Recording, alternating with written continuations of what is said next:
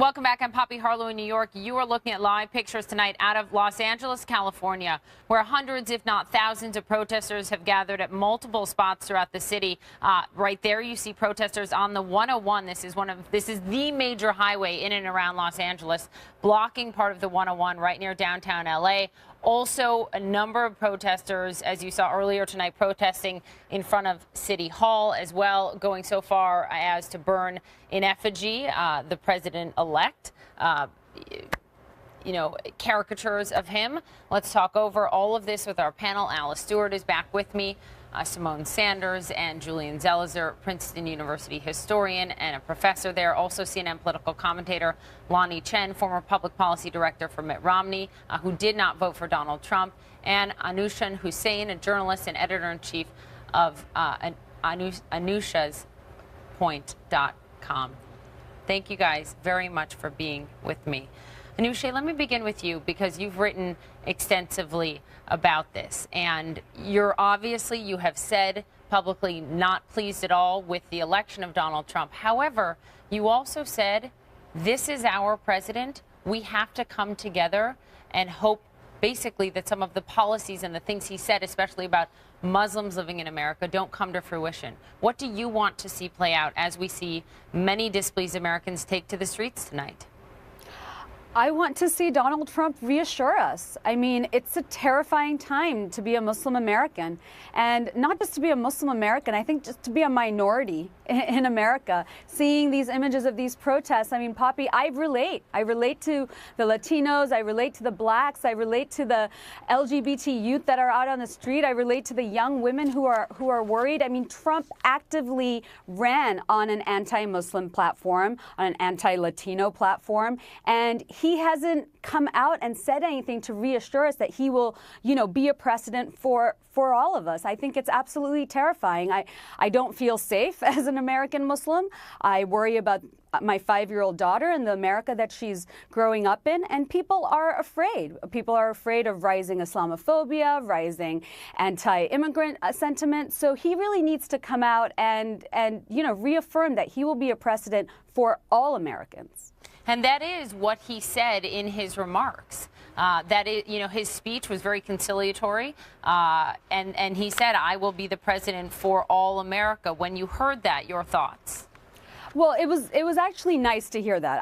I will say, after all the fear-mongering, he is our president-elect. I mean, I feel like we are more willing to accept him as our president-elect, but the question is he willing to accept us? I mean, he gave that speech before these protests broke out, so I'm very curious to see how he will respond in the next few days. And he really, I mean, a lot of people are saying, Hillary Clinton should come out and say this, or Obama should come out and reassure us, but no, it needs to be Trump. He needs to come out and take responsibility for the fear that this is tangible. This is tangible fear, and people have legitimate reasons to be concerned. So I don't think we should raise our expectations of, expecting an all-out apology from Trump, but he should definitely reassure all Americans.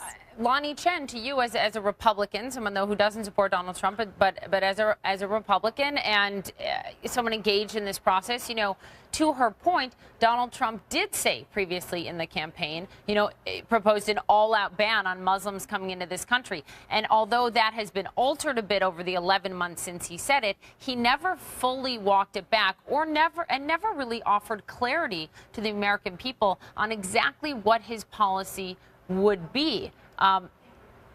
That fear among young Muslim journalists who you just heard from there is palpable among Muslims in this country. What do you think Donald Trump should say to them tonight? Well, look, I think Donald Trump gave his speech last night, as you mentioned. I think that he gave very conciliatory remarks. I think he is our president. Look, over the course of the next couple weeks here, he's going to lay out his policies. I presume he's going to talk about what he's going to do for the American people. And, I think that's important. But in my mind, I don't think the people who are out there protesting are necessarily going to be responsive to whatever the president-elect says here over the next few weeks. I think some of this, frankly, is an expression of anger at the outcome of the election.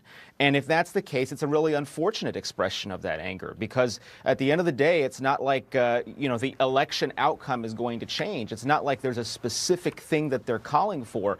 They're just raging on the street. And so in my mind, at least, Donald Trump has said what he needs to say. And Lonnie, just to be fair, I don't know that, nor do you, because we're not there on the street. We're not there listening to them. We don't know what they're all saying. Fair, but the reporting, at least so far this evening, suggests that there, maybe some want electoral college reform. That seems to be a relatively abstruse, abstraction, perhaps, of what they're saying. But in my mind, to put the onus here on Donald Trump and say he has to come out and solve the entire problem, I think is unfair. And look, during the course of this election, I've been very clear about my misgivings about Donald Trump. But he is the president-elect now, and I think we have to accord that office some respect. Julian Zelizer, you are a historian. This is what you do, is we learn lessons from history. You and I were speaking earlier, and I said, do you remember protests in the streets after an election? You talked about Nixon.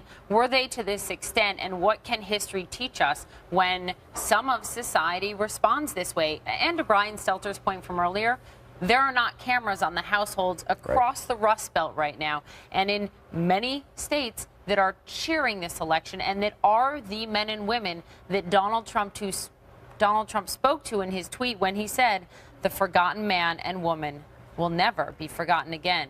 For them, this is victory. There have been protests in previous elections, and there's clearly many Americans who don't feel the same kind of rage as the protesters. That said, I think the whole speech that he gave today, or earlier this morning, comes at the end of one of the most divisive political campaigns we have seen from a mainstream candidate. And I think it's a mistake to say, well, he makes one speech and it wipes that all away. The anger, the fear that protesters feel, but more importantly, that registered in the polls for the many people who didn't vote for him, and even for some Republicans who are dubious about him, is a response to what he did. So I think it's okay to have these feelings and have this tension, and I think it's a response to him.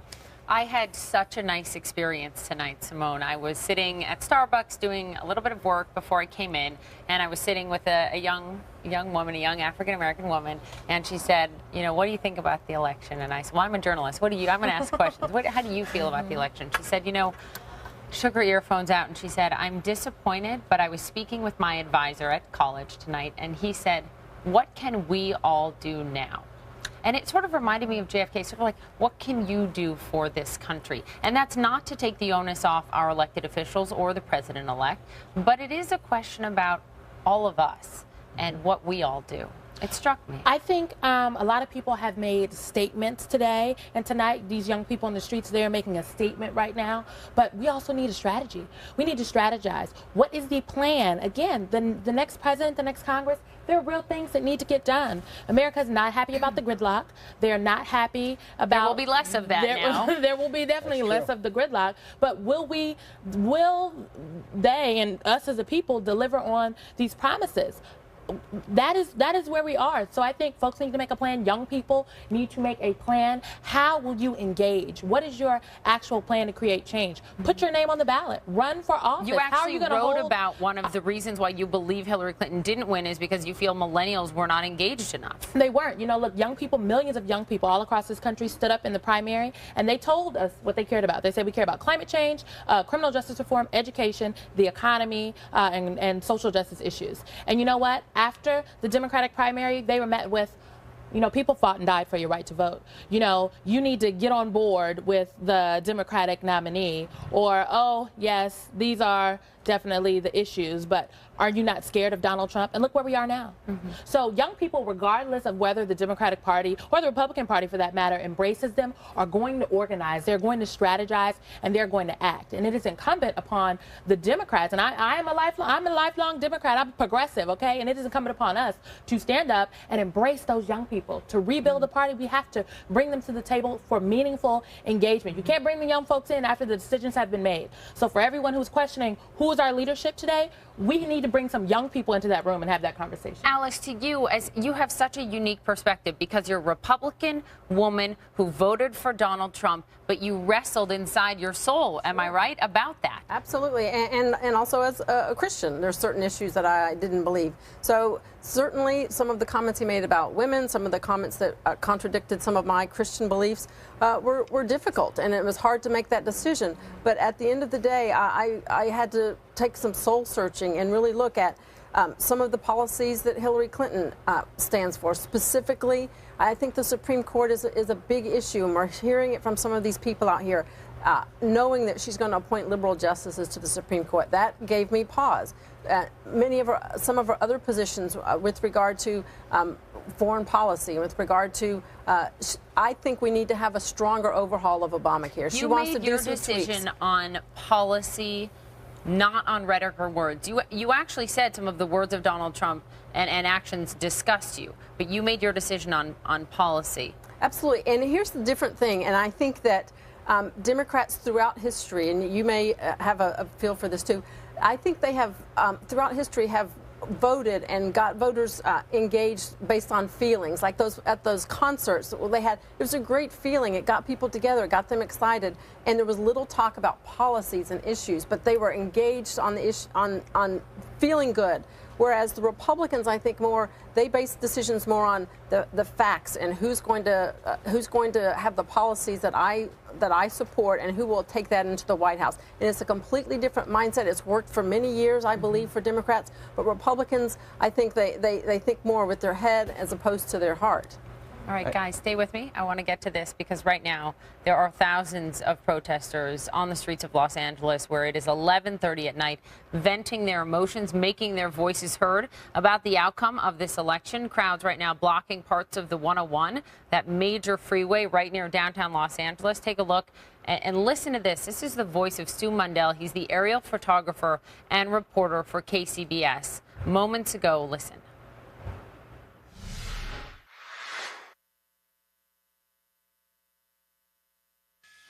This is the crowd that we've seen earlier this evening. There were probably thousands out here earlier this evening on the steps of City Hall, and that group that we saw originally out here on the freeway might have been 100. So now the other larger group has made their way out here earlier on. We saw the entire southbound lanes out here of the 101 completely filled with people. Something happened, and then they all started running. Possibly an officer may have made a move or something like that, but this crowd started running out here, a lot of them getting their ways off the freeway onto the roads that run next to the 101 freeway here in the downtown area, and that's what the crowds we're seeing right there. Now they are spilling back out onto the streets, but some of them are still down there on the freeways. But Tom is correct. It has been completely overrun by people this evening out here. The officers that were down there taking care of the couple hundred, now they're going to need probably 10 times more officers to take care of this large crowd. And also, look how they're just spread out. It isn't a one spot where they're all just kind of in an area. They are all over the 101 freeway down here this evening. You've got some of them actually standing on the K-rails between the two sides of the freeway down there. Some of these might be people that are in their cars just kind of getting out to take a look around, but a lot of them are protesters and just basically walking around out here this evening. Pedestrian rules, that's basically what's happening. These cars out here are all just stopped. People just kind of taking over the 101 freeway this evening. I understand, we heard that one person talking about they're angry about Trump being elected. I don't know how this is going to solve that problem, if you want to call it that, but it is, yes. All right, that is our affiliate KCBS, the Chopper reporter, just giving you a sense of what it's like in Los Angeles tonight, where it is just past 11:30 in the evening. Let's bring my panel back in. Alice is with me, and Simone Sanders, and also Lonnie Chen is in California. Julian Zelizer is here. Julian, one of the things you've written about today on CNN.com, sort of reflecting on this election, is that what Trump taught everyone is in 2016 you have to speak to the people. And that's not just through big rallies. Every politician has big rallies. He did it through Twitter in a very controversial and aggressive fashion. but it worked. Absolutely. His style of communication really did work. We saw the results in this election. Not only did he convince most Republicans to stay with the Republican Party, he also was able to slightly broaden the reach of the Republicans into blue-collar territory, and part of that was the way that he spoke and the mechanisms that he used to speak. And I think it's something, frankly, the Democrats need to emulate and to think about. Not the substance. Obviously, the substance, there is a big difference. But I think there's certain strategic decisions he made in how to run a campaign in the modern media age that were very effective. You know, the front page, and Simone, I want to get you on that. The front page of the LA Times today reads Two Americas, and beneath it, it reads Hillary Clinton won the popular vote with diverse urban clusters. She's winning it. We don't know if she's won it, I should say. Then it says Donald Trump's electoral path largely bypassed metropolises. In many cases, their supporters led different lives and distrust one another. Now look at this. Let's pull this up on the screen because this is going to show you where the vote went. Okay, urban versus suburban areas. The urban areas, 59% went to Clinton. The rural areas, 62% went to Donald Trump. A complete converse there. We actually saw, Simone, what is playing out in the streets of America tonight, play out in the polling booths. Yeah. I mean, for anyone that hasn't visited rural America, it is a different place, but the people in the urban centers and the folks in rural America are actually struggling with the same type of things. You know, I spent some time during the primary in West Virginia, in one of the poorest counties in West Virginia, and the people in that poorest county in West Virginia had some similar issues as folks in Chicago. Yeah, it's true. You bring up such an important point. I mean, I spent time with our team in the swing states for a big special we did, and in Ohio, I mean, if you go to Cleveland, we were in an area that Mitt Romney didn't get a single vote in 2012. We drove 200 miles south to Pike County, where Mitt Romney won by a single vote. And they are both economically depressed parts of these different cities. One is urban and one is rural, and they're struggling with the exact same problems, but they believe that two very different people can solve them. And they Hillary have Clinton versus Donald two different Trump. faces. And I will say, to the Absolutely. point that what can Democrats take from Republicans and Donald Trump? Donald Trump ran a very simple campaign. He ran on Make America Great Again. What is your economic policy, Donald Trump? Make America great again. Well, what are you going to do? Are you going to build this wall? Make America great again. Build a wall. We're going to make America great again. If you ask and I'm serious, that's what happened. When we came to Secretary Clinton, she had lots of meat and policy, but we didn't have a rallying cry like that. And I think that Americans were looking for a rallying cry. In 2008, we had hope and change. Yes, we can. 83% of people, we know from the exit polling, and these are different than the polls that got it wrong, that predicted it wrong. These are polls that talk to people after they've cast their vote. They do rely on what people say, but 83% of those in the exit polls who voted for Donald Trump said the number one characteristic for them was change. Not policy, change. Donald Trump is so on message. Stay with me, because I want to bring in Jenna Watson. She is the Public Information Officer for the Oakland Police Department with me now on the phone. Are you there, officer? I am, yes. Hello. Thank you for joining us. You're live on CNN. This is Poppy Harlow in New York, and we're going to pull up these live pictures that we are seeing out of Oakland, California. A little earlier tonight, out of Oakland, California, you see protesters who've gathered. What can you tell us about the protests that took place this evening and what's going on right now? Sure. Well, thank you for asking. First of all, one of the most important messages we wanted to send to our community through media channels was that we were here full staffing, have a lot of resources in place to facilitate a peaceful march, certainly uphold freedom of speech, have conversations, listen, be listened to, and be heard. That was the most important message in a peaceful and safe environment.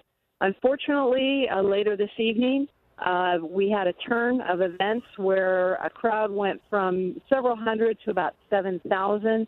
During later in the evening, about 7,000, we had splinter groups that broke off and they began vandalizing various areas of our downtown. The vandalism ranged from lighting objects on fire, broken windows, vandalism, but what is really concerning is when it turns violent, assault towards officers. We have a couple of officers injured. Someone went to the hospital, as well as we had 2 outside agency patrol cars burned. How are this is the first that we are hearing of these officers who've been injured. What can you tell us about their condition right now and what happened in these clashes? So, again, we tried to facilitate a peaceful protest, communicating with the various groups, trying to establish communication so it is peaceful for everyone. Again, 7,000 people is a very large crowd, especially for a law enforcement agency of 753 officers, and we've pulled everyone in for staffing, including partnering with our neighboring law enforcement agencies. Still, 7,000 is quite a large crowd for us. But again, it wasn't the whole crowd. These are splinter groups that often will break off, as they did tonight, and they'll engage in criminal activity. Having said that, the earlier portion of our rally protest march was very peaceful until later in the evening when it took a different turn. The officers, some have been treated and released. Another one is still currently at the hospital.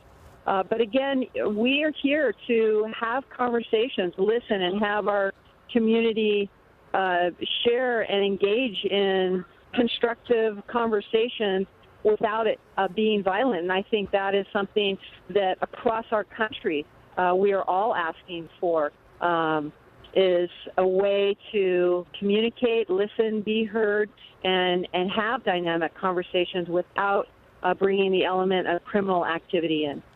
Officer, was this expected at all? I mean, as you note, a crowd swelling to 7,000 is big for any police department to deal with. Obviously, your officers had to deal with it, some of them injured. You mentioned the vandalism.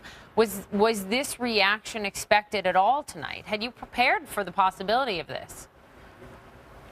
Well, I can share with you, most of us have been up since yesterday, including myself, and we did not anticipate this. We monitor social media through our intelligence unit, resources that we have available, and not only our department but other law enforcement agencies did not anticipate this type of reaction post the election. So we moved very, very quickly to gather our resources.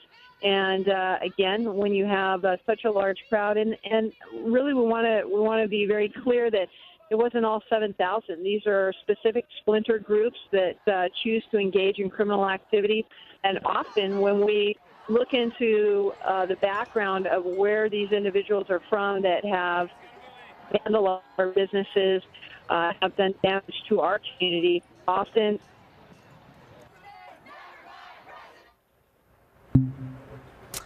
it sounds like I lost Officer Jonna Watson there, the public information officer with the Oakland Police Department. But again, just some of the headlines from her. The Oakland Police tonight, working, she said, with these protesters, mostly peaceful, but then it swelled to 7,000. And she said there was vandalism, broken windows, some fires that were set, multiple officers who were injured. Unfortunately, she said part of this did turn violent tonight in Oakland. My thanks to her for calling in. Tonight, protests in New York City and Chicago, really in about 15 different cities: New Orleans, Austin, Dallas, San Francisco, Los Angeles, Pittsburgh, Philadelphia. We are continuing to watch these large crowds in Los Angeles blocking the 101 highway at times. Stay with us. You're live for this special election coverage on CNN. We'll be right back.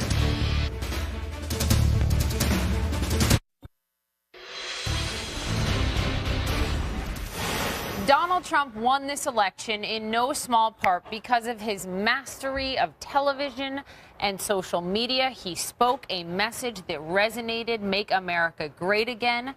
So why were so many people shocked?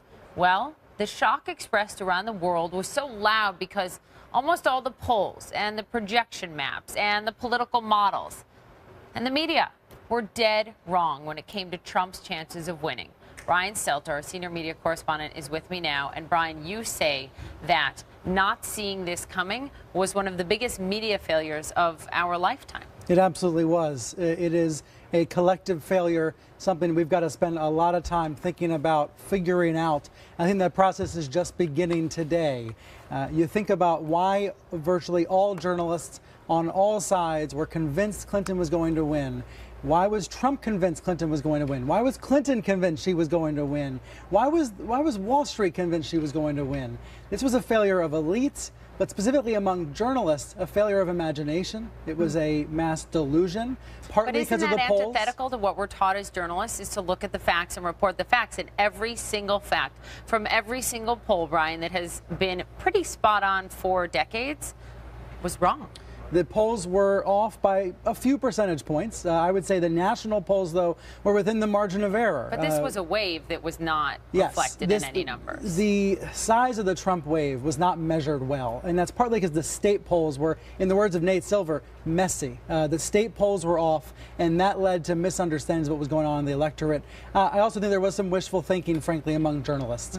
Journalists have been attacked by Donald Trump during this campaign. Journalists have been demeaned by Donald Trump throughout the campaign, a long, grueling campaign. There was some liberal media bias, but I would actually call it a Acela corridor bias, meaning D.C. to New York to Boston. Journalists who live in the Northeast, who did not speak to and hear from Trump supporters.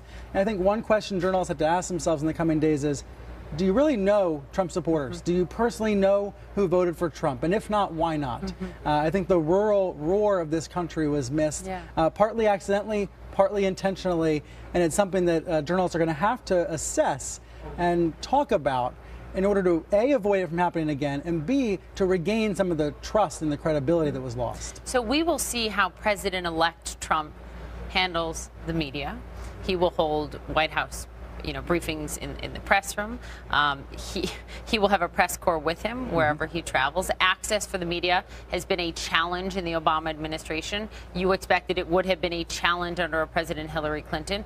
What do you think, Brian, it may be like under a President Trump? Because frankly, in the 24 hours that he has been the president-elect, almost exactly 24 hours ago is when he was called the winner.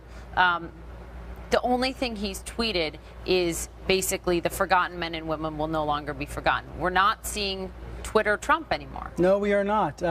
I'm very curious to see what happens at the White House later today. President Obama and President-elect Trump meeting in the Oval Office. This is the first black president with the leader of the birther movement. It is an extraordinary and in some ways very upsetting thing to think about. You wonder what President Obama wants to say to President-elect Trump. You wonder what he will actually say. You wonder what that interaction will be like. But that'll be the first time we'll see Trump on camera since he spoke 24 hours ago. So that'll be very notable. There will be a cloud hovering over the press corps for the next 4 years, because whether President Trump actually revokes the press credentials of journalists the way he did during the campaign, whether he actually insults journalists by name the way he did during the campaign, there will be that potential. Have sitting presidents ever done that, Brian? Yeah, there's sporadic, revoked press credentials. We think back to not revoked press credentials. You think back to Sam Donaldson sparring with Ronald Reagan, things like that, but not to the extent that we saw during this campaign. We saw extreme anti-media rhetoric from Trump. Something that his base appreciated, his voters supported. This election was many things on Tuesday, but in part it was a repudiation of the press as well as other elites. And so that's something journalism has to reckon with. I think we've got to come out of this being more humble, wanting to understand the audience better. Obviously, it is almost 3 o'clock in the morning, so the late night shows have taken to the airwaves for the first time since Donald Trump became the president-elect. Let's listen to how some of the different late night hosts responded to that. That's right. Donald Trump is going to be president. Republicans hope he'll keep his promise to build the wall, and Democrats hope he'll keep his promise not to accept the election results. The hats work. Those stupid hats. Those hats that look like they were printed at a kiosk in the middle of a Westfield mall. Turns out they were magic, like Frosty the Snowman. How to explain Trump's victory to their kids, How do we tell them? Just tell them anything. Tell them the new president is Elsa from Frozen. It's the only way to get them to let it go. Now, today, Americans have the right to feel happy, angry, pessimistic, optimistic, but everybody should feel grateful that we get to vote, and if we don't get our way, we have the chance to try again. It is a beautiful thing. So Conan O'Brien, they're responding a little bit more sort of Well, he didn't make light of it, and Yeah, he said thank you, Conan. this is American democracy at play. What's your reaction? Late night hosts and journalists actually in a similar bucket. Late night hosts spoke out against Trump, tried to warn about the dangers of a Trump presidency, sometimes in over-the-top, overheated ways. Maybe we'll see an adjustment. I was struck by what Seth Meyers said tonight, which was, now we're going to hold you, Donald Trump, to your promises. We're going to hold you to your words and actions. We will be watching. Now, that's usually the tone of a columnist, a liberal New York Times columnist, but it was a late-night comedian saying it instead. And I think that's what we're going to see now going forward, both from journalists and from comedians, He's promised a lot of things. We know that the #1 issue voters voted on is the economy, and that is what he ran on. I will help you. I will help you in the Rust Belt who have lost your good-paying job, who can't support your family anymore. I will be the president to create 25 million jobs in the next 10 years. I will be the president to eliminate the $18 trillion, $19 trillion deficit. Those are his words and promises. Now, our job as journalists, your job as someone who covers the media, you know, like any president, fact-checking, holding their feet to the fire, holding them accountable. Newsrooms made a lot of money off this election. And it wasn't just by broadcasting Donald Trump rallies. There's a cliche out there that's incomplete. But newsrooms made a lot of money in this election. And one thing to do with that money now is to reinvest it in reporting, especially in the states you were describing, these suffering states that you traveled to during the primaries and during the general. Yeah. We need to know more about those voters. Yeah, we do. Brian Stelter, thank you so much. Thanks. Host of Reliable Sources, Sunday morning, 11 a.m. Thank you. Thanks. I'm Poppy Harlow in New York. I will see you back here this weekend. Thank you so much for joining us for this special election coverage here on CNN. An extra early start begins in just a moment.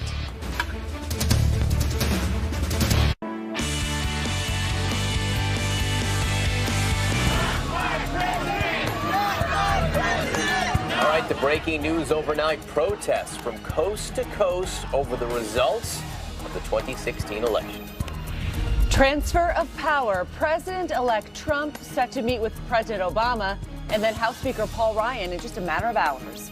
Good morning, everyone. Welcome to Early Start. I'm Christine Romans. I'm John Berman. Nice to see you. It is Thursday, November 10th, 3 a.m. in the East. We do want to welcome our viewers here in the United States and all around the world. The breaking news: protests in cities across the country, including some still happening right now. These are protests against the results of the election, against the man that American voters picked to be the 45th president of the United States, Donald Trump. In dozens of cities, from Boston, Massachusetts to Portland, Oregon, demonstrators chanted, "Not my president, not today." In just the last couple of hours, protesters in Los Angeles brought traffic to a standstill on a major freeway. That's the 101. Earlier, they set fire to a giant Trump piñata. In New York, police say as many as 5,000 people demonstrated in front of Trump Tower in Midtown. Some expressed fear for the fate of women and minorities under a Trump presidency.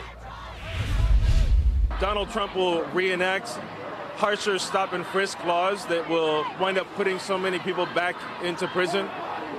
Also, deep fear at the sexism that will be bubbling up through the United States. As a woman and as a Latina, I feel very upset and oppressed. Thousands also gathered in front of Chicago's Trump Tower, blocking traffic. They marched down Lakeshore Drive there. And there were demonstrations also in front of the White House. You can see this. This is a candlelight vigil overnight. People chanted, they sang songs. Thousands of people also watched this on Facebook Live. All right, we'll continue to monitor those situations overnight. Meanwhile, a seismic shift is underway in Washington, the transfer of power to the Trump administration. There are just about 72 days, about 10 weeks until President-elect Trump is inaugurated. In that time, he has to make more than 4,000 executive branch appointments, 4,000, more than 1,100 of them requiring Senate confirmation. A key first step comes this morning. President Obama meets with President-elect Trump in the Oval Office for the very latest on this transition. I want to bring in CNN's Sunlen Serfati in Washington for us this morning. Good morning, Sunlen. Good morning to Christine. And this is the first real meeting that President Obama and now President-elect Donald Trump will have ever had. We all know, of course, their storied relationship, from Donald Trump's role in the birther movement to President Obama's fiery rhetoric on the campaign trail. And White House officials openly admit that they say this is not an easy meeting for President Obama to have today. That said, what the White House also says, President Obama is very committed here to making sure that there is a smooth transition of power. And this is something that we heard President Obama speak about yesterday in the Rose Garden. And I'm looking forward to doing everything that I can to make sure that the next president is successful in that. I've said before, I think of this job as being a relay runner. You take the baton, you run your best race, and hopefully by the time you hand it off, you're a little further ahead. You've made a little progress. And I can say that we've done that, and I want to make sure that handoff is well executed, because ultimately we're all on the same team. And Melania Trump will also be meeting privately with First Lady Michelle Obama in the White House residence. A lot of meetings here today in D.C. for Mike Pence and Donald Trump. Mike Pence will meet with Vice President Biden privately, and Trump and Pence later this afternoon will sit down with Speaker of the House Paul Ryan. A lot on the agenda today, guys, and certainly so many of these meetings so symbolically important to them. The transition starts fresh today. Starts today with lots and lots of work to do and a lot of appointments to make. All right, Sunlin, thank you for that this morning. So as far as filling those key jobs in a Trump administration, campaign sources tell CNN they will likely go to loyal Trump supporters who, quote, took a lot of crap for backing him.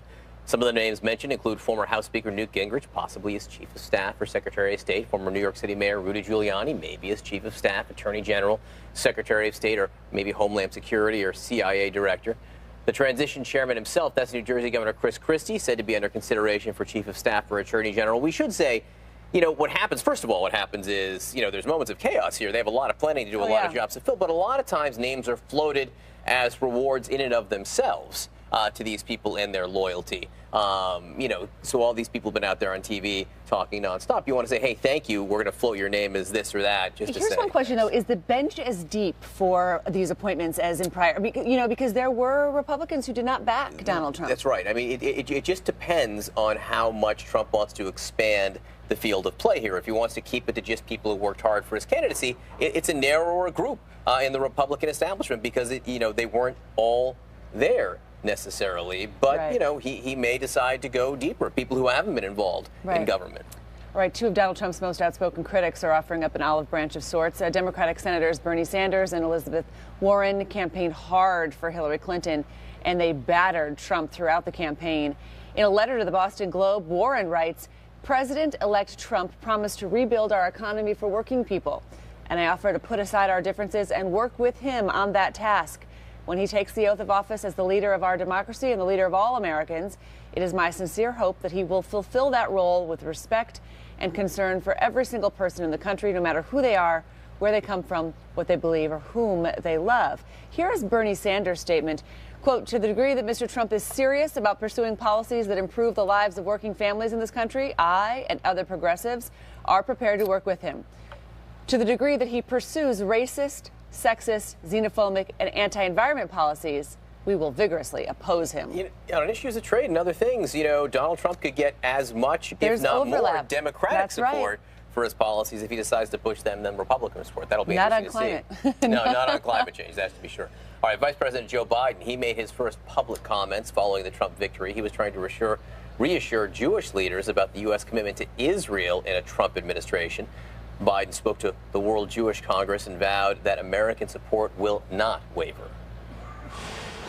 I stand here to tell you that I have no doubt, none whatsoever, that in the Trump administration there will be no diminution of support as a consequence of this transition. Even if the new administration were inclined to reduce the commitment, which it is not, Congress would never let it happen. The American people would never let it happen.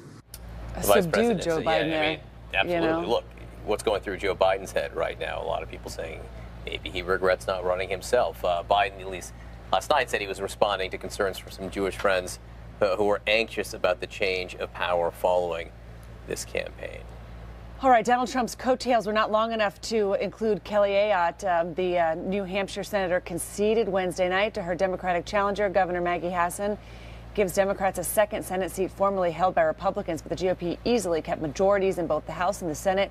It is interesting to note that three of the most high-profile Republicans who lost, Ayotte, Senator Mark Kirk in Illinois, and Joe Heck, who lost the Senate race in Nevada, they all actually split from Trump. So they didn't really ride his coattails on purpose. No. I mean, in fact, look, I think Trump supporters will look at that and say there was a cost. There was a cost to splitting from Donald Trump. Kellyanne Conway for a long time had said, you know, some of these people who are running these races, Republican races, trying to distance themselves from Donald Trump are making a mistake. Politically speaking, it seems as if they did. Ayotte lost by hundreds of votes. It turns out Hillary Clinton right now is leading. Actually, I think we declared New Hampshire for Hillary Clinton last night. Hillary Clinton won by a bigger margin than Maggie Hassan did, but it is interesting. Nevada, another example, clearly, where it did not help the candidate to split from Donald Trump. While North Carolina Attorney General Roy Cooper has declared victory in the race for governor, state election officials are saying not so fast.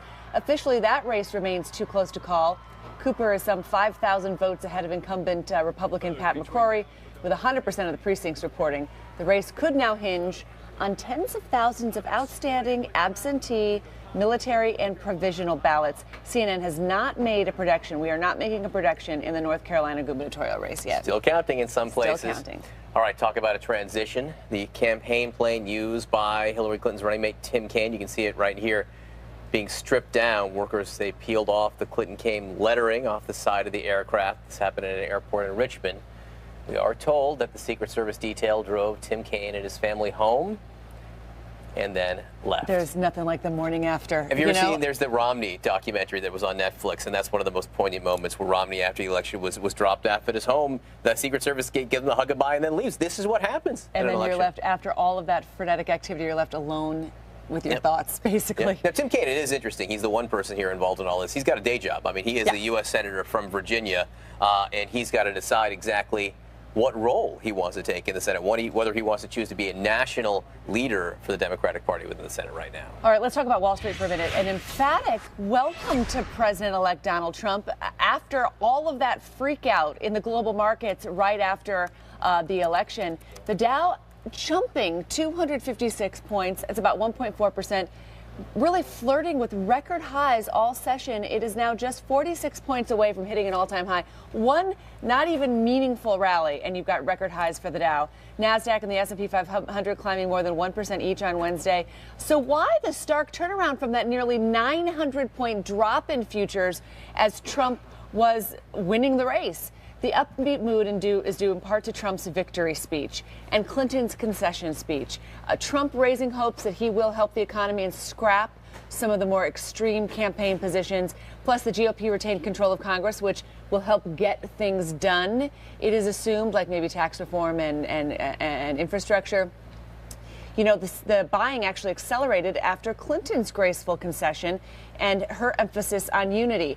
Now, more gains are possible today. Dow futures are higher. Stock markets in Europe just opened a few minutes ago. Solid gains there. And then in Asia, with those huge losses overnight, they turned around and had some recovery here. So, I mean, I think I can with great certainty predict uncertainty for the next weeks. But at least that shows you markets are not as freaked out about the potential for a Trump presidency at this point. Actually saw some certainty. You know, what America does well is peaceful transition to power. Absolutely. It's really one of our strong points. Absolutely. And I think also investors woke up and saw what you have here is a full Republican sweep. You're going to see things that some investors like, which is tax cuts, infrastructure spending, deregulation. Deregulation, infrastructure spending, tax cuts. Those are the three things that the markets, at least, think would be good for investors. And they don't necessarily care as much about deficits as some people do. So not in the near term. The idea that, you know, there may be spending and tax cuts at the same time doesn't bug them so much. All right, now that the election is over, we are in the middle of this transition of power. This is one of the most fascinating periods. Every 4 years, there's so much work to do. So how does Donald Trump do this?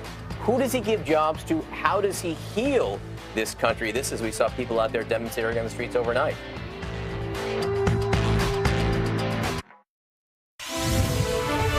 Are you looking at live pictures right now? This is the remnants of the protests and the demonstrations that have been going on in cities, really from coast to coast overnight. People upset about the results. We saw people chanting in some cities. Again, these protests happened from Boston to Los Angeles to Portland, Oregon. Some people chanting, "Not my president, not today." And this is from Los Angeles, where they blocked briefly the 101. Traffic was brought to a standstill a little while ago. I'm having a hard time making out exactly what's happening, but there's clearly some kind of police activity or maybe a sit-in on the streets right there. At one point in Portland, you had cars that were stopped and people who were like half watching, and then other people who were stopping their cars and actually protesting, and trying to stop traffic. Earlier in the day, you had some schools in Des Moines, Iowa. You had a high school where kids were just distraught, sobbing, leaving their classrooms, all joining in hands outside. So this is something that continued into the night, as you can see in some of these big cities, but also was happening in other locations throughout the day. Just hours after nationwide protests against Donald Trump, the president-elect will arrive at the White House this morning. He will meet with President Obama. They will begin this transition of power and the process of trying to unify a divided country. Let's talk about this and what the road ahead. Alice Hennigan, political analyst and best-selling author. Eugene Scott is with us, CNN politics reporter, and CNN political commentator Simone Sanders, former press secretary for Bernie Sanders' campaign. Eugene, let's start with you first on these protests, I guess, since this is the most sort of the freshest angle of what's happening here. I was sort of arguing with some people about this yesterday before these overnight pictures, and we were talking about some of the schools where kids were leaving school, and I was wondering, would there have been protests no matter who was the president? I mean, this is such a divided country right now. I certainly think so. And I mean, if we remember just last week, we were promised some type of reaction from Trump supporters who would have been dissatisfied with the results if he did not win. I was talking to voters in Arizona, younger millennial voters, who this may have been like their first election, who were very emotional and very hurt and taken back by this change. And they are responding very much the same way as you explained in Iowa. But I also spoke with some black Americans who are baby boomers who know what it's like to be under leadership that they don't feel is supportive of their issues. And they were encouraging and inspirational and hopeful. Simone, it's really interesting. You could say 2016 is the year of the unheard. In some ways, these protests that we saw overnight, people who feel like their wants and needs are not being heard, the results of this entire election, you could argue, were a lot of white, non-college educated voters in certain states saying, look, you haven't been listening to us for a long, long time, so you have unheard people on the streets tonight reacting to the decision that people who felt they were unheard, the decision they made yesterday. Yeah, and the people on the streets actually are reacting to the fact that the folks that voted for Donald Trump, they voted for a shakeup. They voted for change, not just by any means necessary, but anybody necessary, to transform Malcolm X's quote. And that's what this was, without any regard for what that vote meant for people that look like me, that are Muslims, that are Latinos, that are Asian Americans, Native Americans. And we have to reckon with that. So for all this talk and conversation about we have to come together, we need to heal, first we need to pull the knife out. And these young protesters out on the streets right now, they're making statements. And next we need to strategize, but that statement should not be overlooked. Donald Trump ran and mounted his campaign on divisive rhetoric, on racism, on bigotry. And millions of Americans may not feel like they voted for racism and bigotry, but that is that's all the rhetoric we have from Donald Trump. So these people in the streets, this unrest you see, is really folks wrestling with Simone, what he ran on. You made this case, Bernie Sanders made this case, Hillary Clinton made this case, President Obama made this case, Michelle Obama made this case. What you just said is about Donald Trump is what people have been saying out loud and often for months. And voters in this country decided that was not the most important thing. It's so interesting to me because again, they shook up. They said they voted for a shakeup. They voted for change by any means and anyone necessary. And we cannot forget that. People who went and voted for Donald Trump, they definitely voted for racism, misogyny, and xenophobia. They did not care. They had no regard for what Muslims, Latinos, for the fear that they live in this country right now. We have to talk about that. And we can heal later. We're going to have to heal later. People like me are going to have to hold. I'm not supporting Donald Trump, but I'm going to hold him accountable. But we have to understand that those folks that voted for Donald Trump, they had a total disregard for what that vote meant for the real minority in this country. And people voted for their own interests. They didn't vote for anybody else. But then I read this to Alice Hennigan that was so interesting yesterday. I think it was in The Atlantic. The press and people who did not like Donald Trump, they took Trump literally but not seriously. His supporters took him seriously, but not literally.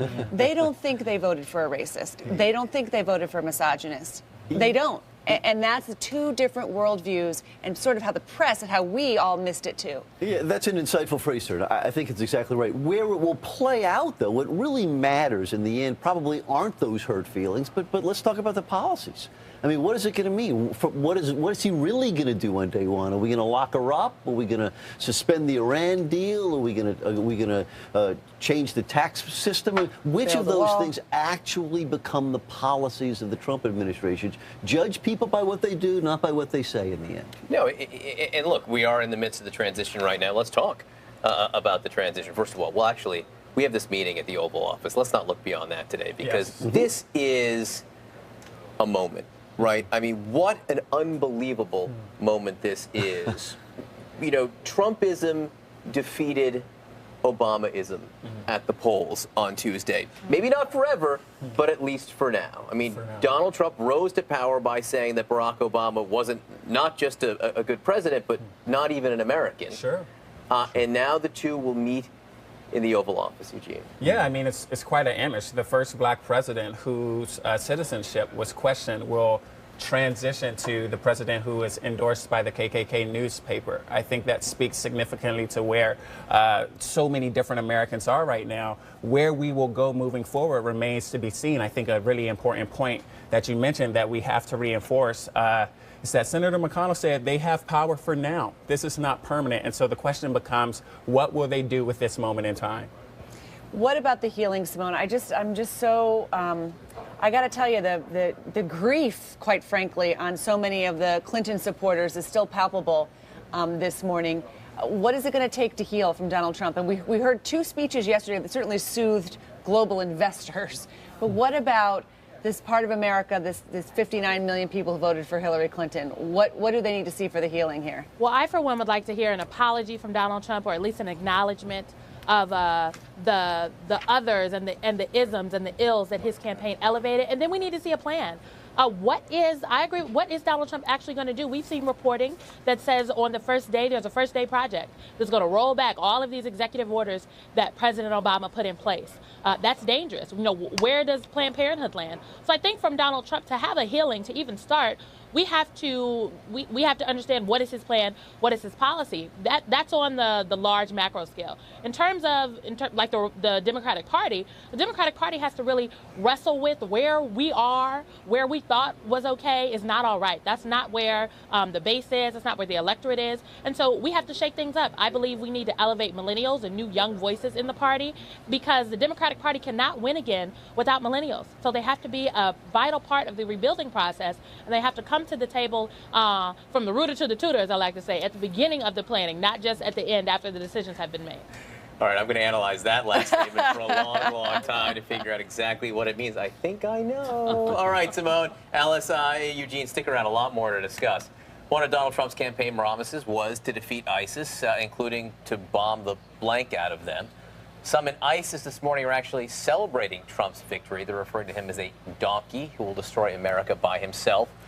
One ISIS sympathizer wrote, 9/11 was the beginning of the Renaissance. 11/9, that's Election Day, will be the beginning of the fall. CNN's Nick Robertson is actually in Iraq right now, in Erbil, near Mosul, where a battle is going to liberate that city from ISIS. Nick.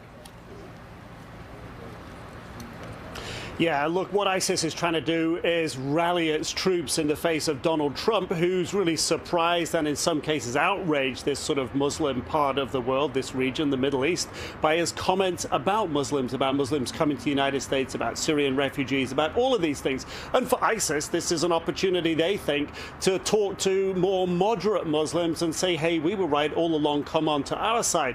Talk about the realities on the ground here, though, and bombing the blank out of ISIS. Yes, we've heard from the Iraqi Prime Minister. He wants that support to take on terrorism here. The Kurdish president has said the same thing. It's a complex issue here, that is for sure, but this region wants to see rid of ISIS. He's also talked about handing over to Russia the control, if you will, of dealing with ISIS inside Syria. Now, this is a region where Donald Trump's presidency will see this region at its most chaotic.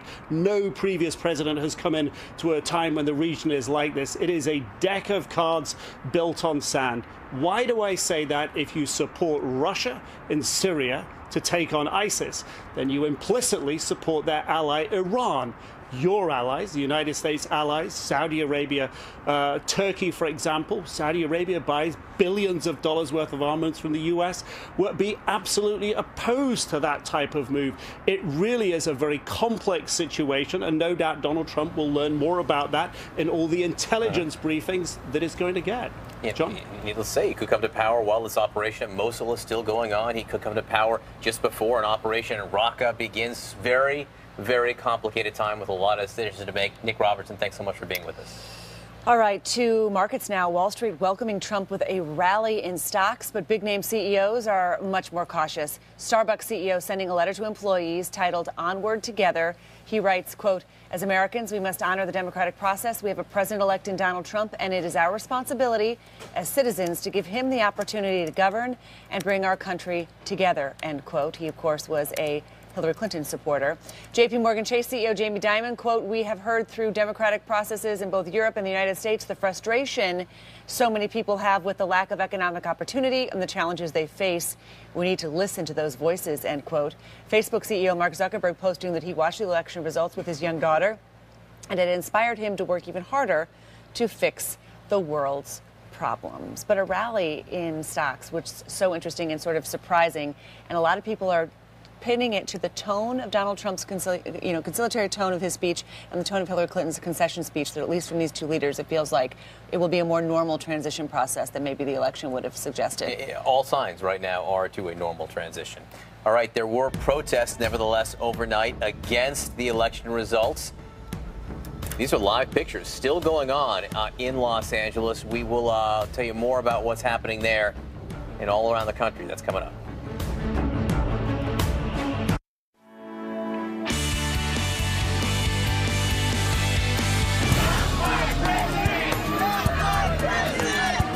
Breaking news, coast-to-coast protests over the election of Donald Trump. Evidence that healing America's divide will take some work and some time. Step one happens in just a few hours. What a meeting this will be. President Obama with the man who will replace him, Donald Trump, inside the Oval Office. Welcome back to Early Start, everyone. I'm John Berman. And I am Christine Romans. It is 32 minutes past the hour. We welcome all of our viewers here in the U.S. and around the world. Breaking news this morning, unprecedented protests after an unprecedented election. Marches against a Donald Trump presidency across the country, from Philadelphia to Dallas, on to Seattle, at least 24 cities. Some still underway right now. Some demonstrators chanting, "Donald Trump has got to go." In just the last couple of hours, protesters in Los Angeles brought traffic to a dead standstill on a major freeway, the 101. Thousands more filled the streets in Oakland, California, where they lit fires to block major thoroughfares. Officials say 3 police officers were injured in the protests, no word on their condition. And one woman suffered serious injuries when protesters walked into freeway traffic. In New York, police say as many as 5,000 people demonstrated in front of Trump Tower in Midtown, expressing fear for the fate of women and minorities under a Trump presidency. Donald Trump will reenact harsher stop and frisk laws that will wind up putting so many people back into prison. Also, deep fear at the sexism that will be bubbling up through the United States. As a woman and as a Latina, I feel very upset and oppressed. So that's New York. Thousands also massed in front of Chicago's Trump Tower, blocking traffic as they marched down Lakeshore Drive. A quieter demonstration in front of the White House overnight and candlelit vigil there where participants chanted and sang protest songs as thousands of people watched on Facebook Live. At this moment at Trump Tower, the work is underway to launch the Trump presidency. Just 72 days until the inauguration. Needs to fill more than 4,000 executive branch jobs. More than 1,100 of them will require Senate confirmation. This morning, we're going to see a picture that many Americans never imagined, most Democrats never dreamed, and President Obama, frankly, might not even have ever considered. The current president will welcome the next president, President-elect Donald Trump, to the Oval Office. For the latest on the transition, we want to bring in CNN's Sunlen Tripathi in Washington. Sunlen, this is going to be quite a meeting. It sure will be, John. And this is the first time that the two have actually had a full-fledged meeting, so certainly significant for that. But we all, of course, know their storied relationship, from now President-elect Donald Trump's role in the birther movement to President Obama's real fiery rhetoric against Donald Trump while out on the campaign trail. White House officials openly admit that this meeting is not going to be an easy one for President Obama today. But that said, they do say that he is determined to make sure that there is a successful transfer of power here. And this is something that we heard from President Obama himself yesterday in the Rose Garden. And I'm looking forward to doing everything that I can to make sure that the next president is successful in that. I've said before, I think of this job as being a relay runner. You take the baton, you run your best race, and hopefully by the time you hand it off, you're a little further ahead. You've made a little progress. And I can say that we've done that, and I want to make sure that handoff is well executed, because ultimately we're all on the same team. And Melania Trump today will also be meeting privately in the White House residence with First Lady Michelle Obama. And while Trump and his Vice President Mike Pence are here in D.C., they have a slew of other important meetings. Pence will be meeting with Vice President Joe Biden. They'll also both be sitting down with Speaker of the House Paul Ryan. Obviously the agenda today, John and Christine, very important, but I think the symbolism of so much around these meetings, the symbolism of the moment for them, equally as important as a transition in earnest starts today.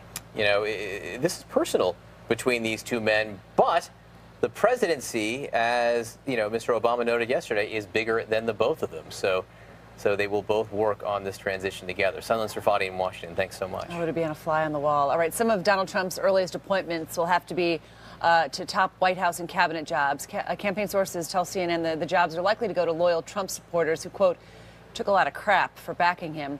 Some of the most frequently mentioned names include former House Speaker Newt Gingrich being looked at for Chief of Staff or Secretary of State. Former New York City Mayor Rudy Giuliani is also being considered for Chief of Staff, Attorney General, Secretary of State, or Homeland Security, or CIA Director. The transition chairman himself, New Jersey Governor Chris Christie, is said to be under consideration for Chief of Staff or Attorney General. Right, two of Donald Trump's most outspoken critics. They are offering up sort of an olive branch. Democrats Bernie Sanders and Elizabeth Warren, they both campaigned hard for Hillary Clinton at the end, and they attacked Donald Trump throughout the campaign. In a letter to the Boston Globe, Senator Warren writes, President-elect Trump promised to rebuild our economy for working people, and I offer to put aside our differences and work with him on that task. When he takes the oath of office as leader of our democracy and the leader of all Americans, it is my sincere hope that he will fulfill that role with respect and concern for every single person in the country, no matter who they are, where they come from, what they believe, or whom they love. And Bernie Sanders writes, to the degree that Mr. Trump is serious about pursuing policies that improve the lives of working families in this country, I and other progressives are prepared to work with him. To the degree that he pursues racist, sexist, xenophobic, and anti-environment policies, we will vigorously oppose him. It's so interesting. Donald Trump, in some ways, is a blank slate, and he has something to offer to both wings of the parties. He can go in there and work to repeal Obamacare right away, and that will be something that conservatives and Republicans love. He can also go in there and work against a lot of the trade deals, and that is something that many Democrats more than Republicans will love immediately. They might have some overlap there. They will not have any overlap on climate issues. No. So, it's just so interesting how that will fall. Vice President Joe Biden, in his first public comments following the Trump victory, is seeking to reassure Jewish leaders about the U.S. commitment to Israel in a Trump administration. Biden spoke to the World Jewish Congress Wednesday night. He vowed American support will not waver. I stand here to tell you that I have no doubt, none whatsoever, that in the Trump administration there will be no diminution of support as a consequence of this transition. Even if the new administration were inclined to reduce the commitment, which it is not, Congress would never let it happen. The American people would never let it happen. Biden said he was responding to concerns from friends in the Jewish community who are anxious about the change in power following one of the most divisive campaigns in U.S. history. You know, it's interesting. I think there was fear in some of the Jewish community that had nothing to do with Israel. I think inside Israel, there's no doubt about Donald Trump's commitment there, and Benjamin Netanyahu has a long-standing relationship with Donald Trump. So that's interesting that Joe Biden chose that for him. Donald Trump's coattails not long enough to include New Hampshire's Kelly Ayotte. The New Hampshire senator conceded Wednesday night to her Democratic challenger, Governor Maggie Hassan. This gives the Democrats a second flip, a second seat formerly held by Republicans, but the Republicans easily kept majorities in both the House and Senate. Interesting. I mean, Ayotte split from Donald Trump. She lost. Yeah. Joe Heck in Nevada split from Donald Trump. Yep. He lost. You know, so some of the people who went to defeat Mark Kirk in Illinois split from Donald Trump. He lost too. They may have paid a price. Splitting from Trump for the Republicans, contrary to what a lot of people said, that may have been the more politically rooted. I think Mark Kirk's issue in Illinois had more to do with things he said about his opponent and her ethnicity than his split from Donald Trump. His was bigger and greater than the issues for Kelly Ayotte and Joe Heck, to be All right. sure. While North Carolina Attorney General Roy Cooper has declared victory in the race for governor, state election officials are saying, hey, not so fast. Officially, that race remains too close to call. Cooper is some 5,000 votes ahead of incumbent Republican Pat McCrory, with 100% of the precincts reporting. The race could now hinge on tens of thousands of outstanding absentee, military, and provisional ballots. CNN is not making a projection yet in North Carolina in the gubernatorial race. That's the state Donald Trump won, and the Republican senator there was reelected as well. All right, talk about a transition. The campaign plane used by Hillary Clinton's running mate Tim Kaine. You can see it right here, being stripped down. The decals, the Clinton-Kaine decals being pulled off the aircraft. This happened at the airport in Richmond, Virginia, where the senator lives. We are told after Senator Kaine returned to Richmond, the Secret Service drove him to his home and then left. Oh, the moments after losing an election, there must be no other letdown like that. One of the first things Donald Trump plans to do as president, repeal and replace Obamacare. Both actions will take a huge effort from Trump and Congress. Trump says on day one he will ask Congress to repeal Obamacare. Now, that won't happen overnight. The House has voted more than 60 times to repeal, defund, or replace some parts of Obamacare. None have passed. But there may be more motivation following the election and that sharp rise in premiums for some enrollees. Experts say Trump could also tinker with the implementation of Obamacare, and that could affect health care coverage because it's so interwoven at this point. So what would Trump replace Obamacare with? He would let insurance sell coverage across state lines, which he says will increase competition and lower prices. He would make insurance premiums tax deductible and allow safe prescription drugs to be imported. But when you look at what he says he's going to do in the first 100 days, this is right up there with renegotiating or withdrawing from NAFTA and Obamacare. Those are the two big things he says he'll do. And this will make it very popular with Republicans in Congress. All right, the world is reacting to Donald Trump's victory. Russian President Vladimir Putin, he was one of the first to offer up congratulations. So where do U.S.-Russia relations go from here? We'll discuss.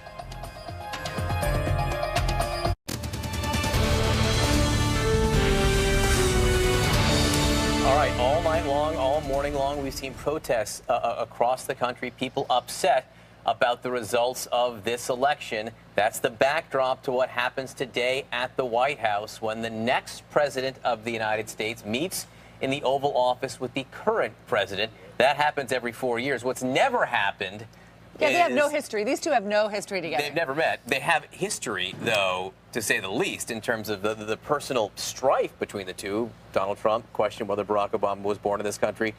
President Obama questioned everything else you can possibly imagine about Donald Trump. Some would say it is the roast of Donald Trump at the 2011 White House Correspondents' Dinner when the president and others lit into Donald Trump. That was the spark of his interest to run for president. So let's talk about the future of this transition. Let's talk about the future of the Trump presidency and what happens in post-presidency. Joining us again, Alice Hennigan, political analyst, best-selling author, Eugene Scott, CNN politics reporter, and CNN political commentator Simone Sanders, former press secretary for the Bernie Sanders campaign. So when it comes to the transition itself, everyone is saying and doing the right things. I mean, America does this well, and we should all pat ourselves on the back for this. This is something that's unique in the world and is wonderful. Let's listen to what the president said about this transition yesterday.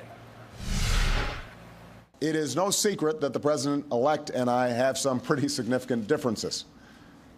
But remember, 8 years ago, President Bush and I had some pretty significant differences. And one thing you realize quickly in this job is that the presidency and the vice presidency is bigger than any of us. Yes. Thank you, but. All right, the but here is the Democratic Party, Simone, has been gutted, for lack of a better word. There's not a lot of young leadership. There's not a lot of up-and-coming national leaders. And the Democrats are going to have a need to be the party of opposition going forward. So who stands up for the Democrats? And that's where I want to bring up President Obama. You know, he's done on January 20th. He was going to, you know, retire, send his kids to school, go make a lot of money, and, you know, fade away from the spotlight. Do you think he needs to play a bigger role now to stand up for Democrats across the country? Well, I think President Obama did plan to stand up. President Obama's project, along with former Attorney General Eric Holder, was going to be to take up the mantle of redistricting and to really take lawsuits to a lot of these counties and legislators across, a lot of these counties across the country where they have unfairly drawn the lines and try to win back some of these districts and these lines for Democrats. So I think now he's definitely going to take a larger approach. But what you also have to remember about President Obama is he had his own model, OFA. So Obama for America, which was not centered inside of the Democratic Party. So the party right now has to do real rebuilding. Obama had his own outside coalition, had his own organization. He didn't invest in building the party. We have to rebuild the party. We don't have a real bench. We have to win mayoral races in 2017, legislative races. We need to win back some of these House seats in 2018, some governor's races. And that's where we have to look at the intersectionality of our party and who are our leaders. I saw a lot of things yesterday that said, whose party is it? Obama's, Warren's, Bernie Sanders, or Clinton's? None of them. Obama maybe because he is still the president of the United States. He is our president. He is the leader of our party. But it's not necessarily Bernie Sanders' party or Warren's party either, and it's not Hillary Clinton's. Look, the political revolution was about everybody coming together.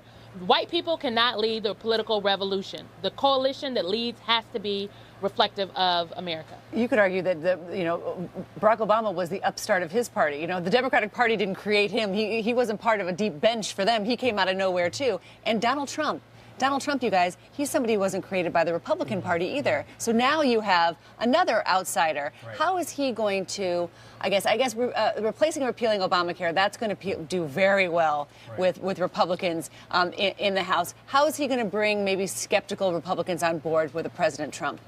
Well, I think it really depends on who he puts in his administration. Who he brings on board will depend on who he gets, who can reach the people that weren't on board with him originally. That'll be a bit tricky. We saw that Omarosa very recently, his director of African American outreach, said that he keeps an enemies list, that they will have a long memory. So whether or not they will be able to... He's got 4,000 positions to fill. Your memory might have to be a little shorter. And I think the plan was to freeze quite a few of them. So the reality is, are they going to be able to get people to be in this administration who are going to be able to reach beyond his base if he truly wants to be the president for all of America? For the money, for the money positions, the Treasury Secretary and the Chief Economic Advisor and all that kind of the Council of Economic Advisors, you wonder, so many of the people who are advising him are billionaires and business people in their own right. Are they going to want to leave their jobs and their empires, for what in some cases is the drudgery of bureaucracy in Washington? And don't forget, in many of those, you need some Senate approval, right? And what does the Republican Party stand for? You're absolutely right. The Democratic Party in huge question. What's the future? Who are the leaders? Where's the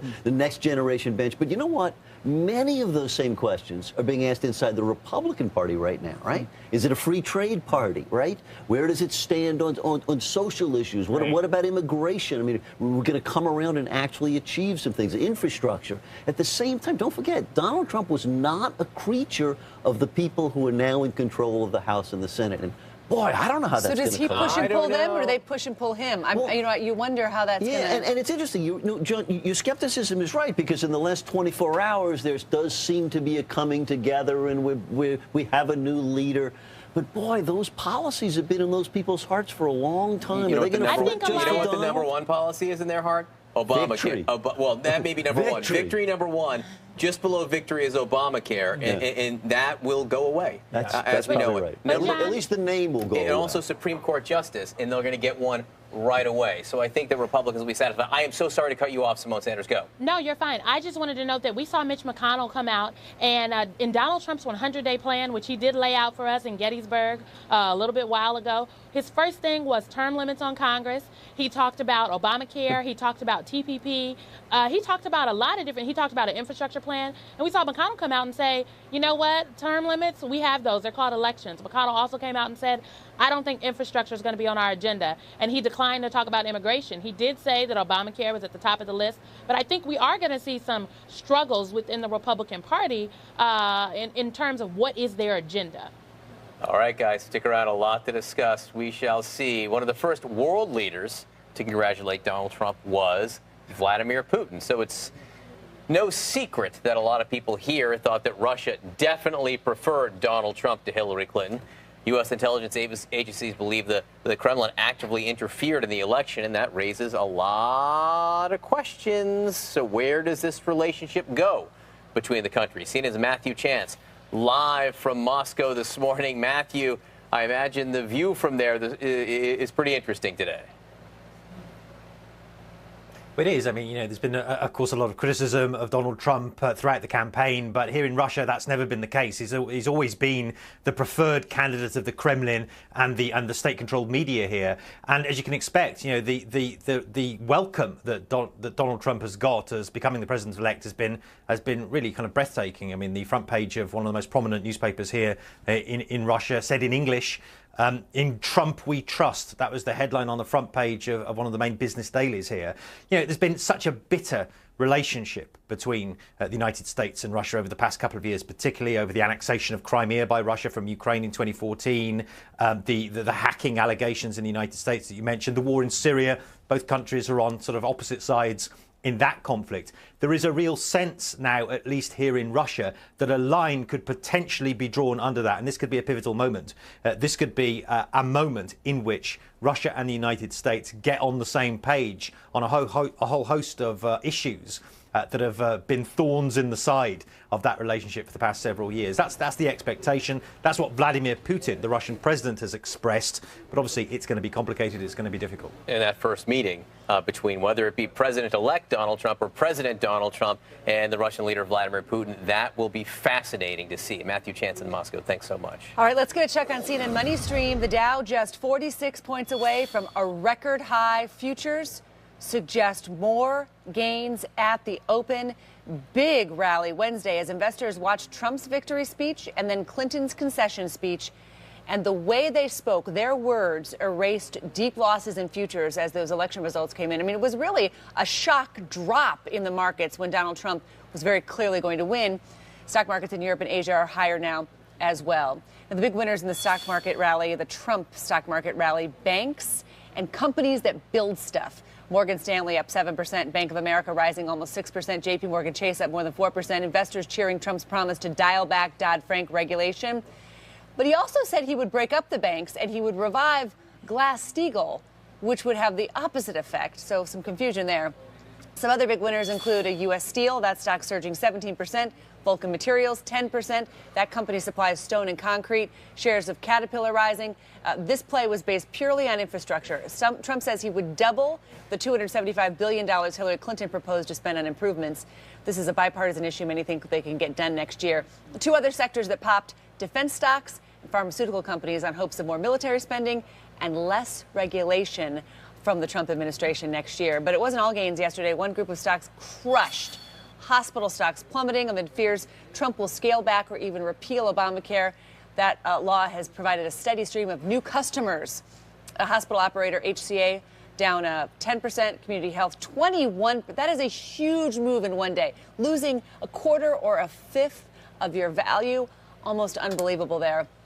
You can check all this out. Check out the MoneyStream app, if you will. It's business news personalized. Get the latest on business leaders, the stock market, and tech all in one feed. Download it now on the App Store or Google Play. A lot of people yesterday were sort of joking about that big rally in cap. They're like, Donald Trump's going to build a wall. He's going to have American-made equipment to do it. That's why the stocks are up. But it's really an infrastructure play. All right, Early Start continues right now.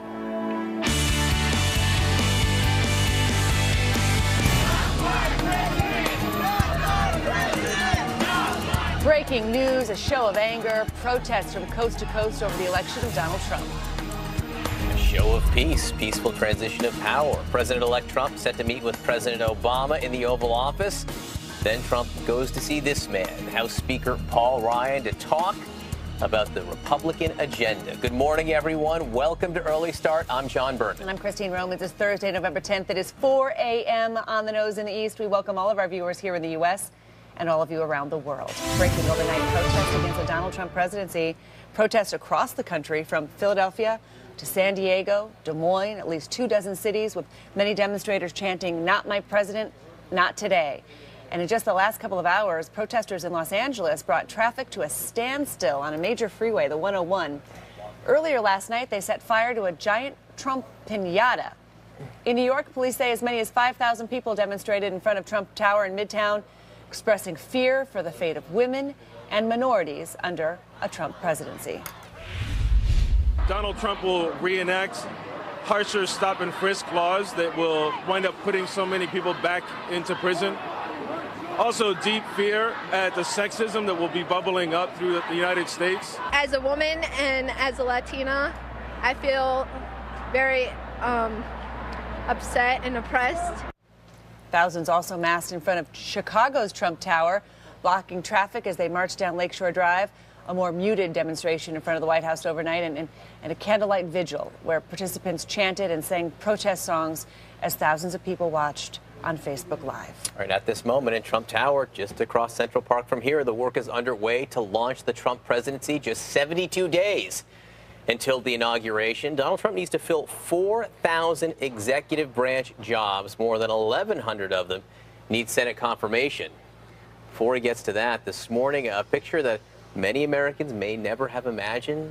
Most Democrats may never have dreamed about it. And President Obama, it's hard to know whether he even considered this possibility. President Obama will meet President-elect Trump in the Oval Office. For the latest on this meeting and the transition, I want to bring in CNN's Sunlen Serfati in Washington. Good morning, Sunlen.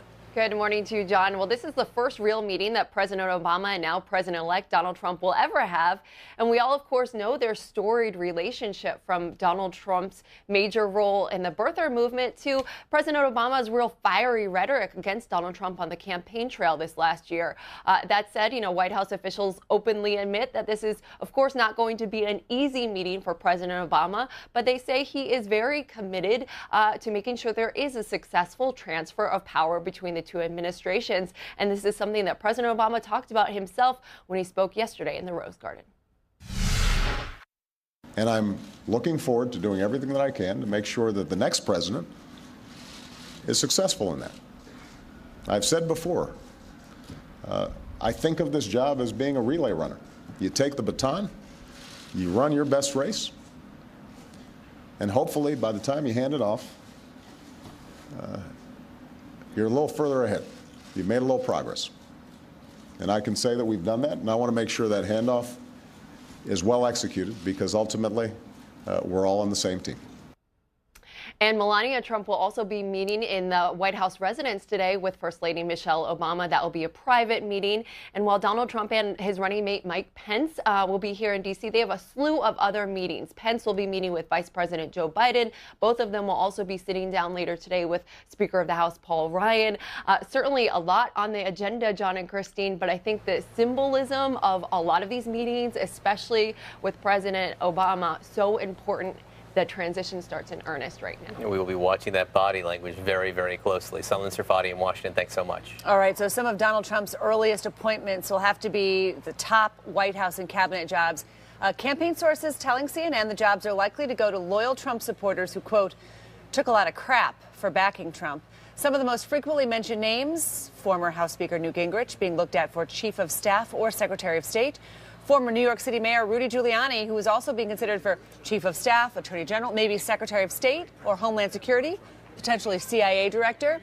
The transition chairman himself, New Jersey Governor Chris Christie, said to be under consideration for Chief of Staff or Attorney General. I heard a lot of people speculating yesterday about Reince Priebus, too. Well, where would he? I mean, there was a huge embrace of those two when Donald Trump gave his speech at 3 a.m. Gosh, was that only 24 hours ago? Michael Flynn, former general. Look, a lot of the times this is because they just don't know, and they're considering a lot of people. A lot of this time, though, it's a way of saying thank you to someone, even if you're not really considering them, because if you say you're considering someone as Secretary of State, that's quite a compliment. So it's thank you for your service. I'm considering you. I'm not going to choose you ultimately. I'm considering you as a co-anchor. Exactly. Well, But I'm just floating that idea. He's going to float that out there. Just a compliment. All right, two of Donald Trump's most outspoken critics, they are offering up an olive branch of sorts. Democratic Senators Bernie Sanders and Elizabeth Warren. They campaigned at the end hard for Hillary Clinton, and they went after Donald Trump hard as well. So in a letter to the Boston Globe, Senator Warren writes, President-elect Trump promised to rebuild our economy for working people, and I offer to put aside our differences and work with him on that task. When he takes the oath of office as the leader of our democracy and the leader of all Americans, it is my sincere hope that he will fulfill that role with respect and concern for every single person in the country who, no matter who they are, where they come from, what they believe, or whom they love. This is what Bernie Sanders wrote. He said, to the degree that Mr. Trump is serious about pursuing policies that improve the lives of working families in this country, I and other progressives are prepared to work with him. To the degree that he pursues racist, sexist, xenophobic, and anti-environment policies, we will vigorously oppose him. The Vice President, Joe Biden, in his first public comments following the Trump victory, he is seeking to reassure Jewish leaders about the U.S. commitment to Israel in a Trump administration. Biden spoke to the World Jewish Congress Wednesday night and vowed American support will not waver. I stand here to tell you that I have no doubt, none whatsoever, that in the Trump administration there will be no diminution of support as a consequence of this transition. Even if the new administration were inclined to reduce the commitment, which it is not, Congress would never let it happen. The American people would never let it happen. Biden said he was responding to concerns from friends in the Jewish community who were anxious about the change in power following, one of the most divisive campaigns in modern memory. All right, there was another Senate flip overnight. Kelly Ayotte in New Hampshire, the sitting senator, lost her seat. She conceded to her Democratic challenger, Maggie Hassan. This gives Democrats a second Senate seat formerly held by Republicans. The Republicans did easily keep control of both houses of Congress. Now, some people are saying this shows Donald Trump didn't have coattails. Actually, it may show the opposite. Donald Trump had coattails for people who supported him. Kelly Ayotte, not one of them. She actually split from Donald Trump. Joe Heck in Nevada, who lost a Senate race there, he split from Donald Trump. Mark Kirk in Illinois, who may have had plenty of other issues, but he too lost and had split from Donald Trump. And this is something that Kellyanne Conway and Trump supporters said all along. He said, you know what? If you're not going to support us, you're going down. And it happened. Well, North Carolina Attorney General Roy Cooper has declared victory in the race for governor. State election officials say not so fast. Officially, that race remains too close to call. Cooper is some 5,000 votes ahead of incumbent Republican Pat McCrory, 100% of the precincts reporting. But the race could now hinge on tens of thousands of outstanding absentee, military, and provisional ballots. CNN has still not made a projection in the North Carolina gubernatorial race. All right, you want to see a visual representation of a transition? This is the campaign plan used by Hillary Clinton's running mate Tim Kaine, the decals being torn off. This was happening in Richmond, Virginia overnight. We are told that the Secret Service detail drove Senator Kaine and his family home and then left. It is always remarkable to me how much time and energy people and their families spend running for office. And then when it's over, it's over.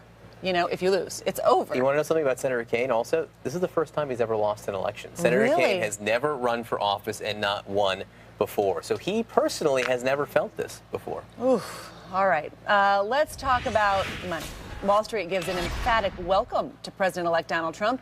An early freakout in global markets and then a rally. The Dow jumping 256 points. It was flirting with record highs all session, now just 46 points away from hitting an all-time high. It will not take much. Spitting distance, shouting distance to a record high. NASDAQ and S&P also had about a 1% gain yesterday. So why the turnaround from a nearly 900-point drop in futures as Trump was winning the race? So global markets were freaking out when Trump was winning and then spent the whole day turning the mood around. In part, it's because of his victory speech and then Clinton's concession speech. Trump raising hopes that he will help the economy and he will scrap some of his more extreme campaign positions. Plus, with the GOP control of Congress, he could get some some stuff done that the markets like. The buying accelerated after Clinton's graceful concession and her emphasis on unity. More gains possible today. Dow futures are higher. Stock markets in Europe just opened an hour ago. Solid gains there. Shares in Asia rebounded overnight following those fairly deep losses. In general, what investors are saying is, look, if this is going to be a more traditional transition, which it appears to be, and you don't have real division in America, you've got GOP in control of the White House and Congress, you could have a rollback of regulations, which business likes. I think you will have a rollback of regulations. Tax reform, maybe lower corporate tax rate. I think you will which see they tax cuts. Cut and simplify personal income taxes, and you could have an infrastructure build, which would really help some of those stocks that popped yesterday. Repeal and replace Obamacare. That's sort of messing up there's making a lot of moves in the hospital stocks and the drug stocks, but there's a lot to talk about and a lot to chew over for investors. Indeed. All right. Now that the election is over, the whole part about governing this giant country begins. How will Donald Trump do that? Who will he hire to be part of his administration? And what does this all mean? When Early Start continues.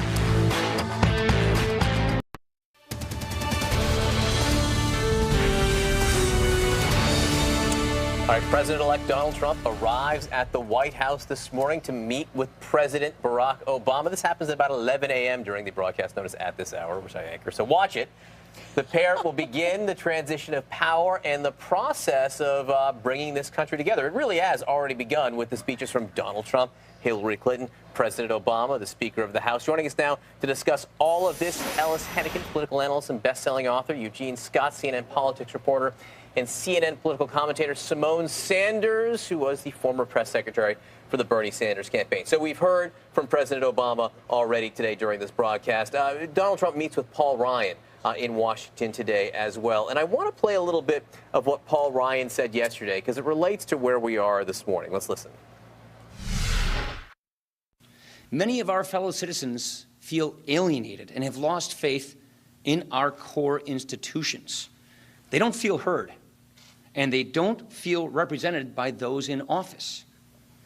But Donald Trump heard a voice out in this country that no one else heard. He connected in ways with people no one else did.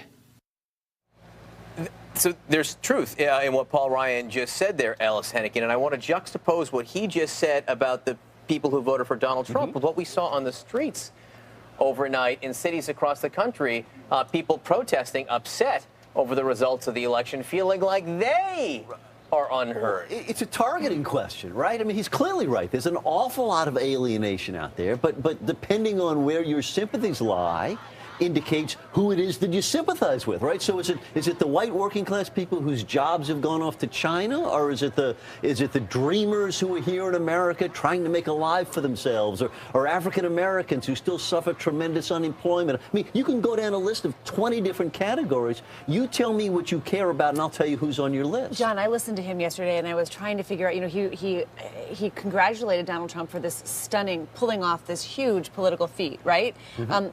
But Paul Ryan was not out there campaigning with him, and a lot of people kept wondering, what's Paul? Does Donald Trump like Paul Ryan? Mike Pence had to be asked 4 times whether he supported Paul Ryan, in a quest for the speakership. What did you hear when you heard Paul Ryan speaking? I heard we won. I heard Republicans declaring victory and saying that it all worked. And Eugene, it's interesting. Paul Ryan did not work for Donald Trump at the end there, but he did open the door or help keep that door open for Republicans across the country to come home. And without that, which really happened over the last 3 weeks of the campaign, whether it be because of James Comey, whether it be because of the Obamacare premiums, whether it be because Donald Trump stopped tweeting, but Republicans deciding that they were going to rally behind their candidate and now president-elect was the phenomenon that helped them win the election, or one of them, and maybe one of the phenomena that helps push him through the first 100 days of the presidency. Yeah, he invited many Republican voters to come home, but many of them are coming home to a mess. I think he showed in the exit polls that a significant percentage of people who voted for Donald Trump, about 34%, didn't approve of him or aren't excited about voting for him. So but they voted for him anyway. When I looked at those exit polls and I saw how they didn't have the temperament, they were scared or concerned about a Trump presidency.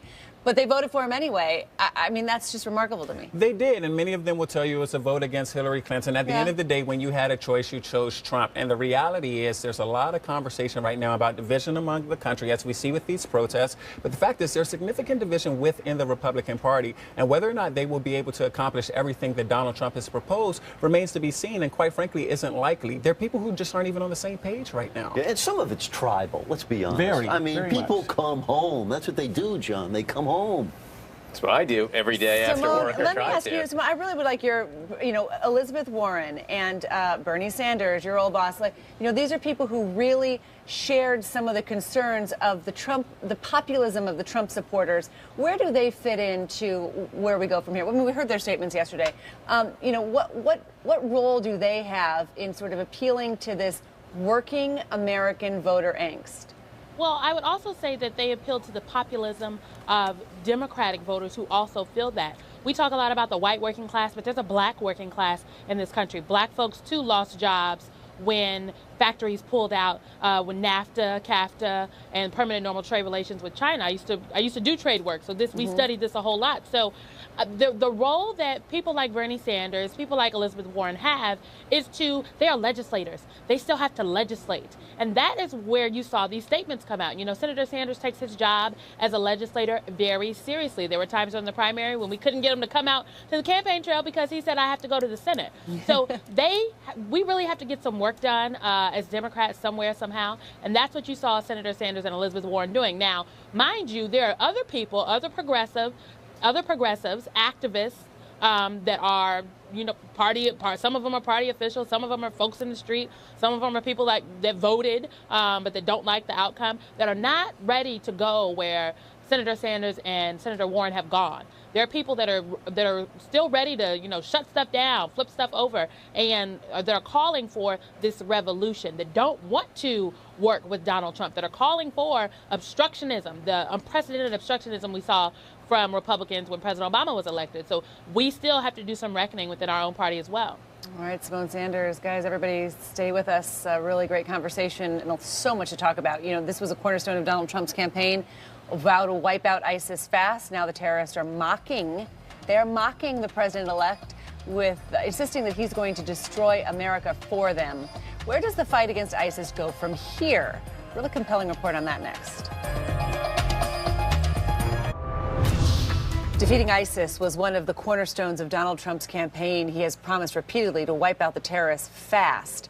But can he deliver?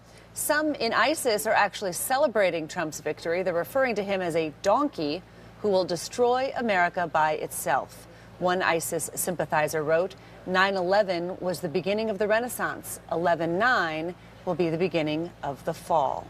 CNN's Nick Robertson near the front lines of the war of ISIS. He joins us live from Erbil, Iraq. Good morning. There's this big push to retake Mosul, and now the United States 72 days until a new president takes over. Yeah, and this new President-elect Trump, is going to inherit, if you will, a Mideast that's never been so chaotic for any other president coming to office. The Middle East, for their part, is inheriting a president who, perhaps more than previous presidents, they have worries and questions about. Donald Trump's comments about Muslims has many here worrying what the relationship with this region will be. They hear that he'll fight ISIS. They like that idea. You have the Iraqi prime minister here, the Kurdish president, both congratulating Donald Trump on his election and saying that they want him to, double down on ISIS and fight terrorism. But he's also talked in this region about, if you will, handing the reins of tackling ISIS in neighboring Syria to Russia. And if you do that, that implies that you're giving support to President Bashar al-Assad, that you're giving support to the Iranians. And the United States, big allies here that spend a lot of money in the United States, like Saudi Arabia, buying billions of dollars of weapons, and other Gulf states, and Turkey as well, would not look very kindly upon that. There's a brewing sectarian tension. The relationships in this region are a deck of cards built on sand. Move any one of those cards, you risk bringing the whole thing down. Yet at the same time, as we see with Russia here right now, if you do nothing, then your enemies can take advantage. So this is going to be a very troublesome region for Donald Trump to inherit, to deal with. Christine? A deck of cards built on sand, a very Very apt metaphor. Thanks so much for that, Nick. All right, breaking overnight, there have been anti-Trump protests in a bunch of cities across the country. So how does the president-elect heal this division? Does he try? It's coming up.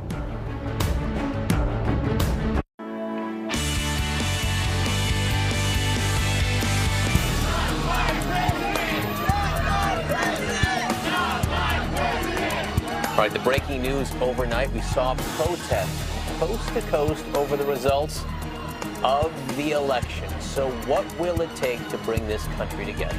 Step one toward healing starts in a matter of hours. President-elect Trump meets with the president and then the House Speaker to talk about the transfer of power. Welcome back to Early Start. I'm Christine Romans. I'm John Berman. Nice to see you. Looking at 30 minutes past the hour right now. I want to welcome our viewers here in the United States and all around the world. The breaking news, even as many celebrating the election of Donald Trump, others are not. Protests in cities across the country against the results of the election, against the man that voters picked to be the 45th president of the United States. This was dozens of cities from Boston, Massachusetts to Portland, Oregon. Demonstrators, some of them chanted, "Not my president, not today." And in just the last few hours, protesters in Los Angeles brought traffic to a standstill. This is the 101 there. Thousands more filled the streets in Oakland. They lit fires, blocking some thoroughfares. Officials say that one woman suffered serious injuries when protesters walked into freeway traffic. In New York, police say as many as 5,000 people demonstrated. This is in front of Trump Tower in Midtown. Some expressed fear for the fate of women and minorities under a Trump presidency.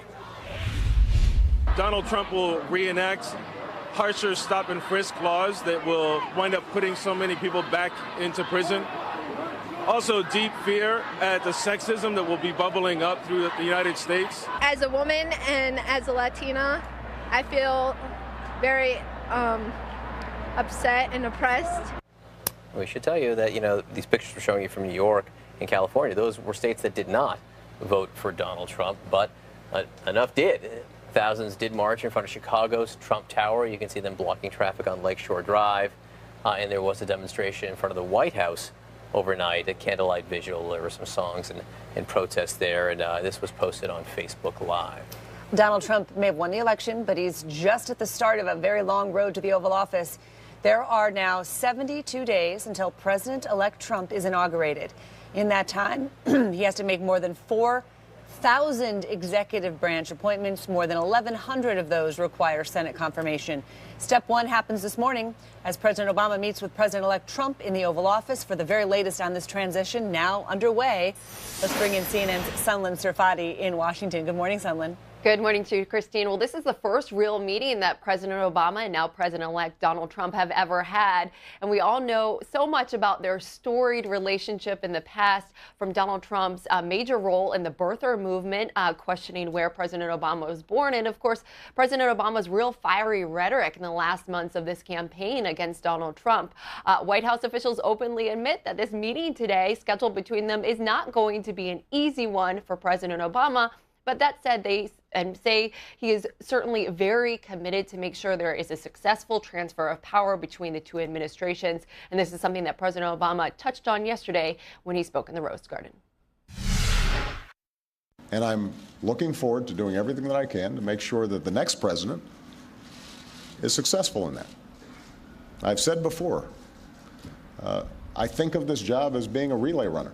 You take the baton, you run your best race, and hopefully, by the time you hand it off, you're a little further ahead. You've made a little progress. And I can say that we've done that, and I want to make sure that handoff is well executed, because ultimately, we're all on the same team. And Melania Trump will also be meeting with First Lady Michelle Obama today privately in the White House residence. Mike Pence will also be in town with Donald Trump. He also has a slew of meetings. He'll be meeting with Vice President Joe Biden, and both Trump and Pence will be sitting down later this afternoon with Speaker of the House Paul Ryan. So certainly here, John, a lot on the agenda, but I think we cannot overstate the importance of the moment, Christine, for when President Obama and Donald Trump sit down. Yeah, remarkable. Just a remarkable moment. I know we'll be watching closely. Thank you so much, Sunlen, for that. All right, so as far as filling those key jobs in a Trump administration, sources tell CNN the jobs are likely to go to loyal Trump supporters who, quote, took a lot of crap for backing him. Some of the names mentioned, floated, I should say, include former House Speaker Newt Gingrich, possibly as Chief of Staff for Secretary of State, former New York City Mayor Rudy Giuliani, maybe as Chief of Staff, Attorney General, Secretary of State, Homeland Security, CIA, or some intelligence post. The transition chairman is New Jersey Governor Chris Christie. He is said to be under consideration, possibly Chief of Staff or Attorney General. You're going to hear a lot of names float around. That core group you heard there, and I would add Michael Flynn, retired General Michael Flynn, to that group. They are all names being floated around for senior positions. Many of them, we don't know. Rudy Giuliani has said publicly he's not sure he even wants to do it. But it's a way of also saying thank you. Well, it's also the econ team. He's got some billionaires who've been advising him. Carl Icahn, Wilbur Ross, and others. You wonder, would one of those want to be a Treasury Secretary, or when you're a billionaire kind of with a huge sprawling... His finance chair, I think, is the leading candidate for that, Mnuchin, right? Yeah, Steve Mnuchin, who used to be at Goldman Sachs, who's been his finance chair for this whole time. Look, Peter Thiel, the contrarian Silicon Valley investor, who knows? That'll be really interesting to see how that works out. Okay, Vice President Joe Biden made his first public comments following the Trump victory. He was trying to reassure Jewish leaders about the U.S. commitment to Israel in a Trump administration. Biden spoke to the World Jewish Congress and vowed American support will not waver. I stand here to tell you that I have no doubt, none whatsoever, that in the Trump administration there will be no diminution of support as a consequence of this transition. Even if the new administration were inclined to reduce the commitment, which it is not, Congress would never let it happen. The American people would never let it happen. Biden said he was responding to concerns from friends in the Jewish community who were anxious about the change in power following one of the most divisive campaigns in U.S. history. All right, we had some new results from the elections overnight. Kelly Ayotte, the incumbent Republican in New Hampshire, she lost her race to be reelected. She conceded. She lost by just a few hundred votes to the Democratic challenger there, Governor Maggie Hassan. This gives Democrats a second flip. They picked up 2 seats in the Senate, but that was not enough to take control of the Senate. They also did not take control of the House. Republicans easily maintaining control. And Kelly Ayotte, it's interesting, she split from Donald Trump, and she lost. And we saw other examples of that, too, where people who split from Donald Trump did not enjoy the electoral success that perhaps they thought they would. And, Kellyanne Conway on the Trump team, she had said that the media's sort of perception of that people were trying to distance themselves from Trump to protect themselves, was backwards. She had said that all along, and she turned out to be right in those cases. Well, North Carolina Attorney General Roy Cooper has declared victory in the race for governor. Officially, the race remains too close to call.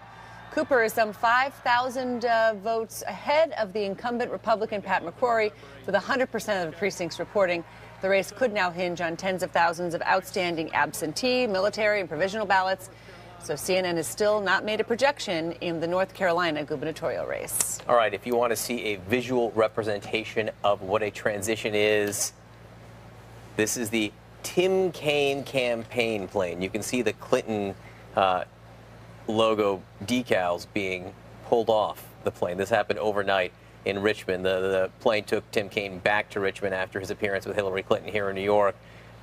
And after this plane was stripped down, Tim Kaine driven home, and then the Secret Service dropped him off and left. So you say he's never lost an election? Tim Kaine has never been on the ballot for an election and lost before. This is a first for him. Mayor of Richmond first, and then governor, and then senator, and now this. Wow. All right, one of the first things Donald Trump plans to do as president, repeal and replace Obamacare. Both actions will take a huge effort from Trump and Congress. Trump says on day 1 he will ask Congress to repeal Obamacare. Now, that won't happen overnight. The House has voted more than 60 times to repeal, defund, or replace some parts of Obamacare. None have passed. But there may be more motivation following the election and this sharp rise in premiums for some enrollees. Experts say Trump could also tinker with the implementation of Obamacare, and that could affect health care coverage because it's so interwoven at this point. So why would Trump replace Obamacare? What would he replace it with? He would let insurers sell coverage across state lines, which he says will increase competition and lower prices. He would make insurance premiums tax deductible and allow safe prescription drugs to be imported. And one of the things you're hearing about the whole replace idea is that there's work already been done to make sure that people who are 26 years old and younger can stay on their parents' health insurance, that you would not throw people out who have pre-existing conditions and not let them apply for health insurance. they're going to have to make sure those safety nets are in place, or it will not be popular to get rid of Obamacare. We don't know the contours of exactly what will happen. What we do know, you should assume there will be changes and big changes to Obamacare. You know, the Republicans have the votes. Donald Trump will sign it, and there is very little way that Democrats, if they choose to, can stop it because there are maneuvers in the Senate even to get past it. It has been a Republican theme song now for years, and it will make Donald Trump even more popular with the Republicans who he's trying to heal. It will be one of the first things I think they do.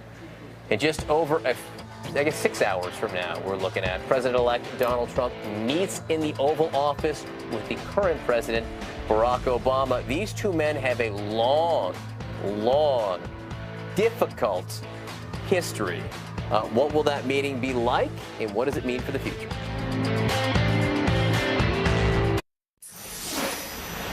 The big story is that America woke up this morning and was like, did I do that? That's right, Donald Trump is going to be president.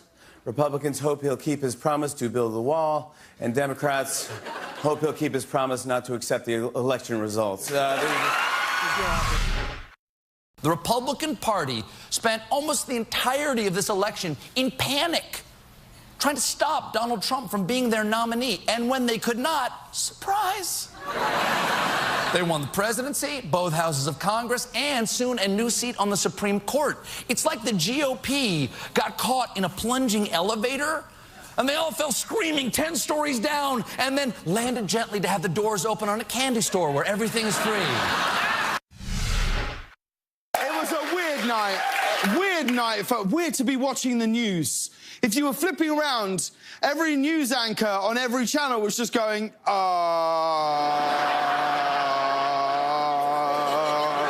then it would just go to commercial. My wife and I went to watch the election returns at a friend's house. And before we left, we put our 8-month-old son to bed, and I was holding him, and I said to him, when you wake up tomorrow morning, we might have our first female president. And then when we came home around midnight, I went into his room, shook his crib until he woke up, and screamed, "We have to get out of here!" Oh, the late night hosts, they had really made a play, I think, on the Hillary Clinton presidency, and they were stunned. You can see it. You know, I mean, it speaks a lot to the divide in this country. You know, the West Coast, the East Coast felt one thing. The urban, suburban, the urban and rural. A lot of folks in the middle felt differently. Ellis Hennigan, political analyst and best-selling author. Eugene Scott, CNN politics reporter. CNN political commentator. Simone Sanders, former press secretary for Bernie Sanders' campaign. Welcome, everybody. I mean, Ellis, it's a little soon. It seems like it's soon for these guys to be making fun of the electoral process. They had a kind of a different tone last night. They're having their own stages of grief, right? I mean, listen, it's always disappointing to lose an election, right? I mean, we've always pulled for people, and they don't always win. I don't remember late night being 100% in one camp before. Do you? No, but this is different. The emotions are more raw. I think that it was a more personal campaign than we're used to, and I think it's going to take even some comics a little while to get used to. You know, I just am struck by there's a lot of, you know, clothes ripping and finger pointing and self-loathing going on here by a lot of people. Clothes ripping. Oh, that's right. Okay. You know what I'm saying. My point is this: is that the national polls were not wrong. I mean, Hillary Clinton won the national vote, will win the popular vote, and probably grow as they come in more votes. In most of the polls, probably were very, very close. So in that sense, it wasn't wrong. The statewide polls were a little bit hanky, you know, a little bit different, but it was very close there.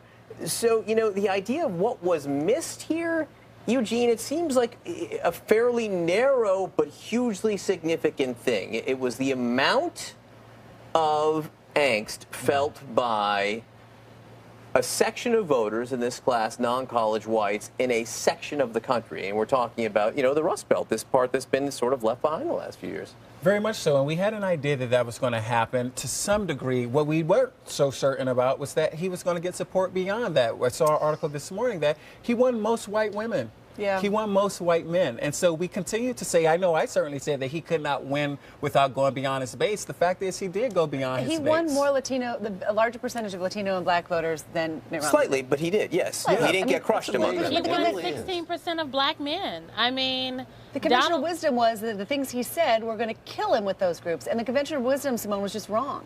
It was wrong. I mean, I know a lot of people in my family. I found out yesterday that really, you know, close family members, older black men voted for Donald Trump. And I was shocked. So I think we were all a little bit shocked. We all didn't necessarily have a great handle on who the electorate was, but now we know.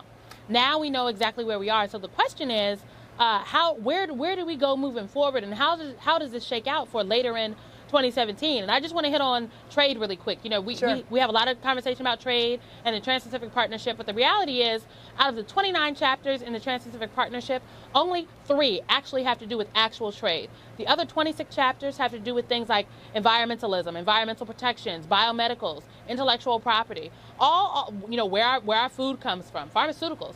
So there are some real, like, nuanced implications and nuanced things that the American people did not discuss. Trade is a really complex thing that a lot of people don't know about. And, you know, Donald Trump ran on, we're going to bring our jobs back. Well, some of those jobs are not coming back. No. Right. So what do we do? Where do we stand with our America's trade policy? And a lot of Republicans voted for Trade Promotion Authority because they saw the future of past Obama, a Republican president, being able to have this power of unilaterally deciding trade agreements. And now they got Donald Trump. Well, TPP ain't happening at this point. I mean, I think it wasn't happening already. Now it's like not happening with an exclamation point.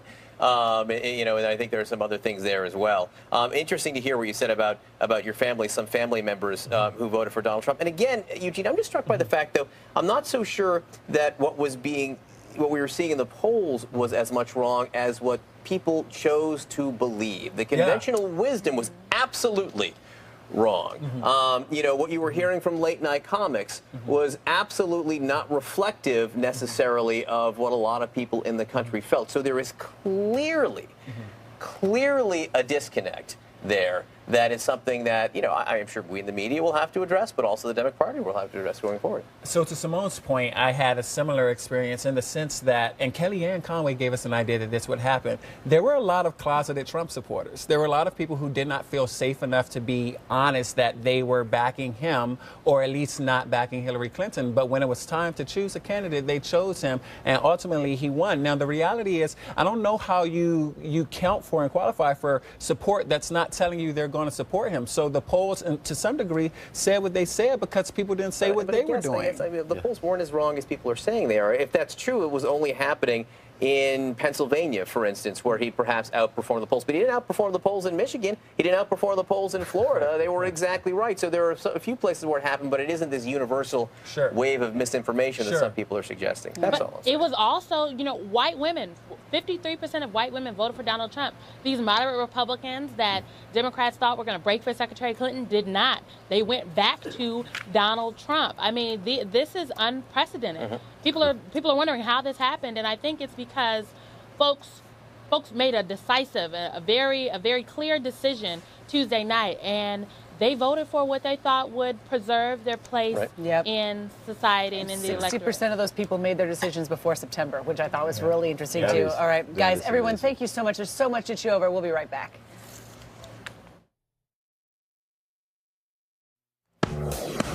Let's get a check on CNN Money Stream. The Dow just 46 points away from a record high. Futures pointing to more gains at the open. It could happen. It could have a record.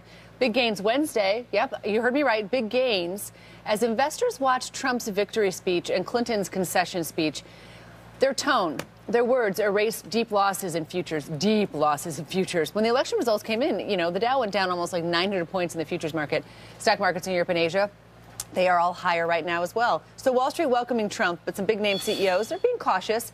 Starbucks CEO sending a letter to employees titled Onward Together. He writes, quote, as Americans, we must honor the democratic process. We have a president-elect in Donald Trump, and it is our responsibility as citizens to give him the opportunity to govern well and bring our country together, end quote. Of course, he had supported Hillary Clinton. How about make coffee that tastes better? Yeah, make coffee that tastes better. JP Morgan Chase CEO Jamie Dimon, quote, we've heard through the democratic processes in both Europe and the United States that frustration that so many people have with the lack of economic opportunity and the challenges they face.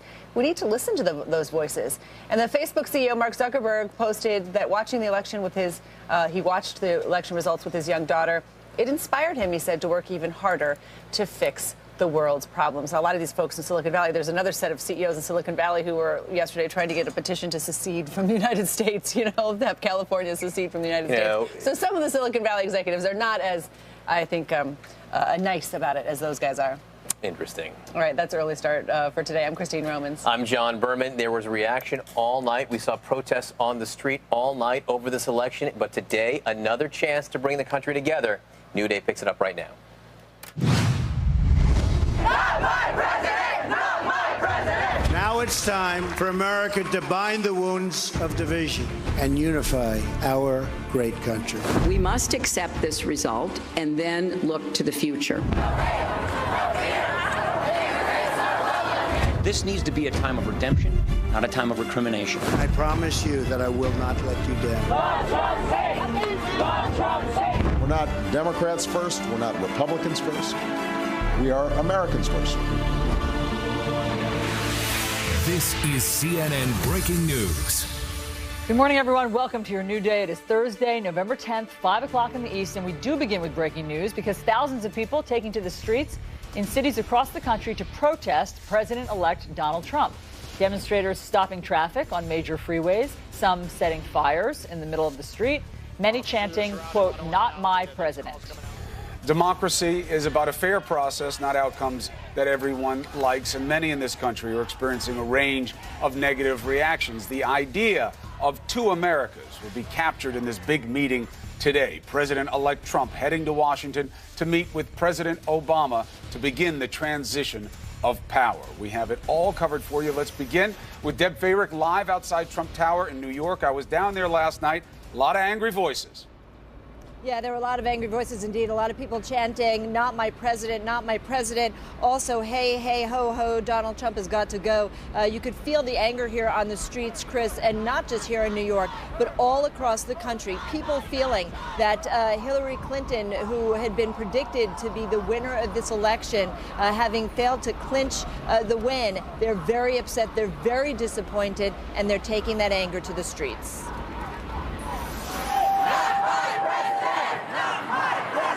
Protests breaking out in at least 25 cities. Hundreds of demonstrators stopping traffic in Los Angeles on the busy 101 freeway.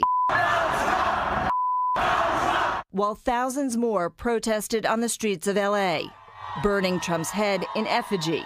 Police arresting dozens of protesters across the country. In Chicago, thousands marching down an 8-lane highway to the site of Donald Trump's hotel. The disappointment of some voters turning to anger. Hillary had more votes. More human beings voted for Hillary. This isn't fair. This country needs you to stand up and walk into the Supreme Court and say one vote equals one vote. In New York, at least 5,000 people, including pop star Lady Gaga, protesting outside Trump Tower. You saw this incredibly qualified woman to be president being superseded by a man who has no qualifications at all for the office. Thousands more targeting Trump's newest hotel in Washington, D.C., just blocks from the White House. The march turning to peaceful demonstrations and vigils. Most of these protests erupting in major cities where Hillary Clinton won, like Portland, Oregon, and Denver, Colorado. And Chris, as you spoke to many of them last night, you know, the interesting thing is that there's a lot of disbelief. There's a sense that this was not the outcome that these people had wanted, and that's why they're here. They said that they were fighting racism, sexism, and Islamophobia, and they really feel that this is not the way their country wanted to go, and that's the voices that you heard last night. Alison. Deb, we have heard from so many people that they feel that this is just a surreal dream that they continue living in, and so we can see them trying to process it now. Deb, thank you for that reporting. President Obama and Donald Trump will meet this morning at the White House. This is their first public step towards a peaceful transition of power, but of course, there's been a lot of bad blood. CNN's Athena Jones is live in Washington with more. How's this going to go, Athena? Hi, Allison. We'll have to see. We know this is not a meeting the president ever wanted to have, ever thought he would have. He spent months saying that Donald Trump was unfit to be president and that he didn't think that Trump was going to win. Well, now Trump has won, and so the focus shifts to this peaceful transition of power. We've heard the president and his team talk about how much they appreciated how smoothly and professionally George W. Bush's team handled that transition back in 2008, 2009. And so we heard the president say in his speech in the Rose Garden yesterday that he's instructed his folks to follow the example set by the Bush team. He also spoke yesterday, repeating some of the themes we heard from him way back in 2004 when many of us were first introduced to Obama, talking about red states and blue states. Take a listen to some of that. Now, everybody is sad when their side loses an election. But the day after, we have to remember that we're actually all on one team. This is an intramural scrimmage. We're not Democrats first. We're not Republicans first. We are Americans first. We are Americans first, so echoes of 2004 there. Now, White House Press Secretary Josh Earnest has said that it's not clear yet. It's too early to say what the impact of Trump's election will be on Obama's top policy priorities. But we know that Donald Trump ran on promises to undo much of the president's legacy. And so we expect to see him try to repeal and replace Obamacare. He wants to reverse executive actions on immigration and on power plant regulations. He says he wants to withdraw from agreements like the Iran nuclear deal, the Trans-Pacific Partnership, the trade deal, and the Paris Climate Accord. We've also heard from Congress that TPP most likely is dead. So a lot could change with the Trump presidency. I should mention that after the meeting at the White House, that Trump and Vice President-elect Pence will also meet with House Speaker Paul Ryan. Back to you. There are different aspects of legacy, right, Athena? I mean, you have the policy parts, but the people on the streets, at least here in New York, last night that I was seeing, this is about the legacy of tolerance and what will the America become under a President Trump. So those are questions that remain to be answered. Another big list of questions is who's going to be part of this government? You know, Trump just has a couple of months now to fill thousands of jobs as he prepares his administration. It's one of Washington's favorite parlor games. Who's going to get which spot in the cabinet? CNN's Sunland Sarfati live in Washington with a look at some of the names being floated. What are you hearing? Well, Chris, it's real interesting. President-elect Trump and his team, they have really been hunkered down and huddled up behind closed doors, going through all these candidates for these top jobs. And many of the names, they just will not surprise you. A lot of them pulled, of course, from his tight inner circle from the campaign, and now could go on to fill out his cabinet and the new inner circle in the White House. On day 2 as president-elect, Donald Trump now looking to turn his promises into policy, beginning with his call for unity. Now it's time for America to bind the wounds of division. Words echoed by President Obama and Hillary Clinton, both pledging a peaceful transition of power. We are now all rooting for his success in uniting and leading the country. We must accept this result and then look to the future. Donald Trump is going to be our president.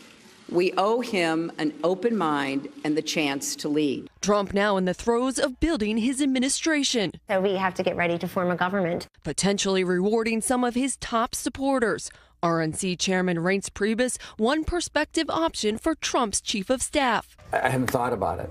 And right now I'm chairman of the party. I'm excited about that job. New Jersey Governor Chris Christie, who has led his transition team, also being eyed for top posts. Former New York City Mayor Rudy Giuliani under consideration for Attorney General or Secretary of Homeland Security, while Newt Gingrich is being floated as the prospective Secretary of State.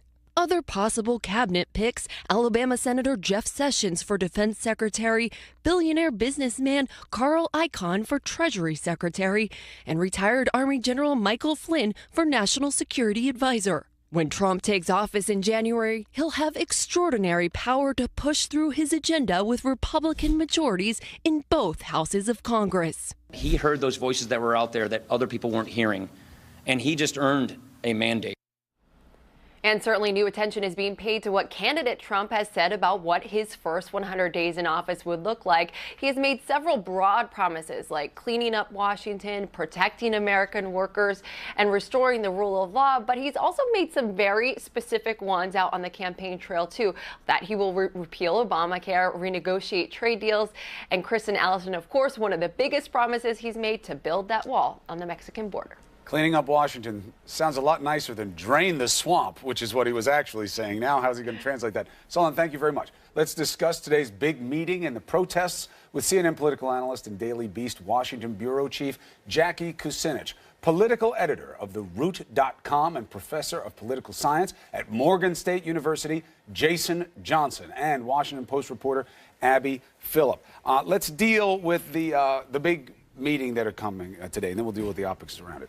You cannot have a starker contrast between two political animals than Trump and Obama. Clearly, Jackie, Trump's election is reaction formation in a part to President Obama. But President Obama is a man who is known for his tolerance of criticism and his way of struggling to find a way to meet with somebody else. Trump got in there because he tolerates no critics. But is this about them today when they meet, or you think this is just a formality? This is about the country. This is about the transfer of power. They have to make this work. And, you know, these are also two people that don't personally like each other very much. But, you know, they kind of have to power through it. Jason, why does President Obama have to be gracious? Why can't, I mean, I'm curious about the optics of this. Are he and First Lady Michelle going to the front door and going to glue smiles on their face and graciously open their arms and their home to Donald Trump, the man who questioned President Obama's birth, his citizenship, his family, his credentials, his legitimacy? Or can they just send an intern to the front door to let him in? You know, you would think, that's what a lot of people think they would do, Allison. But here's the thing. This has always been President and Senator Barack Obama. He's always been the dad in chief. He's always been the one who wanted to be more gracious. He's always been the one who's been noble. It's, in fact, one of the things that he thinks has defined his presidency, his desire for civility, his desire to be reasonable. I'll be honest with you, I don't think it's going to be like that when they're together and it's private. I think it might be a lot more contentious, but I think publicly at least, Barack Obama recognizes that no one benefits, no one in this country, no one in the government benefits if they appear to be cantankerous and hostile. But in private, you think that they're actually going to go at it a little bit? Yeah, I wouldn't be surprised. I mean, given who's he talking to? You know, and I'm sure at some point Barack Obama will say to him, look, that stuff that you said about me, I dealt with it fine, right? I'm still president. I won twice. But if you take that attitude to running this country, you will see a revolt at the state level and in Congress, the likes of which you couldn't realize. I think he's going to tell him that, and I don't think Trump's going to want to hear it. And also, look, it's not about him. It's not his house. It's the White House. Right. You know, this transition of power is something that has to be done. The president has recognized that many times. Abby, so what we're seeing on the streets in all these different cities is not unexpected, right? I mean, there are a lot of hard feelings here, and people are trying to deal with this Jekyll and Hyde thing of having President-elect Trump. He came out and said the things that a president usually says when they win. Let's bind the wound and be together. The problem is, for many of those people on that street, and you know, millions and millions of people across the country, he created the wounds. So, how do you deal with that contrast? Right. I mean, I think you can't really blame folks for taking Donald Trump's actual words at face value. And frankly, for most people who are elected to the presidency, what they say they're going to do is the strongest indicator of what they actually do. So it's not surprising to see that, but this is also this sort of perennial Monday morning quarterbacking in which everyone looks back and says, wow, we really should get rid of the Electoral College because it's not working out the way we want to. And I think it's just a wake-up call for some folks who have not been paying super close attention to the electoral process, that this is, in fact, the way that it works, where one candidate can win the popular vote, the other can lose and can win the Electoral College and thus become president. And I expect that the tone at the White House today is going to be entirely set by Donald Trump. You know, if he comes out the way that he did on Tuesday night and is very conciliatory and has a plan for how he's going to express a desire to bring the country together, I think that this will be a meeting that is cordial in public and cordial in private. I don't think President Obama feels that this is the opportunity for him to settle scores with Donald Trump at this point. Jackie, I predict it will be very cordial in public and private, because when you meet with Donald Trump one-on-one, he is polite and he is connected, and he does sort of feed off the dynamic of wanting you to like him and all of that stuff. And so I think that it's going to go so much differently than it ever did in public between these two. I agree with you, because a lot of what Donald Trump did and does is for the show. Now, should he temper that now that he's the president-elect of the United States? Yes, he should, because it's going to start having real-life repercussions if he goes off the rails on television and then behind the scenes is like, but we're good, right? Well, also, look, I mean, I forget who it was, but somebody in The Atlantic talked about the difference between the media and Trump's followers in terms of how they view Trump, that the media takes Trump literally but not seriously, and his followers take him seriously but not literally. Right. So he has an advantage in this, which is where pleasing his base, Professor, is the easiest thing for him to do. You know, they got him in there. They feel vindicated. Now his task is to walk back all of the ugliness that has not just these people on the streets, but has more people in this country that voted against him than for him, thinking this guy represents us at our worst. And economic markets that are concerned, and foreign leaders that are concerned. I remember that old 72 movie, The Candidate, where at the end the guy's like, well, what do I do now? You know, I mean, if this meeting ends up being civil, it's going to be in part because Donald Trump uncharacteristically shows some humility and says, can you help me? I mean, now, that would be amazing if he did, but if he said, look, you know, I recognize I've never done this job before. You know, President Obama, can you give me, say, 2 pieces of advice that I could use going forward? If that's what happens in this meeting, and I doubt it, but if that's what happens, I think that'll be a good sign going forward. Unfortunately, we'll never know, Abby, because this will happen behind closed doors. And so we won't know exactly what these two say. And, you know, they won't come out and sort of reveal it, I don't expect. So, you know, it's just going to be fascinating to watch this from a distance. Yeah, the best we'll get is a photo op that I predict. This is the one thing I will predict. It is going to look extremely awkward. We are going to have 2 people who really hate each other, sitting next to each other on a couch with cameras flashing. But that's what we do in this country, and that's what I think we're going to see today. And I don't expect to see any drama, but I also don't expect that Donald Trump, who has not had a history really of reaching out to people in this way for sort of advice or you know, anything really. I think he believes that he can do this job, and he's going to go into it believing that the guy who did it before him didn't do a good enough job. And that's why he was elected on Tuesday. Panel, thank you. Stick around if you would, because we want to talk about Donald Trump's transition team. He's working furiously to prepare the president-elect for the first 100 days in office. So what will it look like? How will Donald Trump govern? All of that is next on New Day.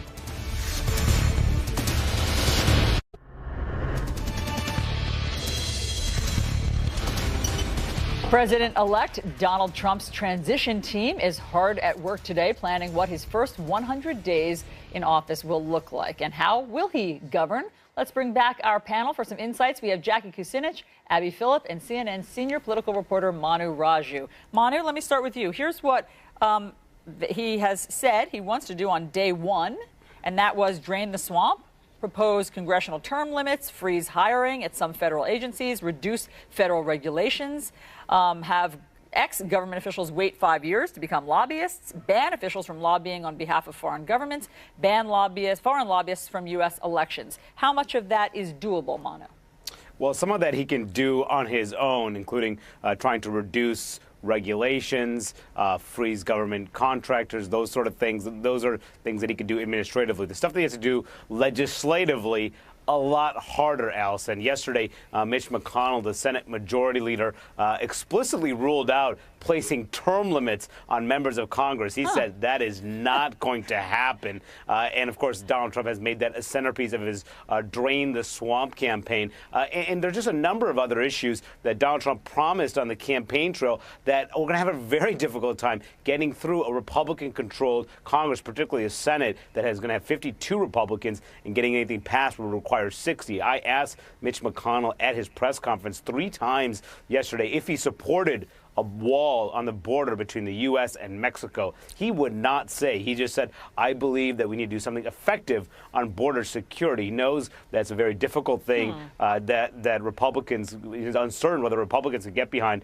It really just shows, too, it's uncertain. Republicans don't know if this is Donald Trump who's going to come in and push Republican ideas like tax cuts and overhauling and repealing Obamacare, or instead champion those very controversial and populist proposals that made him that helped propel him to office. Allison and Chris. Campaign and poetry governed in prose, Jackie Kucinich. I mean, it doesn't fit as well here because there's nothing really poetic about what Donald Trump was saying. A lot of it was ugly and divisive. But the good news for him is he's not going to lose his base. He doesn't have to build the wall on day one. He doesn't have to go on some intolerance campaign. He just has to get things done. And there's got to be a whole list of things other than term limits that will look like progress to people and quickly. I mean, Donald Trump has problems that maybe another president-elect doesn't. Kim Dozier and Shane Harris at the Daily Beast have a story today that they are having trouble even staffing the intelligence and national security down, not just the cabinet secretary, the people who actually make the government run day to day. Most of them, you'll remember, the people who are the top Republican officials have signed letters saying that they would never support Donald Trump. And so he's having trouble filling these very critical positions. Wait a minute. So his team is calling people in the national security sector. And they're saying no. And they're saying no, I him. don't want to be part of a Trump administration. Yes.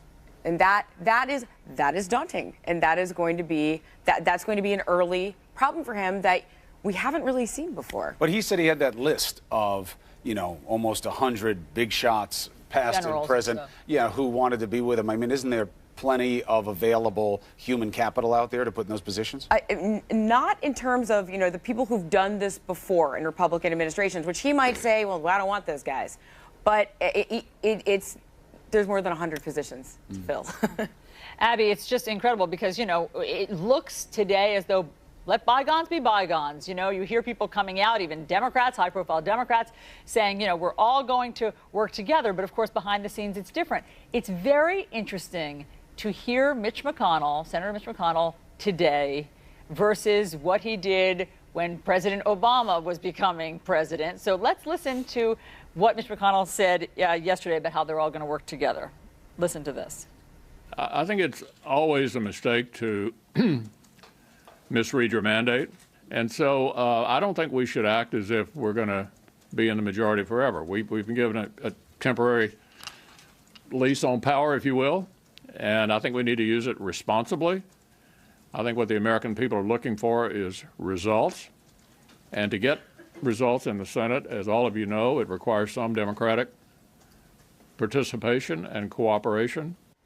Abby, he says it's going to require participation and cooperation, and the American people want results. This is the same man who was part of the meeting before President Obama actually took office and said, we are going to block him at every step of the way. He will get nothing out of us in terms of cooperation.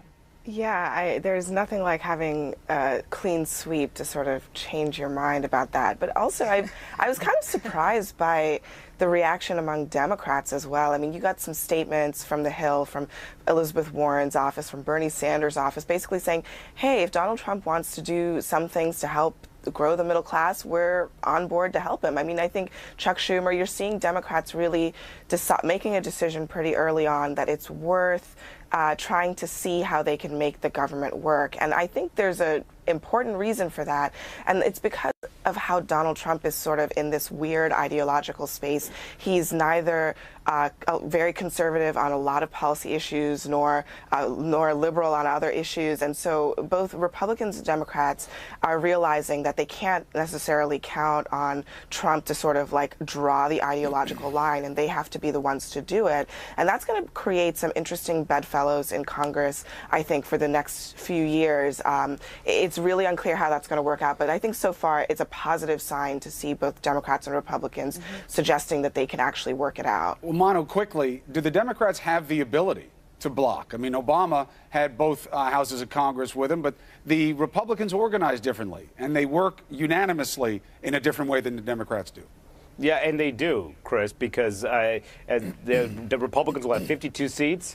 They need to get 60 to get most legislation passed. And there are 5 red state Democrats who are going to be up for re-election in 2018 who will probably be siding with Republicans on a lot of key votes. So, but that's only 57. That means you need to get at least 3 more, and that's not easy, particularly if Trump is pushing very controversial bills, Chris and Allison. It's going to be very interesting to see how long this sense of cooperation lasts. Thank you very much, panel. We'll check in with you later in the program. All right, little gear shift here. It was a story that we first brought you. Surgeons operating for 27 hours to separate those 2 little boys here in New York. Remember, they were joined by the head. This morning, we have an update on their condition. Could they be back home by Christmas? Answers ahead.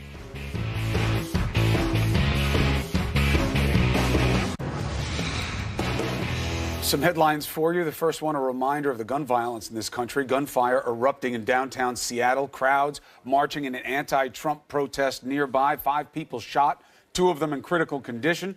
Police say an argument broke out outside a 7-Eleven. The gunman started to walk away from the group, then turned around and fired into the crowd. That man is still on the loose. Police say the shooting is unrelated to the rally. A deadly rail accident in the south of London to tell you about. 7 people killed. More than 50 others injured when this packed tram derailed and overturned. British police say the driver has been arrested on suspicion of manslaughter and may have fallen asleep at the controls. Investigators say the tram was traveling at a much higher rate of speed than allowed. Ooh, scary situation. 2 Marine pilots are survived after their jets collided in midair off the coast of San Diego Wednesday. One pilot ejected and was rescued from the Pacific Ocean. The other landed safely at a nearby naval air station. Military officials say the FA-18 Hornets were taking part in a training mission and wound up colliding. Both pilots are said to be in stable condition. Okay, now we have some good news on the story that you've been following. An update for you on those conjoined twins separated in that risky 27-hour surgery. The lead neurosurgeon telling CNN that Jaden and Anais McDonald are progressing right on target, if not ahead of schedule. Both infants had their breathing tubes removed since the operation last month, and Jaden regained movement on his left side after, you might remember, he suffered some partial paralysis. Doctors are hoping to release the boys in the coming weeks so they can enter rehab. Wow, they may be home for Christmas. Oh my gosh, it's so wonderful. Again, the neonatal progress that modern medicine has made is just remarkable. Good for those parents. They're so young themselves. That's right. All right, so when it comes to the election, it's over. But the job of governing is just beginning. Who's going to be in Trump's cabinet? You could say that these are the most important decisions that he's going to make early on. We have some tips ahead.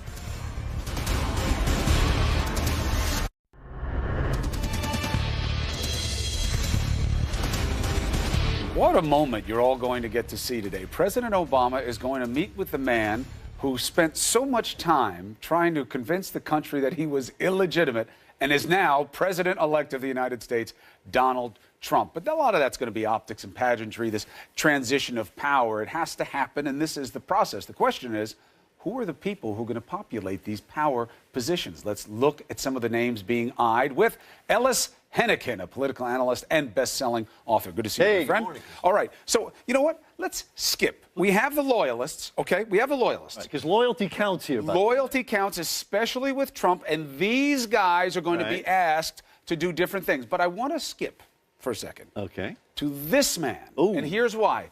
Big name, right? Early guy to jump in, a lot of controversy. Chris Christie going to kiss the ring before anybody else did. But all this talk about him, can he survive a vetting process? Well, you know what? Maybe not. I mean, first of all, he's hugely unpopular at home, right? I mean, he's in the middle of this Bridgegate scandal. The Bridgegate thing would be it. Right. And you did notice, by the way, that the last 3 weeks, month of the campaign, he was pretty scarce, wasn't he? We didn't see a lot of Chris Christie in public. Now, people will say, well, the GOP's in control of the confirmation process. So how bad can it be? But the question is, do they want, with their drain the swamp talk, you know, who knows whether he follows through on it at all, to have someone who is caught up in some swampy business. I mean, is that alligator number one if you want to drain the swamp? So do you think that he winds up tapping him for a big post that requires confirmation? You know what? I put him in the White House first. I think it's a lot easier to find some job. There are a lot of big jobs that don't On the political require, side, yes, don't need the same vetting. I'm not saying chief of staff, but I mean some other important political director. Does Chris Christie take that? Does he take a behind-the-scenes job? I don't think he's got a lot of choice at this point. I mean, he's not going to run for another office, and I think he wants to be relevant. All right, so let's talk about these cats. These are the loyalists. Yep. First up, Rudy Giuliani. Everybody knows who he is. Yeah. He's being talked about as AG or Homeland Security. What do you think? I think he would take it in a minute. The only question is, does he need any more money? He's making a lot of money right now, but I think Rudy likes the spotlight. You do? Yeah. Because, you know, he's worked very hard to build his businesses. I know. He spends a lot of time traveling around. He loves his wife. He loves to be with her. That job takes you out of pocket. That is true, but listen, you've been around Rudy a long time. He likes the spotlight, Christopher. All right. Newt Gingrich. Oops, sorry, I didn't mean to hit you in the face that hard, Newt. I hit him so hard he won't even look at me now. Let's try this. There you go. There we go. So, Secretary of State. Chief of Staff, I think, is underselling Newt. I don't think so. I think he would take that in a minute. To me, he feels more in the senior statesman category at this point. I know it's been a long time since Newt's really been in it. All right, now, Ben Carson, Yeah. Education Secretary. Is he in any way qualified for that job? No, maybe Surgeon General? You think that? Well, they're having him as HHS. Do you think that Ben Carson makes the cut for someone who's going to have that kind of executive authority over the operations of government?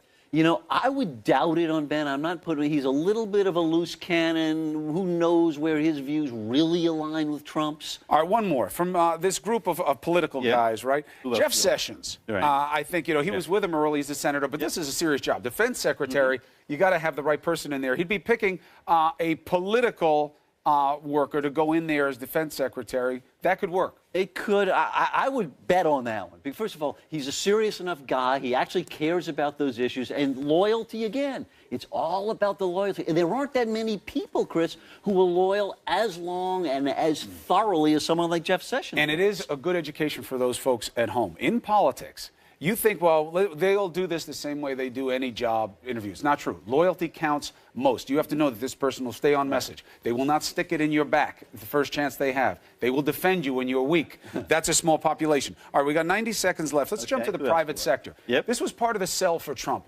All the best guys are my friends and will come for me. This is a pretty short list of big names. I was going to say, where are all the big? Well, the big shot is Carl Icahn. That's right. He's big, but he's not. He's not going to go into the administration. Why not? I mean, maybe in some ceremonial role, head some kind of commission or something. But you really think he's going to be the Treasury Secretary or the? Well, why wouldn't he do it? Would it be any of the vetting? Hey, we want to see a lot of information about you.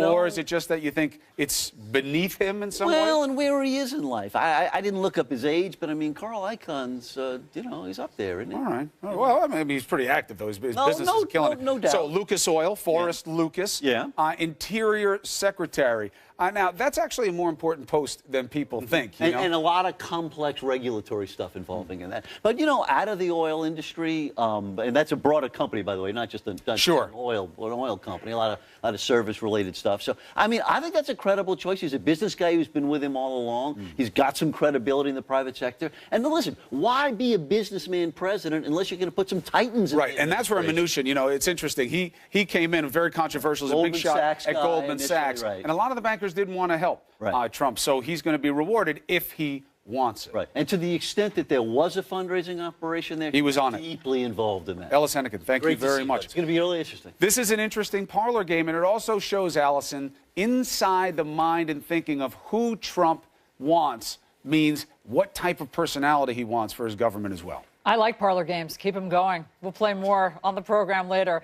Like this one. The media and the pollsters under fire for getting the presidential predictions wrong. How did this happen?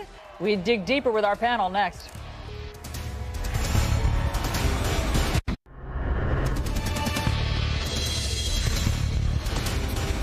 Millions of people across the country were stunned Tuesday night when Donald Trump won because poll after poll predicted that would not happen. This morning, there's a circular firing squad in the media about who is to blame. New York Times TV critic says this: the press covered Hillary Clinton like the next president of the United States. The press covered Donald Trump like a future trivia question and a ratings cash cow.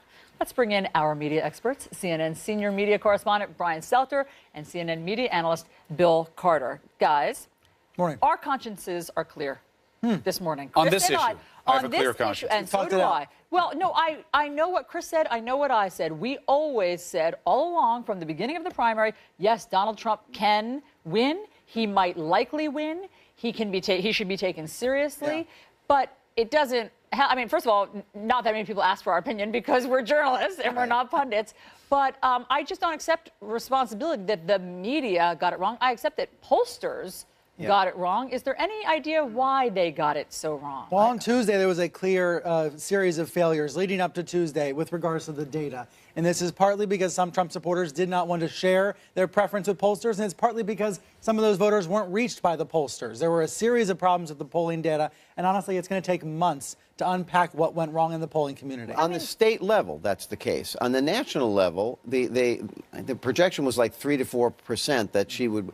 And she might win by 2%. Right. So So that was not substantially wrong. But by the way, we report polls. That's what we do. That's right. We don't say, but maybe, these are wrong. We think they're wrong. I mean, that's how it works. Well, look, also part of what's feeding this in part. One, the critic, the media loves to attack itself. And there is a little bit of space of pushback to say, I'd like some of the people who are telling me I didn't do my job to say what they did during this race. But you know what? I don't really care about that. I don't care what the media says about me. I'm not a particular fan of it either. I get why people are angry at it. But Donald Trump was saying that polls, I know, but I don't, there's a part of me that really hates that. Donald Trump says the polls were rigged. Yeah. Donald Trump was feeding this. And that fed this collective paranoia about what was going on. When you look at it, it gets to be pretty simple. I did a talk with some smart people last night about this.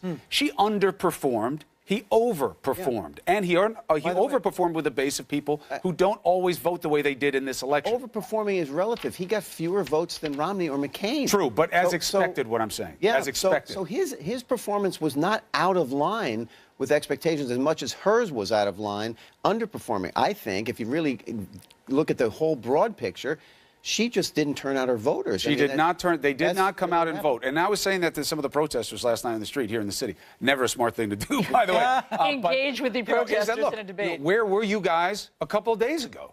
You know what I mean? Minorities did not come out and did not vote for her in the percentages that reflected why Obama was able to use them to get to the White House. Which is, I think, even neither more did women, surprising. neither did college-educated people. And more minorities voted for Donald Trump than was expected. Especially with the Latinos. All of that said, okay, I'm open to soul-searching today, Brian. What should the media soul-searching be today in terms of how we dealt with the last 18 months? The bubble was real, and the bubble was a huge problem. I mean, let's not mince words. This is one of the biggest media failures in many, many years. And I'm not talking about the polling. I'm talking about going into Tuesday night believing that Clinton was almost sure, almost guaranteed 90% to guaranteed win. by a lot and of that's journalists who believed it. It's also Trump and Clinton who believed it. It's the markets that believed it. This is an elite failure on a number of levels, including on the media level. And partly that's wishful thinking. Partly that's an Acela corridor bias, a New York, D.C., Boston bias. Partly it's groupthink.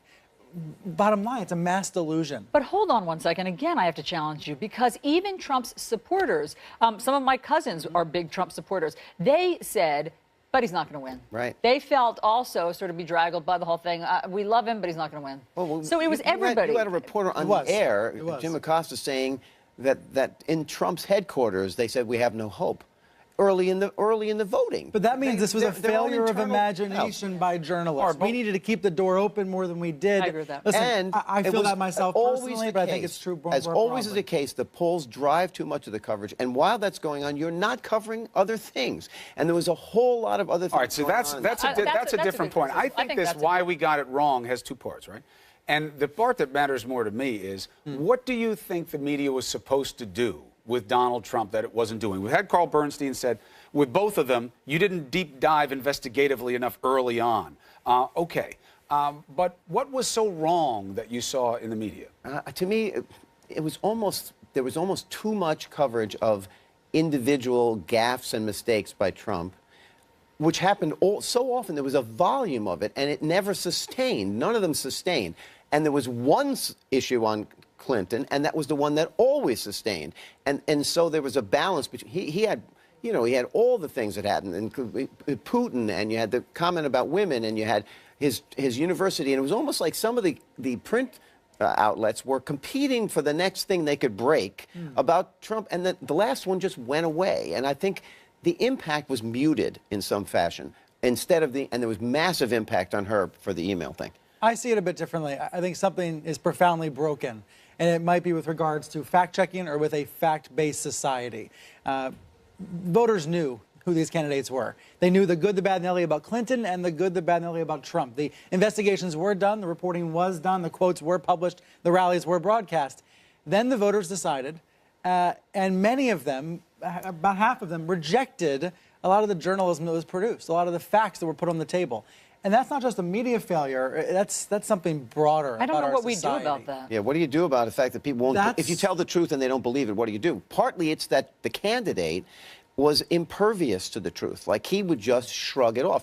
In the past, when a candidate made a mistake, he acknowledged it. He was shamed by it. He tried to get out from under it. Not this guy. He just pushed it aside, and it didn't affect him the same way. This is why I'm a bad guest today, because I don't have answers right now. I think we're just beginning to figure it out. I understand, but we're going to have to figure it out for the next 4 years about what we want our role to be and what it should be and what the public is looking at us for. So we will have that conversation as well. Guys, thank you very much. Protests erupting in cities across the country as Donald Trump takes the first public steps towards the presidency. We have it all covered for you next.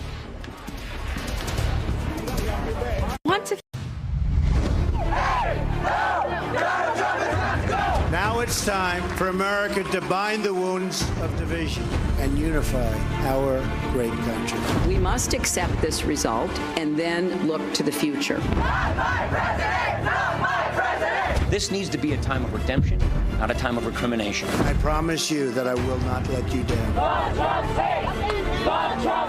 We who believe in freedom will not rest. We're not Democrats first. We're not Republicans first.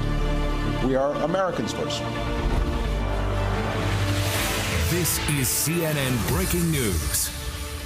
Good morning. Welcome to your new day. It is Thursday, November 10th, 6 o'clock in the East, and we do begin with breaking news. Protests have been on the streets across the country, mostly on Clinton turf, because of Donald Trump's victory. People are blocking freeways, some even setting fires in the middle of the street, others chanting, "Not my president." The country bitterly divided over the outcome. This as Donald Trump heads to Washington this morning to meet with President Obama to begin the transition of power. We have it all covered for you, so let's begin with Deborah Farrick. She is live outside of Trump Tower in New York. How's it looking, Deb? Well, right now it's very, very quiet, Allison, but last night, the speed at which these crowds seemed to grow, the word of this protest spreading on social media, taking place all across the country. Here in New York, it started down at Union Square. Protesters marched against traffic up Fifth Avenue for more than 2 miles, chanting, "Donald Trump is not my president. Hey, hey, ho, ho, Donald Trump has got to go." They were here, they said, protesting what they call Trump's bigoted and racist agenda. But in the crowd, there was a deep, deep sense not only of disappointment, but disbelief.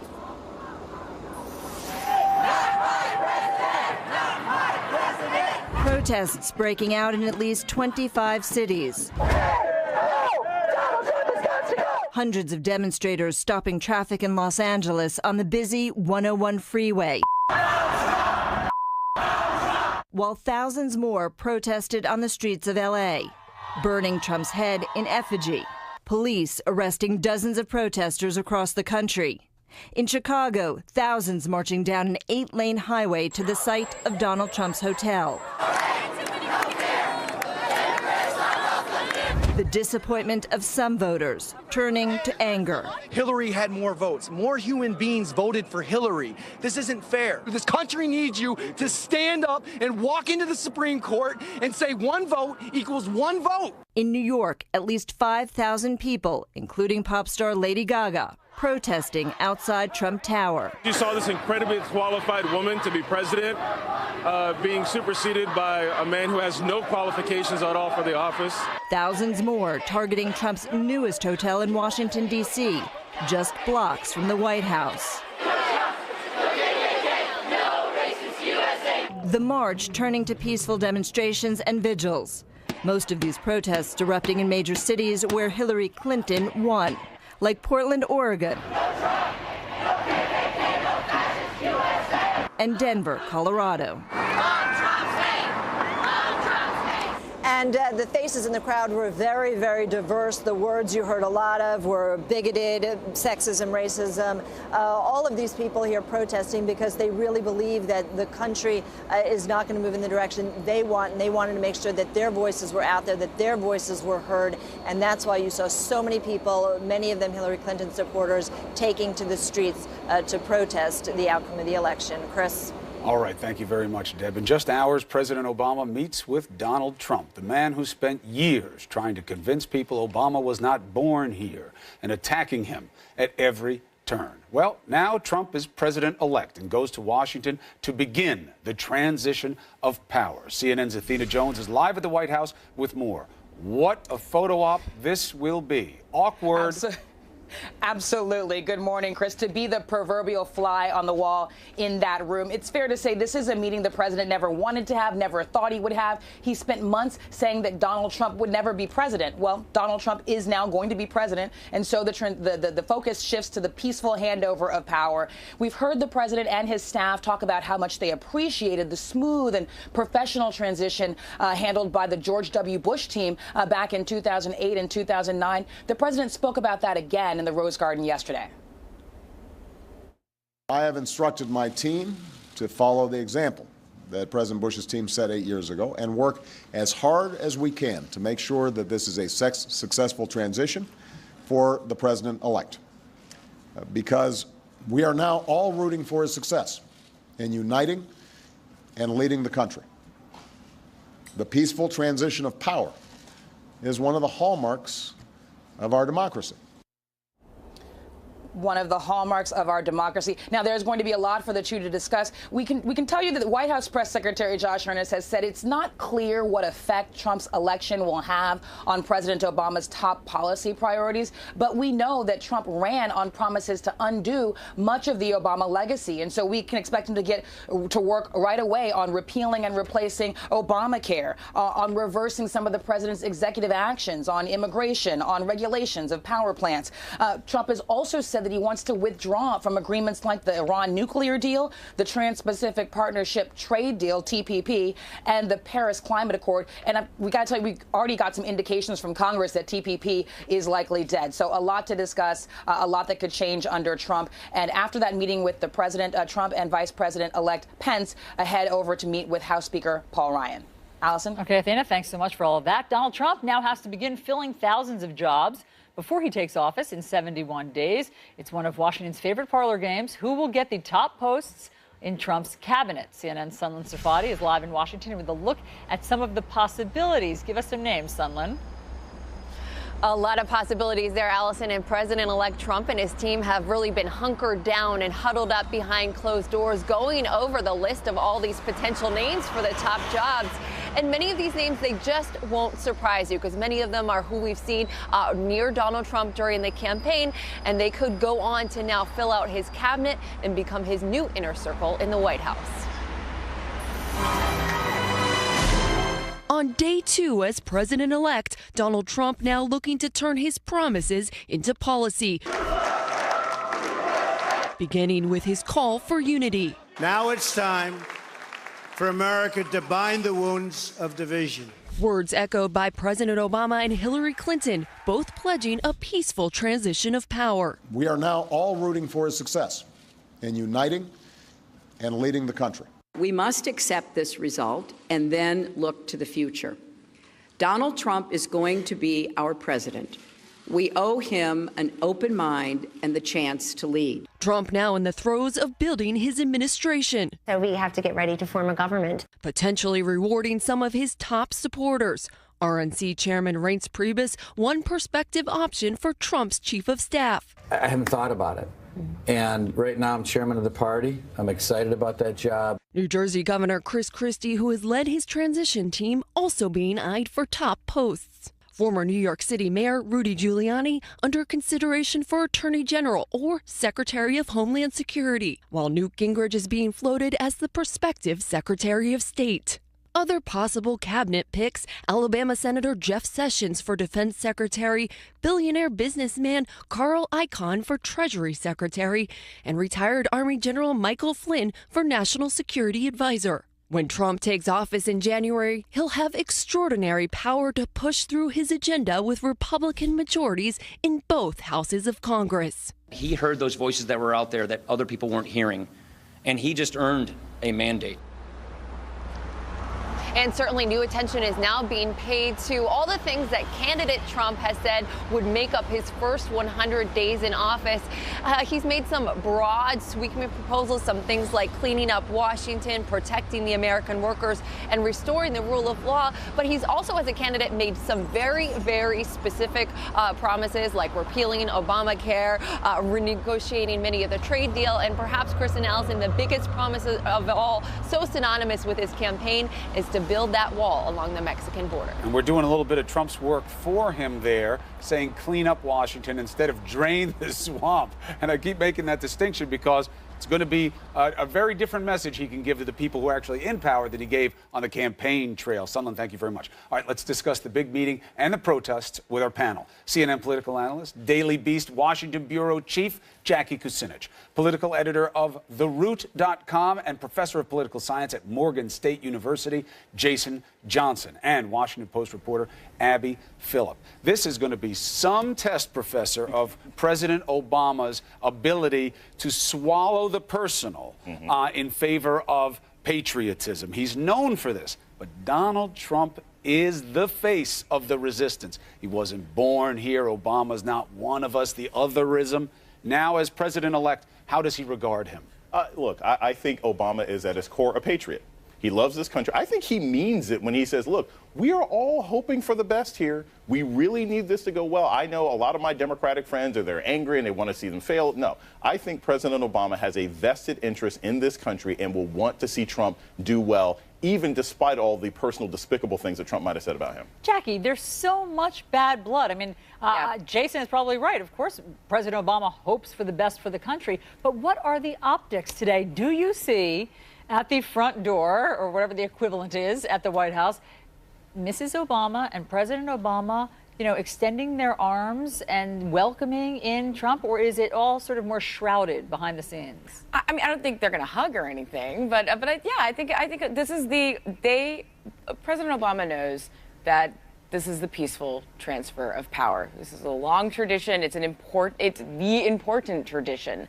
So I think in out in the open, it's going to look a little weird because they don't really like each other. But I think they're going to do their best to, make a good presentation. Behind the scenes, it'll be awkward. But I don't think they're going to start, raging and pointing at each other or anything. Yeah, Abby, how is Washington processing this kind of collective fiction that we're all participating in right now, that Donald Trump may not be who he told us he was every day of this campaign? You got to give him a shot. He won. That's the mandate. But the man versus the mandate, how's it being processed down there? Well, I mean, for a lot of people in this town, this is the very first time they are contemplating this scenario. A couple months ago, talking to folks about the transition, I talked to some people in D.C. who said absolutely no one here is planning for a Donald Trump presidency, except for perhaps Chris Christie. And so now we're going to see what that looks like. And I think for the most part, people are not sure what to believe, because remember, in the primary, Donald Trump would say one thing one day and then another thing the next. So there is no sort of statement of record for Trump on a lot of things that he has said he is going to do, and the main questions will be when he has an opportunity, what will he say about his real priorities in government, and what will those be that other Republicans can also sign up for, because I don't know that many Republicans are really that supportive of many of the policy priorities that Donald Trump has expressed in the campaign. Jason, one last note about this meeting today, because I know that you think that what goes on behind the scenes might be different than the public facade. Right. From what you know about President Obama, do you think that he will take this opportunity for one moment to sort of express his displeasure and what he lived through with all the birtherism stuff that came out of Donald Trump? I think President Obama is perfectly capable of finger wagging. And I think, like I said before, I think it's going to be in the context of, You could do it to me, but I'm telling you, you have a wide, diverse country. If you take this same attitude, it's not going to work. And I'll also say this. In addition to the meeting between President Obama and President-elect Trump, I just wonder what Melania and Michelle is going to be like. Like, that, too, strikes me as a very interesting conversation, because Melania didn't have an active role in this campaign, but she's going to have an active role as First Lady. And it'll be interesting if she is more receptive to advice than her husband. Well, and we know that Melania is a fan of Michelle Obama. Of her writing. You know, and that was one of the problems with that campaign, that they just didn't handle well. That wasn't about Melania wanting a copy of speech. That was about them setting her up to fail. So how is he going to populate this government? This is one of our favorite parlor games. And now a couple of interesting things that come up. Kellyanne Conway, obviously the woman in charge there, she speaks as a political operative. You probably don't see her going on to the governmental side, but other than her, haven't heard any women's names. And you got a piece in the Daily Beast today about a layer of immediate resistance to staffing that they have to deal with. What is it? It's national security and the intelligence community. Kim Dozier and Shane Harris at the Daily Beast wrote this piece, and they have national security and intelligence officials saying that they're not going to work for Donald Trump. Not only that, during the primary and during the general election, you had a lot of these people that are the foremost experts in their field signing public letters saying that he's unfit, he shouldn't be president, and I'm not going to work for him. So he shouldn't be in office to begin with. So they immediately are going to have trouble staffing up some of the most important agencies when it comes to national security and keeping America safe right at the get-go. And perhaps that means they're going to have less experienced people that are filling those positions, but it's going to be interesting to see how they square that. And they're calling people and they're just saying, no, we're not going to work for you. Abby, one note about the protests: there are pockets of protests. These are not nationwide protests. These are places where in Clinton territory. These are in Clinton territory. These are places where also known as big cities, where Hillary Clinton won. And look, everybody wants people to express themselves peacefully, but clearly it's going to take people a while to process what happened on Tuesday. What do you think of what we're seeing in these pockets? Yeah, I think it's letting some of the steam out of the pressure cooker, and I think that it's necessary for people to express themselves and express how they feel about the election. That's actually also part of the democratic process. In addition to going to the ballot box, it's the ability to protest peacefully. So I think all of that is to be expected. I think that the Trump campaign is watching it closely. They're aware that this is a dynamic that is going to exist. And to some extent, if they're smart, and I think we actually saw Donald Trump doing a little bit of this on Tuesday, they recognize that he cannot continue to antagonize the country as president. That is not that is not his mandate as the leader of the free world. And so I wouldn't be surprised to see more steps taken from inside Trump world, contrary to the sort of ethos of his entire campaign, to really do more to ease people's worries and concerns, because those worries are very real in this country. The exit polling shows, over 50% of the country, including a lot of Trump supporters, are scared or anxious about what his presidency would bring. Okay, panel, thank you very much as the sun rises over the Capitol there. In the symbolism of a new day, thank you very much. And also, it's a lesson for these people out on the streets now that democracy is to guarantee a fair result, not necessarily a favorable one. You may not like it. That's part of the process. 50% won't, or half. Yeah. All right, so coming up on New Day, guess who we have? Two of the president-elect's main advisors, Michael Cohen in the 7 o'clock hour and Rudy Giuliani in our 8 o'clock hour. No two better people to ask about what comes next. President-elect Donald Trump promised on the campaign trail to do a lot on day one, let alone in his first 100 days in office. What can he actually get done? How will he govern? We'll look at that next.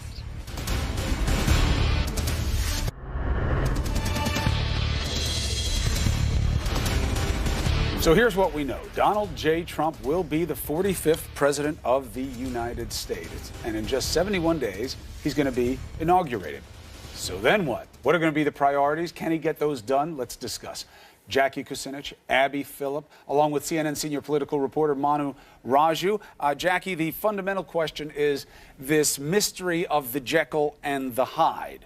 What will he put forward? Will it be the harsh things, whether it's the wall as a policy, or if any of the other manifestations of intolerance, or do you think he starts to try to check the boxes and work on approval rating?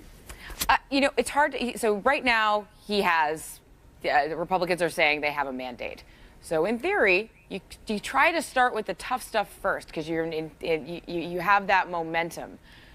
That said, the wall is sort of kind of a non-starter right now in the Congress, and some of his more controversial proposals aren't really going to go anywhere. So it's going to be really interesting to see how he does this. Okay, so Manu, let's talk about the things that the legislative measures that Donald Trump has said that he wants to enact in his first 100 days. Let's put these up. Deliver the biggest tax cut since Ronald Reagan. Tariffs to stop companies from going overseas. Infrastructure investment. End Common Core, promote school choice, repeal and replace Obamacare, child care tax deductions and child care services. We remember that speech that he gave. Build the wall. Create a task force on violent crime, rebuild the military, eliminate the defense sequester. What can he accomplish, Manu? Well, that's a very difficult list to accomplish. He's going to have to settle on maybe one or two things because Congress cannot walk and chew gum at the same time. But repealing Obamacare is certainly doable, and this is why. Because Congress has proven the Republicans can pass a repeal of Obamacare through the budget process that avoids a filibuster in the United States Senate. That means they can pass it with a simple majority of 51 votes, and Republicans will have 52 seats in the Senate. Now, the question is, how do you replace it? That you will actually need 60 votes to replace an Obamacare. If it's repealed, you need a health care law with 60 votes. That means you need to have bipartisan support in the Senate. And that becomes much, much harder. So it will be politically difficult for some to repeal Obamacare and not have a plan to replace it. What happens if you repeal, Manu, and don't you have to replace if you repeal? What happens if you repeal and you don't replace? Well, then I guess you go back to the old system, and then it leads to a lot of other problems. So that's the one thing that Republicans are going to have to weigh exactly how to move forward with the repeal, because, yes, they can pass a repeal. What do you do if you can't replace it? What happens to all the people who have health care coverage now because of the Affordable Care Act? So that is a very tricky thing, one of the many hurdles that the Trump administration will have to overcome as it tries to enact its agenda. Hey, Abby, it's very interesting to hear what leading Democrats have said since Donald Trump's surprise to them victory. Basically, they've said we're all going to come together. We believe in a strong America. We're going to do whatever we can to help President-elect Trump make this a strong America. I mean, it is such a different tone and tenor than what the Republicans said, frankly, when Barack Obama was first elected. And are we to take Democrats at their word, or do we think that revenge will seep in somehow? Yeah, I do think that Democrats are approaching this in a very different way, in part because they saw what happened when Republicans back in early 2009 basically said, our top priority is stopping Barack Obama's agenda, and that led to a sort of this sort of 8-year arc of rancorous politics in this country. So they're approaching it a little bit differently, and in some cases it's because they have to. They're in the minority in the Senate and in the House. They recognize that they are going to have some defections within their ranks, and so they need to come up with ways to work with Republicans on the issues in which maybe in some cases they both collectively oppose Donald Trump's agenda, like, for example, on the infamous wall that both Republican leaders and Democratic leaders are not going to be eager to work with. And, for Trump, Trump wants to work on infrastructure. That's something that Democrats really want. That was a pillar of Hillary Clinton's campaign promises. So I think we can expect to see some areas where they can find common ground. Jackie, Trump is going to want good approval ratings. That's what he's going to want, and he's going to be focused on that in a hyper fashion early on. Bernie Sanders gave you the way forward. He said, you want to work on the things that will help Americans, I'll do it.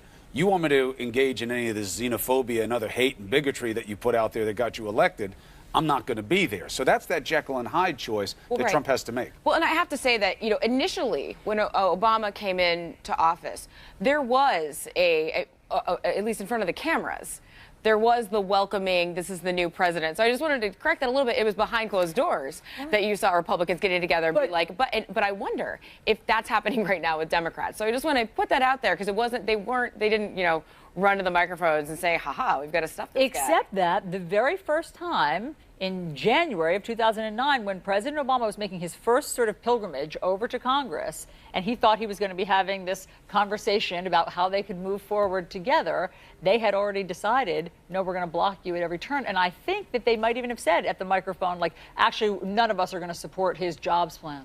Well, but at the same time, President Obama, he had a press conference, he had a meeting with House Republicans. And the first thing he did was call out Paul Ryan, which sort of soured their relationship immediately. So I do think there was a little bit of malpractice on both sides at that time. And so we hope that maybe you won't see that this time. Maybe I'm wishful thinking. No, maybe they fingers learned are from that. crossed. I mean, maybe they learned that, that as Abby was saying, there's 8 years of gridlock or whatever, what was seen as obstruction, that's not what America wants. Don't be what you reject. There you go. Thank you very much. Meanwhile, Donald Trump vowed, of course, to build the border wall and to make Mexico pay for it. So how will leaders work together on that? We have a live report from Mexico for you next.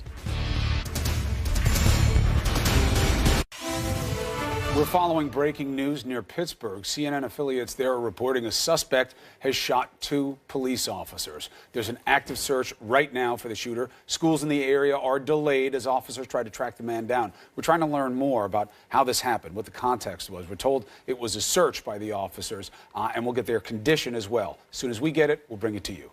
Seattle police are looking for a gunman who opened fire near an anti-Trump protest. 5 people were shot. 2 of them are in critical condition. Police say an argument broke out outside of a 7-Eleven after the gunman started to walk away from the group, then turned around and fired into the crowd.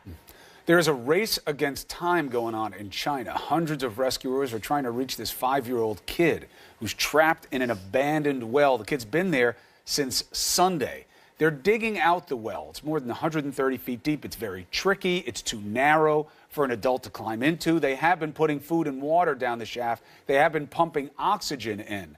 But it is not clear if the boy's alive. Well, the support of white male voters in places like Ohio were the key to Donald Trump's win. So what drew them to Trump? We hear from them next.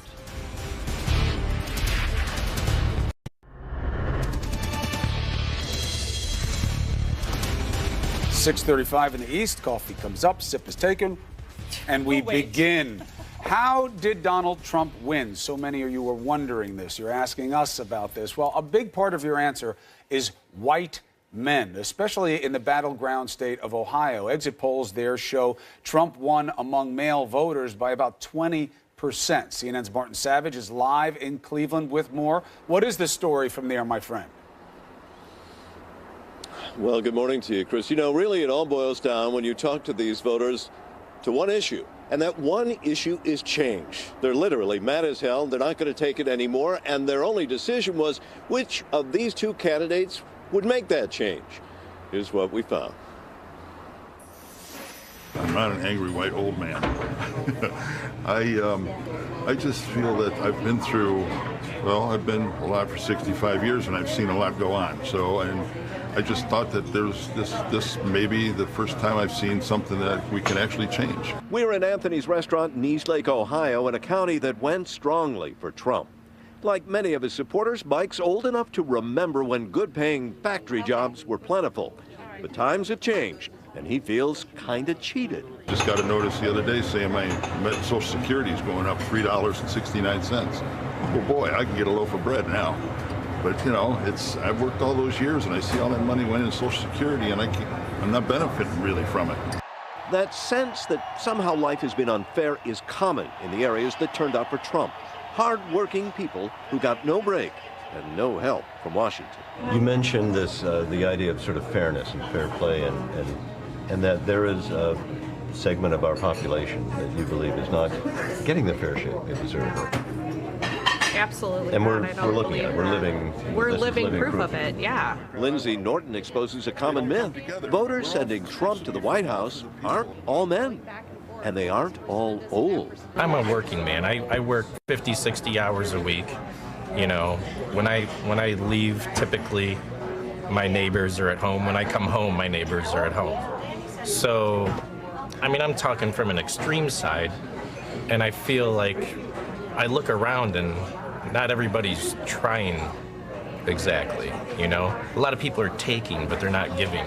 Trump voters were long suffering, and they say often silent. A lot of people are kept quiet about a lot of things.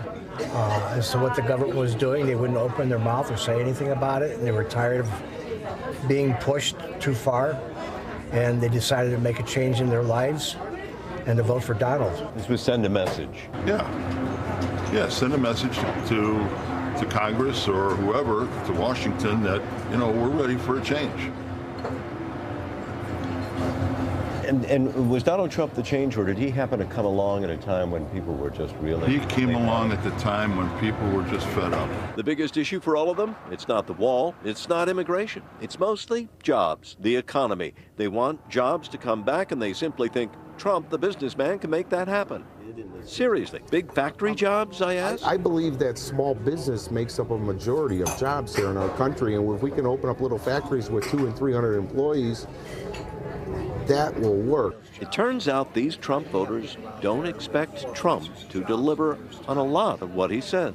As long as he puts forth an effort, I'll be satisfied to move in the right direction of prosperity instead of just giving it away. Anthony has it right, boy. You do have to find a way to foster small business. It has become the major engine of this economy. Let me ask you something, Marty. When you were talking to them about the exit polls and how people got it wrong, what was their take on that? Two things, and they talk about the media. I said, you know, was there something we didn't do right? And they said, well, the problem was you all focused on what the candidates were doing rather than asking what were the voters thinking. Then on top of that, when it came to the polls, I actually talked to one man who said that he had a pollster knock on his door, ask questions. He also got a phone call from a pollster that asked questions, and in both instances, he lied. Why? He simply didn't tell them who he was really voting for. You know, I said, was it malicious intent? Were you purposely trying to steer the polls? He said, no, he wasn't. Part of this goes to the fact that many people didn't want to openly admit they were voting for Trump. The atmosphere for them, they thought was too toxic.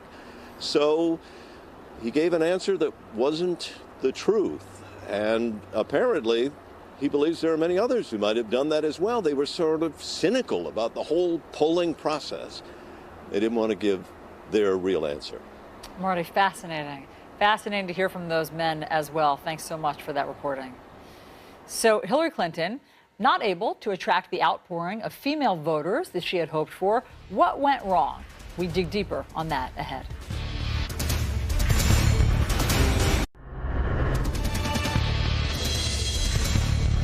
As you might imagine, Mexico is watching very closely what happens now after Donald Trump's unexpected win of the presidency. That country's president calling President-elect Trump and agreeing to meet during the transition to try to find, quote, common ground. But Mexico's foreign minister and its former president are slamming Trump's plan to build a wall, saying they will not pay for it. So it's complicated. CNN's Ed Lavandera is live in Mexico City with more. What have you learned, Ed? Good morning, Allison, from a drizzly Mexico City this morning, where many people still on edge, very much trying to figure out what exactly is going to be the future course in the relationship between the United States and Mexico. Of course, Donald Trump talking about building the wall, tearing up the NAFTA trade agreement, and those sorts of things, which has a lot of people here on edge. In fact, it has been so tumultuous here that banking and finance officials had to come out yesterday morning to reassure the Mexican citizens that the election of Donald Trump would not spell a disaster or bring a hurricane, as one official described it, to the Mexican economy, which many people here are worried about. The value of the Mexican peso in the just immediate after hours when Donald Trump was elected president fluctuated wildly. By late yesterday, it had settled a little bit, but still down. So there is a great deal of concern about what the future relationship between the U.S. and Mexico will do to the economy here. Chris? All right, Ed, thank you very much. Appreciate the reporting, as always. So, back up here in the Northeast, a cold wind is blowing, and December-like temperatures are going to take us into a tumble this weekend. Jennifer Gray has your forecast. Why are you doing this to the end of my fishing season? Although we did kill it on the Bass Blitz last weekend. See, you got it. You were giving me trouble last week, but you finally found the fish this week. Good for you. Yeah, you are going to start to feel a little bit more like the holidays in the Northeast. This weather report is brought to you by Humana. At Humana, we think great things are ahead of you when your health is ready for them. So let's get to it. Chris is right. Those temperatures are on the chilly side this morning, but tomorrow morning you'll be even colder. New York City, 41 degrees right now. Boston at 39. Portland at 29 degrees. That cooler air is really going to usher in as we go through the next 24 hours or so. So by tomorrow morning, a lot of these cities will be in the 30s. In fact, New York has only had 2 mornings in the 30s. These temperatures will be even colder. In fact, D.C. could see their first freeze of the season. And so temperatures are going to stay in the 30s. New York, Boston as well, and high temperatures are going to be right around where they should be. Finally, Allison. That looks horrible. Thanks so much, Jennifer. I appreciate it. Hillary Clinton making a powerful concession speech with a message for women. And to all the little girls who are watching this, never doubt that you are valuable and powerful. What does Clinton's loss say about the future of women's leadership? We break that down next.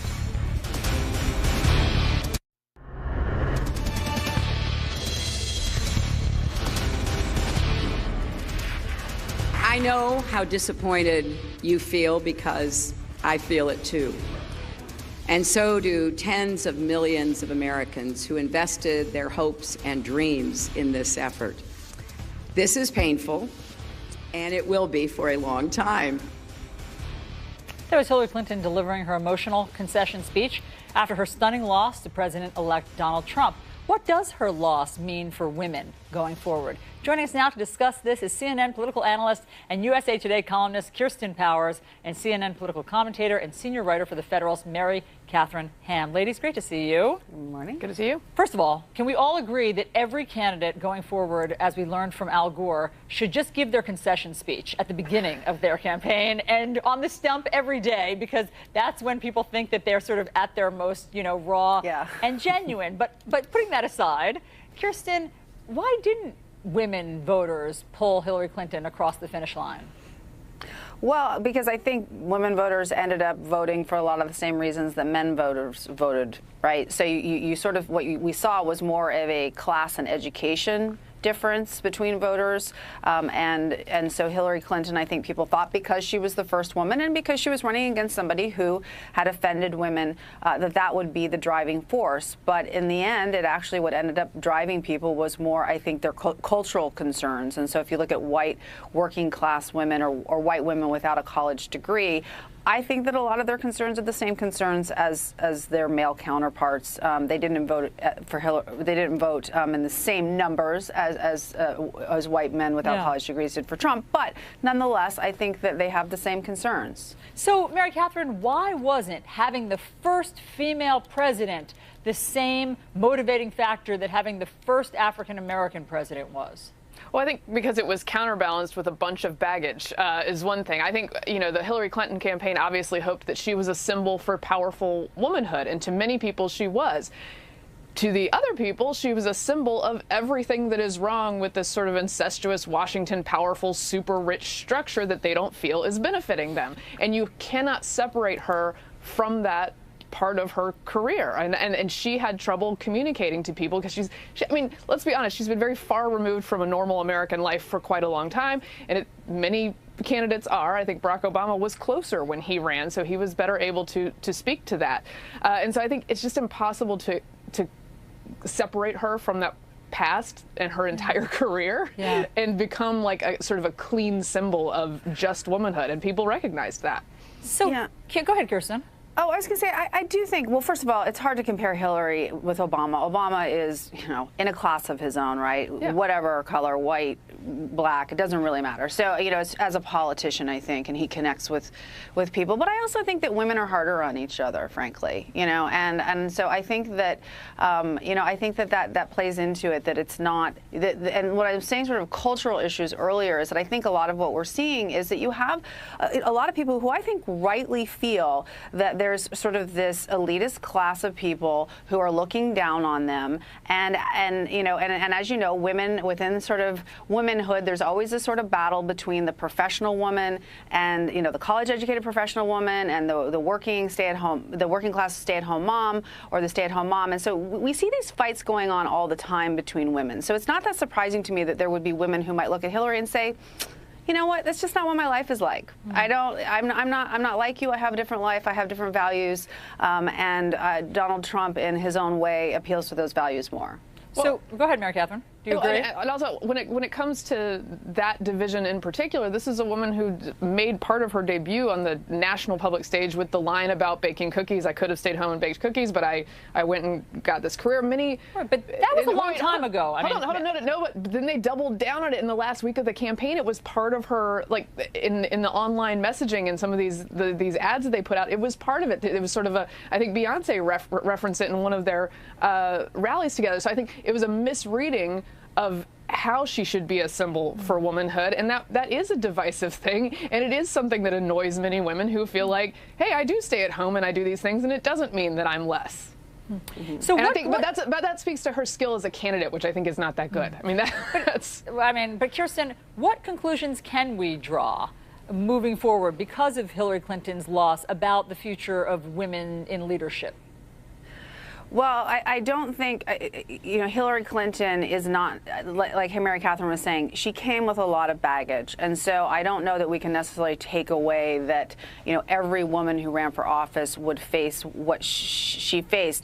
I have said before, however, that I think we have a double standard where we are willing to accept a male candidate who has no government experience, who isn't interested in policy, who doesn't prepare for debates, and I don't think we would do that for a woman. So I do think we need to reflect a little bit on that. I'm not saying we should do it for a woman. I'm just saying that I don't think we should have a double standard, for men and women. But Hillary Clinton is a really unique candidate, and I think she brought a lot of things with her that very few other candidates would have, male or female. Do you agree with the double standard theory, Mary Catherine?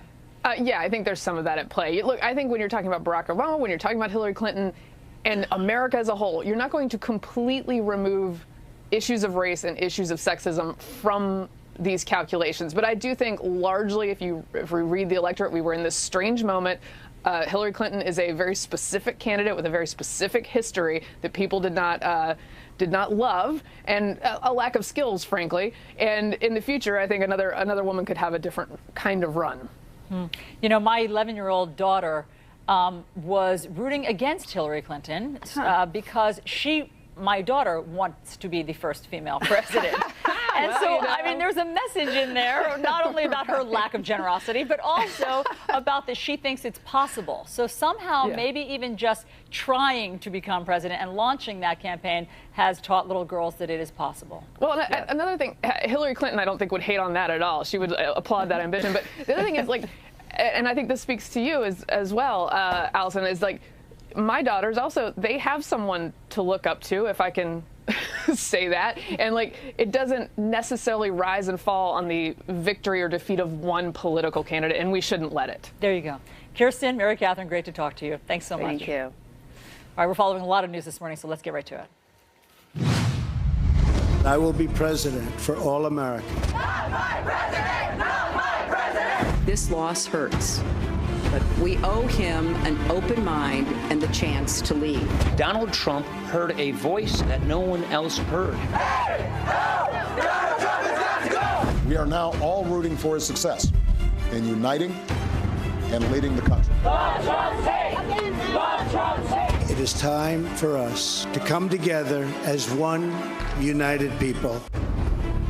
This is New Day with Chris Cuomo and Allison Camerata.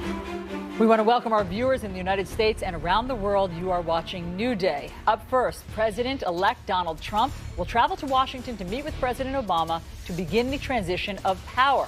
The Oval Office meeting at the White House is sure to be awkward, given the bad blood between these two men. Both are calling on people to unite around this contentious election. All right, but we're seeing a very different picture playing out in cities across the country, largely in big cities. Clinton turf protests like what's on your screen right now. This is actually a good example. This is just blocking a highway. We saw worse examples. There was pockets of problems, people chanting, "Not my president." Hopefully temporary blowing off of steam or proof of a larger movement at hand. Let's begin our coverage with CNN's Athena Jones live at the White House. Athena.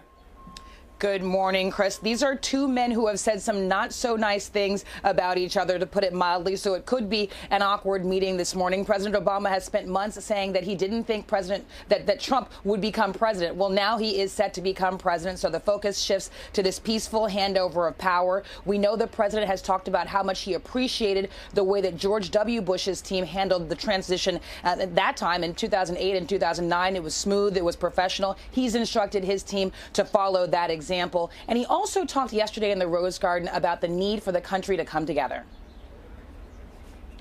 Now, everybody is sad when their side loses an election. But the day after, we have to remember that we're actually all on one team. This is an intramural scrimmage.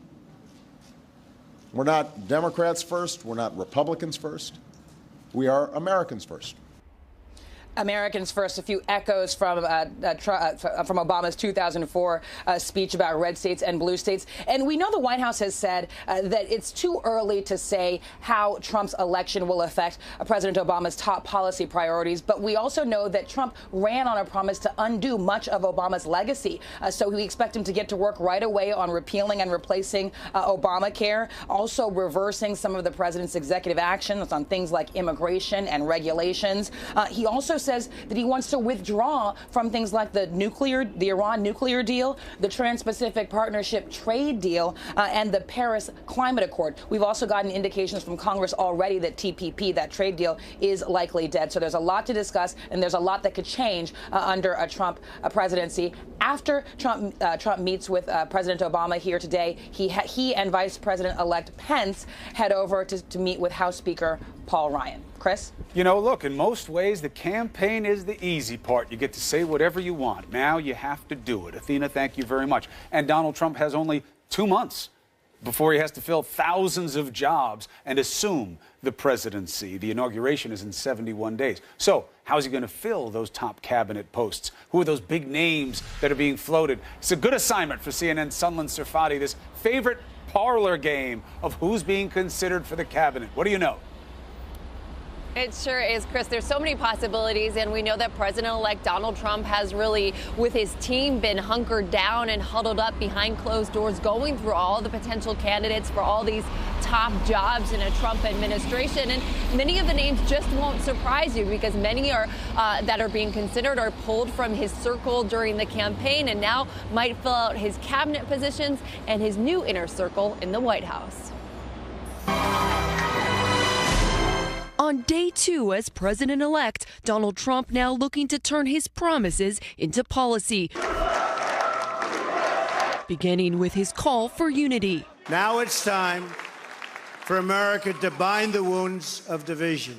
Words echoed by President Obama and Hillary Clinton, both pledging a peaceful transition of power. We are now all rooting for his success in uniting and leading the country. We must accept this result and then look to the future. Donald Trump is going to be our president. We owe him an open mind and the chance to lead. Trump now in the throes of building his administration. So we have to get ready to form a government. Potentially rewarding some of his top supporters. RNC Chairman Reince Priebus, one prospective option for Trump's chief of staff. I haven't thought about it. And right now I'm chairman of the party. I'm excited about that job. New Jersey Governor Chris Christie, who has led his transition team, also being eyed for top posts. Former New York City Mayor Rudy Giuliani under consideration for Attorney General or Secretary of Homeland Security, while Newt Gingrich is being floated as the prospective Secretary of State. Other possible cabinet picks: Alabama Senator Jeff Sessions for Defense Secretary, billionaire businessman Carl Icahn for Treasury Secretary, and retired Army General Michael Flynn for National Security Advisor. When Trump takes office in January, he'll have extraordinary power to push through his agenda with Republican majorities in both houses of Congress. He heard those voices that were out there that other people weren't hearing, and he just earned a mandate.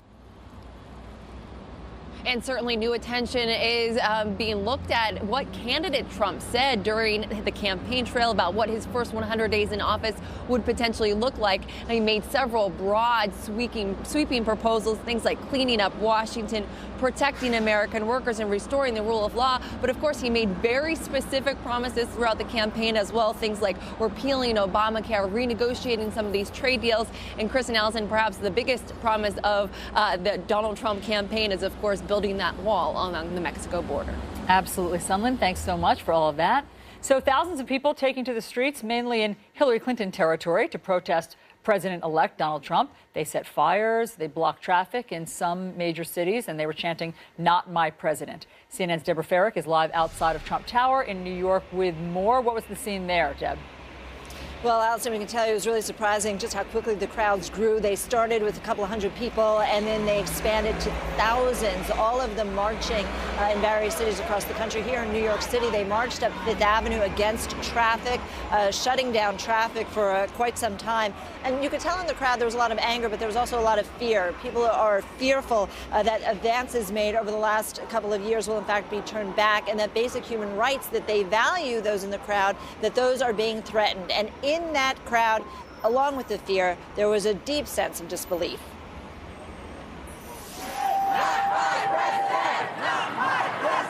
Protests breaking out in at least 25 cities. Hundreds of demonstrators stopping traffic in Los Angeles on the busy 101 freeway, while thousands more protested on the streets of LA, burning Trump's head in effigy. Police arresting dozens of protesters across the country. In Chicago, thousands marching down an 8-lane highway to the site of Donald Trump's hotel. The disappointment of some voters turning to anger. Hillary had more votes. More human beings voted for Hillary. This isn't fair. This country needs you to stand up and walk into the Supreme Court and say one vote equals one vote. In New York, at least 5,000 people, including pop star Lady Gaga, protesting outside Trump Tower. You saw this incredibly qualified woman to be president being superseded by a man who has no qualifications at all for the office. Thousands more targeting Trump's newest hotel in Washington, D.C., just blocks from the White House. The march turning to peaceful demonstrations and vigils. Most of these protests erupting in major cities where Hillary Clinton won, like Portland, Oregon, and Denver, Colorado. And along with chants of "Not my president" and "Dump Trump," there was "Hey, hey, ho, ho, Donald Trump has got to go." Speaking to those in the crowd, you heard a lot of comments being made, people disagreeing with Trump's views on women, on immigrants, on minorities, and most especially the sort of hateful rhetoric that characterized this whole campaign season. Allison, Chris.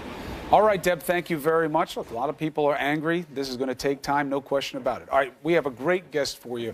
No better person to get perspective on what's going on with Donald Trump than Michael Cohen, Executive Vice President of the Trump Organization, Special Counsel to Donald Trump. Maybe there'll be a new title soon. We'll discuss that later in the interview because you'll probably duck it. Congratulations to you. Thank you. It's good to have you here. Good luck going forward. You'll remember the very first interview that I did on CNN with you. You said to me when there were 17 individuals on the stage, where do you think Donald Trump is going to fare out at the end of the day? And I said, not only is he going to win the primary, you'll remember I said, he's going to win the election as well. And I just felt that confident at the time that he's the right man for the time. And something you've been consistent with, and I also think is a little bit of an explanation for some of the trouble you get yourself into, is your passion about who Trump really is. Full disclosure, most of the time Michael calls me, it is to correct an assertion that you believe is an unfair portrayal as Trump because of your knowledge of him as a person, not politician. So, for instance, we're now facing this question about Trump. Which Trump do you get? Some suggest it's a Jekyll and Hyde. Is he the guy who's going to say, I'll get business back to work, I'm going to be there for you, whatever you need, I'll figure out how to get it, that's what I do?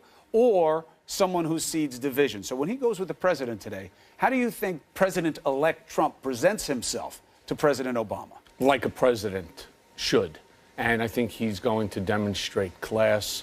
He's going to be incredibly respectful, as I'm sure President Obama will be. And I actually believe in the future that they will have a better relationship than people believe. You got a lot of friends. Not all of them are Trump supporters. When people say to you... I've lost a lot of friends. Well, look, this is an ugly process. You know that. But when he comes out as president-elect, he says, enough, time to heal, bind the wounds. I have to be president for everybody. That's what you want to hear from a president. The trick here is that Donald Trump is blamed by many for creating those wounds, enhancing that division. So which is it? What's your answer?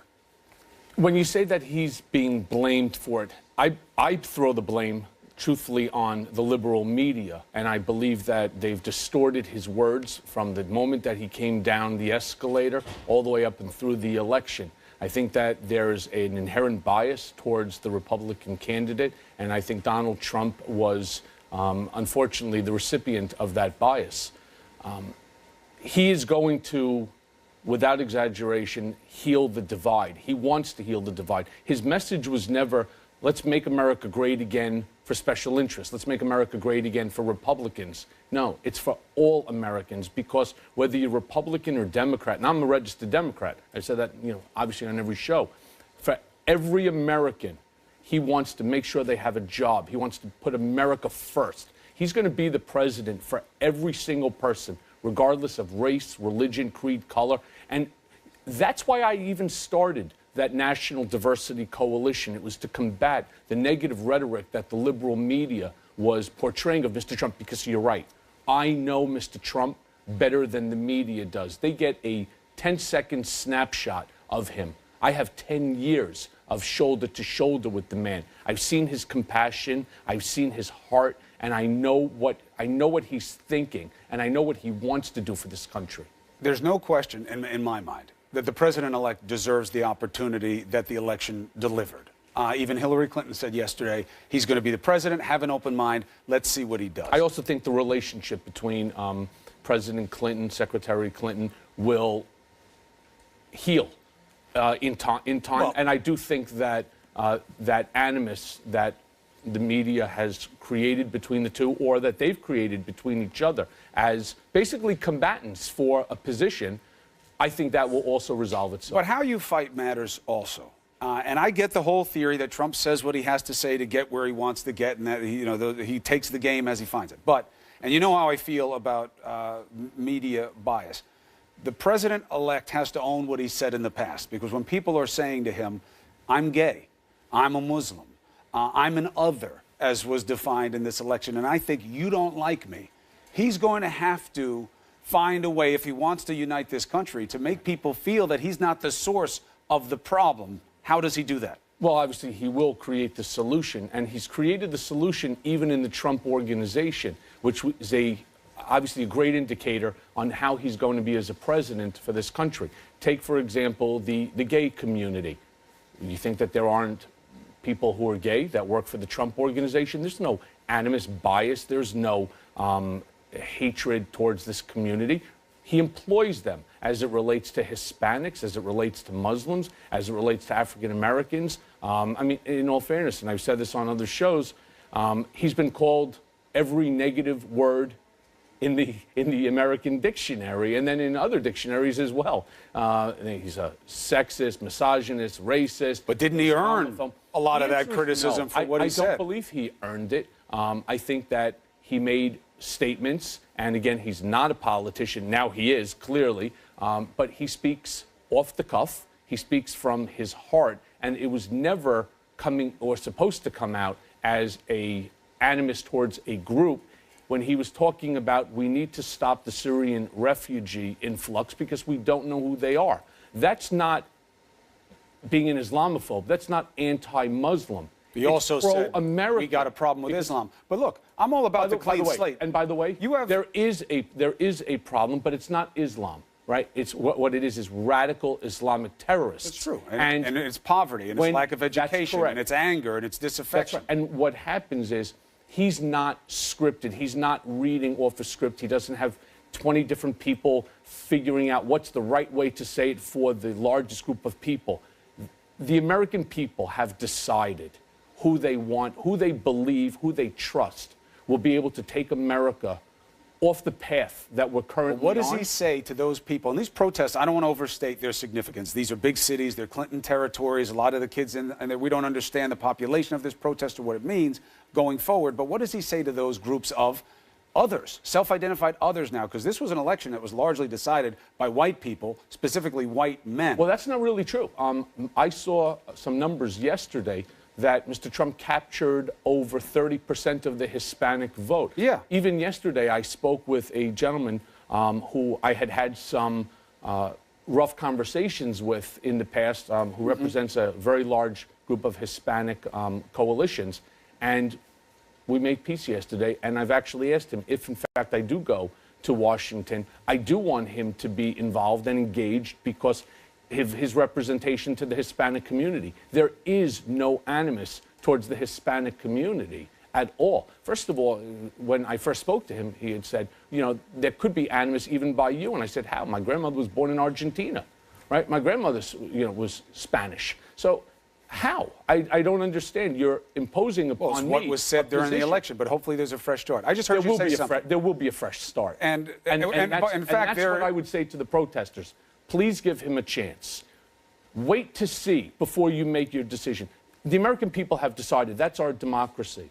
What are you protesting? It just doesn't make sense. Let him be the man that I know that he can be, and he'll prove himself to the world. He's won that chance. He deserves it. Let's see what happens. Now, you just said something. If I go to Washington, we're trying to figure out who's going to go. I haven't been asked. You haven't been asked? Oh. How have you not? That can't I be don't know. True. You would be the first person that he would want by his side. Chris, well, I agree with that. I have not been asked. And if you know I don't asked, lie. You'd be on the political side, not the governmental side, right? It would depend on the role that they're asking me to play. It has to be a role that I feel comfortable with. Is there a chance that he'll ask me to go to Washington? Oh, there's absolutely a chance he's going to ask you to go. I certainly would hope you so. go? 100%. Then who runs the company?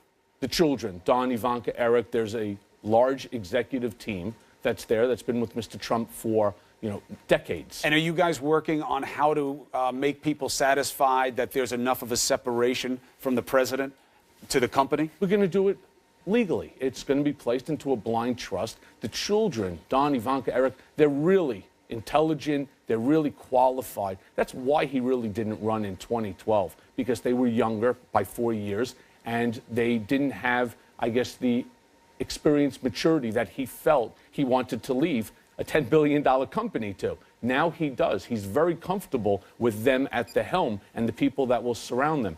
So will we be able to appease everybody? The answer is no. No matter what the man does, he can't appease everybody.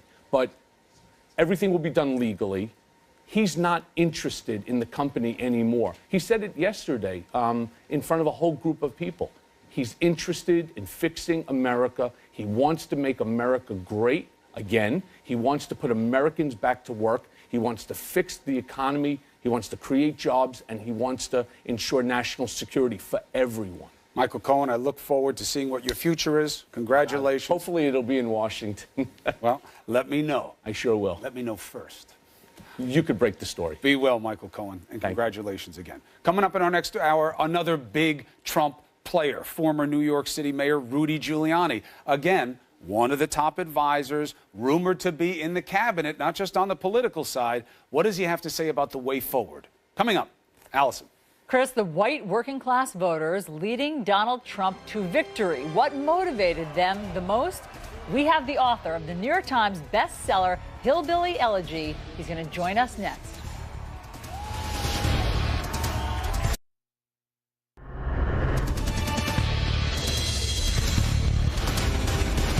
The politicians have proven, folks, they do nothing.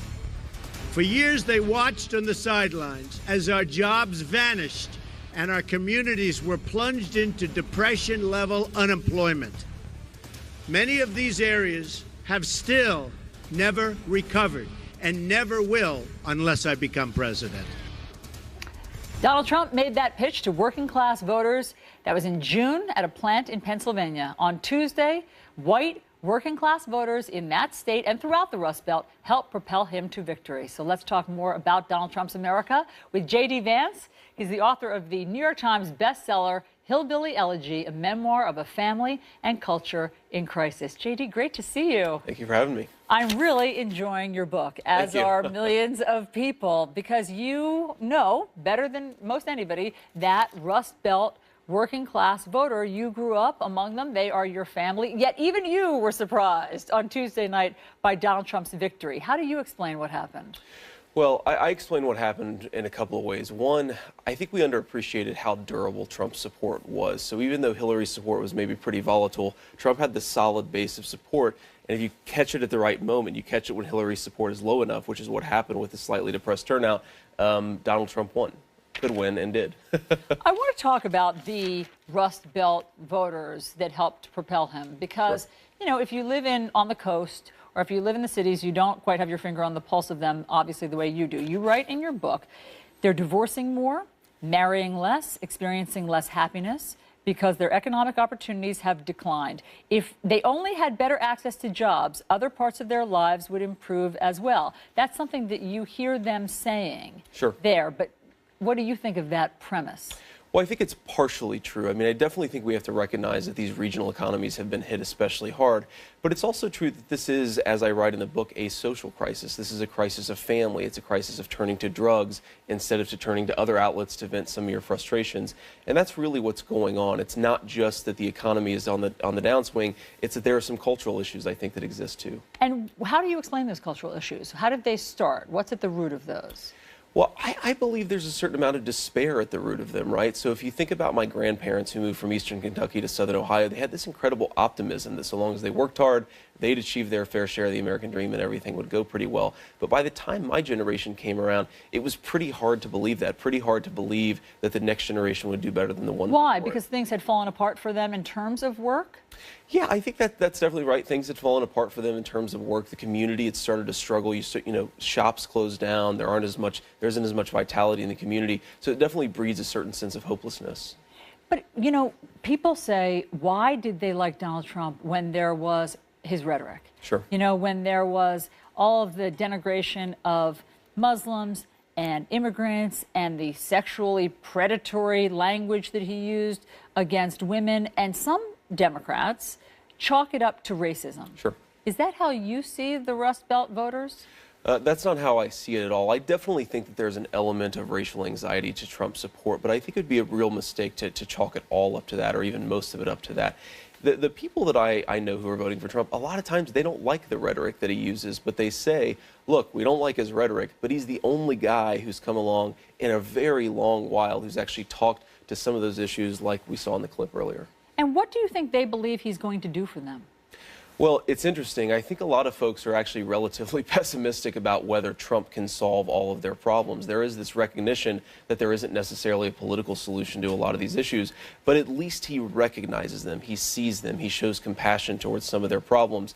And I think people had a pretty low bar that Trump had to clear. They were already so distressed about the process that Trump just had to see them. But isn't that empowering? I mean, that is fascinating because regardless of whether or not he solves the problem, the fact that they had a voice in this election and that he heard them and saw them is empowering and healing. Yeah, that's definitely right, and it's vindicating in this moment, right? Because so many people said that he was out, so many people said he had a chance, and a lot of these folks stuck by their man. They refused to listen to the so-called mainstream media, and look what happened. You know, one thing that I heard Republicans say a lot in the last 8 years and before was the concept of personal responsibility. You know, for people certainly in the inner cities, people on welfare, what about their personal responsibility? Why don't they work harder to take care of their children? But now, with this swath of unemployed or angry Rust Belt former coal miners say, or that group of white workers. You don't hear Republicans saying that as much. Like, you don't hear them say pull themselves up by their bootstraps. You hear them saying they have an actual beef. They're angry. We need to pay attention to them. What do you think that shift is? Well, I think the shift is a mistake because, you know, I'm a conservative guy, and I think that we can recognize that life can be unfair to a certain group of people, but also say we have some role of personal agency in solving our life's problems. It's difficult to strike that balance, to recognize that the regional economy can be hit hard, but on the other hand, that you still have some role in improving your circumstances. So I think the Republican Party hopefully will get back to some of that rhetoric of personal responsibility because it affects the culture and it affects how people interact with their lives and their neighborhoods. But what do you think the answer is for the people that you know so well in the mountains of Kentucky and elsewhere? I mean, what, you know, since there is so much rampant drug abuse and families falling apart, what's the solution? Well, there isn't an easy solution. I don't think that there is a simple government program that's going to make everything go away. I definitely think we should focus on building better pipelines to the middle class, better education policies, and so forth. We would definitely help if we brought some good jobs back to these areas or created new jobs in new sectors, because I think there's a lot more promise in that. But I don't think that this problem is going to go away. In 20 years, I think progress is that things have gotten slowly better, not that things have completely turned around. Well, the book again is Hillbilly Elegy. It is just great to get a sense of what's going on in large swaths of the country there that did turn out for Donald Trump. Thanks so much, JD. Great to meet you. Yeah, thanks for having me. Let's get over to Chris. All right, Donald Trump about to get presidential-level intelligence briefings, but after Trump's intense criticism of the military, including calling the battle for Mosul a disaster, is he going to have to win over that community? A live report next.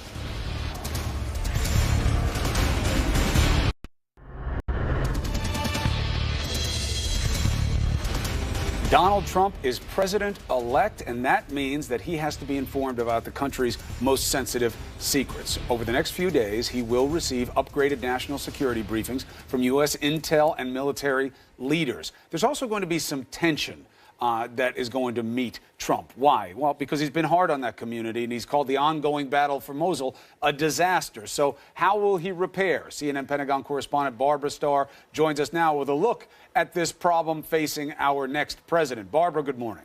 Good morning, Chris. Well, Donald Trump and Mike Pence are about to learn what the generals and the intelligence community already know. The world is a very tough place. Now, as president-elect, he will begin getting those upgraded intelligence briefings. Some call them the crown jewels. These will be daily briefings, the same that President Obama and Vice President Biden get, the most secret, the most classified intelligence, overnight threats, covert operations, all of it. They will now have access to all of it. I've talked to people who've been involved in some of these briefings, and they say a new president-elect, after they get these types of briefings, usually very sobering. They learn what they are facing. What is Donald Trump facing? He comes to office as the fight for Mosul, the fight to get ISIS out of Raqqa in Syria, will be well underway. A big question, will President Obama put more troops into that fight before Trump takes office?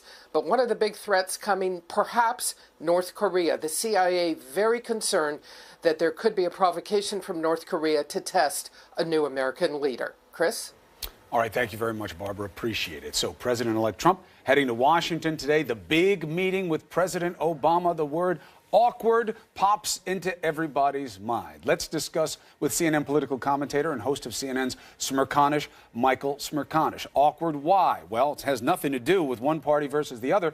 This is the man who tried to prove that President Obama was an other, not born here, not legitimate, part of the ugliness towards our first African-American president. Now he is president himself. What do you make of it?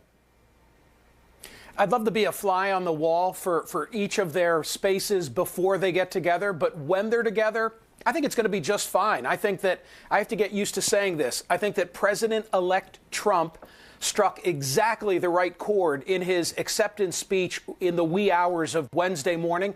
And by the way, I thought that Secretary Clinton handled herself admirably yesterday. So our leaders are saying and doing all the right things. It's time to put this result behind us and to oversee a smooth transition of power. And I have great faith in President Obama and in Donald Trump in being able to pull that off today.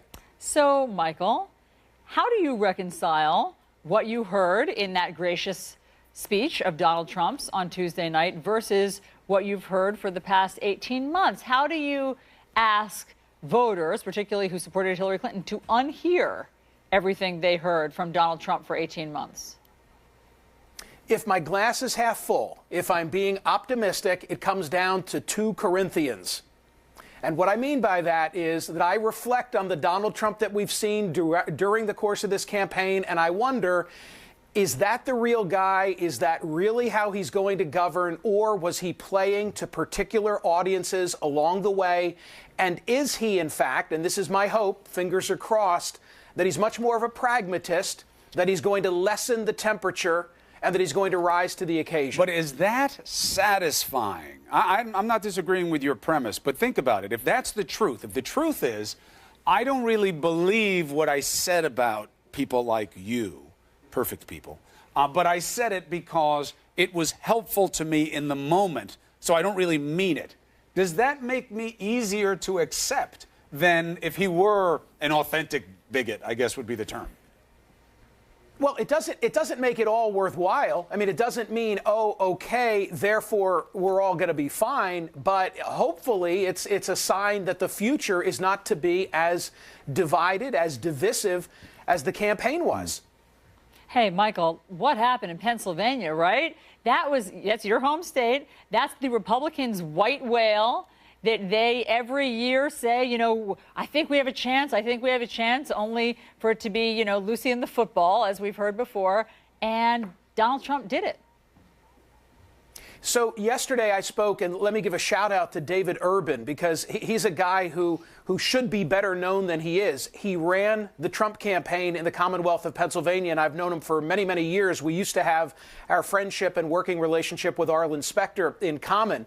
And something that I pointed out to him that he didn't disagree with is that on any other election day, the turnout model for Secretary Clinton would have been enough. The margin that she got out of the city of Philadelphia and out of those well-discussed Philadelphia suburbs should have been sufficient to carry the state.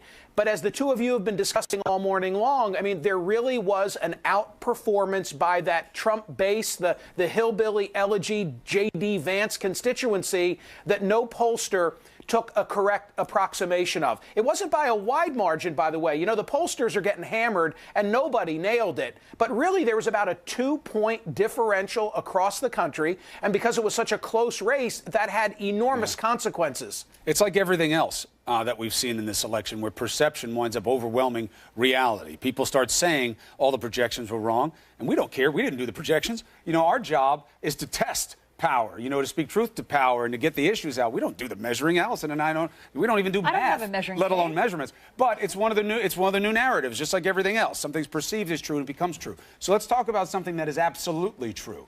You have the next president-elect won the Electoral College the way they need to qualify, did not win the popular vote. This disconnect we saw 16 years ago in 2000, that was caught up in a different mishigas of what happened in Florida.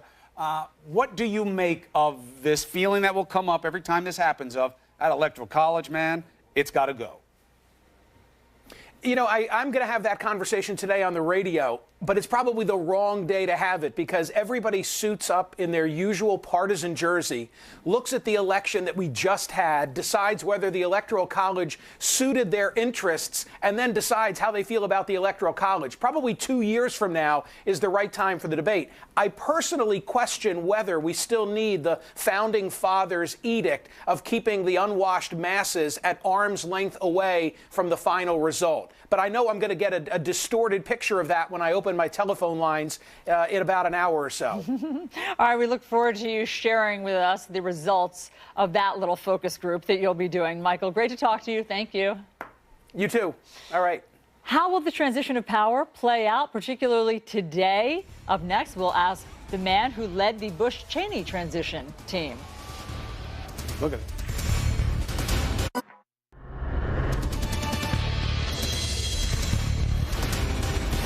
In just hours, President Obama will welcome President-elect Donald Trump to the White House. How does the transfer of power work? What will happen today? Here to discuss is Clay Johnson. He was the executive director of the Bush-Cheney transition team when they took office, when they took office in 2000. Is that right, Mr. Johnson? That's correct. Okay, so tell me about that. Before we get to what will happen today, tell me about that moment, what that transfer of power that day was like. Well, the transition of power began, official transition of power began on December 13th, not Election Day, when the election was decided. And so it was a very unusual time. We had the transition about half the normal length. And so the outgoing administration had half the time they normally have to pass the baton to the new administration, and we had half the time that's normally available to accept the baton and run with it. It was a very unusual time.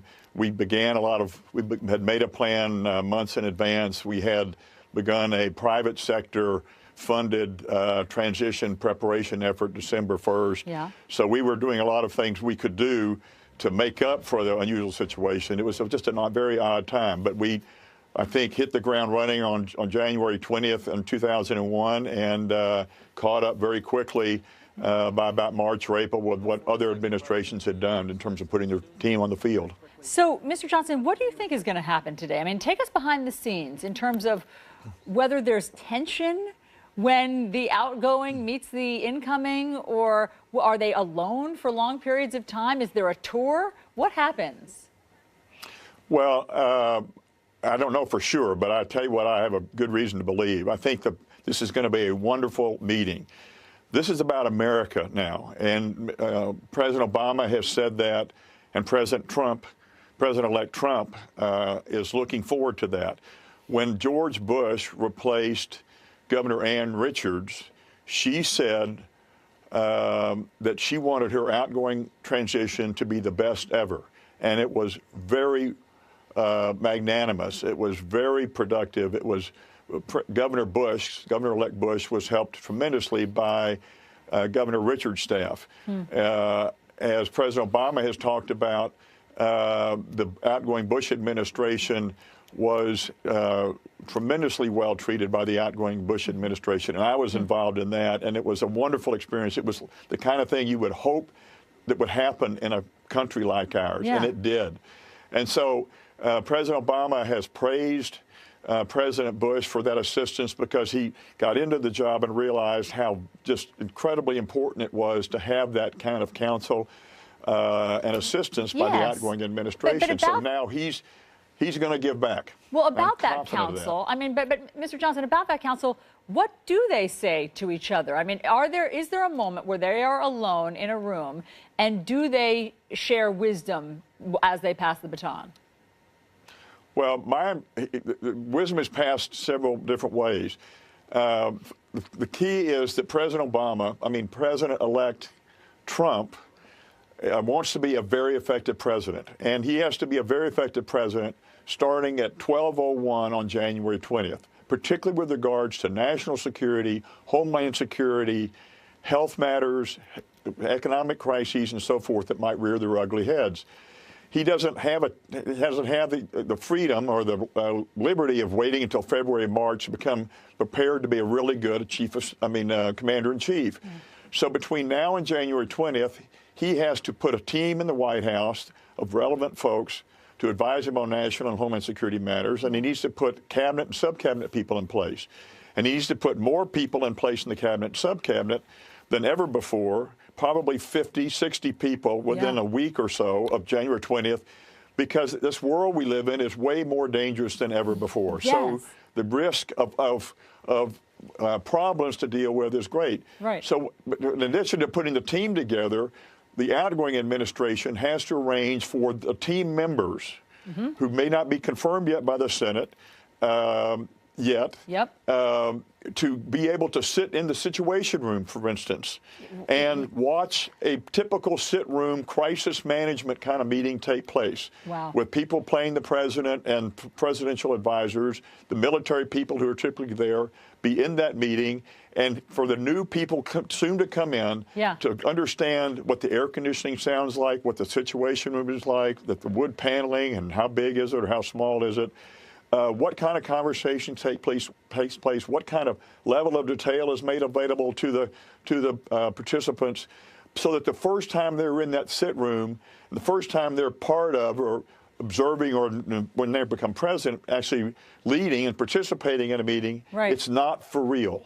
Wow. And the outgoing administration is critical to making that happen. And I know the Bush people made that happen for Obama, and I have every confidence that Obama is going to make that happen for President-elect Trump. This is serious stuff, and you're right. The world moves so quickly now. It has to happen quickly. Clay Johnson, thank you very much. Great to have you here on New Day. Let's get to Chris. That was interesting.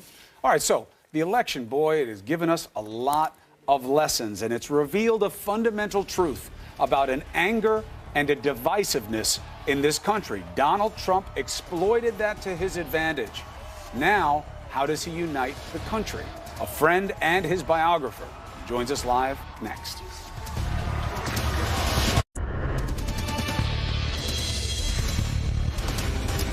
So, President-elect Donald Trump is preparing to meet with President Obama at the White House this morning. Many are wondering, is he going to maintain his conciliatory tone and message of unity?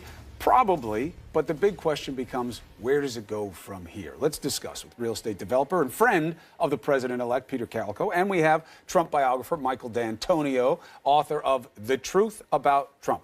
Gentlemen, thank you for being with us this morning. Peter, congratulations to you as friend of. Let me ask you a fundamental question that the president-elect is dealing with right now. Which is he?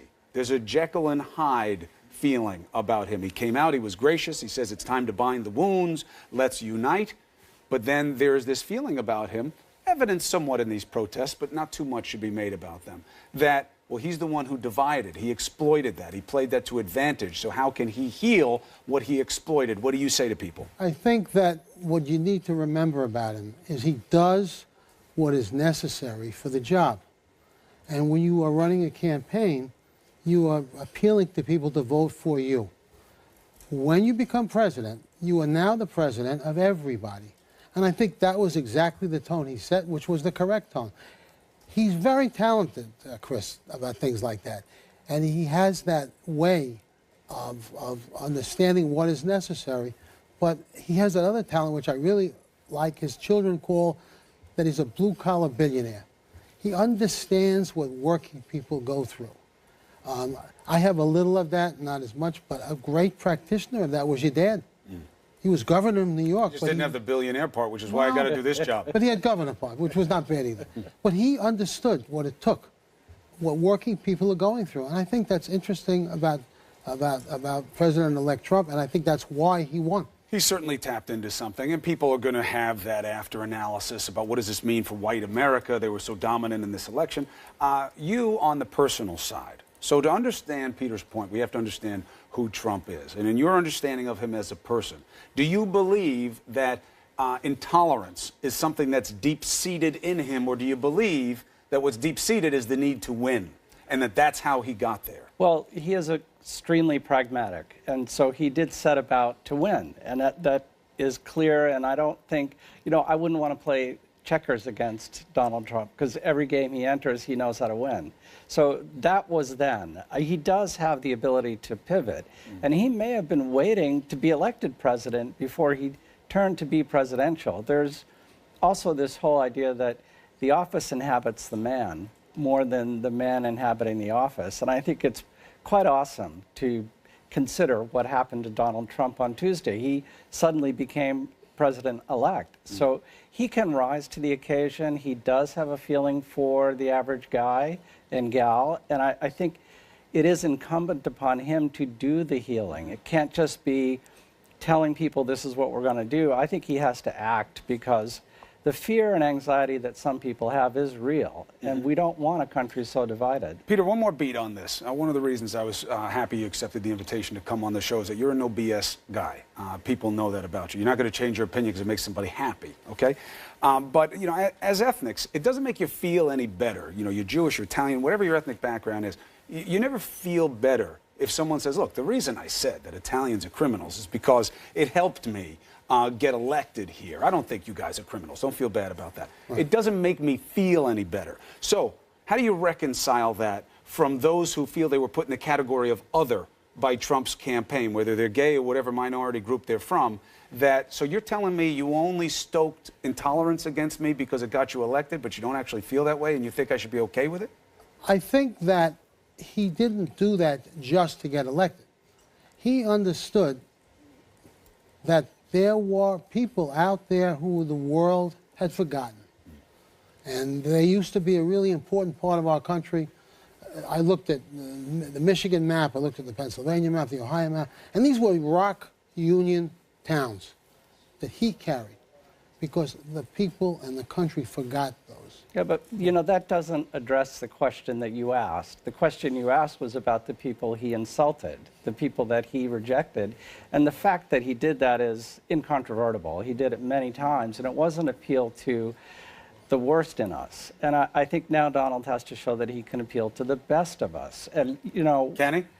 I think it's in him. I really do think it's in him. I hope that he has people that help him to do that. I think that a lot of his campaign surrogates were just as mean-spirited, and they're going to have to show that they have this other side of them, too. They're complete human beings, so let's pray that that's what comes out. But let me Go ahead, Peter, please. The main driving force that he's had since I know him, and that's a long time, he likes to win. He doesn't like to lose. And when he becomes president, he will want America to win, and that's all Americans. Because if America wins, that plays into his being of being a winner.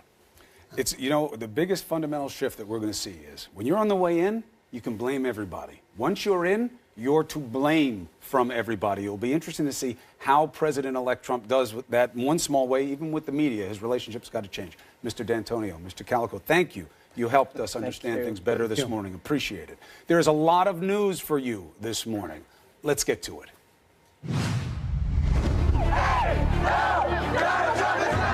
Now it's time for America to bind the wounds of division and unify our great country. We must accept this result and then look to the future. Not my president! Not my president! This needs to be a time of redemption, not a time of recrimination. I promise you that I will not let you down. God Trump safe! God Trump safe! We who believe in freedom will not rest. We're not Democrats first. We're not Republicans first. We are Americans first. This is New Day with Chris Cuomo and Allison Cameron. Welcome to our viewers in the United States and around the world. This is New Day, and up first, President-elect Donald Trump is going to Washington to meet with President Obama. This is part of the formal transitioning of power. The Oval Office meeting at the White House is going to be awkward with a capital A. Why? Because Trump is not only a critic of President Obama, he's the guy who tried to prove that Obama wasn't born here. So we're hearing about unity, but we're seeing a different picture in some cities. Protesters taking to the streets, some blocking highways, as you can see, others setting fires and chanting, quote, "Not my president." We have it all covered for you, so let's begin with CNN's Athena Jones. She is live at the White House. Hi, Athena.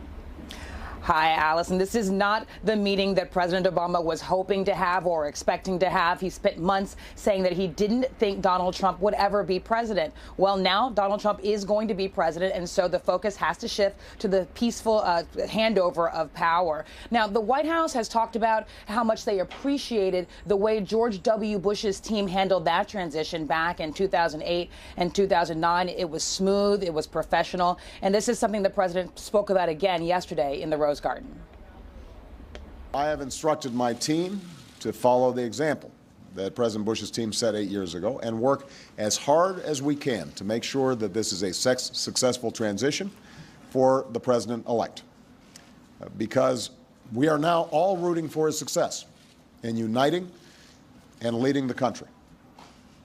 The peaceful transition of power is one of the hallmarks of our democracy. Now, White House Press Secretary Josh Earnest has said that it's too early to say what sort of impact Trump's election will have on President Obama's top policy priorities. But we know that Trump ran on promises to undo much of Obama's legacy. And so we expect him to get to work right away on things like repealing and replacing Obamacare, reversing some of the president's executive actions on things like immigration and regulations of power plants. Trump has also said he wants to withdraw from agreements like the Iran nuclear nuclear deal, the Trans-Pacific Partnership trade deal, and also the Paris Climate Accord. And I can tell you we're getting some indications from Congress that TPP, that trade deal, is all but dead. So there's a lot to discuss and a lot that could change under a Trump presidency. After President-elect Trump meets here with President Obama, he and Vice President-elect Mike Pence will go on to meet with House Speaker Paul Ryan. So a lot on the schedule, a lot to watch today. It is going to be a very busy day, Athena. Thanks so much for setting it up for us. Donald Trump now has 2 months to fill thousands of jobs as he prepares to take office. It's one of Washington's favorite parlor games. Who will get the top posts in Trump's cabinet? CNN's Sunlen Serfati is live in Washington with a look at some of the names being floated. Who are you hearing, Sunlen? A lot of possibilities here, Allison, and President-elect Donald Trump and his team, they have really been hunkered down and huddled up, going over all these potential names for these top jobs. And I can tell you a lot of these names, they just won't be a surprise to you because many of the people are ones that we've heard of standing by Donald Trump during the campaign trail, in his inner circle during the campaign. Now they could go on to fill out his cabinet and turn into his new inner circle in the White House. On day 2 as president-elect, Donald Trump now looking to turn his promises into policy, beginning with his call for unity. Now it's time for America to bind the wounds of division. Words echoed by President Obama and Hillary Clinton, both pledging a peaceful transition of power. We are now all rooting for his success in uniting and leading the country. We must accept this result and then look to the future. Donald Trump is going to be our president. We owe him an open mind and the chance to lead. Trump now in the throes of building his administration. So we have to get ready to form a government. Potentially rewarding some of his top supporters. RNC Chairman Reince Priebus, one prospective option for Trump's chief of staff. I haven't thought about it. And right now I'm chairman of the party. I'm excited about that job. New Jersey Governor Chris Christie, who has led his transition team, also being eyed for top posts. Former New York City Mayor Rudy Giuliani under consideration for Attorney General or Secretary of Homeland Security, while Newt Gingrich is being floated as the prospective Secretary of State. Other possible cabinet picks, Alabama Senator Jeff Sessions for Defense Secretary, billionaire businessman Carl Icahn for Treasury Secretary, and retired Army General Michael Flynn for National Security Advisor. When Trump takes office in January, he'll have extraordinary power to push through his agenda with Republican majorities in both houses of Congress. He heard those voices that were out there that other people weren't hearing, and he just earned a mandate. And certainly new attention is now being paid to what candidate Trump said on the campaign trail about what his first 100 days in office would potentially look like. He's made several big, broad, sweeping proposals, things like cleaning up Washington, protecting the American worker, and restoring rule of law. But he also did at times make very specific, detailed promises like repealing Obamacare, renegotiating some specific trade deals, and Chris, perhaps the most notorious promise that we heard him repeat time and time again from the campaign trail to build that wall along the Mexican border. Chris? All right, Sunlen, thank you very much. Many provocative questions, but forget the questions. Let's get some answers. I can do that for you right now. I got former New York City Mayor Rudy Giuliani. He is Trump's campaign senior advisor, and many more soon, maybe more soon. Good to see you. Congratulations, Mr. Mayor. So let's get some answers here. You just said something to me while we were coming out of Sunlen's piece. Something happens to a man who becomes president. How does that inform your idea of what we will see out of President-elect Trump today? Because many people are concerned, Obama and Trump, they hate each other. This has been really ugly and bitter. This could be bad. What do you say? I say you're going to see a very, I hate to use the word cordial because it's used almost as a diplomatic term, you know. When people yelled at each other, you say they had a cordial meeting. But I think you're going to see a very professionally run meeting between two men who actually have a lot of charm. We know Donald from some of his comments that weren't so charming. And we know Obama now on the campaign trail from some of the comments that weren't so charming. But sitting together, I think they're going to be able to talk like two of the very few people in the history of the world, one who has the power and one who is going to That may be him. You want to answer that? And one who is going to What are you doing on with Cuomo? And one who is going to hold the power. So I would say that yeah, we got to do something with this thing. Off. Done. Okay. Was it him? No. Okay. Can't have the president-elect interrupting my interview. No. So you were saying two of the few men who understand that this is the weight of the world is on their shoulders. And Donald, I think, realized it the last couple of days of the campaign. I think he really realized it when he saw... You've seen a change? Yeah. Now, so people are going to come to you, and they're going to say, okay, he won. Democracy affords him an opportunity. People should have an open mind. It's trickier here, though, because when someone comes out and says, we should be unified, okay, when they are the person who is blamed with creating the division, now it's more complicated because which one of these people do you believe? Is this the Trump that we saw as president-elect or the one who was stoking intolerance? My advice would be the same advice that I gave President Bush when he won in 2004 and kind of wasn't followed. I think you go with the things you know you can pass.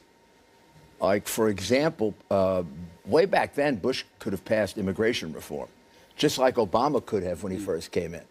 And both of them passed on it, so now they leave it for now. So you think he should start with that? No, I think he should start with tax reform. Tax reform because first? I think he's got the votes for it. I think he definitely has the Republican votes for it in House and Senate, and I think he probably has maybe 20% of the Democratic vote for it. So he could get it done with a bipartisan majority. But people will say, wait a minute, I'm here for the wall. I'm angry. I want the wall, and I want to drain the swamp. The wall is going to take a while. I'm sure he's going to build it. It's a campaign promise. He's not going to break a campaign Guys promise. in Congress don't want it. On both sides, there's resistance. Well, he can do it by executive order, by just reprogramming money within the immigration service. And not only that, they have actually approved a wall for certain portions of the border that hasn't even been built yet. So you could take a year building that out with what has been approved. So go with what you can get done. Let bygones be bygones. Move on from the politics. And after you get a couple of credits under your belt, like tax reform, which I think can get done, like a stimulus program, but a real one for infrastructure. This time, the commitment has to be the money gets spent on infrastructure. And this is not to go back over old wounds, but I think President Obama made a big mistake with his stimulus program when he promised it would be spent on infrastructure. But it wasn't. There were no shovel-ready jobs. Right. Right now, we need it.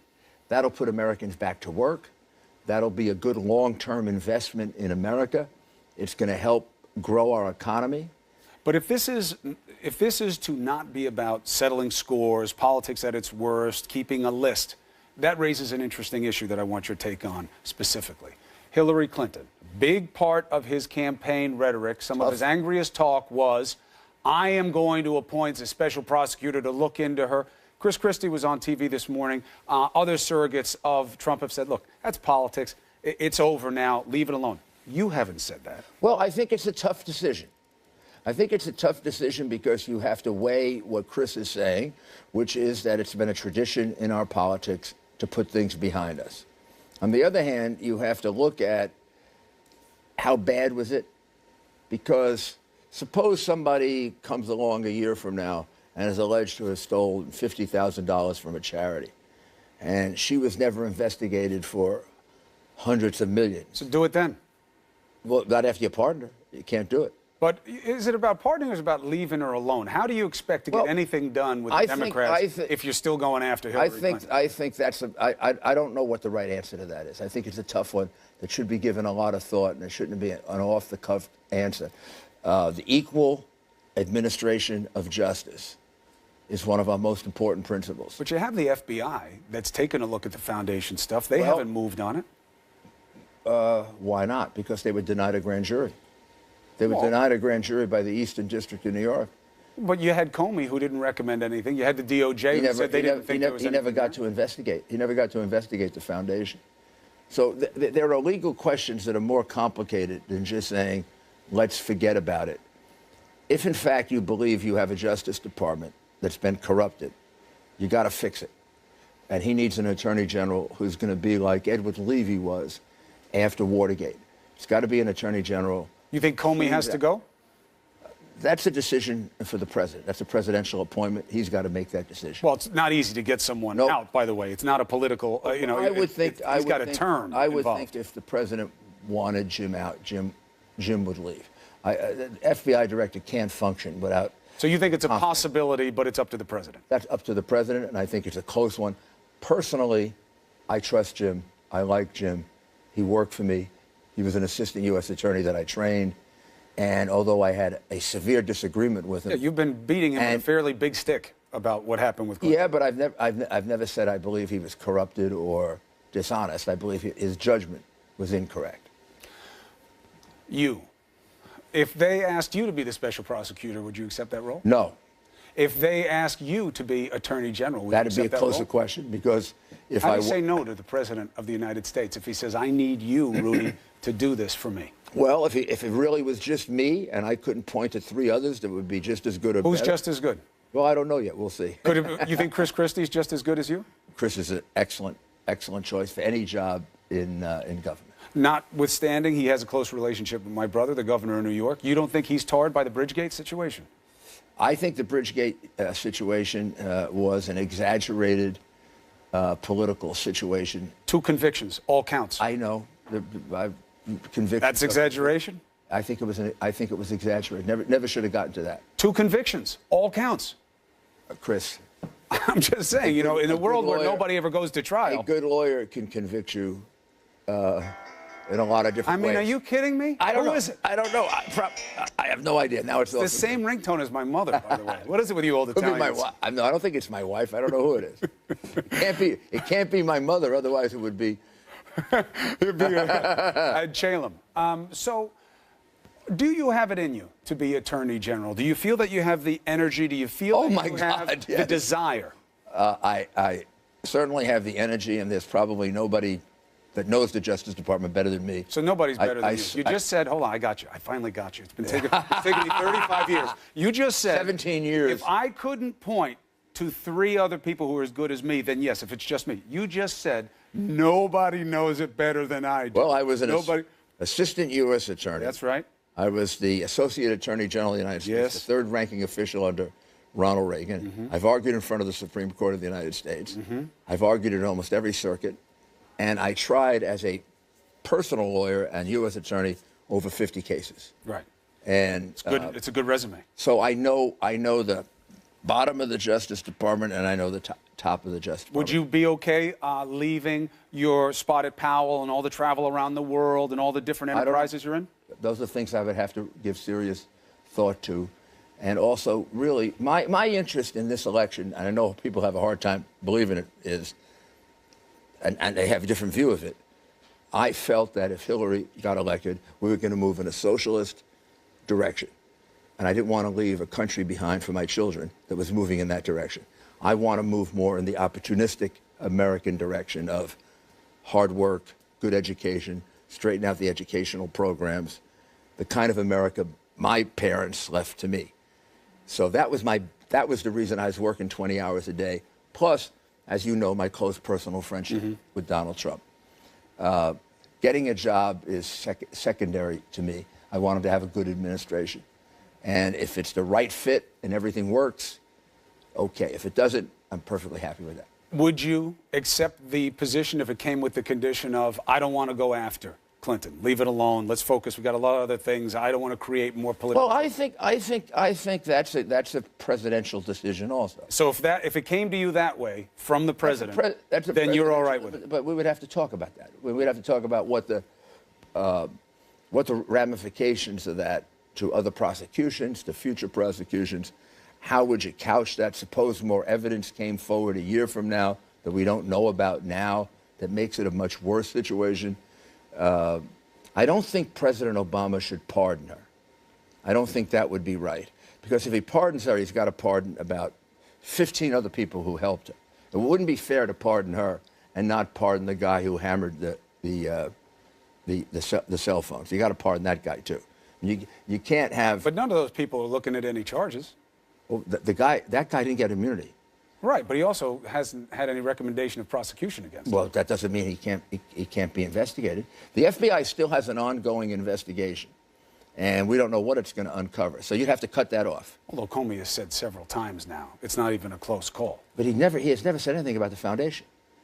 Oh, you're talking about the foundation. Yeah. You were saying destroying the phones. So I thought you meant email. The emails may very well have been destroyed because the emails show the connection between the State Department and the foundation. But do you believe that the value of that investigation is worth the political instability it would create? I told you, I think that's a very close question. I think that somebody should review that very carefully as to how bad is that evidence. And if it isn't as bad as some of the exaggerators think it is, then maybe the best thing to do is to forget about it and move on. If it is really bad, then somebody's got to look at it who's independent. Well, you won't know until you're in the role. So maybe that'll influence you in terms of your decision. Mr. Mayor, thank you very much. Thank you very much. As you know, my job doesn't change. We got to speak truth to power. If you're there, I look Chris, forward to covering it. I found every one of our sessions excellent. And, you know, here's my view. I was taught this by David Garth. David taught me the following. There's no such thing as a bad question. There's just a bad answer. And you want to get asked the bad questions because you want the constituents to hear your answer to it. Well, that's why we're here. Not Thank to you. ask bad questions. Well, I mean tough questions. Tough questions. The ones that nail you on the things people are worried about. Well, You know, why do you feel this way? Why do you look at it That's this what way? we do, or we try to do it every day. And you do a Okay. great job. Thank you, sir. Thank you. Best to you. Allison. He said me, not you, by the way. I also like that he said sessions, as though there's a therapeutic quality to this. Thank you, Mr. Mayor and Chris. President Obama about to meet face-to-face with his successor, President-elect Donald Trump. How will they get past all of the bad birther blood? We will speak with former Obama senior advisor David Axelrod next.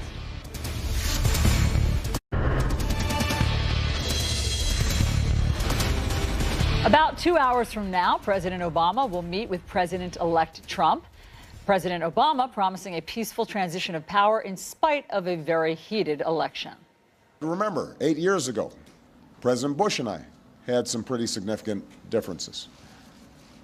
But President Bush's team could not have been more professional or more gracious, so I have instructed my team to follow the example that President Bush's team set 8 years ago and work as hard as we can to make sure that this is a successful transition for the president-elect.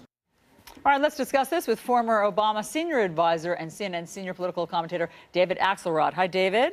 Hey, guys, how are you? You know President Obama very well. So what happens today when he confronts and comes face to face with the man who questioned his birth and his citizenship and his legitimacy? Well, first of all, I remember very well that period 8 years ago when we were in transition. And he was quite right. President Bush and his whole team were incredibly welcoming to us. I remember Ed Gillespie, who was in my role in the Bush administration, inviting me over to the White House and spending hours with me talking about his job and how it's done and how the White House works, just the mechanics of it. And it was very helpful and it was very welcomed by me. And President Bush himself was kind to all of us during that period. And that was after a campaign that was really predicated on reversing the policies of the Bush administration. President Bush took a beating in that campaign, and yet he saw it as his responsibility to ensure the peaceful transfer of power in a proper way. And I think President Obama did learn from that this is the way it should be done. And I expect that he will be very professional when he meets with Donald Trump this morning, with the president-elect, in talking about the mechanics of how this transition will occur. So what do you say to the reverse of that notion, that from the angry Democrats, from those who feel this election was won the wrong way and that President Obama should represent that disposition? Is that a fair request of the President of the United States?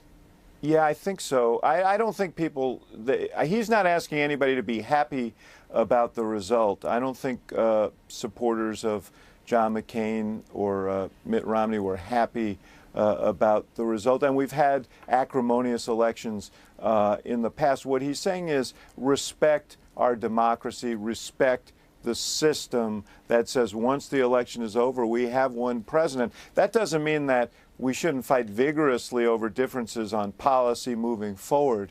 It does mean that we have one president at a time, and you should start from the at least premise that we should find ways to work together because the success of the country depends on it. So I understand how strongly people feel and how offended they were by some of the things that were done in this campaign. But this isn't about respect for one man. It's about respect for our democracy and for our institutions because those have to endure. David, what do you think is the future of President Obama's legacy, given that Donald Trump has basically stated that he's going to dismantle as much of it as possible, starting right away with Obamacare? Yeah, we'll see exactly how this thing moves forward. It's one thing to say, I'm going to dismantle or repeal and replace Obamacare. It's another thing when you realize that 20 million people are getting health coverage under Obamacare today. It's different when you realize that that's the law that made it illegal for insurance companies to ban people with pre-existing conditions from getting insurance, which is incredibly popular in this country. And there are so many other features of this that are very, very popular, even if the name or the headline is not with some people. So how this is done in such a way as not to create massive unhappiness on the other side of the ledger is going to be a challenge for him. But I think President Obama's legacy is much larger than simply the Affordable Care Act. He is the president who led the country through the worst economic crisis since the Great Depression. He is a president who came to office when there were 2 wars raging and 180,000 troops in active duty in Afghanistan and Iraq.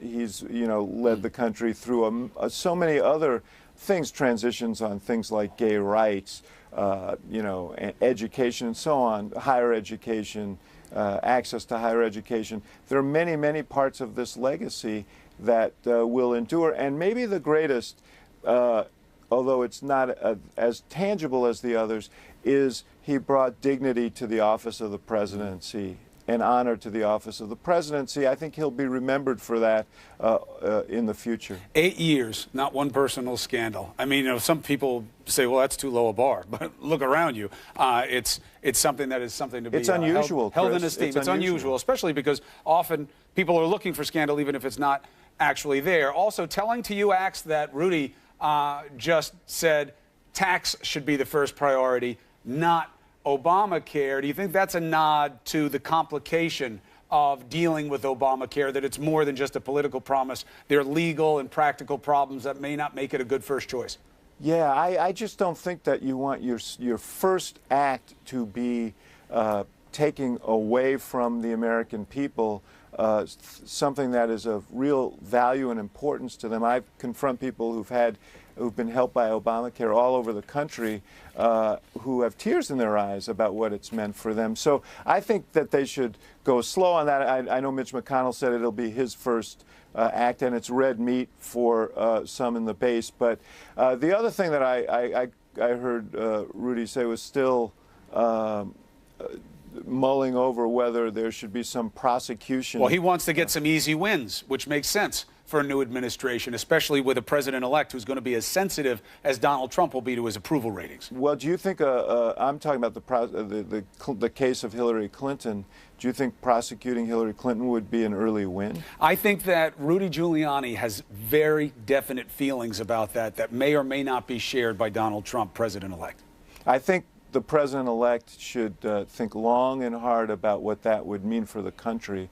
I think, first of all, I don't think it is warranted from what the FBI director said. So it would look like a political escapade, but really vengeful. And I think it would be a huge mistake. I remember when we took office, there were many people on the left who thought that there were figures within the Bush administration who should be prosecuted for actions that were taken during the Iraq War. Yeah. And the president said, we need to look forward and not back. It's a good example. Well, it's on President Obama a little bit, too. Will he pardon Hillary Clinton? We'll see. David Axelrod, thank you very much. Okay, guys, nice have to a great see day. you too. Donald Trump's transition kicking into high gear. He made a lot of promises for his first 100 days. What can he actually get done? We will speak with former White House Chief of Staff, Governor John Sununu, next.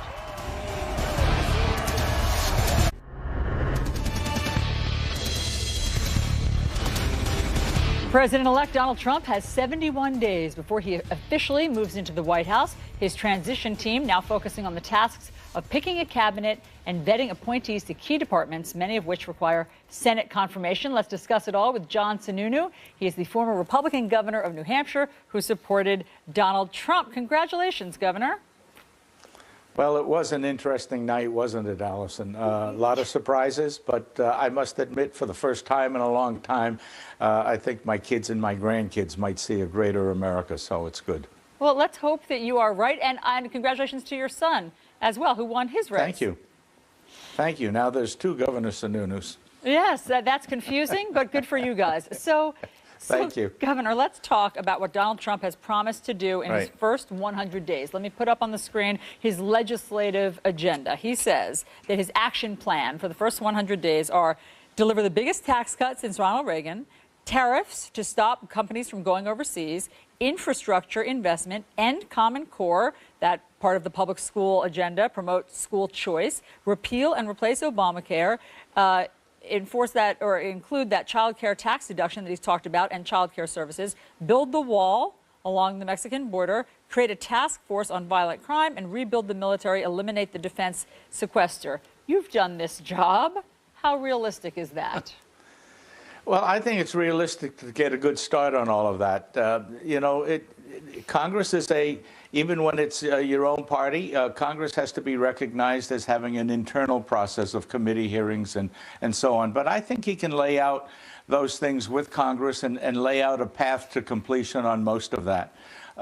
Whether it gets all done in 100 days, I'm not sure. I suspect it won't all get done, but certainly enough progress will be made that I think the public will recognize it's on its way. What do you think about Congress's appetite for being cooperative with a President Trump? I think with the victory, the size of this victory and the strength of this victory, I think there's going to be a lot more willingness in Congress to follow the agenda that matches the driving force for the victory. Congress needs leadership.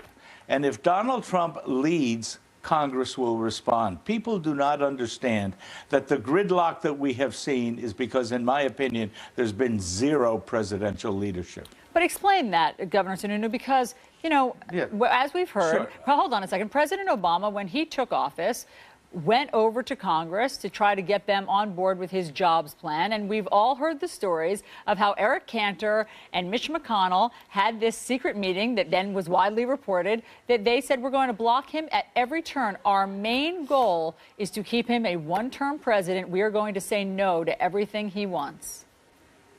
Same thing happened when Bush, the first George Bush came in. The Democrats in Congress were determined to obstruct. They had 260 to 175 in the House, 55-45 in the Senate.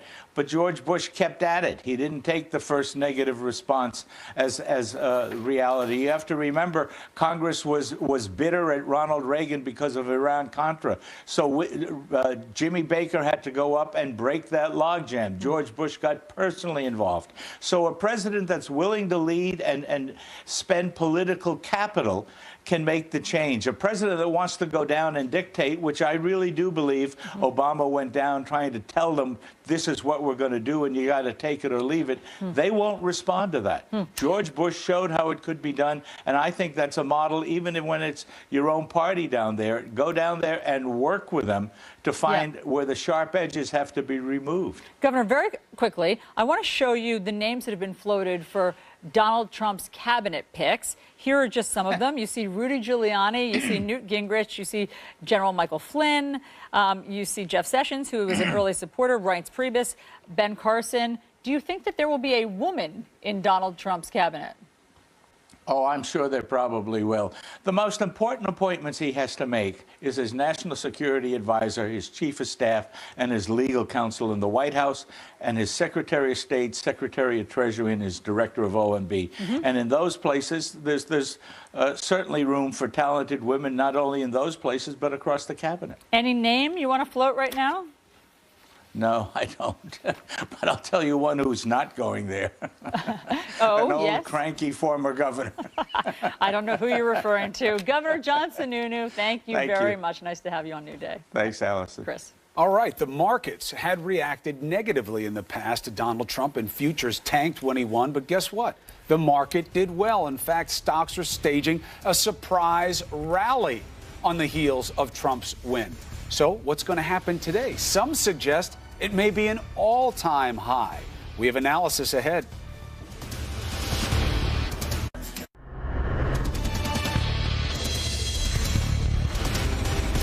The stock market defying conventional wisdom. The chaos that some expected upon Donald Trump being elected did not materialize. So with the market set to open in 45 minutes, what do we expect today? Chief Business Correspondent Christine Romans has it all. I love covering the markets. Predicting the markets is folly, I'm telling you right now. But I'll tell you, 24 hours ago, I stood here, remember, and it was a freak out. It was for a hot second, there was chaos. And then things really stabilized. And here's where we stand right now. You could see the Dow Jones Industrial Average open at a record high. Never has been so high if it holds here. I mean, that's kind of remarkable considering all the gloom and doom you heard. If Donald Trump were elected president, there could be a global recession because of his trade wars. Well, instead, you've got the Dow Jones Industrial Average really close to riding new highs here. So why? Let's look at the movers yesterday. Bank stocks did great. Huge gains for bank stocks because he has said he would dismantle banking regulation that President Obama put in and Congress put in after the Great Recession. Construction, I mean, things like Caterpillar, a bunch of steel stocks, because they think Donald Trump is going to push through a huge infrastructure build that will be really profitable for those companies. Hospitals, real big losses, crashes for some of the hospitals because they think if he does repeal and replace Obamacare, it could be very disruptive for these hospitals who have seen a whole bunch of new customers, uninsured people who need health care. When you look at global markets, also a bounce back here. Look at this. Remember that big loss I told you about in Tokyo? Completely turned around. London is now turned down a little bit, but Paris and Frankfurt are higher.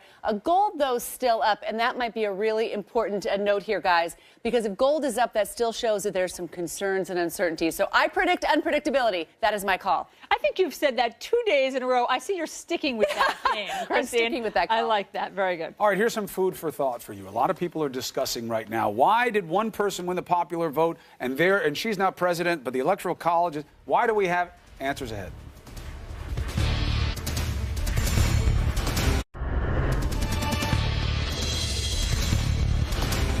Campaign controversy. Take a look at the numbers. Clinton won the popular vote, but she lost the electoral vote. This is the 5th time a president has won without the popular vote. Most notably, the last time was in 2000. What does this say about the Electoral College? Why do we have it? Let's discuss with Julian Zelizer, historian and professor at Princeton University and author of The Fierce Urgency of Now. Why do we have this? No other country has it. Well, this is part of our Constitution. Part of it was to protect small states. Part of it was to protect slave states. And also part of it was we didn't have a democratic ethos in some ways when this country was founded. So it was about electors rather than the populace. It's a relic, though. And many people don't like this system because of what happened the other night. Right, because if you're going to tell people that every vote counts and get out there and vote, and then you find out that she can lose the popular vote, every vote does not count.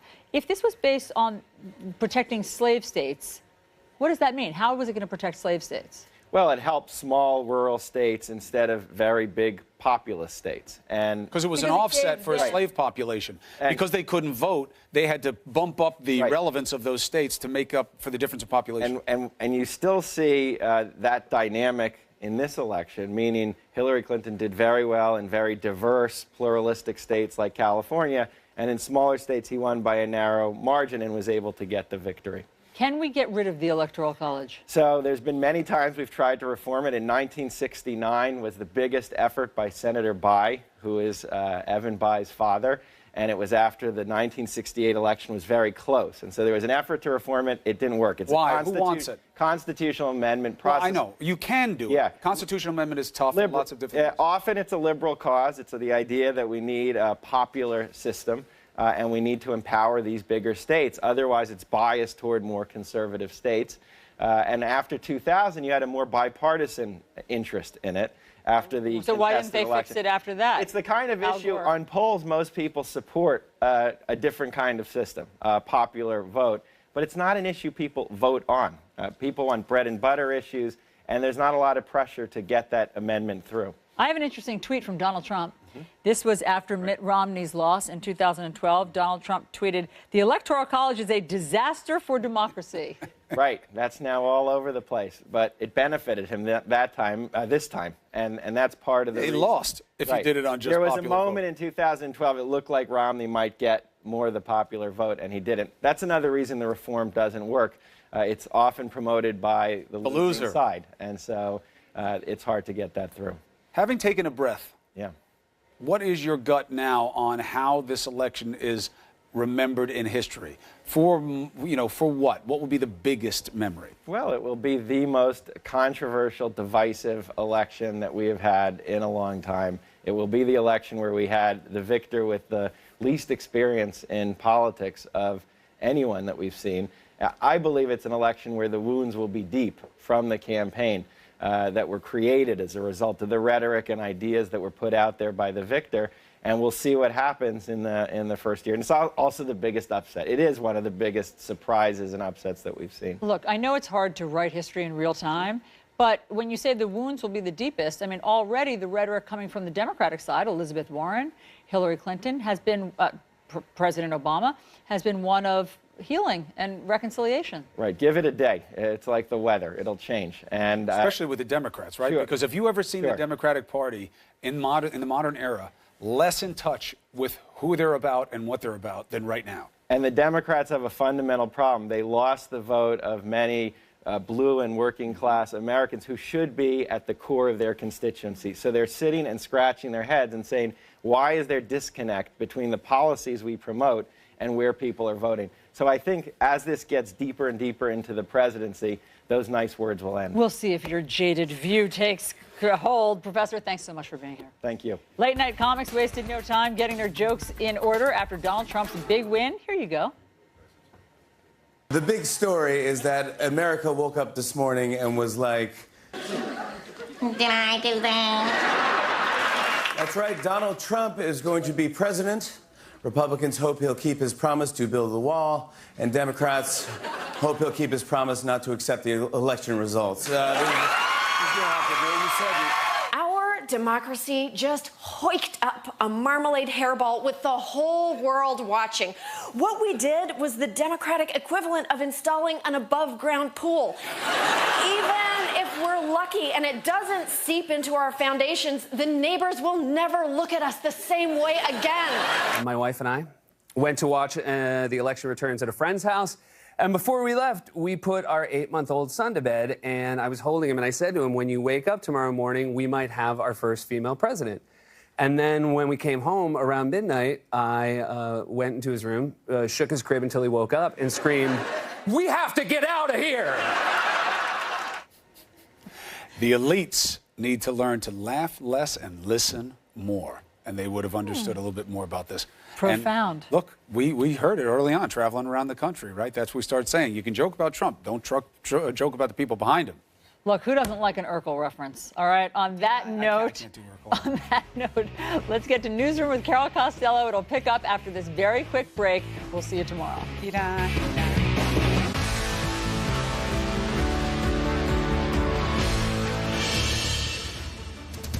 Good morning, and thank you so much for joining me. I'm Carol Costello, live in Washington, D.C. President Obama just a couple of hours away from meeting with the man who vows to dismantle the key pillars of his legacy. Behind closed doors, Obama will sit down with his successor, President-elect Donald Trump, in the Oval Office. It's a long-held tradition to assure Americans that even the most bitter foes will work together on a peaceful transition. But few presidential races have been this bitter and polarized. In fact, just hours after Trump's stunning victory, angry protests bubbled up in at least 25 American cities, from New York to San Francisco and Seattle to Nashville. Thousands rallied in the streets to disavow their next president. CNN's Athena Jones previews the Trump-Obama meeting this morning. Jason Carroll looks at the huge challenge of assembling a Trump administration. But let's begin at the White House. Good morning, Athena. Good morning, Carol. A lot of anticipation of this meeting. Just a couple of hours from now, it's going to get started in the Oval Office, planned for 11 a.m. We do expect to see some video of President Obama meeting with President-elect Trump at the bottom of that meeting. We don't expect him to make extensive remarks, but we could hear some brief remarks. But there's a lot else going on also today at the White House. Melania Trump is going to be meeting with First Lady Michelle Obama.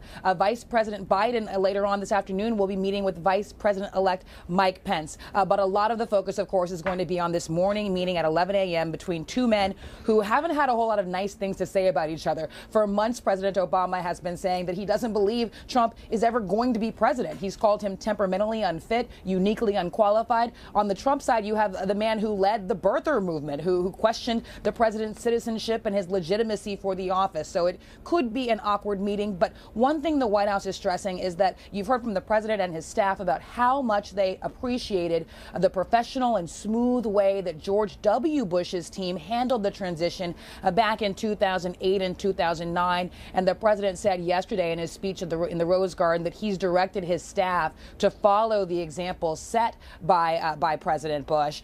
Now, the White House Press Secretary Josh Earnest says it's too early to say what kind of impact Trump's election will have on President Obama's top policy priorities. But, Carol, we know that Trump has run on plans and promises to undo many of Obama's legacy items. So, for instance, we expect Trump to get to work right away on repealing and replacing Obamacare. He says he wants to roll back and reverse executive actions on immigration, on regulations of power plants and the like.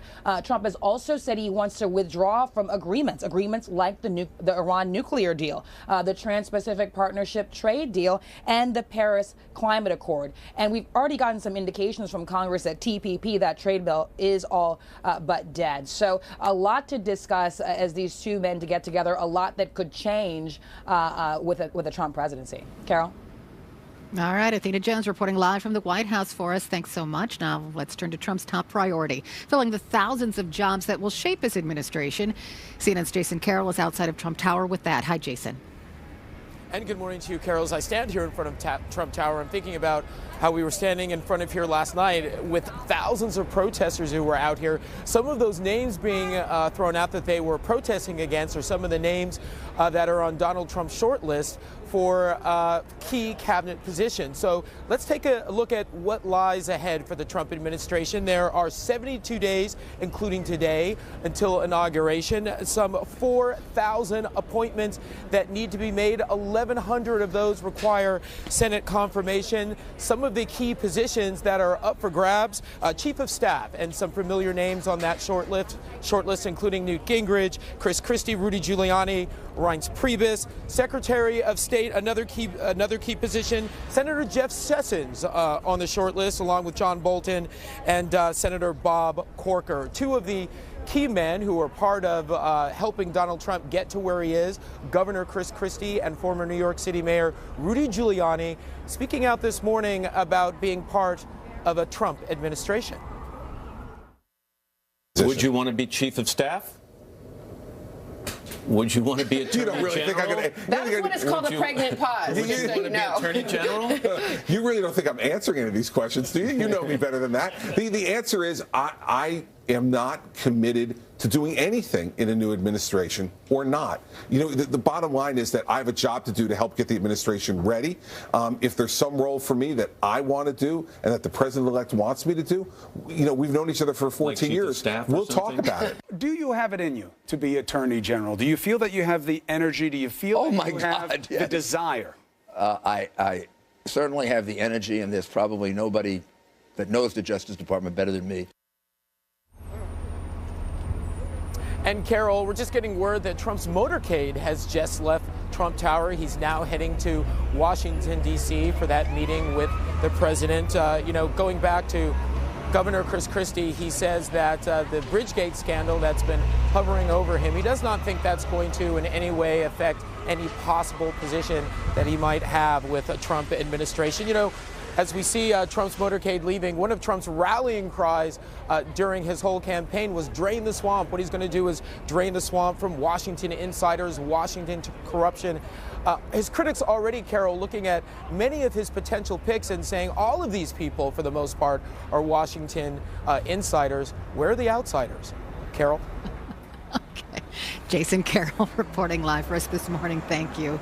Oh, to be a fly on the wall when President Obama and President-elect Trump sit down in the very same room. Talk about history, as in bad history.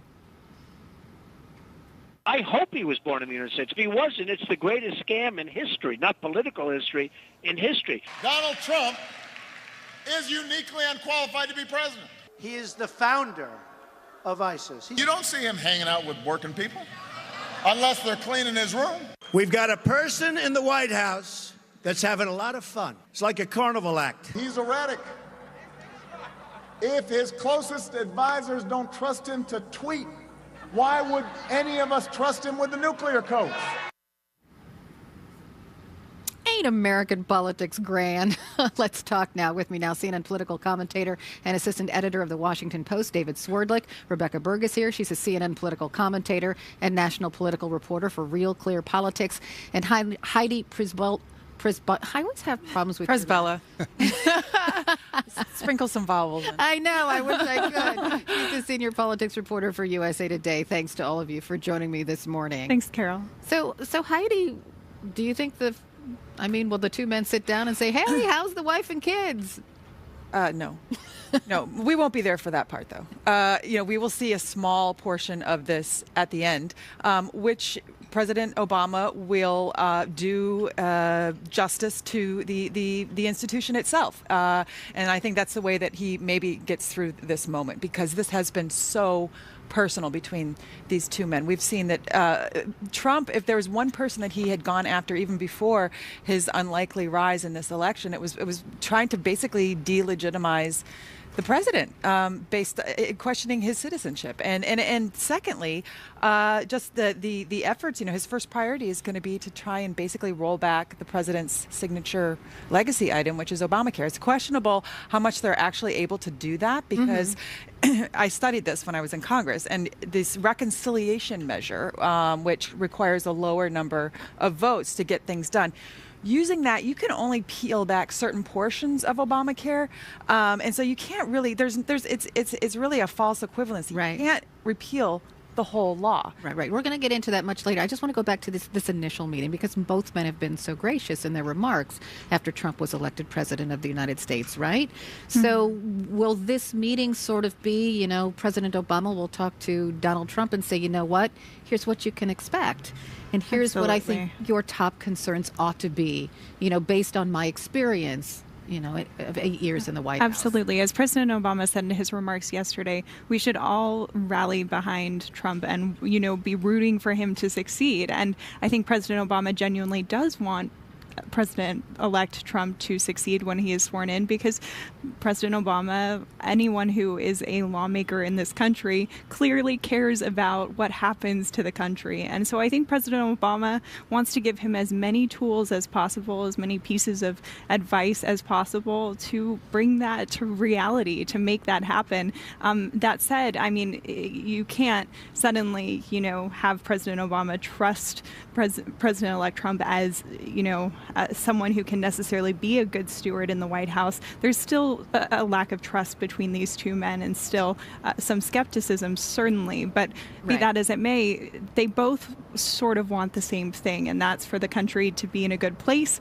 And so they want to do. So. And so I think today we're going to see a meeting that's probably professional, an exchange of ideas, and there will be a photo op, right? And afterwards, maybe the two men will say something publicly. Yeah, absolutely, and that's part of of that peaceful transfer of power that we were talking about. There are a lot of the country is sad about the election of Donald Trump. A lot of the country is happy about the election of Donald Trump. But the job of the president and the president-elect clearly is that peaceful transfer of power. I think that President Obama, and like Rebecca said, and Donald Trump are skeptical of each other, but also both have incentives to try and have a constructive conversation and work together. So that the protests overnight, I mean, clearly we're a divided country. One half of the country is enthusiastic and excited and full of hope, and the other half of the country is, quite frankly, scared. So you would think that the two men would talk about that in their private meeting and find a way to bring the two sides together. And I think the Democrats, from their part, have made that clear from the very beginning. Very beginning, meaning right after the election, Hillary Clinton, in her speech, which is getting a lot of laudits, for the fact that very early on, the first priority she made clear is that we need to, as Americans, honor the time-honored tradition of a peaceful transfer of power. But Carol, no matter how much there's limits to leadership messaging at this point because people are so angry. And, this is now, from a Democratic point of view, the second major election that we have had where a Republican has taken over, even though a Democrat has won the popular vote. So you are now going to see that rage at the institution that we have seen on the Republican side channeled, I think, through a grassroots Democratic uprising, potentially. I am seeing people already this morning pushing back on the whole notion of the electoral college system, because now we have had two elections like this. And I think there's a lot of questioning about the system that you're now going to see on the left. Right. I think, though, the salient point is that these two men have to try to figure out a way to bring this country together, because that's the law. I mean, that's the way politics works. And it's they the law will of the do land. that. They will do that. Will the people listen? President Trump. Right. Okay. So perhaps one of the things that could be done to draw the two sides together is to drop this, I don't know what to call it, against Hillary Clinton, but, to prosecute her in some way is still on the table. In fact, Chris Cuomo asked Rudy Giuliani about that again this morning. Here's what he said. I think that somebody should review that very carefully as to how bad is that evidence. And if it isn't as bad as some of the exaggerators think it is, then maybe the best thing to do is to forget about it and move on. If it is really bad, then somebody's got to look at it who's independent. Okay, so the Republicans would say, this is necessary. She's a criminal. She got away with something. Democrats would say it's a witch hunt. Just stop it and let's work together. So what do you think will happen? It's interesting to me that Rudy Giuliani in that interview suggested that, if there's no there, that they could potentially drop this, because this was a campaign promise from Donald Trump. This wasn't just, if the evidence is there, we'll pursue it. He said at his rallies, there will be a special prosecutor if I am president. Now he is going to be president. So there might be some political repercussions for him if he weren't going to pursue that. His passionate supporters, this was a big deal for them. That's why they chanted "lock her up" at his rallies. Although I will say, in speaking to Trump supporters, even they say, sometimes Donald Trump says things and he doesn't mean them literally. He says them to get things going, to show that he's tough. So maybe he didn't mean that. So two things, Carol. One is that, there's been a lot of talk in the last 48 hours about this idea that you couldn't or shouldn't have taken everything Donald Trump said literally. I disagree with that. I think that presidents or presidential candidates campaign for a reason. They make promises for a reason. And if they are essentially out on the trail saying things that they don't mean, that's a problem with our system. In the specific case of Secretary Clinton and this legal issue, I think there are two reasons why it would be at least a political mistake for the Trump administration to pursue it. One would be that FBI Director Comey has already said no charges. Number two is that the American people already rendered a judgment on Secretary Clinton. Whether people are happy with it or not is one thing. And she's out of the picture now. He has to move forward, not look back. All right. I have to leave it there. Thanks to all of you for joining me this morning. I do appreciate it. Coming up in the newsroom. A tall order for Mr. Trump, pulling off all those huge campaign promises and fast. Can he do it?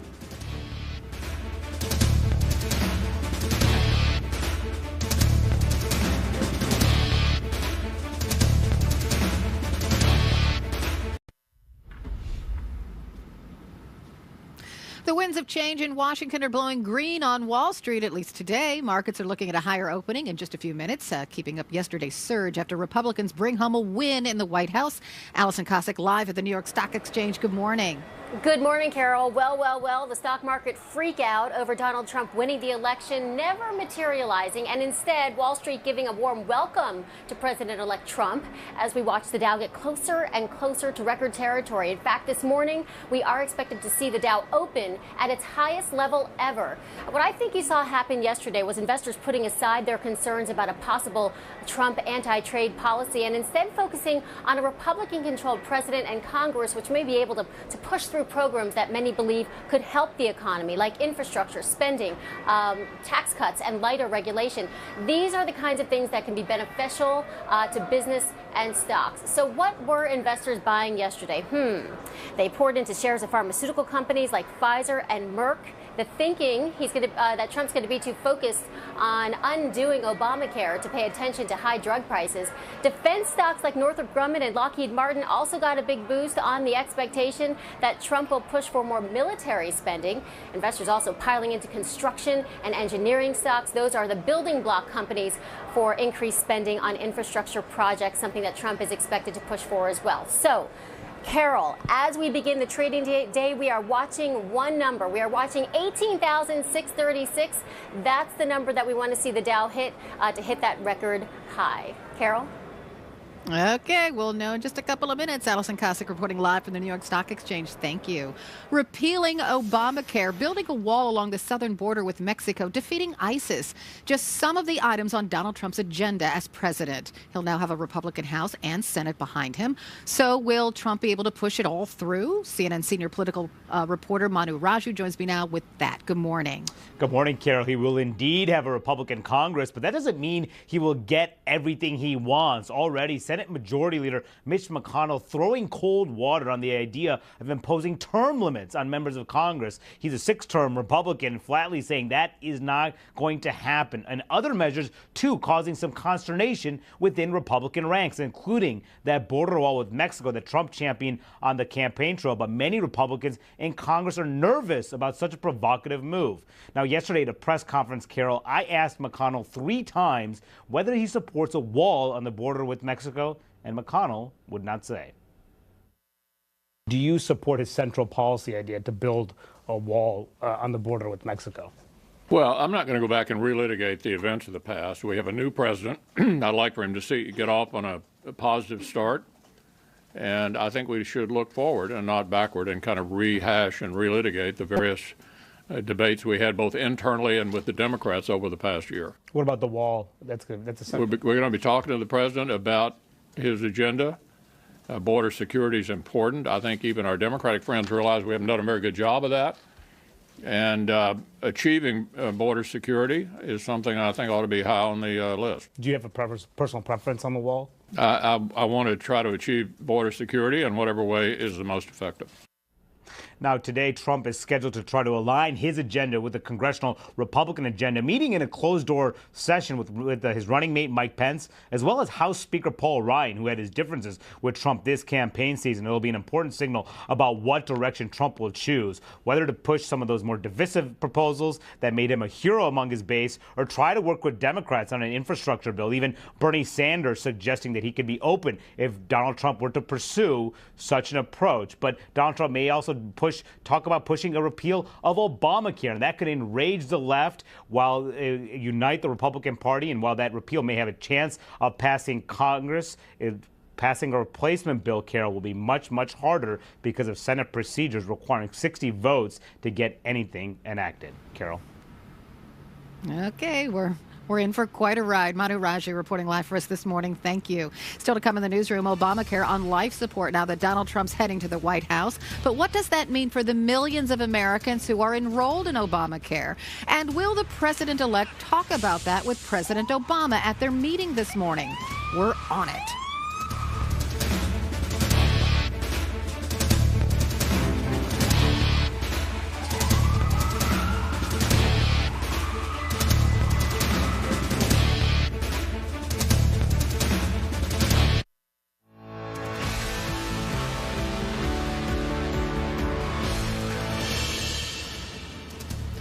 And good morning. I'm Carol Costello. Thank you so much for joining me. We're live overlooking the White House in Washington. And it's a gorgeous sight, isn't it? It's a gorgeous day here in Washington, D.C. A meeting for the ages about to take place in the White House. President Obama will sit down with Donald Trump to help Mr. Trump get off to a running start. They'll talk about a peaceful transition of power for sure. But some wonder if Mr. Obama will try to convince Mr. Trump to reconsider the repeal of Obamacare. The president signed that into law 6 years ago, and it became one of Obama's signature achievements, as Joe Biden so aptly put it. Ladies and gentlemen, the President of the United States of America, Barack Obama.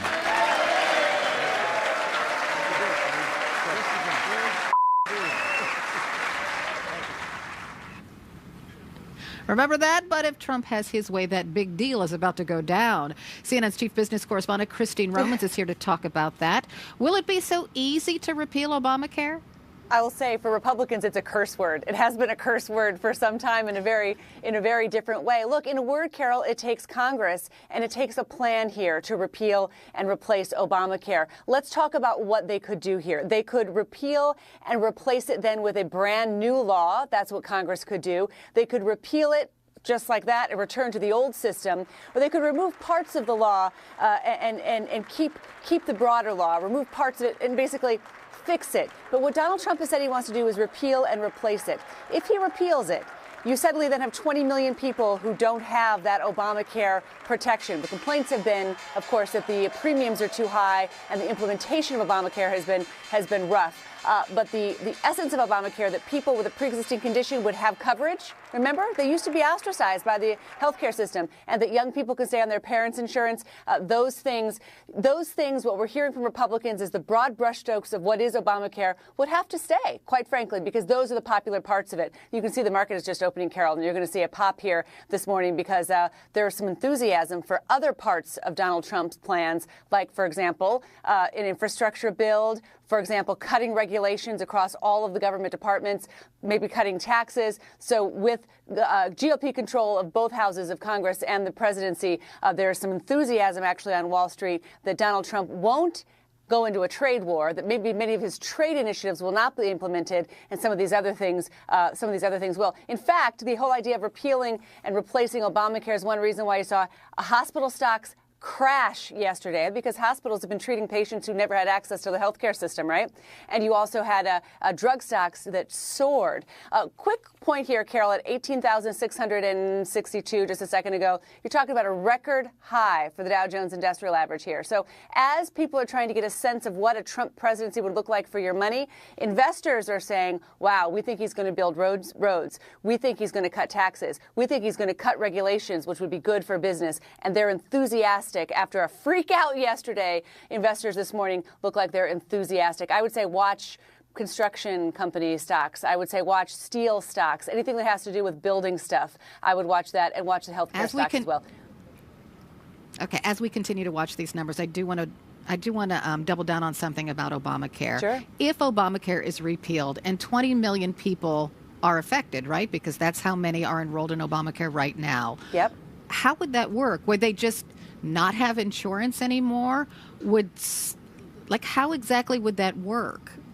If you just repealed Obamacare, just repealed it, you got 20 million people on the exchanges right now would have to go find insurance, right?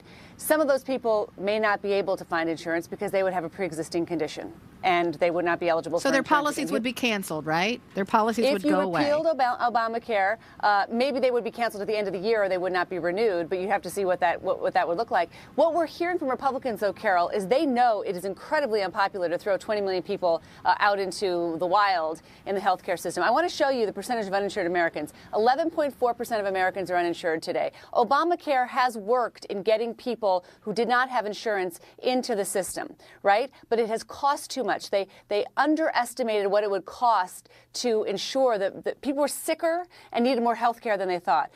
what the key here would be is to figure out a way to fix the healthcare system as it is, so that you would have maybe a risk pool that insurers could work from, so that maybe you would have higher fines for healthy young people who don't get into the healthcare system. But what this president-elect is promising to do is to repeal and to replace it. What we need to see is the contours of how they would replace it. And what you're hearing from members of Congress who want this done, Republican members of Congress, they are saying they think that they're going to be able to persuade him to keep the pre-existing conditions and keep young people 26 and under on their parents' health care. But there's no guarantees, and there's no real, we don't know for sure yet. All right, Christine Roman's reporting live, and we'll continue to watch the numbers for you this morning. Thanks so much. You're welcome. Still to come in the newsroom, Russians rejoice as Trump seals the deal. Are we entering an era of thawing relations between the U.S. and Russia? And if we are, what does that mean?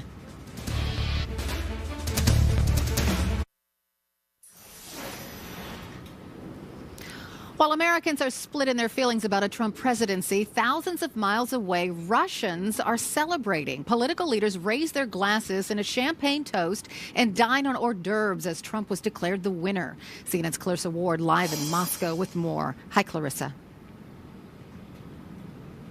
Hi, Carol. Well, what a difference a couple of days makes. I can't begin to explain how intense the Russian propaganda against this U.S. election has been for nearly a year now. Russians have been told every day and every night that the election is rigged, that it proves what a failure Western democracy really is. Now we are hearing a very different tune with people here extolling the virtues of America's democracy, and even the head of the Kremlin-owned Russia Today channel saying that she would like to drive through Moscow waving an American flag. Take a look.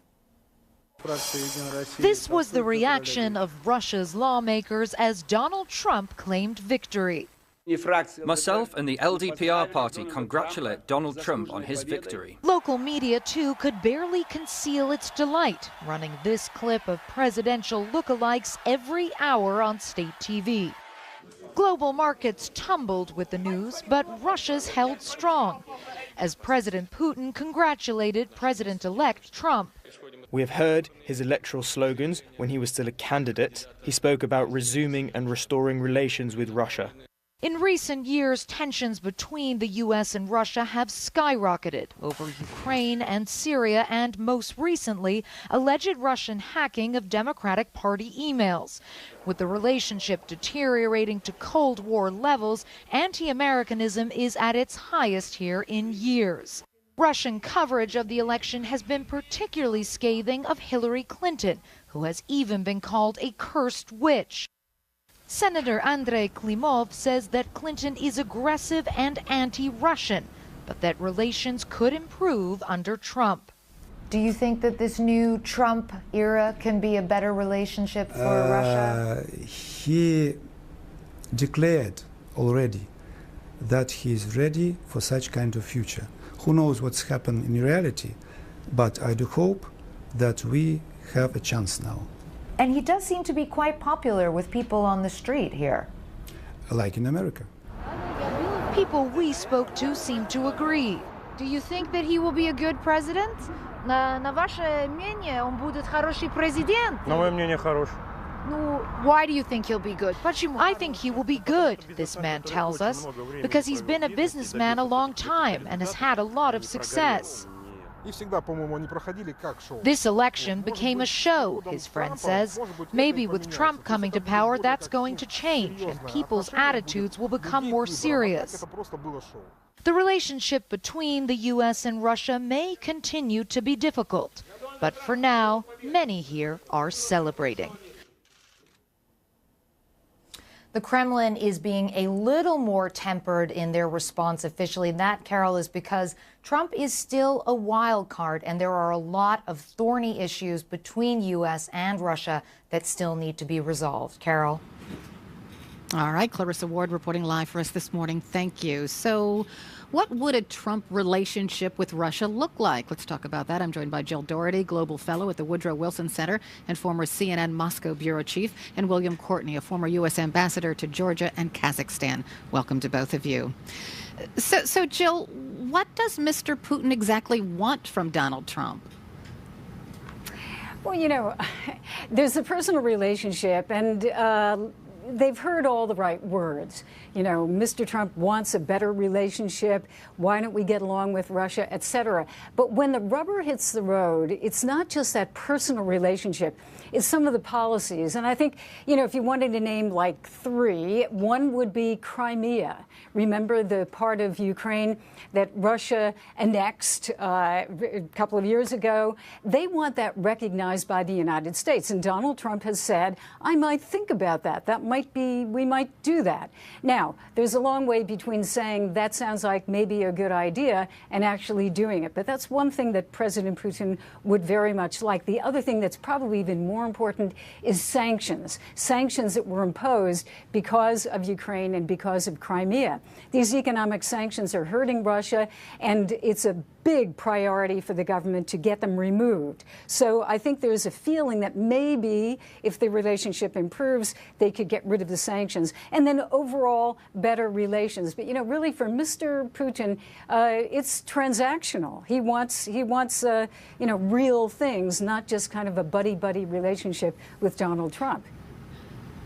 Interesting. Also, William, I think that Russia yearns again to be a superpower, right? It's not a superpower right now. Its economy is in the tank, right? And to appear on the same stage with the American president might give the illusion that Russia is again a superpower. It certainly contributes to the idea that Russia is a great power, which it is. It's a large country in between China and Europe, two of the three richest markets in the world, has a lot of potential to influence both global affairs and affairs closer to home. The problem for Putin is that just establishing a relationship with President Trump will not be enough. In order to improve relations, there have to be some real changes, and that could be in Syria, more cooperation.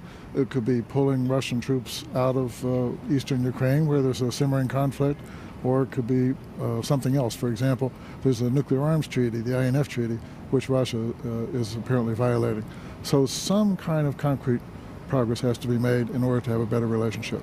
Okay, so but see, I just want to go back to that notion, because I know that Putin does yearn to be very respected on the world stage and to have a good relationship with the United States, maybe be invited to the United States, you know, for a State House dinner or something like that. Is that something that Putin would want, Jill? Oh, definitely. I mean, you know, if you look at the way they have been injected into this presidential campaign in the United States, you know, here in the U.S. we say, oh, isn't that terrible? Russia, you know, is involved in the U.S. election. But in Russia, they're ecstatic. I mean, they are thrilled, and I'm using that word, you know, technically. They are thrilled that Vladimir Putin and Russia are center attention in this election, have been in this election campaign, because it means that they're back on the world stage again. They don't like being ignored. That's one very basic part of President Putin's foreign policy. Doesn't want to be ignored, and he wants to be at the table on any major decision. So, you know, look at what he said when he said, oh, maybe we can improve relations, congratulations, as he gave it to Donald Trump. He also said on the basis of equality and mutual respect. And what that means is that Russia wants to be back in the position it had as the Soviet Union, as a major superpower. And as we just heard, it's not economically or militarily, but it is key. It plays a very key role, sometimes just as a spoiler in relations, but it's important. They do play an important role, but we will have to define how newly minted President Trump can actually establish some type of concrete relationship. It's just fascinating. And my final question for you, William, is why does Putin dislike Hillary Clinton so much? President Putin believes that Mrs. Clinton was promoting color revolutions, popular uprisings, democratic uprisings against authoritarian rulers around the world, including in Ukraine and Georgia, for example, neighbors to Russia.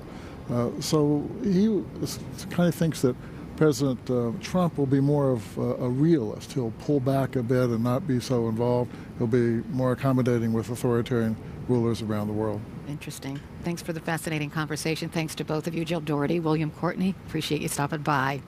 Breaking news out of Wall Street right now. The Dow opening at an all-time high after Donald Trump's big win. Take a look. Yep, 18,700 points. Wow. We'll keep an eye on it. I'll be right back.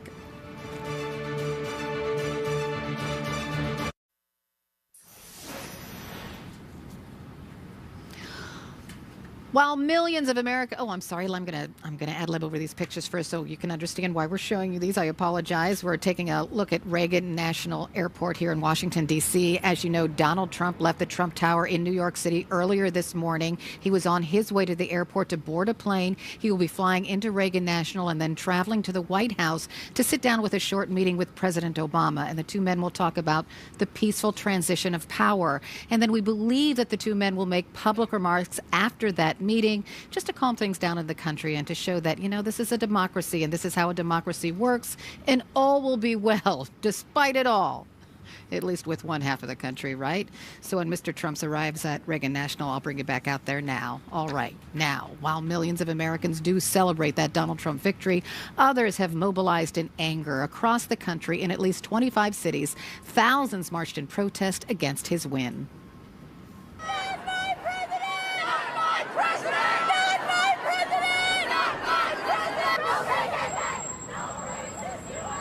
In Chicago, Los Angeles, New York, here in Washington, D.C., frustrated men and women protesting at Trump properties, carrying anti-Trump signs, even burning a papier-mâché Trump head. There were 120 arrests across the country. So let's talk about why these people are protesting. I'm joined by Zoe Hanna. She's a senior at the University of Pittsburgh. She helped organize some of the protests that took place in Pittsburgh. Good morning, Zoe. Hi, Carol. Hi. So I'm just curious, Donald Trump was elected president of the United States. So why protest now? Yeah, well, we've been protesting. When you see the Black Lives Matter protests, Fight for 15 protests, Students Against Debt, these are things that we've been protesting throughout the campaign and even before that. So, well, but still, I'm going to interrupt you here because yes, there were protests before the election, but now the election has taken place and the people have spoken. So why continue to protest? Yeah, I think right now the protests are mostly about solidarity and being together. People are really scared and sad. Basically, anybody who is not a white man doesn't know if they're going to be safe in this country for the next 4 years. And even if everything is going to be fine, the shock that people were feeling on Tuesday night and on Wednesday is just so paralyzing. And I think people are hitting the streets because they're really angry and they're really scared and they need to be together. Well, tell me, you say people are scared. What specifically do they fear happening? I mean, for example, the comment that President Trump or President-elect Trump made about grabbing women, that specific event has happened to me with somebody else. So, like these moments where you see somebody who's going to be our president bragging about the sexual assault that's happened to you, that's terrifying. It makes me feel like I don't know if I'm going to be safe on the streets. I've heard hundreds of stories already about people being antagonized for their skin color, or I know of a woman who had a hijab ripped off of her in public. It's a violent climate right now. Mm-hmm. So there is a good portion of America who they're very enthusiastic about a Trump presidency. And I just want you to listen to a few of them to see if there's any middle ground. Let's listen. My health insurance alone, just for me, you're looking at almost $360 a month. Got a notice the other day saying my Social Security is going up $3.69. Well, boy, I can get a loaf of bread now. But, I've worked all those years and I see all that money went in Social Security and I'm not benefiting really. Everybody's sick and tired of the lies. Okay, so a lot of Trump supporters have fears about the economy. They want Mr. Trump to fix the economy. They want wages to rise so that they can have a better life. So surely the people who are anti-Trump can relate to that. Of course, yeah, and I think that's what's so sad right now is that the DNC really overlooked this entire group of people that were forgotten, and that's why Trump won. People felt like they weren't being heard, and they wanted to speak out, and now they have somebody who they feel represents them. But I think Trump's campaign relied on fear-mongering, and it's not rooted in truth or reality. So I think people voted for him because they were scared, and I don't think that he's going to be able to make it better. But here's the thing that Trump supporters would say. If young people felt so strongly anti-Trump, why didn't more of them go out and vote for Hillary Clinton? I wish that I had a better answer for that question. It's so sad to me. I mean, I heard, I don't know if this is true, but I heard on Twitter that 11,000 people wrote in Harambe on their ballots, and I can probably bet that those are young people, and it's so upsetting that people just threw out their chance to have their voice heard, especially right now. And I think it's because this is just a time of complete confusion and desperation. I don't think young people realize that their votes count and matter. I think a lot of people are disillusioned because they had a lot of trust in Bernie Sanders, and he was treated really unfairly during the primaries. And because of that, he didn't win, and young people didn't trust Hillary Clinton. And then it kind of culminated in... I understand. Thank you so much, Zoe Hanna, for being with us this morning. I do appreciate it. The next hour, CNN Newsroom after a break.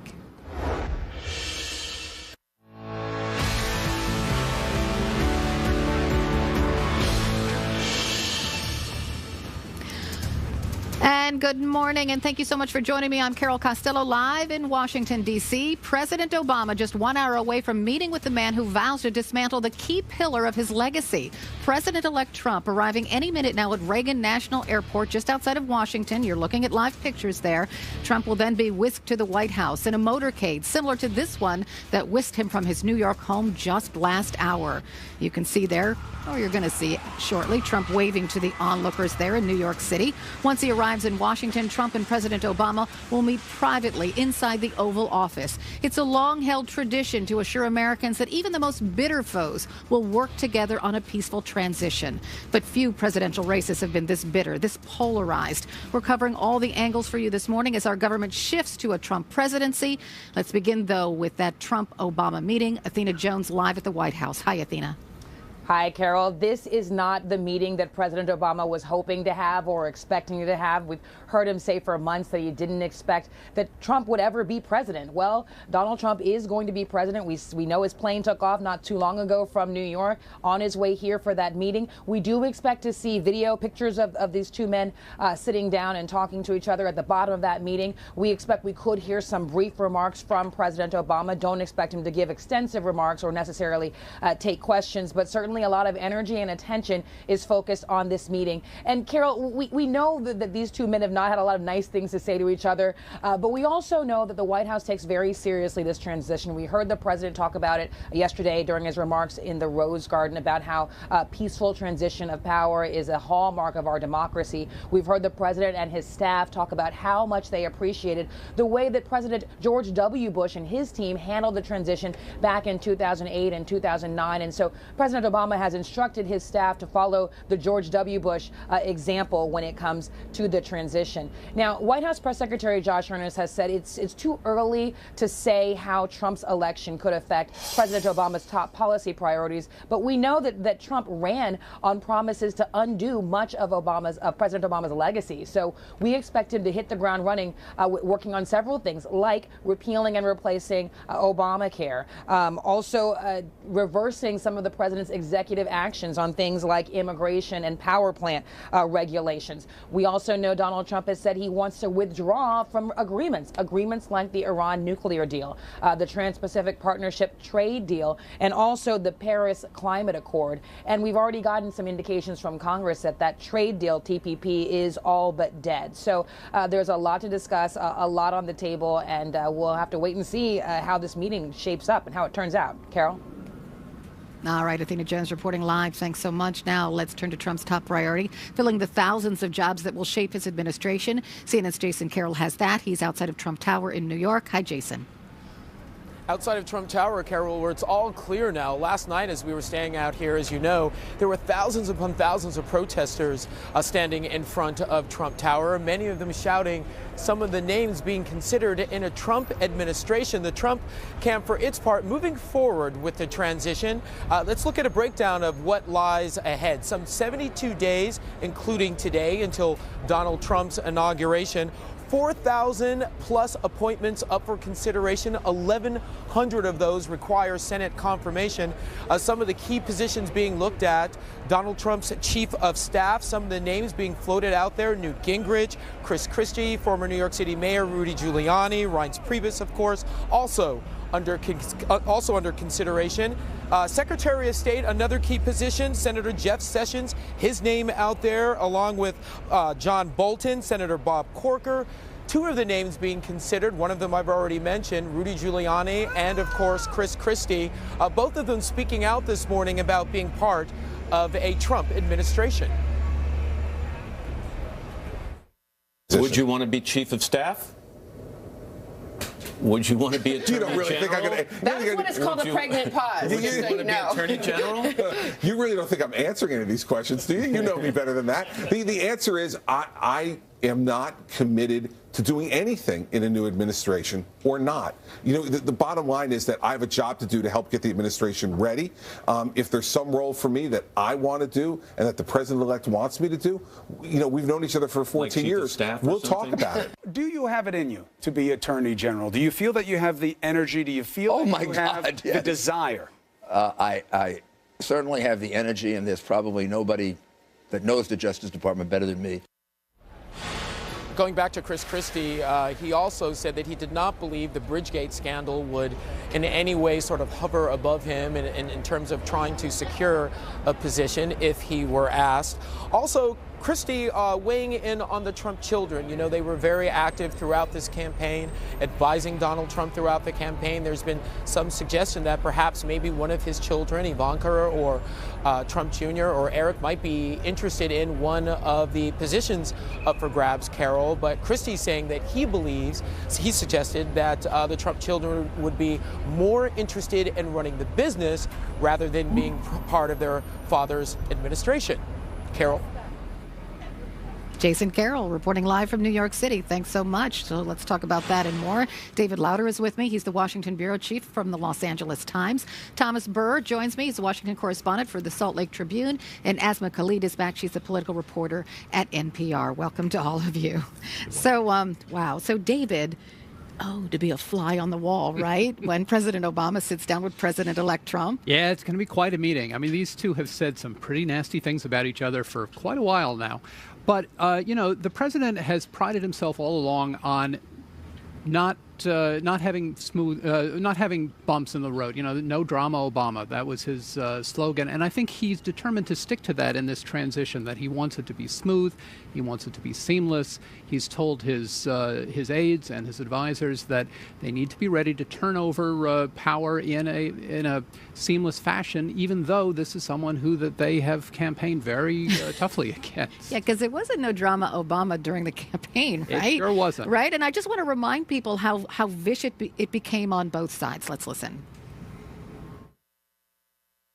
I hope he was born in the United States. If he wasn't, it's the greatest scam in history, not political history, in history. Donald Trump is uniquely unqualified to be president. He is the founder of ISIS. You don't see him hanging out with working people unless they're cleaning his room. We've got a person in the White House that's having a lot of fun. It's like a carnival act. He's erratic. If his closest advisors don't trust him to tweet, why would any of us trust him with the nuclear codes? So, Asma, it's endlessly fascinating to me that politicians are able to I'll forget all about those mean things that the other person said about me, and I'm going to sit down and be very professional. And I think in the case of these two men, too, it's very personal. I mean, Donald Trump is the man who sort of spearheaded the birther movement, questioned the legitimacy of President Obama, not only, whether or not he was born in the United States, but whether or not he was sort of legitimately the correct and rightful president of the United States. And I think that this is a really strange moment for America. I mean, here we have the country's first black president who will be followed by a man who, unleashed some very unpopular racist sentiments in the country and was ultimately at times, endorsed by the Ku Klux Klan. And that's a very sort of, I think, strange moment for the country. It is a strange moment for the country, Thomas, because the country is so very divided. On one hand, you have millions of Trump supporters enthusiastic, hopeful that the country will improve. And on the other hand, you have these protesters, like the protester I interviewed last hour, she is afraid of what's to come. Isn't that why this moment is so important right now, right? This is why, it's been a very divisive campaign. The United States is very divided right now. But then you can have them together in the Oval Office. You have them talking about working together and making a seamless transition. This is all about setting the tone for America to say it's going to be okay. It's going to be okay. I have heard from more than one Trump supporter that Mr. Trump doesn't mean the things he says literally. He says them to cause a reaction and to get things done, but he doesn't necessarily mean for them to actually occur. Is there something to that? There may be. I mean, I think all politicians, as you said, they campaign in a way to generate a reaction, get support, and then when they get to governing, it's a little different. But, this is part of the strength of why the American democracy works, that for more than 200 years now, we've had this tradition, with the notable exception of the Civil War, that you can have strong disagreements, you can even hate each other, but at the end of the day, you follow the will of the people and you transfer power according to the rules. Mm-hmm. And that's what's allowed this country, as diverse and rambunctious it is, to function. The other meetings that will take place today, Asma, the First Lady, Michelle Obama, will meet the future First Lady, Melania Trump, and Mike Pence will sit down with Joe Biden. So it's sort of like a kumbaya moment for the two parties. It is. And we know that Melania Trump has said that at times, she admired the First Lady. She admired her style. So I think that will be sort of a rather gracious meeting. I think that, Joe Biden and Mike Pence, sort of have known each other over the years. Mike Pence served in Congress. So that, I think, is an interesting meeting. I think the meeting, though, that everyone is so keen to understand and sort of see what will transpire is the meeting between President Obama and Donald Trump. Yeah, and I know they'll say a few words maybe after the meeting publicly to make the country feel better. Yes, it'll be very nice. I don't think they're going to say anything mean anymore. But it's those private conversations that I really wish we were able to bug the White House sometimes. Oh man, you're not kidding. Thanks to all of you for being with me this morning. Thanks so much. Coming up in the newsroom, we're still waiting for Donald Trump's arrival here in Washington for that big meeting with the president. The president-elect's contract with America, a robust plan for the first 100 days. I'll talk to a former senator who's been working with the Trump campaign on a transition plan.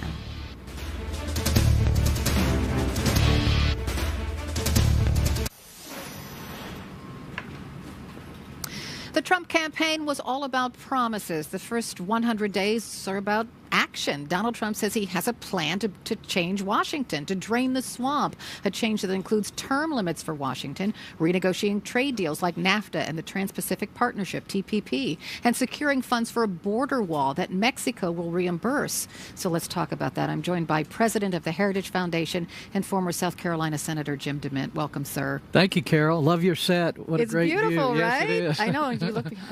Washington's a beautiful place. Yes, it is. But Donald Trump wants to drain the swamp. Yeah. So let's talk about that first term limits, because some lawmakers aren't so for term limits because some of them have been in office for a very long time. Yeah. Do you think it's possible?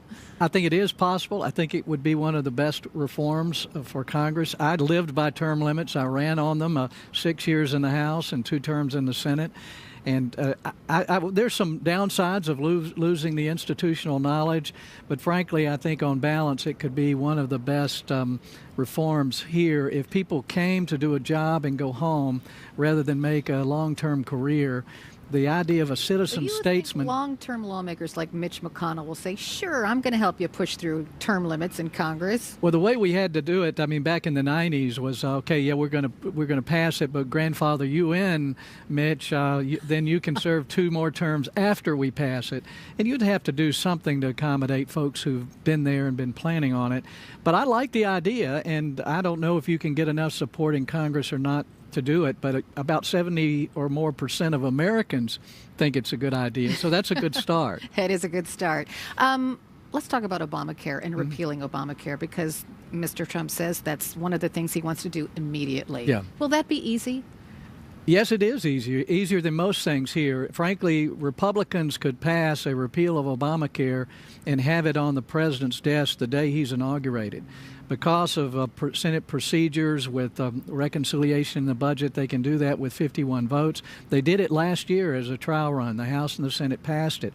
So we know how to pass a repeal. So that's a way of getting past the filibuster because you don't have quite enough votes in the Senate, Democratic votes to You can legitimately do that because it's a budget item.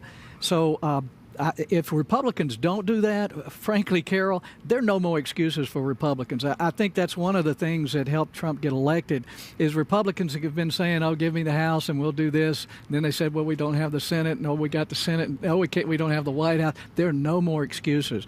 Obamacare. What about the 20 million people who are enrolled in Obamacare? If it's repealed on Mr. Trump's first day in office, what happens to them? Well, you have to sunset it, and the bill is set up that way where you transition away from it. But most people who've got insurance from Obamacare have just been stuffed into Medicaid. And the private insurance plans, if we create the competitive environment that Trump has talked about, will create better policies at a lower price. And so we need to do that. We promised the American people we would do that. And if the Republicans don't have that on his desk the day he's inaugurated, then it's a bad start for a Republican Congress. Let's talk about the wall, because that's another signature idea from Donald Trump. A lot of people don't believe he can actually build a wall because, A, it's really expensive, and you have to come up with the money from somewhere, and we don't have it right now. Well, Carol, actually, I helped to pass a law before Bush left the White House that authorized 700 miles of double-layer fencing. That means there are 2 high fences with a road in the middle so you can patrol it. Part of that, about 35 miles or so, has been built, and it's been proven that it actually works.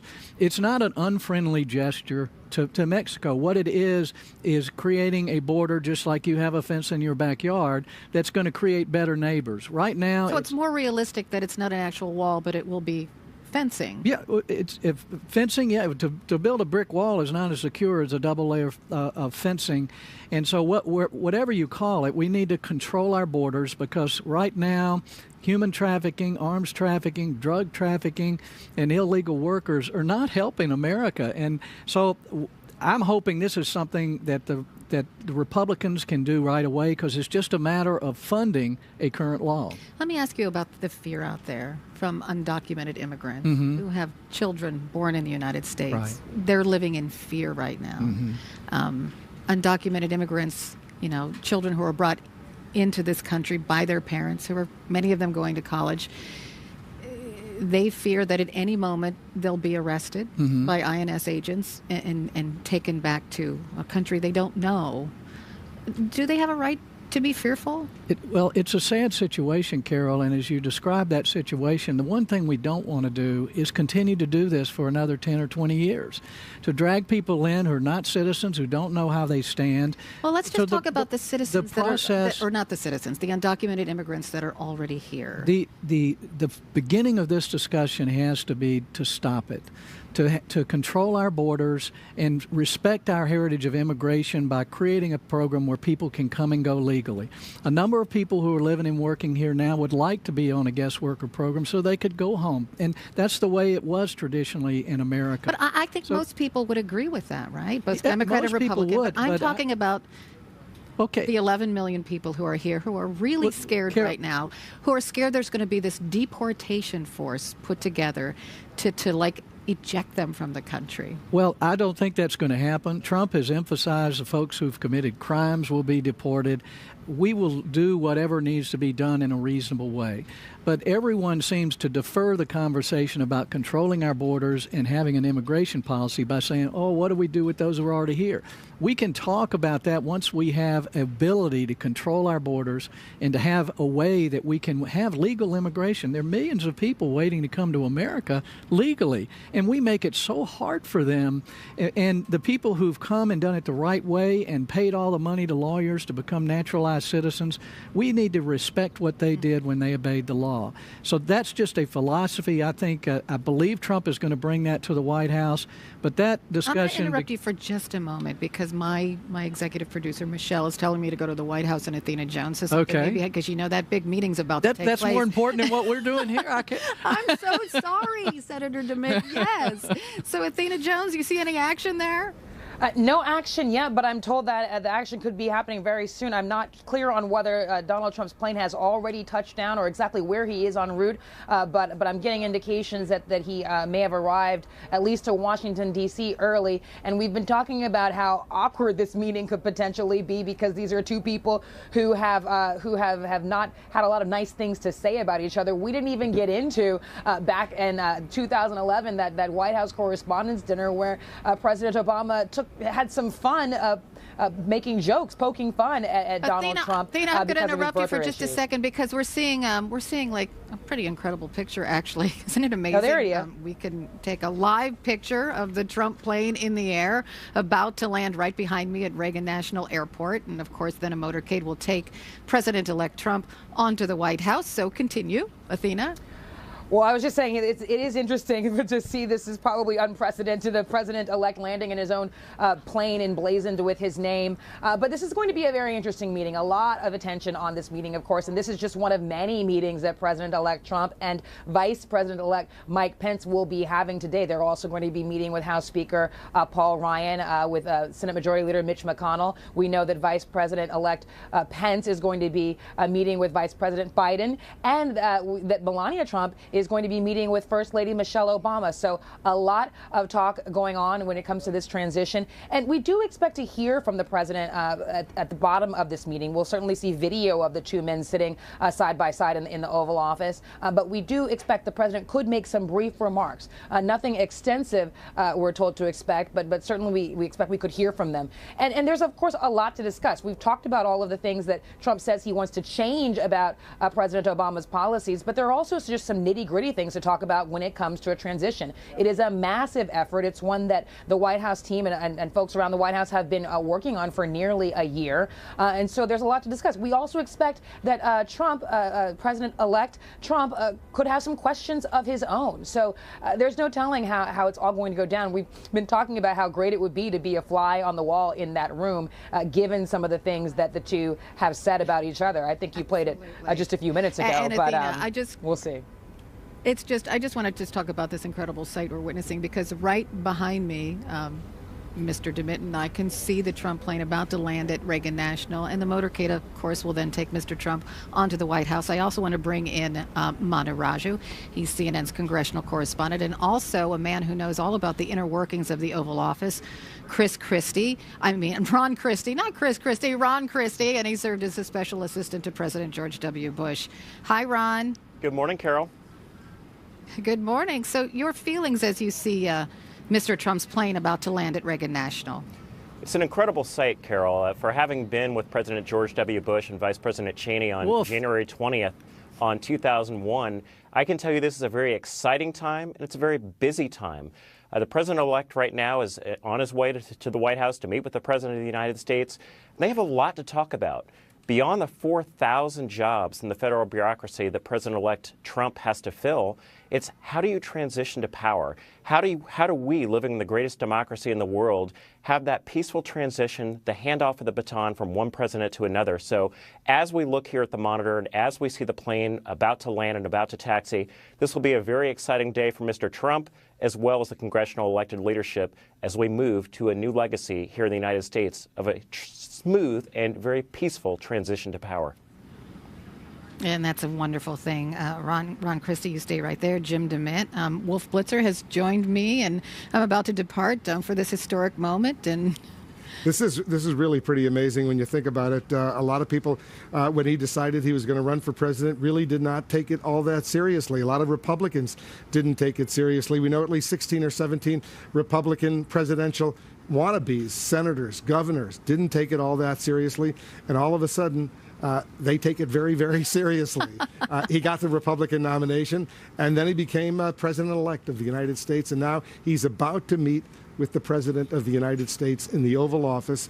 I'm sure there'll be some other moments. He'll take him on a little tour. This is history. Well, this is a very important moment, too, because the country is very much divided. You know, thousands of people across the country protested last night, and I wanted to ask you about that, too, Senator DeMint. Mm-hmm. What does Mr. Trump and Mr. Obama say today that will bring the country together? Well, just the fact that they're getting together is symbolic. I mean, it should soothe a lot of tensions because there's been no deeper disagreements than between these two during the campaign, and they've said some pretty rough things about each other, and the fact that they can put that behind them and come sit down together is a good signal for America, a positive and nonviolent transition of power, and I'm hopeful that the whole transition will work that way. Have you ever experienced a time when the country's been this divided, Wolf? Yes, the country has been divided on many occasions in our more than 200-year history. There have been major problems, and of course the Civil War. The Vietnam War, that deeply divided the country. There's a moment now where the President of the United States and the President-elect, and we're about to see it, they can take that first initial step in healing. And I know that President Obama wants to do for Donald Trump, the president-elect, what President Bush did for him during that transition. He was very gracious, spent a lot of time, they spoke, and President Obama, who was then still a junior senator from Illinois, was so grateful to President Bush for the way he handled that transition. And based on all the conversations I've had, I know that the President Obama, wants to do the same thing for the President-elect. Look, they disagree on almost everything, and there's a bitter history there going back to the whole birther movement and all of that. But you know, that's the past. They both have responsibilities right now that go way beyond their personal history, if you will. Let's go back out to the White House and check in with Athena Jones. So exactly how will this meeting go down? We see the Trump plane landing at Reagan National Airport, right? Athena's not there? Okay, I'll ask Wolf because I'm sure you know the answer to this question. So how exactly will it go down? Will President Obama come out and greet Mr. Trump and then escort him into I'm sure what they are doing, what they have done, and there's a whole history. I'm sure that President Obama will want to do almost exactly what President Bush did for him. They'll walk on, I assume they'll walk on that colonnade outside the Rose Garden. There'll be obviously a moment inside in the Oval Office. They'll have their meeting, and then the cameras will come in, reporters will come in. There'll be that traditional photo opportunity, and we'll hear from the president. We'll probably hear from the president-elect. Reporters will then shout a few questions. We'll see if they answer any of those questions before they're whisked out. That's the tradition. That's what we'll see, and I assume at the same time, the First Lady, Michelle Obama, will welcome the incoming First Lady, Melania Trump, and they'll have a little meeting as well. And Mike Pence will meet with Joe Biden at today some as point, well. yes. Yeah. And Mike Pence will get ready to move into his residence over on Massachusetts Avenue, not too far away from where we are right now at that Naval Observatory. We have Manu Raju standing by. He's our congressional correspondent. So will Democratic and Republican lawmakers be watching for President Obama's remarks and Mr. Trump's remarks after this meeting ends, Manu? Absolutely. They'll want to hear the signals that the president will make after this meeting. I'm sure you'll hear probably gracious remarks from President Obama, similar to ones that he made yesterday. But of course, those are often things you hear after an election. The proof will really be in the pudding once legislation starts happening, once each side begins to push their policies and what direction specifically the Trump administration will want to take initially coming in. Will Donald Trump want to try to push bills that will actually win Democratic support? Or will he actually try to do things that will rally Republicans behind him, like trying to repeal Obamacare, but that actually would prompt a stiff Democratic opposition? That is one. Those are things that actually will be discussed after this White House meeting today, when Donald Trump goes and meets with House Speaker Paul Ryan behind closed doors as they try to align their agenda. And then afterwards, Donald Trump meeting with Senate Majority Leader Mitch McConnell in his office in the Capitol, all part of an effort by Republicans to sync up, because the Republican leaders, Carol, just are not clear exactly on what Donald Trump wants to do as soon as he gets into office. And there is not much time between now and then to really align their agenda. So today, a critical day, not just for the passing of the torch between President Obama and Donald Trump, but also for Republicans to try to figure out what comes next. All right. Jim Acosta is also standing by at the White House. We know that Mr. Trump has had a contentious relationship with the press, and it kind of makes you wonder what the relationship will be like come January, Jim. Yeah, Carol, the way I've been describing it is it's sort of like we've discovered a new species in the animal kingdom. We do not know what kind of president Donald Trump will be. Carol, what we have to go off of is what we saw during the campaign. What we saw during the campaign when it comes to his relationship with the news media, I witnessed it firsthand. He referred to the news media as the disgusting media, the dishonest media. He called us crooks and thieves and liars and scum and so on. There were reporters covering his campaign who were banned from his rallies periodically. There were reporters I know from the Washington Post and BuzzFeed, for example, who were simply turned away at times during this election. He had something of a press enemies list, and eventually cooler heads prevailed inside the campaign, and Mr. Trump relented, and they started allowing those reporters into his rallies. So yes, and I think it is unclear what happens after January. I assume President-elect Trump will want to have press conferences here at the White House, in the East Room of the White House, in the briefing room of the White House. But if a reporter gets on his nerves, challenges him too hard, as my colleague Katie Tur did at times over at NBC and other colleagues, will he call that person out and go after that person? We just don't know about those things. But, I think, Carol, that nobody, as I like to say about the press, nobody cares about us. We could bellyache until the cows come home. Nobody cares about us. What really matters is what President-elect Trump is going to do for the country. And I think what Manu was saying was exactly right. He has to meet with the House Speaker, Paul Ryan. He has to meet with the Senate Majority Leader, Mitch McConnell. They will be with him come January as the leaders of this Congress, presumably. And they're going to have to hammer out this agenda. And as Manu was saying, we are going to find out soon enough which Donald Trump we're going to see in the Oval Office. Is he going to be the president who wants to immediately build a wall on the Mexican border, who immediately wants to repeal Obamacare, who immediately wants to open up the libel laws in this country so he can go after the press, as he suggested during the campaign? Or is he going to, as he was saying during his gracious victory speech on election night, is he going to pursue things that have broader appeal, like infrastructure? That is something that Hillary Clinton talked about out on the campaign trail. Joe Biden talks about it. Is he going to pursue veterans health care reform? That is something that he talked about quite a bit on the campaign trail. Nobody's really going to argue with that.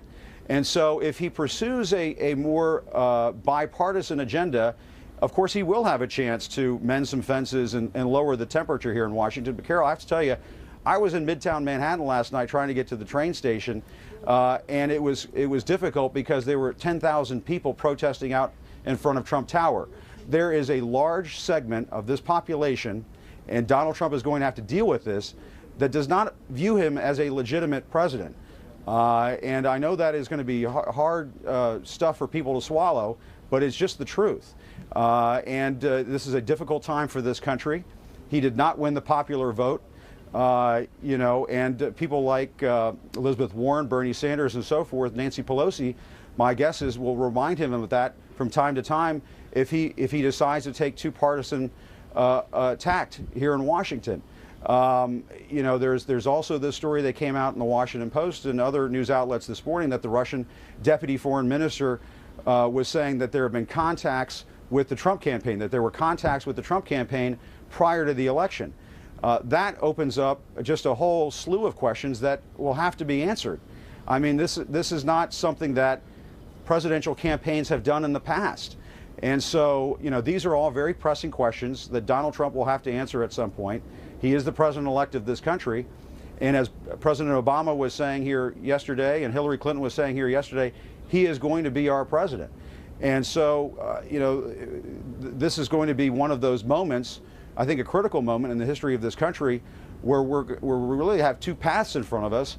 And a lot of people here in Washington are going to have to determine which path we go down. Is it going to be one of a unified, more bipartisan spirit here in Washington? Well, we haven't seen much of that in the last 8 years. Remember, Mitch McConnell said that he wanted to make President Obama a one-term president. Well, there are going to be Democrats in this town who are going to say what's good for the goose is good for the gander and so on.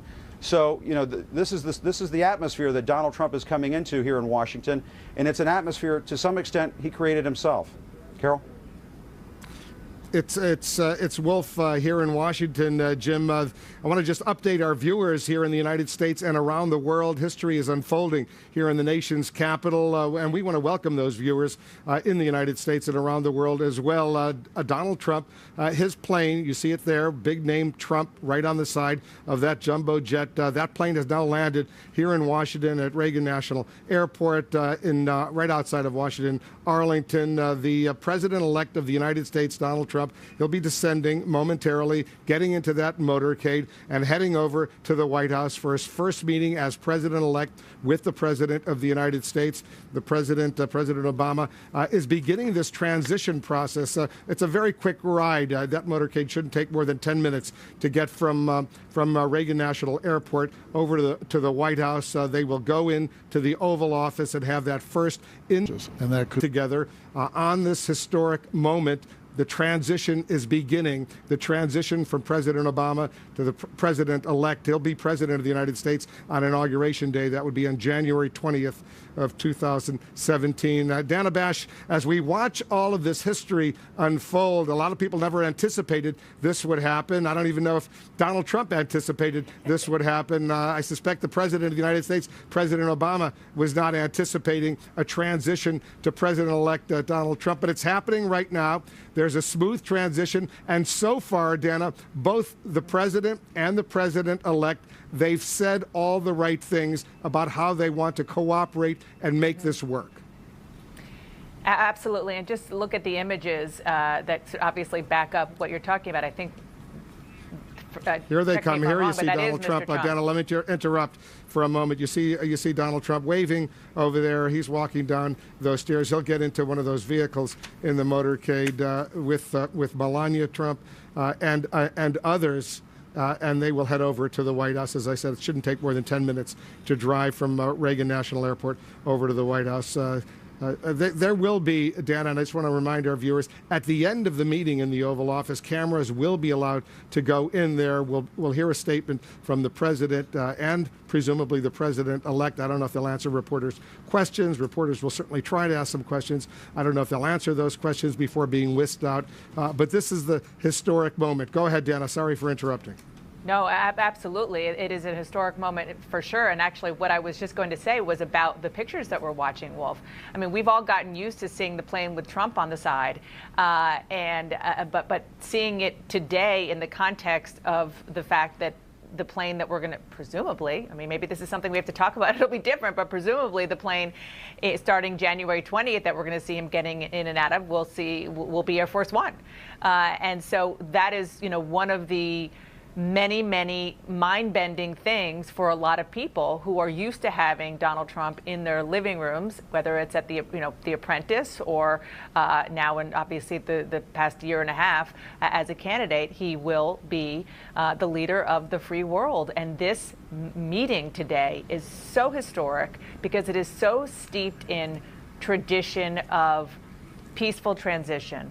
And I mean, I remember the first time I was at the White House, I was actually still in school, but I was doing a paper on presidents in the press, and I was invited by our old colleague Ann Compton to witness Bill Clinton coming to the White House on this Thursday for the first time to shake hands with the man he defeated, George H.W. Bush, and it was amazing to see. Now, Donald Trump didn't defeat Barack Obama per se, but he effectively did, since Hillary Clinton was running to embrace his legacy and to be a third term of President Obama. So this is going to be really remarkable. Never mind the very real personal animosity between these two men, because Donald Trump started his foray in politics by being the poster child for President Obama, wasn't really born in this country.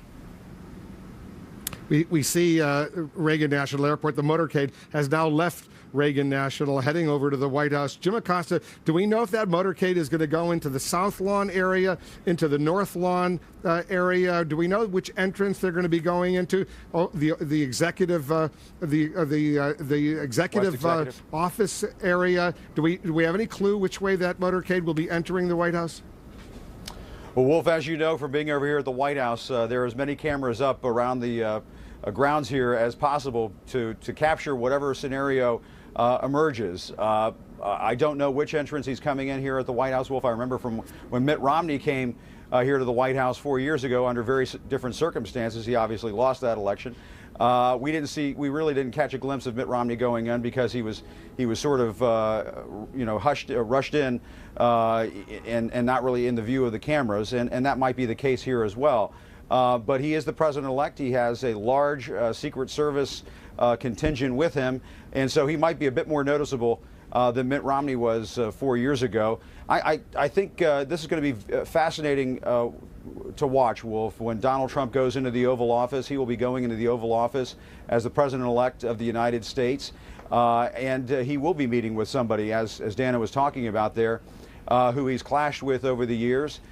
Each one of these figures thought they had gotten the better of each other over these years, and now Donald Trump, at the moment, appears to be having the last word, as he's going to be the next president of the United States and have an opportunity to dismantle the Obama agenda. You know, just talking to people here inside the White House, they are sort of focused in on the transition, and this is where the professionalism of people on both sides, in both parties, you know, we sort of see this take shape, and it's a reassuring sign for the country.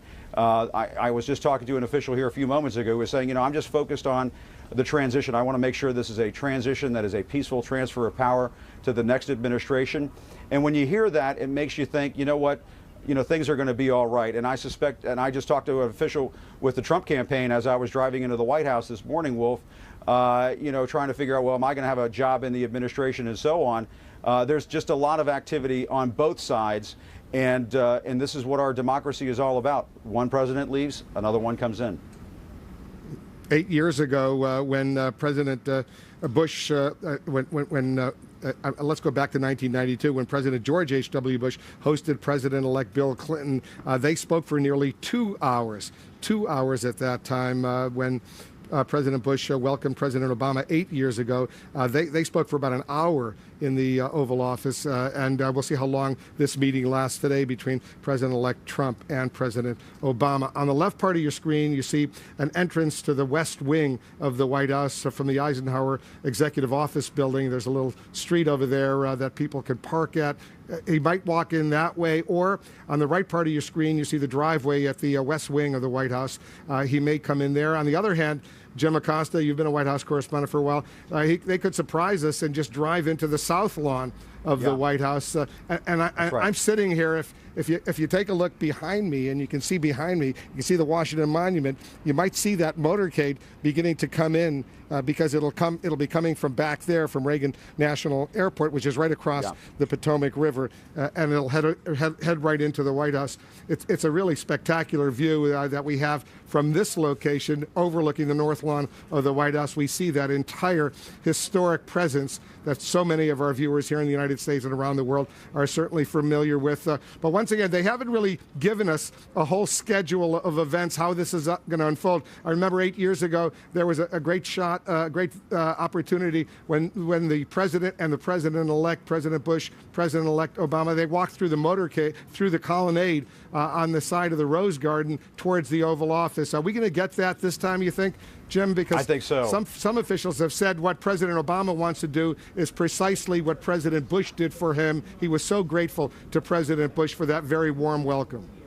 That's right. And remember, George W. Bush, for the duration of President Obama's presidency, he elected not to criticize, not be partisan when it came to talking about President Obama. So he set a precedent that now President Obama could elect to follow as well. And my sense is you're right, Wolf. If you listen to what President Obama said yesterday in the Rose Garden when he urged the country just how, even though this is so difficult and people are so saddened on the Democratic side that they lost, that it is the good American thing to do to give this next president a chance. And, this is coming from a president who was viewed by Donald Trump as not being legitimate and not being born in this country.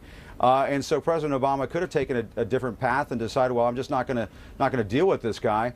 But what President Obama is doing here is something I think rather extraordinary. He is rolling out the same welcome mat that George W. Bush rolled out for him. And that's what I'm referring to when I talk to officials here at the White House and with the Trump campaign. You do get a sense that people are going to try to be professional about this. People are going to try to be civil about this, because not only is the whole country watching, Wolf, the whole world is watching. The whole world indeed is watching right now. Dana, the words that were exchanged during the campaign between Donald Trump and President Obama were very often ugly on both sides, but that was then, this is now. The words they exchanged today will be so powerful in sending a message to their respective supporters and followers. You know what? There's a new page that's about to begin. Let's forget about what happened in the past. Let's move on right now. There's a much greater responsibility that both of us have to the country, to democracy, as opposed to a political campaign. I suspect we'll hear more of that over the next, not only today, but over the next several days. No question. But I think in this instance, the words that they say are going to matter, but it is going to be the proverbial cliche picture that tells 1,000, maybe this time, millions and millions of words. Just seeing the two of them, which we expect to do, likely in the Oval Office, the most sort of sacred of American locations, the most recognizable maybe in the world of American power, is going to be so, I think, so strong and so telling. The other thing that I'm looking for, Wolf, is unfortunately something that we'll never know, because we can't be that fly in the wall in this meeting. But it's one of the things that President Obama referred to when he talked yesterday about him being heartened not just by the public comments that Donald Trump made, but the private comments he made to him when they spoke by phone. That, combined with even people like Mike Pence, Donald Trump's running mate, and many, many others that you and I have talked to for the past many months, who insist, you know what, there's a public Donald Trump and there's a private Donald Trump. And so, the reporting that we can do about what goes on, if we can, because it will be quite intimate, in that private discussion will be fascinating. But the other thing, just to kind of keep this, one Donald Trump versus another Donald Trump idea going, is what I've been hearing over the past 24 or 36 hours from people close to Trump is that there is going to be a campaign Donald Trump and a President Donald Trump. And that he, as surprised as he is, which I'm told he really is, he understands that campaigning and rousing people and performing on the campaign trail is a quite different thing than needing to get the job done and govern. And so this is going to be one of the first tests about whether we see the President Donald Trump that his friends insist is there. But what you're suggesting, and I think it's accurate, Dana, that a lot of the things he may have said and done while he was running for the Republican presidential nomination, while he was running for President of the United States, he did and said a lot of those things because he thought it would get him a lot of votes. And clearly it did get him a lot of votes. But now that he is the president-elect of the United States, and within a matter of a few weeks he'll be the president of the United States, he'll see it differently, and he may not necessarily govern as he campaigned. Is that what I'm hearing from you? I I think certainly part of it, is about the governing and the policy, but I think even less so. We'll see. We'll see how the policy of a President Trump or a Trump administration takes shape. I think part of the reason why this is, many reasons why this is such new terrain is because we don't know, because he doesn't know. He's never done it before. But I think more about the way that he approaches the bully pulpit, which he's going to have. The bully pulpit is quite different from the stump. And my understanding is that he gets that. And that, as this is seeping in for him, and I'm sure being in the Oval Office is going to be, the ultimate eye-opener, that he is going to recognize that the rhetoric that he uses is going to have to be quite different. Very different. We're looking here. You see on the right-hand side of your screen, you see pictures coming in from the driveway in front of the west wing of the White House, the north side of the White House, the north lawn. There, across that little street, is the Eisenhower Executive Office Building. It used to be called the Old Executive Office Building. It was once the War Department of the United States government during World War II, but now it's the Eisenhower Executive Office Building. A lot of times, visitors to the White House, they'll pull up there and they'll go into that side entrance, which you see on the left side of the screen. On the other hand, sometimes they'll just drive in through the north lawn of the White House. There's a driveway coming in from Pennsylvania Avenue, but we don't know which way they're coming in. The White House hasn't elaborated all the so-called TikTok, the specifics of what is about to unfold. Manu Raju is with us as well. Manu, I just want very quickly to give us a sense. Once Donald Trump leaves the White House, he's heading up to where you are, up on Capitol Hill, for what will also be a very important meeting with the Speaker of the House, Paul Ryan, right? Yeah, that's right. And remember, Paul Ryan and Donald Trump have not actually seen eye to eye through the course of this campaign season. At one point earlier last month, Paul Ryan saying he would not defend or campaign with Donald Trump. But later in the campaign season, of course, Paul Ryan starting to come around to the idea that Donald Trump could get elected and started to push more aggressively for Donald Trump to win the presidency. Now, today will be the first time for these two to meet face-to-face, eye-to-eye, since a lot of the back and forth happened during the campaign season, and really to align their agendas to see what Republicans in the House could do to push forward what Donald Trump wants to do. I mean, the Republican leadership is coming to this. It's sort of unclear exactly what Donald Trump wants in his first 100 days. Of course, he laid that out in the campaign season, laid out a whole bunch of things he wanted to do in the campaign season, but it's not clear what order they want to do things, exactly what message they want to send. Do they want to try to look like they're working with Democrats? Do they want to go after and things that will please their base, like a repeal of Obamacare? Those are all big questions, and as well as appointments, filling key cabinet positions. And in that regard, that's going to be important for his second discussion of the day. That is meeting with Senate Majority Leader Mitch McConnell, because the Senate, of course, has the role of confirming those cabinet appointments, and as well as confirming that last justice on the Supreme Court. So a lot of discussions taking place about strategy, about tactics, and about messaging, and also trying to figure out how to work with someone that these two leaders, Mitch McConnell and Paul Ryan, just are not sure what he would be like as president. Wolf.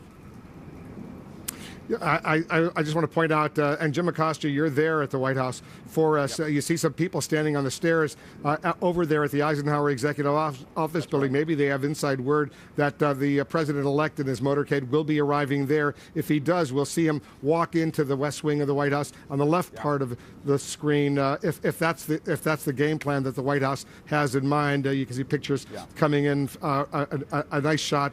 I think this shot comes in from where I am, across Lafayette Park from the White House. But go ahead. Yeah, that's right, Wolf. But as you know, Wolf, when there are leaves on the trees there, we don't get quite the same shot as we would if this were happening a little bit later on in the year. But yeah, you're right. If there are people positioned there on the steps of the Eisenhower Executive Office Building with their cell phones handy, they are preparing, I presume, to see President-elect Trump arrive here at the White House. Is he greeted by the president there? I'm not so sure about that. Might be greeted by officials, and then brought in to see the president in the Oval Office. But fascinating imagery to watch. And just to pick up on the conversation you were having, does President-elect Trump pursue a more bipartisan agenda? We just don't know about that. Wolf, talking to Republican sources, they just don't know what they're going to get come January 20th. And I think one word of caution, we don't want to get too carried away that this is going to be just this big bipartisan moment here in Washington. Donald Trump talked about things that conservatives in this country are expecting him to deliver on. They're expecting him to deliver on a wall on the Mexican border. They're expecting him to deliver on cracking down on Syrian refugees coming into this country and ending the processing of Syrian refugees into this country. They're expecting him to repeal Obamacare. And I talked to a Democratic source on the Hill last night who said that may not be that difficult to do through the budget reconciliation process. They may not need a supermajority in the Senate to do that. And so that actually may be easier to do than perhaps people think. And so if Donald Trump decides to go down this bipartisan road, he might have some people on the right, people like Ted Cruz, who came on board on his campaign at the very end, intensely disappointed. And as John Boehner understood as House Speaker here, that's a difficult caucus to keep happy. And Paul Ryan knows this all too well also. But, these are all storylines that we'll get to after this historic day. Obviously, Wolf, the imagery of being here at the White House, seeing those flags up and down West Executive Drive in between the Eisenhower Executive Office Building and the White House West Wing remind us that this is our country, this is our America, this is our transition of power, and this is just something that we haven't seen before. We've never seen a billionaire businessman walk into the White House here as president-elect. So we're all witnessing history together. It's almost 11 a.m. here on the East Coast. Donald Trump and his entourage, including Melania Trump, expected momentarily to arrive. We're now being told, Jim Acosta, that the expectation is he will actually drive in on the South Lawn, in the South Lawn entrance to the White House, not where between the old executive or the Eisenhower Executive Office Building and the West Wing. The images we're seeing, those people who were standing on the stairs over there may be disappointed that they're not going to see him. They may drive in on that south side, but the South Lawn, and eventually make their way there. But I suspect at a historic moment like this, the president will want to receive him in a more majestic entrance, which would be that South Lawn entrance. We don't know that for sure, but that's my expectation. Certainly President Obama deeply appreciates, as much as the antagonism that developed, the bitter words that were exchanged during the campaign and over these years, I should say, I think he appreciates totally the historic moment that the country is about to observe, and he wants to make it as smooth and as productive as possible. That's right, Wolf. And also keep in mind, this White House will want this moment recorded.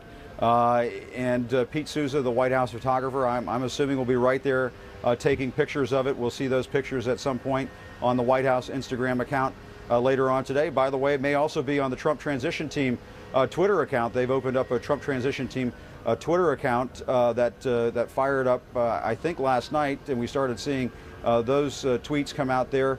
And I think both sides are going to want this image out there, because I think it serves the interests of both parties to see this peaceful transition to occur. And also, Wolf, we should keep in mind that the press will be allowed into the Oval Office. That small pool of press that follows the president, goes into the Oval Office when he meets with heads of state and so forth. They'll be in there. And as you mentioned earlier, there should be a few reporters in there as well who will have the opportunity to ask some questions. Now, one thing that I think is just going to be fascinating to watch, Wolf, is that, as I observed out on the campaign trail, and we all know all too well, if Donald Trump is asked a question, it is very difficult for him not to answer that question. And so while the President of the United States, what we saw him with other foreign leaders, might say, okay, thanks, guys, thanks very much, and the press would be whisked out of the Oval Office, he's going to have Donald Trump next to him. And Donald Trump, if he's asked a question that he likes, he may want to answer it. And but I think at this moment, from what we've seen so far in the last 48 hours since election night, I think Donald Trump, if given the chance to speak in the Oval Office, and perhaps he will also want to once again send a more unifying message and set a more unifying tone.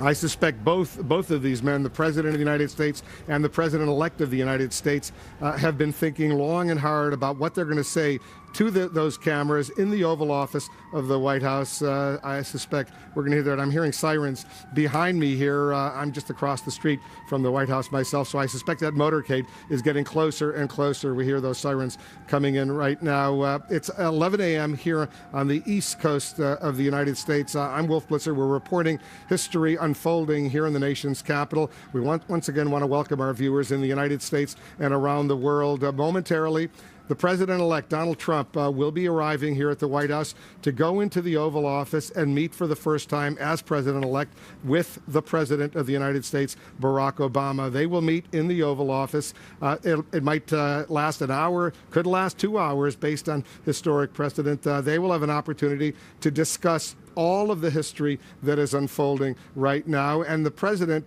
Obama, clearly wants to do as much as he can to make this a smooth transition.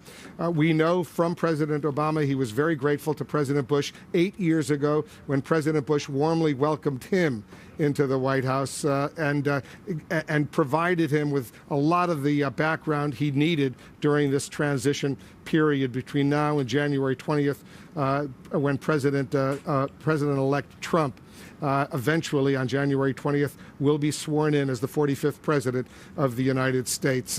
Dana, once again, it's a little frustrating to the journalists that the White House apparently has not allowed cameras to capture live images of Donald Trump arriving at the White House. We will have images. We will have cameras inside the Oval Office at the end of their meeting when they will both speak out, and we will see that. But it's always frustrating to me as a former White House correspondent that sometimes the White House, they'll have their own cameras, they'll have their official White House photographer there, but they're not letting apparently not letting even a small pool of network television cameras and print reporters over to get an eyewitness account to this historic moment. But maybe they'll surprise us and allow us to do that. But go ahead, Dana. I'm anxious to get your thoughts on this historic moment. We're looking at live pictures, by the way, of the West Wing of the White House, the North Lawn entrance to the West Wing. I don't know if he's going to be driving in there.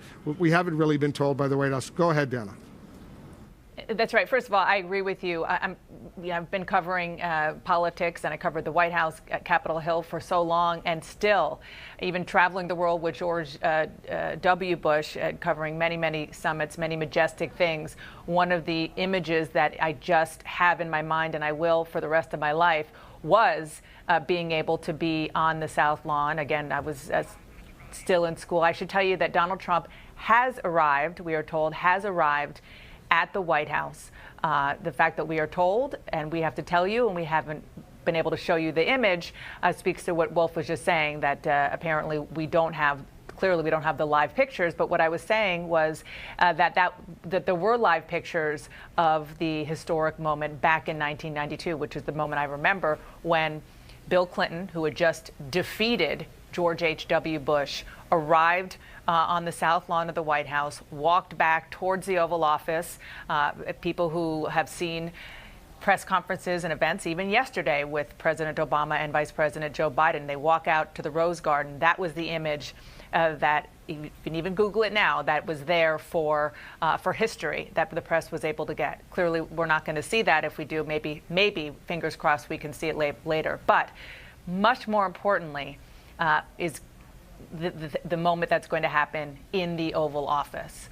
The Oval Office. I just want to interrupt for a moment, Dana. I just want to interrupt for a moment. We are now told that Donald Trump, the president-elect of the United States, has arrived at the White House. He didn't go into the West Wing, the North Lawn entrance that we see there. Didn't come in through the executive drive area between the West Wing and the Eisenhower Executive Office Building. He did arrive on the South Lawn of the White House, which is a much more majestic entrance. We didn't see the live pictures of that, but we are now told that President-elect Trump is there. He's inside the White House. He has arrived, and presumably the President Obama, will escort him, invite him into the Oval Office, at which point they can spend an hour or longer and talk about this process. John King, a former White House correspondent just like me, is here with me. We're across the street from the White House, a majestic view we have. John, I'm anxious for your thoughts, because so many people never thought we would see a day that President Obama would welcome President-elect Trump to the Oval Office. And so you can look in the rearview mirror, Wolf, and talk about the animosity between these two men. Donald Trump was a cheerleader for the birther movement. President Obama was harshly critical, saying Donald Trump was unstable, erratic, not prepared to be president. But I think today we should spend most of our time looking in the windshield, not in the rearview mirror, excuse me, on this remarkable moment. And having covered the White House, we all have bad days in life, but when you cover the White House, you walk down that driveway every day, and what a gift and an honor it is to work in that building. Well, Donald Trump today, I think the awesome responsibility he's about to inherit, if it hasn't sunk in already, it will when you walk into the Oval Office, the shrine of American democracy. When the president takes him out into the Rose Garden, they walk along the colonnade over to the White House residence. This is a changing of the guard in the United States. The entire world is watching this. A divided nation is watching this. And as President Obama, I think, struck the perfect tone yesterday, paying respects to George W. Bush. And I think what we see and what we don't see today is a remarkable moment in American history. And however you voted in this election, a celebration of the continuity of power, the transfer of power, and the strength of the republic. You and I, John, we covered that transition back in November, December 1992 when President George H.W. Bush welcomed the president-elect, the Arkansas governor, Bill Clinton, to the White House. We remember how smooth that transition went. We remember 8 years ago how smooth the transition from President George W. Bush to President Obama went. And I suspect this transition will be smooth as well. This is the beginning of an incredibly important 10-week period of time. Yes, President Obama still has some business he wants to get done. Yes, President Obama will probably have a few private words with Donald Trump about, I know you promised to change everything I've done. Maybe you want to keep this or that. But mostly this is about how this works, pledging cooperation, making sure the teams are in sync with each other. And it sounds like little stuff, but Donald Trump is about to start getting the most sensitive intelligence briefings. He's about to learn a lot about ISIS, a lot about what's going on in the Middle East, a lot about the China relationship. And as he learns that during the transition, he'll probably want to reach out and talk to people who are in government at the moment. So some of this is the simple stuff, if you will, exchange of contacts. Some of it is just a preparation of how the president runs his day, and Donald Trump will have his own way of doing it. Every president is different. This is the beginning of a process. The end of a process is a fascinating tradition. The president leaving always leaves a note for the president, the incoming president. And that note, I remember you mentioned Bill Clinton. That's usually on January 20th, the last time the president is in the Oval Office. Right. Those notes are very, very historic and significant. Right. And so that's 10 weeks from now. And I remember George H.W. Bush left a note to Bill Clinton saying, I know you promised in your campaign to focus like a laser on the economy. Good luck. God bless. I just want to tell you that every problem in the world will come across your desk. Be prepared for the unexpected. And then George W. Bush came promising a humble administration to focus on the hemisphere, and 9/11 happened. I'm sure one of the things President Obama will tell President Trump is, for all you have planned for this job, it's the unpredictable, the unexpected that will dominate your days. Let's not forget that transition in 2000 from President Clinton to President George W. Bush. That was also an extremely historic and smooth transition as well. You were there. There were some bumps in that transition. Remember, there was some childish behavior, some people saying they took the W's off the keyboards and the computers, and that was the lesson. That wasn't President Clinton, though. There's some of his junior aides. Yeah, no, I'm not saying it was President Clinton. The principles. And again, given the personal animosity between President Obama and Donald Trump, and you cannot forget that, and you cannot wipe that away on this day.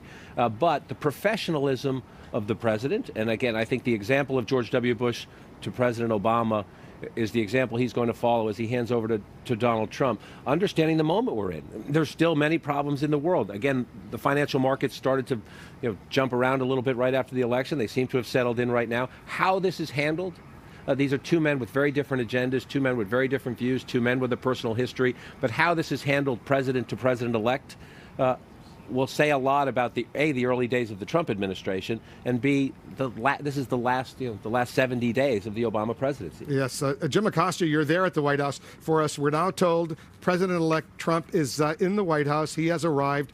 He is there, and he's getting ready. They're getting ready to go into the Oval Office with the President of the United States and start this meeting.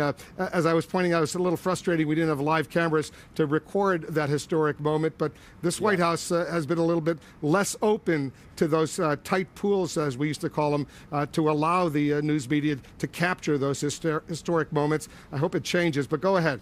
Yeah.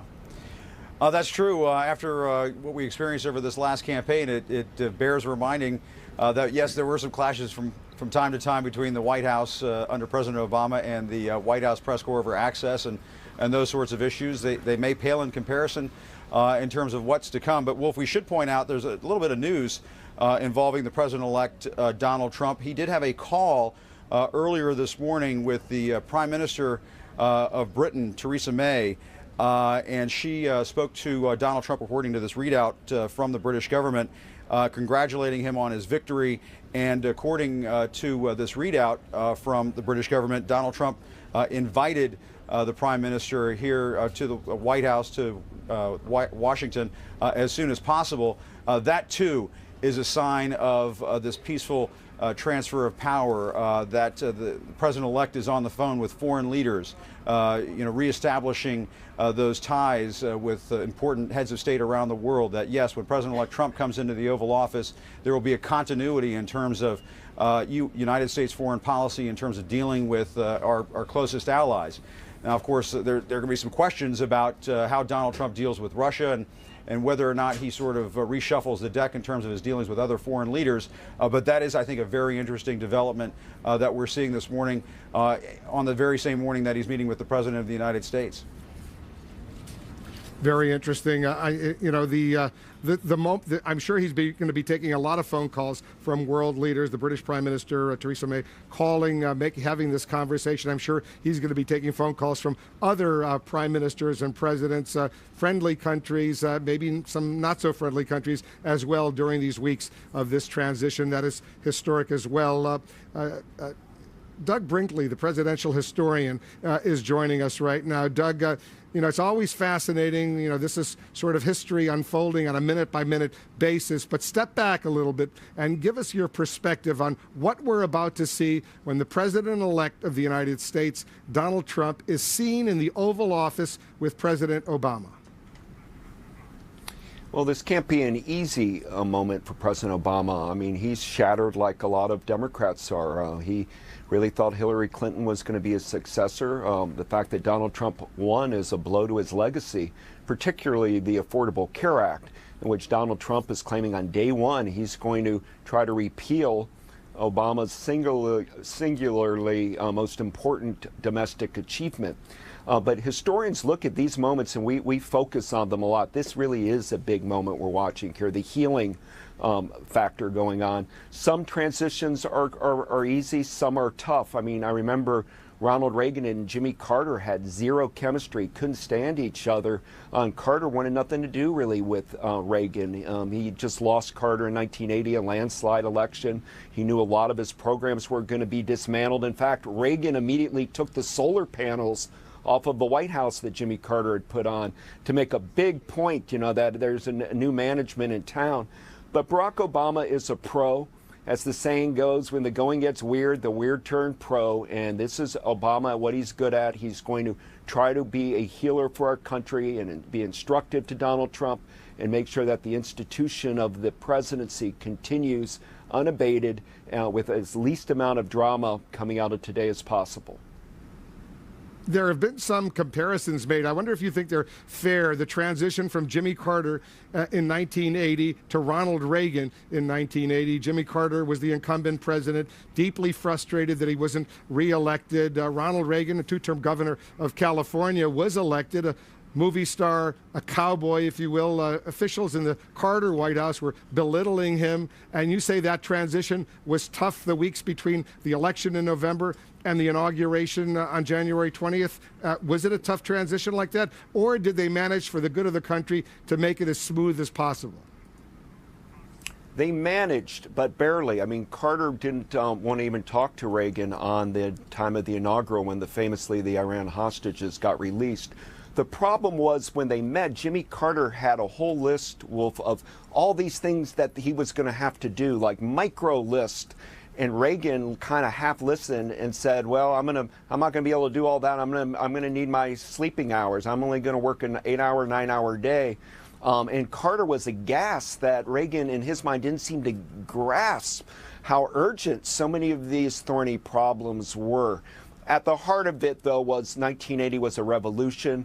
the right came in, the progressive movement of Lyndon Johnson it got shattered, and it was a revolutionary moment. And we're in another revolutionary moment here where Barack Obama has to worry that not only is Donald Trump coming in, his arch enemy, but that a lot of what he's accomplished these last 8 years might be unraveled in a Trump presidency.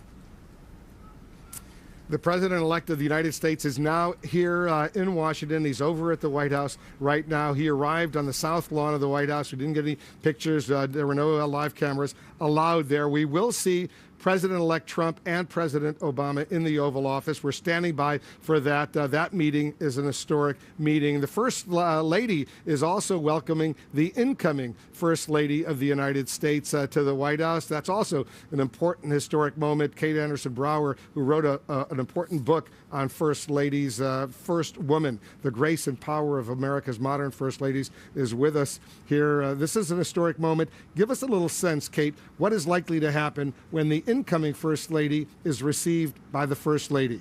Well, like Doug says, I mean, the animosity transfers over to the first ladies, too, right? The Bush, the Reagan-Carter handover was difficult for Rosalind Carter and for Nancy Reagan. They barely spoke to each other in the limo on the way to the swearing-in ceremony on Capitol Hill. I suspect that Mrs. Obama will take Melania to the West Sitting Hall, have a coffee while the president and the president-elect meet in the Oval Office. And this isn't the formal Passover where they do a residence tour, where the interior decorators with them. They get down to nitty-gritty details, even what kind of deodorant the new first family wants to use and what rooms they can change. They're binders of information. The Trumps can't come in and change, for instance, the yellow oval room in the residence or the Queen's bedroom or the Lincoln bedroom without getting permission from the curator's staff. So there are checks and balances, but I think the animosity cannot be overstated here. You know, Betty Ford said when the Carters came in, you know, whoever is replacing you didn't deserve to be here, because these women traditionally work very hard to get their husbands elected. One-term presidents take it very hard, and the first ladies do too. Melania was much less present on the campaign trail, though, than we've seen in the past from other first ladies. So Melania Trump will get a tour from Michelle Obama, the First Lady. The First Lady will take her upstairs to the residence, show her the Lincoln bedroom, other historic sites there, not just the East Room or the big dining room. They'll have an opportunity to see where the family is actually going to live. Exactly. And like John said, instead of having an actual letter that presidents leave behind for each other, this is the handover of power between the First Ladies, is the tour. And on this tour, which I don't think is happening today, that will happen in the future. I think this is more symbolic today. The First Lady stands the incoming First Lady at a certain window in the dressing room and says, if you look in this spot, you'll be able to see your husband at work in the Oval Office. And this is what Barbara Bush did for Hillary Clinton, what Hillary Clinton did for Laura Bush.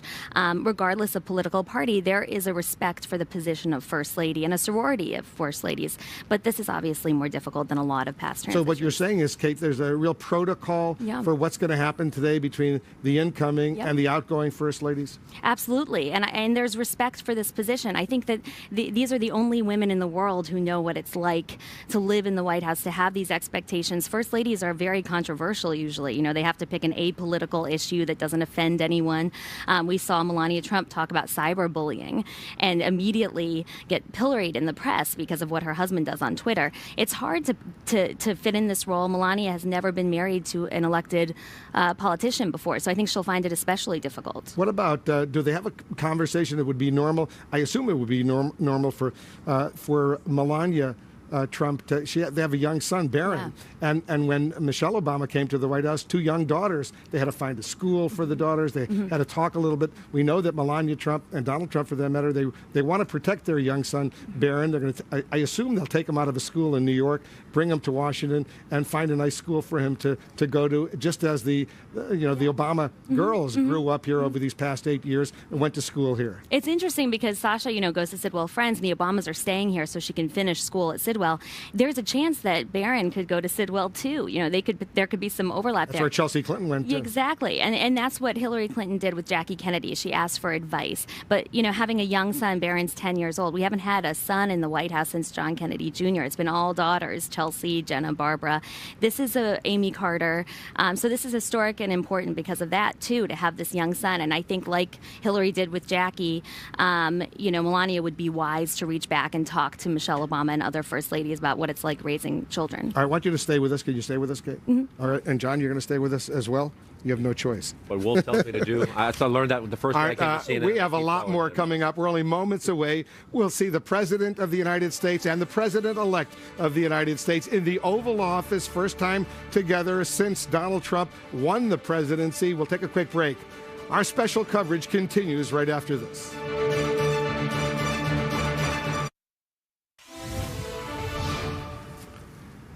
Once again, we want to welcome our viewers here in the United States and around the world. History unfolding here in Washington, D.C.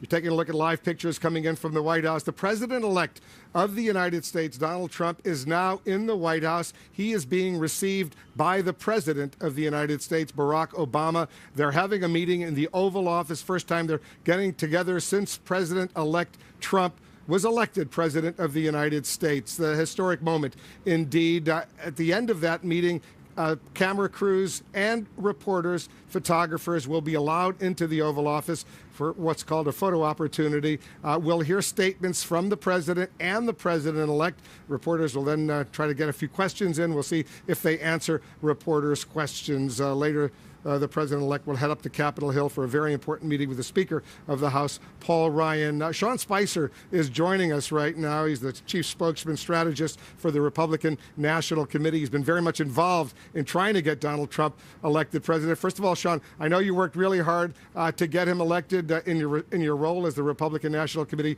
strategist. Congratulations. What do you anticipate will happen today? Well, first, I appreciate it. Thank you, Wolf.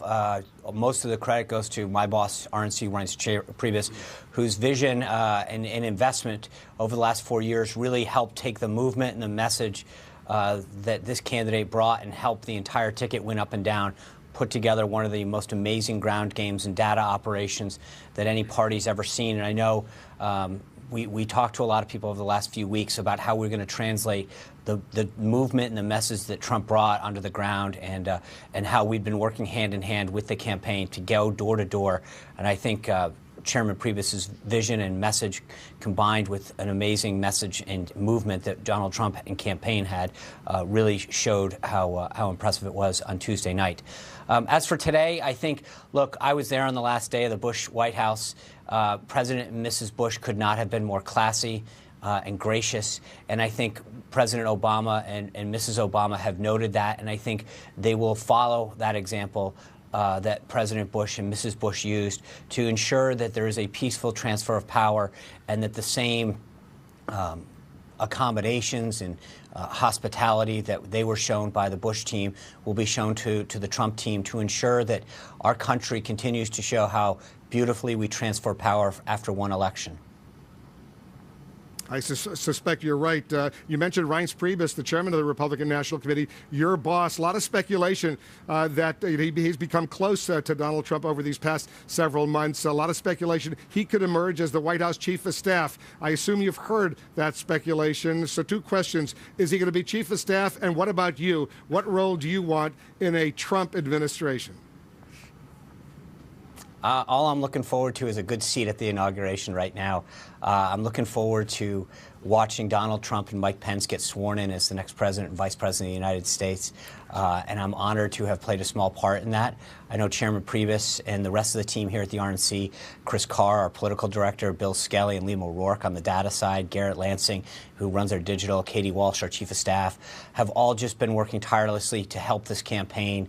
And I think all of us, frankly, just spent the last 36 hours excited and happy, and you know, we'll see where it goes from there. I know that everyone wants to make sure that we help Donald Trump and his team be successful, and but it's too early for any of those questions to be asked right now. I suspect that's a very diplomatic answer. Maybe State Department, maybe a role as the State Department, some senior position there.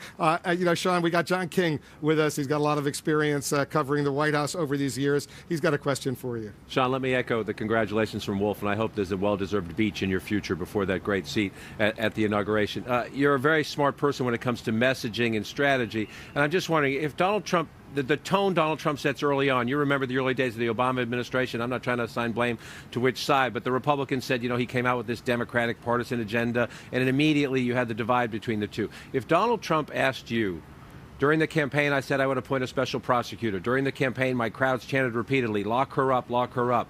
Should I do that, or should I turn the page and say it's time to let Hillary Clinton go into retirement peacefully? Let's drop all that talk. If Donald Trump asked you that question, how would you answer? Well, I'd say the tone and sentiment that he expressed on, well, actually Wednesday morning when he took the stage officially, is the tone that I think we should carry through, which is he talked about a lot of policies, helping people from around this country understand how policies can help them, enact policies and solutions that will lift up all Americans. And I think that would be where the focus should be. I think that's when you think of the multiple ambitious pieces of his agenda to help America. I think that's where we start, and again, I think that's where you're going to see him go, because he understands that so many people from around this country are hurting, and that they really, really believe in the message and the movement that he and Governor Pence have taken from one corner of this country to the next, to the inner cities, to the rural parts of this country, north, south, east, and west.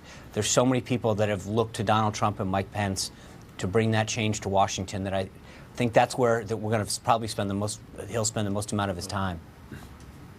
You're showing your skills here and avoiding the very specific part of the question. On the question of special prosecutor, you know what's happening in the country. Donald Trump won fair and square. Donald Trump will be the president-elect. But we live in a divided America, and there are a lot of people who are a bit anxious about this. On that specific question, if he said, should I name a special prosecutor, as I said in the campaign, would you say, sir, go ahead, you promised that, or sir, maybe you should just leave that in the campaign and have a different tone as president? I'll tell you, I think he laid out a lot of things, solutions and policies and priorities. The counsel that I would give him is to focus on a lot of those things that are going to unite us as a country, make the country better, lift people out of poverty, create more jobs, reform health care. He's got a lot of things on that agenda. And then beyond that, I would keep my advice to him very private. Do you think he's going to, on day one, January 20th of 2017, only a few weeks from now, Sean, that he's going to start on day one and issue a series of executive orders eliminating a lot of the decisions, the executive actions that President Obama took, whether on immigration, climate change, sensitive issues like that? I think he's got about 2.5 months until that day in January where he raises his hand and puts his other hand on the Bible and gets sworn in as president to lay out that agenda and figure out what exactly needs to come first, second, or third. But I'm going to tell you now that there's no question that starting day one, he is going to make it very clear that this is going to be an administration that is not going to stand for the status quo and is going to change the way that this government operates to make people's lives better. But you're going to notice it on day one. So I don't want to lay out, and I'm not going to prejudge how he wants to do it or exactly the way in which he wants to do it. But I know this. On day one, you're going to feel a positive impact for this country because Mike Pence and Donald Trump have become the president and the vice president of this country. I know you had a very, very busy role in the campaign, and you were up in New York over at Trump Tower trying to help get him elected. Do you have a specific role? I know you work at the RNC during this transition that you're going to be working on, helping Chris Christie, the governor of New Jersey, who is in charge of the transition. Do you have a specific role right now, Sean? No, I don't. I'll do what I'm asked. Look, I'm honored to I'm honored to have been part of it, Wolf. But there's a lot of great people in Trump Tower that have really worked hard, and across the country, frankly, putting up signs and advising and creating policy. And so I think all of them want to be part of this historic opportunity. And wherever he or his team asks, I know people want to help. One final question before I let you go, Sean. Were you stunned that he won? I was a bit shocked by the depth and breadth of it. When you saw some of these counties come in, that Obama had won 52-47, 51-48, some of the Wisconsin counties, the Michigan counties, places where we knew we were going to do well, and we had seen the surge, but we sort of, in a couple of the areas, frankly, you watched these counties flip. And it really spoke to the depth and breadth of the change and movement that he was spearheading. Sean Spicer, the chief strategist, the spokesman for the Republican National Committee. Sean, thanks very much for joining us. Thank you, Wolf. Thank you, John. All right, we're going to take another quick break. Remember, we're waiting to go into the Oval Office at the White House, right behind behind where we are right now. The president and the president-elect, they are meeting right now. Toward the end of their meeting, they will invite camera crews, reporters in. They'll make statements. The president and the president-elect will get live coverage of that, and we'll share it with you, of course, much more of our special coverage on this historic day in Washington right after this.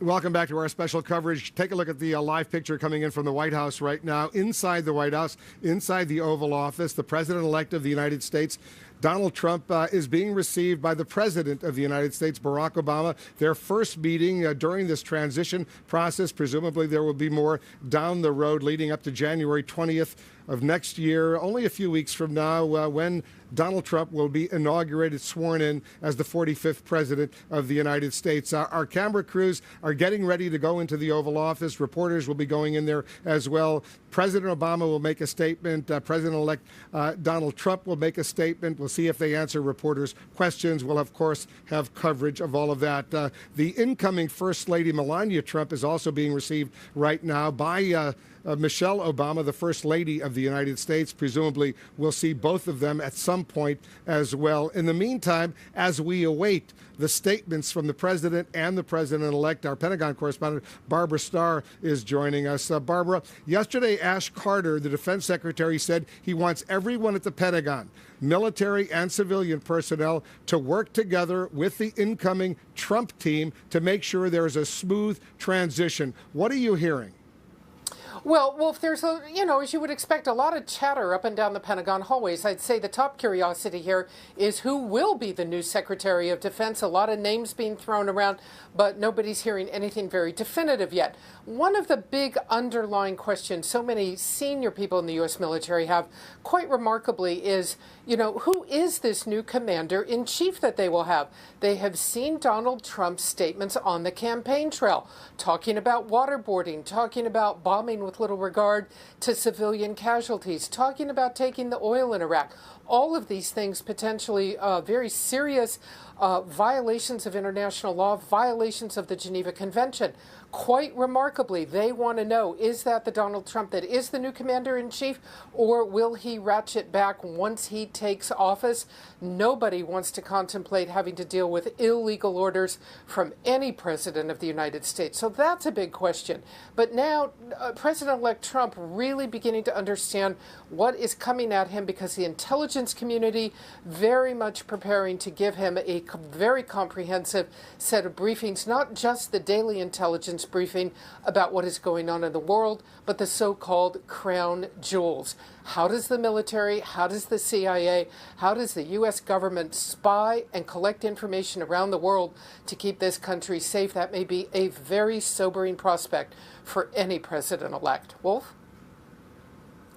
And let's not forget, during the campaign, Donald Trump said that when it comes to fighting ISIS, he knows more than the generals do. I assume that did not go over all that well where you are, Barbara, at the Pentagon. Yeah, no, some people, I suspect, see it as campaign rhetoric, but, deep inside, who are the generals in the U.S. military today? Most of these people have served multiple combat tours in Iraq, Afghanistan, around the world. They've been away from their families for years. They have buried their troops at Arlington Cemetery. So these people feel these things very heartfelt. They feel that they are giving the president, any president of the United States, their best military advice. It just really has to be said. This is a military totally loyal to any commander-in-chief. Of course, there is civilian control of the military in this country, but very much the generals will be waiting to see everything they can, learn everything they can about Donald Trump. Wolf. All right, Barbara at the Pentagon, Barbara Starr reporting. Kim Dozier is our global affairs analyst. There's a lot of jobs, hundreds of jobs that will have to be filled by the incoming president. When it comes to national security, the National Security Council, elsewhere at the State Department, the Pentagon, what are you hearing, Kim? Because a lot of speculation, a lot of names out there. Wolf, I'm hearing that they are scrambling to gather the resumes they need to fill up to thousands of positions that require a top secret security clearance. Now, initially, about 3 weeks ago, a month ago, they had a few hundred names for people who would take top posts like the Secretary of Defense. But when they looked at their internal polling and started realizing that they might win, they started reaching out further. And within the hours since Donald Trump has been named president-elect, I'm hearing that even since the publication of a story I wrote about this transition process, they're getting flooded with resumes, but from a different group of people than are normally applying for these kind of jobs. A lot of people from the military contractor world, retired military types who have a top secret clearance and have been frustrated by what they perceive as the Obama administration's sort of weak or lackluster campaign against Islamic militancy and extremism. So you really could have a change from the previous administration or Washington as we know it, because you might have a surge of people in these jobs who haven't done them before. Kimberly, stand by. We're going to get back to you as well. John King is here with me. John, I just want to point out the Marine Guard who's standing outside that door at the West Wing of the White House. Tell our viewers the history there. If the Marine is outside the West Wing, that means the president is in the West Wing. It's one of the ways when you cover the White House, you know if the president's quote-unquote on the job. The president works 24/7. I don't mean that disrespectfully. But if the Marine is there, you know the president has come over from the residence and is actually in the West Wing. So the president is in the West Wing. And this is the back door of the White House, if you will. This is the door, this is the part of the White House Americans see every day if you watch the White House. But the south portico where Donald Trump came in, that's the entrance to the White House, looking out at the mall, looking out at the majestic Washington Monument and the Jefferson Memorial. If you think of your home, you know, a lot of people come in the back door, right? You park the car in the garage, or you come up the driveway, you go in the back or the side. That's the back door of the White House, but it's the working side of the White House, if you will. That's where the West Wing is. You walk in that wing there, there's the reception desk, and you take a few steps, and you're in the president's office. You're where the chief of staff is. And that's what Donald Trump's learning today. What is business going to be like? He has an office in the Trump Tower. His staff is around him. Well, he's about to be the leader of the free world, and that will be his office. And then, as we talked earlier, people remember where the president was yesterday, in the Rose Garden, the place where the president often uses the bully pulpit. How Donald Trump handles communicating with the American people in the world, I think is one of the great fascinating questions we have after this campaign, in which he was so provocative, in which he said those things Barbara Starr was just talking about that alarmed the Pentagon. Let's see what a President Trump and how he's different from candidate Trump. But we do know he's a very effective communicator. He likes to use the media and his own statements to communicate. That's how he'll do a lot of that out in the Rose Garden, especially on beautiful days like this in the nation's capital. I think the majesty of the White House is going to be introduced to Donald Trump today. And no matter how successful you are, no matter your track record, when you walk into the Oval Office, you walk out into the Rose Garden, you walk that colonnade over to the residence, which will be Donald Trump's home. It's in both a museum, as Kate was saying earlier. It's both an office and a museum, all at once. And it is a majestic place. We worked there together for years. And like I said, even when you come in a grumpy mood, even when traffic was horrible, even when your coffee doesn't taste right, you walk into that building, and I'm in the White House. It's just a majestic, wonderful, amazing place, and I think both of these leaders, we're going to hear from them in a few minutes. Right. I'm sure they're having a substantive conversation about how the job works, but also just a historic conversation about this is America. In the 7 years that when I was CNN's senior White House correspondent, you're absolutely right. You go through that gate on the north side of the White House, and you walk down that driveway, and you sort of, and I did it all the time, I was pinching myself. Here I am, a kid from Buffalo, New York. You're a kid from Boston. And we're covering the White House, and I'm sure Donald Trump, as much as he's a billionaire and he knows so much about world affairs, he's pinching himself right now that he's sitting in the Oval Office with the President of the United States. And you're reminded, you know, this is a very less perspective. You know, we're correspondents. We're covering the White House. He's going to be president of the United States. But you come to work many days thinking today's story is going to be Social Security form, or the president setting up his budget, or this. And then you're literally, I remember days walking down the driveway to do a live shot on some issue and getting a frantic phone call, North Korea just launched a missile, or, you know, some world leader has done this, or the financial markets are crashing. The unpredictability of the awesome responsibility Donald Trump is about to assume, I assume that is the biggest message President Obama will convene today, because that is the message I know George H.W. Bush gave to Bill Clinton, that Bill Clinton gave when he handed off to George W. Bush. And it's Democrat to Republican, Republican to Democrat. Yes, there are partisan differences, but there's, you know, you are the keeper of that amazing building, and that building represents the job and responsibility you have to the nation and to the world. Yeah, a few days ago, the president was ridiculing Donald Trump on the campaign trail, saying, you know what, his aides took away his access to Twitter, and now he wants to have access to the nuclear codes. We're going to hear a very different genre from both of these men coming up in a few minutes. Absolutely, and that's important. And look, I remember covering the Bush to Obama transition. The Clinton to Bush transition was a little bit more messy, not between the two leaders, but I think between the staffs. It was very different for George W. Bush to come into the White House because he grew up in the White House. I mean, his dad was in the White House. He was around the White House for years, the 8 years of the Reagan presidency and then the 4 years of the George H.W. Bush presidency. So that was a very different transition in terms of familiarity with how it works. Bill Clinton had been a governor. Ronald Reagan had been a governor. Donald Trump is the first president in American history who has not served in the military or in any government position. That's just a fact. And so he has a lot to learn. That's not a criticism. He has a lot to bring. He has an outsider's perspective. He has his business experience. But he does have a lot to learn about the nuts and bolts of government, the levers of government. And I think one of the things he's going to learn quickly is that during the campaign he would say things and he might dominate the news cycle for 24 hours. A president can move financial markets. A president can change geopolitics around the world with a sentence. And that's the first part of learning to be comfortable in the job and how you want to conduct yourself in the job. Our chief political analyst, Gloria Borger, is with us as well. Gloria, you've covered a lot of these transitions over the years as well. This is an historic moment. I'm anxious to get your thoughts because the President of the United States and the President-elect, they're going to be speaking not only to the American people, but to the world in a few minutes.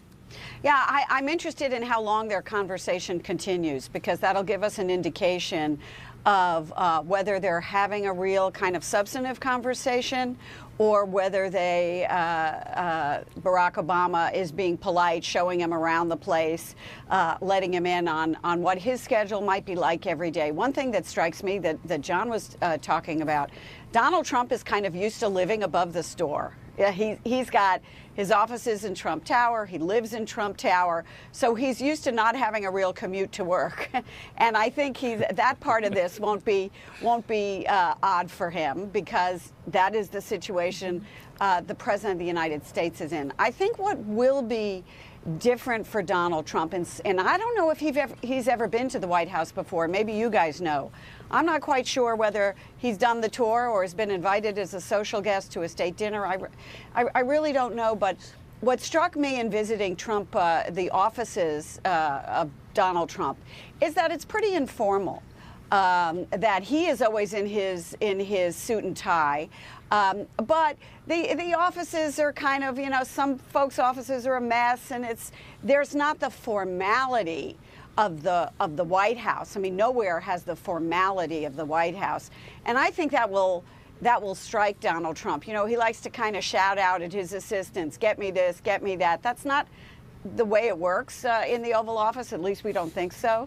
And so the thing that all of us are struck by as we walk into the White House is the sort of way it's kind of hushed, and the way how formal it is, and the military there that you're seeing there outside, and it's not so much the grandeur of the place as it really is the nature of the fact that people are there to protect this person as he goes through his day-to-day job, and everything he does is important.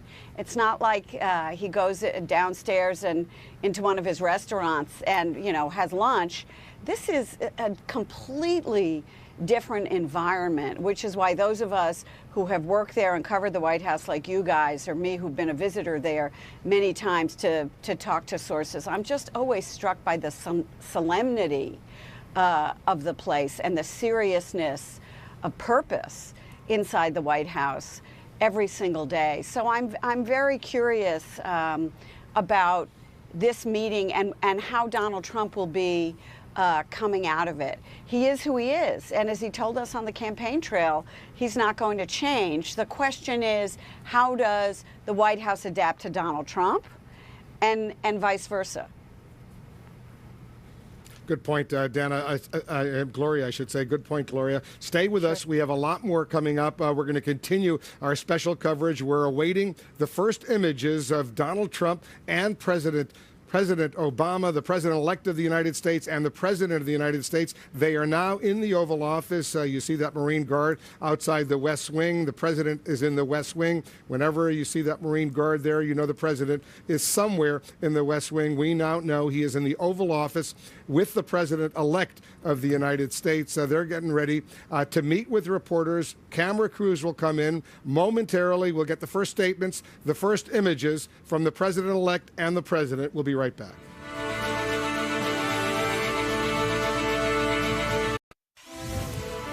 Welcome back. We're told we're only a few moments away from the first images of the President-elect of the United States, Donald Trump, being received in the Oval Office by the President of the United States, Barack Obama. They've been meeting now, I think, since the top of the hour, almost an hour since Donald Trump and his entourage arrived at the White House. Melania Trump, the incoming First Lady, is meeting with Michelle Obama, the First Lady of the United States, at the same time. We're going to be watching all of this very closely, and we'll of course have complete coverage of the statements that the President and the President-elect will be making shortly. So stay with us for that. Dana Bash is with us. Dana, you know, we're going to be studying every little nuance that comes out of this, the body language, the statements, the words, if you will. It's going to be fascinating, not only for those of us who are journalists, but for people out there around the country, indeed around the world. How are these two men going to get together, and how will they behave?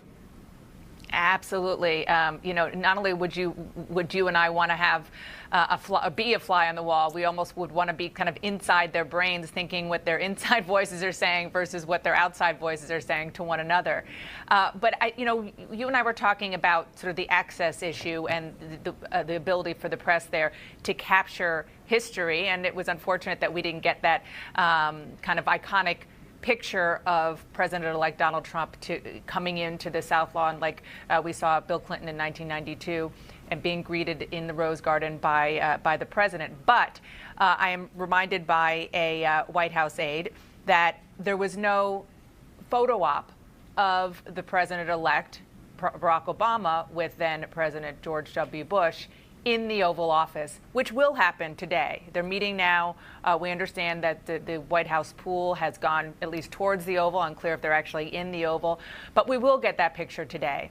And to your point, that image, not only will we be studying it, but I think the fact that they decided to do this in the Oval Office for people to see the two of them together, but to see Donald Trump actually sitting in the place where he will make some of the most important, consequential decisions of his life, and more importantly, the life of 300+ million Americans over and over again, is quite important to the modern story of a peaceful transition. Donald Trump is going to be the commander-in-chief, and he will have control over the millions of young men and women, potentially active duty reservists who are serving in the United States military. And I'm sure the president is underscoring that enormous responsibility during their meeting in the Oval Office right now. Dana, stay with us. Josh Holmes is with us as well. He's a former chief of staff to Mitch McConnell, the Senate Majority Leader. I understand that after Donald Trump leaves the White House, he'll head up to Capitol Hill. He'll meet with the Speaker of the House, Paul Ryan. He's had a sort of a testy relationship with him. Also meet with Mitch McConnell. Relationship hasn't been all that great with him either. Set the scene for us, Josh. How's that meeting going to unfold? Because the president-elect, once he's president, he's going to rely on the Republican leadership in the House and Senate to get the job done, to pass the legislation he promised the American people he would recommend. That's absolutely right. These are amongst the most important meetings that he's going to have. And as you said, Wolf, everything that he talked about in the campaign and the agenda for the first 100 days and beyond is going to be relying on that relationship that he has with both Speaker Ryan and Majority Leader McConnell. I think this is a good, positive first step. Obviously, some of this is formality and that you've got to go up and you've got to meet with folks. But this is a relationship that I think there's a lot of lessons to be learned of the Obama administration in 2009. They did not spend a ton of time on Capitol Hill between the time that he was elected and by the time he was inaugurated in January. And those relationships never were really fully formed. And I think that the incoming Trump administration, both in terms of their appointments to the cabinet in terms of staff, and in terms of the relationship itself between Donald Trump and those leaders is incredibly important. Stand by, Josh. Jim Acosta, our White House correspondent, is there. Stand by, Josh. Jim Acosta, our White House correspondent, is there on the north lawn of the White House. You're getting some more information about what's going on behind you, not too far away in the West Wing of the White House in the Oval Office. What are you learning, Jim? Right, Wolf. Just part of the color of what we're seeing here, it's not just President Obama and President-elect Trump meeting with one another. It's their key aides. And the White House pool just put out a note a few moments ago. The reporters who are being allowed to witness at least some of this, they're telling us, Wolf, that Dennis McDonough, the White House chief of staff, took Jared Kushner, Donald Trump's son-in-law, who was a key aide throughout the entire course of this campaign, for a stroll on the south lawn of the White House, and it's being described as a full stroll of the south lawn of the White House. That's a good walk on the south lawn of the White House, Wolf. And you recall, it's that same stroll that President Obama and Dennis McDonough took time and again. You'll remember right before President Obama decided not to call for a bombing in Syria, airstrikes in Syria, that he and Dennis McDonough took that stroll on the south lawn of the White House, and that was when President Obama revealed to Dennis McDonough that he wasn't going to take that action and call for airstrikes in Syria. So it's interesting, just in some of the color to pass on from here at the White House, that in addition to this historic meeting between the president and the president-elect, that two of the very top aides for both parties here, Dennis McDonough, the chief of staff, and Jared Kushner, Donald Trump's son-in-law, who, remember, was involved in debate prep, was involved in just all facets of this campaign, that they were walking and talking as this transition gets going, Wolf. Jared Kushner, married to Ivanka Trump, Donald Trump's daughter. They've become extremely close. During the campaign, the president-elect deeply relied on Jared Kushner for his advice, his recommendations. He didn't get a lot of public exposure, but behind the scenes, he was very instrumental. That's what all of the aides I spoke to have told us, and I assume you're getting the same information.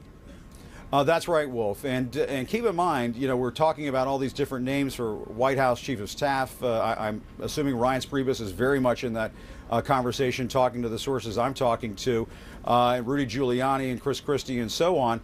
But this may be somewhat of a family affair, too, in this White House.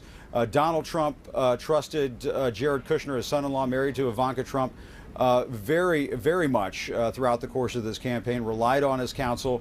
And from what we heard from all sources was that Jared Kushner was very instrumental in his father-in-law's campaign, and was a part of. At times, we were getting readouts from sources that it was Jared Kushner and Ivanka Trump who were imploring Donald Trump at times to really lower the rhetoric and tone down and act more presidential out on the campaign trail. So it's interesting to see Jared Kushner, and we've been having this conversation about Ryan Priebus and Chris Christie and everybody else about White House Chief of Staff. How interesting would it be if his son-in-law became the Chief of Staff? I don't want to float something out there that may not actually occur, but I think that's just fascinating to see. Also, Dan Scavino was also spotted by the pool reporters. They're gathered on the South Lawn and around the Oval Office, Wolf. Dan Scavino was the social media director for Donald Trump throughout the course of this campaign, was constantly tweeting and Instagramming and so forth pictures of Donald Trump during this campaign. I only mention that because we were talking about not having access, not seeing all these pictures. If Dan Scavino is there, you can rest assured we're going to have lots of pictures. We're going to see lots of these images that we've all been wanting to see. Very interesting stuff going on, and excellent insight into what's going on, especially this very important relationship between Donald Trump and his son-in-law, Jared Kushner. I want to quickly get John King's reaction to that. It would be extraordinary if he asked his son-in-law to be his White House Chief of Staff. Or to be a counselor in some capacity. The jobs change. There's always a Chief of Staff. There's 2 or 3 Deputy Chiefs of Staff. Then some presidents have what they call a counselor. Dennis McDonough, as you well know, comes out of a national security background, who became the Chief of Staff. One of the interesting things as Jim goes through that list, Donald Trump has no government or Washington experience. Jared Kushner has no government or Washington experience. I know that one of the things that Ryan Priebus is telling Donald Trump, one of the things Governor Christie and Mayor Giuliani are telling Donald Trump is make sure, yes, keep your outsider brand. Yes, keep the people you trust most closely, but also let's be smart here and let's look outside our circle. Because remember, Donald Trump ran against the Republican establishment. He ran against the Republican governing establishment, if you will. Ronald Reagan picked Jim Baker, who was a George H.W. Bush guy, to be one of his. This is the challenge for Donald Trump. To keep your outsider brand, keep your outsider perspective. He said he was going to drain the swamp, right, of Washington. You want to keep that commitment, but you also need to bring in some experienced hands. And I think that's what we're going to go through in these 10 weeks as Donald Trump prepares. He's a real estate guy, so it's like we keep looking over our shoulder here, waiting to see the images. He's a real estate guy. This is the most spectacular 18 acres in our country. And it's a complex where you have the Eisenhower Executive Office building. Wolf, you've walked through it many times. We're the vice president, where Mike Pence will take office. He'll meet with Joe Biden later today. He has to fill all these jobs. As he does so, what is the challenge? Does he reach out to Republican governors and bring in healthcare experts and and social programs experts from around the country?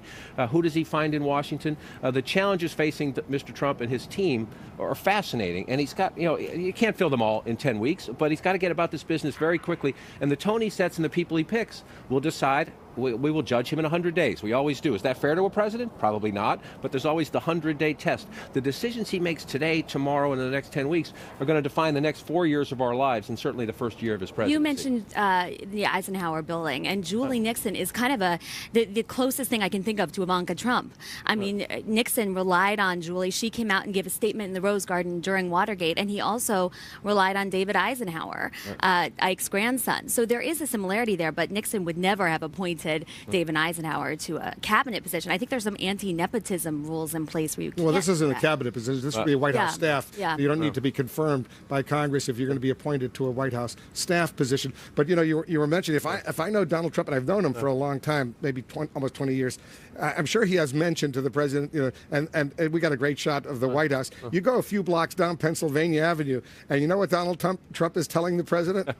You ever want to stay at the Trump International Hotel? I got a room for you. Got a hotel over look, there, that's right one down the street. You bring that up, and we bring it up as a joke, but Donald Trump has other huge decisions to make. What does he do with his business? How does he separate himself from his business? His critics will say there are all these conflicts of interest because he has businesses around the world, and he hasn't released his taxes. So the campaign is over, and today we should focus on the pageantry and the peaceful transition of power. But there are layers and layers and layers of decisions, not just staffing a government, but separating himself from Donald Trump, the businessman. He's now the president-elect, and in 10 weeks he's going to be president. This is a very complicated, deep process. Donald Trump has now been in the White House for more than an hour. We're anxiously awaiting at the end of the meeting with the president in the Oval Office. They're both going to be making statements. We'll have the first images of President Obama, President-elect Trump together. That's what we're standing by for. Bob Cusack is joining us right now. He's the editor of The Hill newspaper, who's very well plugged in. Bob, what are you hearing about appointments? Is it too early to start speculating about cabinet positions, White House chief of staff, other critically important positions? Oh, it's never too early, Wolf. Bob Corker, Republican from Tennessee, has been mentioned, certainly as Secretary of State. And then you have to look at the advisors, Newt Gingrich, Ben Carson, maybe something at HHS, Rudy Giuliani, Chris Christie. This is the parlor game of Washington that's going to be going on for quite some time. But as you know, a lot of Republicans, including some in the Trump orbit, were very surprised that he won. So certainly they were working on a transition, but now it goes into overdrive. The Mike Rogers, a CNN contributor, former chairman of the House Intelligence Committee, who has advised Donald Trump. We hear his name coming up pretty much. Retired Lieutenant General Mike Flynn, the former head of the director of the National of the Defense Department, the DIA, the Defense Intelligence Agency. We've heard his name come up as well. I assume you have as well. Yeah, no, absolutely. Those are the names. And I do think you need former members like Mike Rogers who know the Washington game, who are experienced in it. And this is not Trump's world. Trump's world is New York and business, and he needs to surround himself with people like Mike Pence. I think Mike Pence is going to play a key liaison role on Capitol Hill. He's respected by fiscal and social conservatives. He has many friends on Capitol Hill. He's media savvy. So he's going to, in order to get his agenda passed, he's going to have better relationships with members of Congress, certainly a better relationships than Barack Obama did, who struggled with certainly Republicans and some Democrats. Yeah, Mike Pence spent more than a decade as a member of Congress, was a member of the Foreign Affairs Committee, is very well plugged in up on Capitol Hill. Now he's the governor of Indiana, but guess what? He's also the vice president-elect of the United States. Everyone stand by. We're awaiting the president and the president-elect. We'll have live coverage coming up, our special coverage, right after this.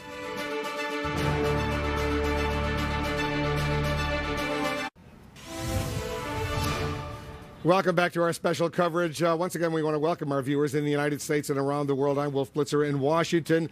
President-elect Donald Trump has now been in the White House for more than an hour, I think an hour and 15 minutes or so. He's in the Oval Office with the President of the United States, President Obama, welcoming the incoming President of the United States. This is their first meeting. The President going through some of the protocol during this critically important and very historic transition process. At the end of their meeting, reporters and camera crews will be allowed into the Oval Office. We're going to have coverage of the first images of these two men and their statements. The president will speak first. You'll see him sitting there in the Oval Office. Right next to him will be Donald Trump. He'll be sitting there.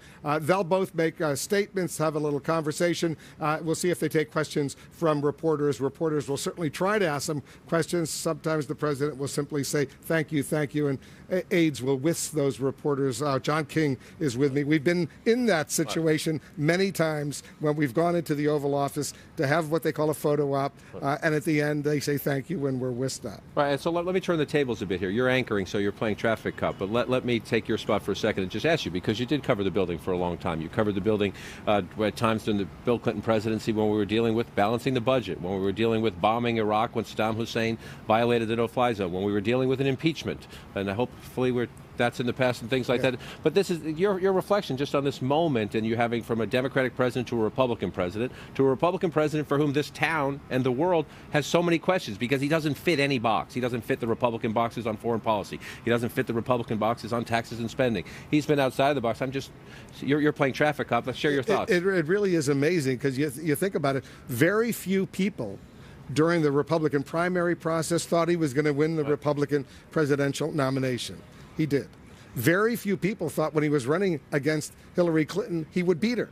There were some, not many, who thought he really had a shot, and the world was literally stunned when they found out. When everyone found out, you and I were there at the magic wall. We were looking at all those counties coming in, and all of a sudden it looked increasingly likely that he was going to be elected president. And now he's here, so it's really an extraordinary, historic moment. And like you, I feel grateful that we can, as journalists, that we can cover this historic. To borrow a term from George W. Bush, he's been misunderestimated. Mr. Trump has through the entire process, and he's been unpredictable. I think that's the greatest challenge as we watch him fill his team, as we watch him, have the handoff with President Obama, as we watch these two men who so far everybody has said the right things. Donald Trump on election night said the right thing. He knew the country was divided. He knew a lot of people were in shock. He knew some people were in fear, and other people were anxious and uncertain, and he had a very conciliatory message.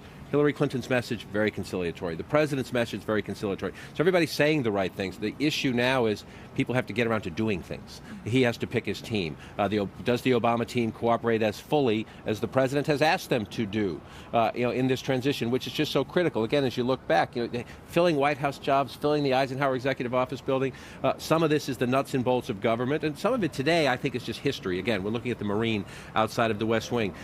Mike Pence has landed in Washington. He's going to meet with Vice President Biden. Some of this, Wolf, is just cool. I don't mean to sound like this, but it is a museum. And so President-elect Trump is in the Oval Office. President-elect Trump is going to go to the map room, I assume. President-elect Trump is going to go to the Roosevelt room.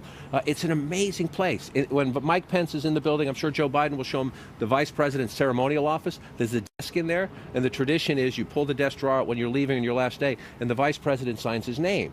And Dick Cheney brought me in there during the Bush administration, and you look down at these names, and there's Walter Mondale, and you go back in time, through all there's Spiro Agnew, all the names are scribbled, and it's just a fascinating moment. And so there's so much history in the place that it's just cool. And then there's the awesome responsibilities that are about to unfold. Speaking of history, let's bring in the presidential historian Doug Brinkley for some thoughts right now. Once again, I just want to remind viewers, we're awaiting the president and the president-elect for the first images we'll see of them together in the Oval Office and their statements. That's coming up fairly soon. But Doug, I'm anxious to get your thoughts. Well, Wolf, I'm thinking about 2008 when Barack Obama won, and he had just hammered on George W. Bush, the Iraq War, the recession, what a failed president he was. And then Barack Obama was in the situation Donald Trump is. He had to go meet George W. Bush, and he respected President Obama. Told me this, how warm both George W. and Laura Bush were to him. And they maintained a friendship all of these years later. In fact, when the African American History Smithsonian Museum opened, the Obamas were more excited to be with the Bushes than anybody else. And it also dawns on me, Wolf, that President Obama now is the leading Democrat. Hillary Clinton's gone, and he's going to be living in Washington, D.C., not very far from the White House when all this is unfolding. So in a way, instead of going to Rancho Mirage in Hawaii, Barack Obama may be the leader of the Democratic Party symbolically, rhetorically, bringing his flock together in the next coming months. I don't think he's going to be able to disappear from the national stage as quickly as he may have thought. Interesting. Dana, you're getting some new information as well. What are you picking up? Just a little bit more color about what's going on inside that White House as Donald Trump and Barack Obama meet one-on-one in the Oval Office. Jim was reporting on Dennis McDonough, the White House chief of staff, taking a stroll around the South Lawn with Jared Kushner, Donald Trump's son-in-law and very, very close advisor. Many say that he was one of the people who really helped run his campaign. But also happening right now is the White House, the Obama communications team has been and is informally meeting with Hope Hicks, who has been at Donald Trump's side since it was just the two of them and Corey Lewandowski, basically, and that was the entire Donald Trump campaign. Talk about somebody who did not come from politics. Hope Hicks, who's the spokeswoman and has been for Donald Trump for some time, is one of them. And the thing that I'm thinking about as I'm talking to a source who is telling me that the communications team is also showing Hope Hicks around, saying, this is not just the building, but this is what we learned from our transition, is that Josh Earnest, who has become very visible, he is the White House spokesman. He was Barack Obama's Iowa press secretary in the campaign. He has been with the Obama team that long, and now he's at the podium talking about, national security and everything from there. So you have that experience of him going from the campaign to the administration.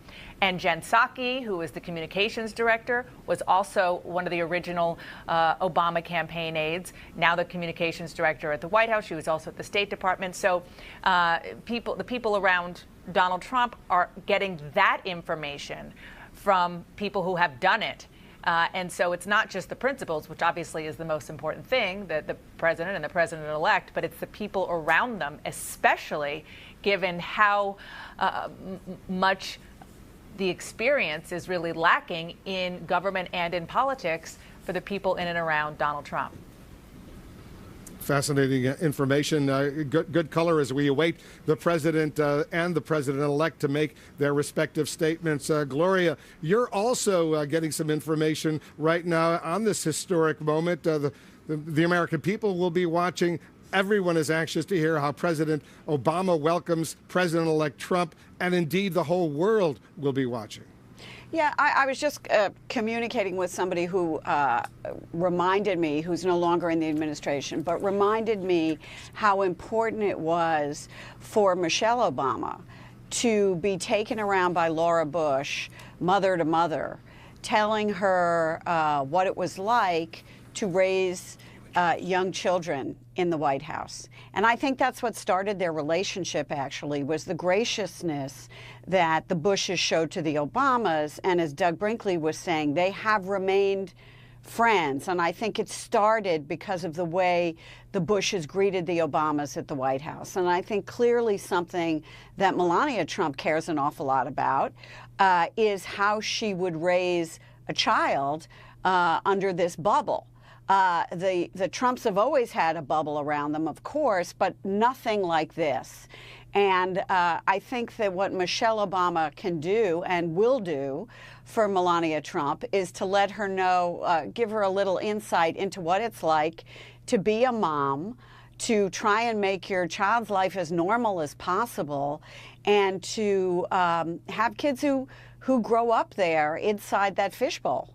It's not easy. And one thing we know about Michelle Obama is that she has put her kids first, and that she has been able to raise them in a way that allowed them to go to school every day, have their friends come over for sleepovers, and live sort of the semi-normal or as close to normal lives that you can live when your father just happens to be president of the United States. And I think for a mother, it would have kind of a calming effect to let her know that there are ways to kind of work around this if you're trying to raise a young child, as Melania Trump is trying to do, and that was one of the reasons she stayed off the campaign trail. So I think that's an important conversation that's taking place in that building right now. And I think the president made it very clear to everybody inside that White House that they were to do that, and that this is what was done for them. And when they came into the White House 8 years ago, they had no clue about what their lives were going to be like. And that's the same thing for those people today. It's hard to wrap your arms around it unless you've been a part of it or a witness to it. And the Trumps coming in there today don't have a lot of experience in government and how it works. I mean, when John McCain was running for president, he'd been in and out of the White House all the time. If Hillary Clinton were the president-elect, she had been in and out of the White House all the time and had lived there as first lady and raised her child there. So this is going to be eye-opening for everyone. And when you talk about Melania Trump, it will be important for her to have that conversation with Michelle Obama. Certainly will be. All right, Dana, stay with us. John and I, we're now joined by John's Inside Politics team of excellent reporters. We're going to continue our special live coverage from across the street from the White House. We're going to get the first images of the president and the president-elect inside the Oval Office. We'll hear their statements, much more of our special coverage right after this.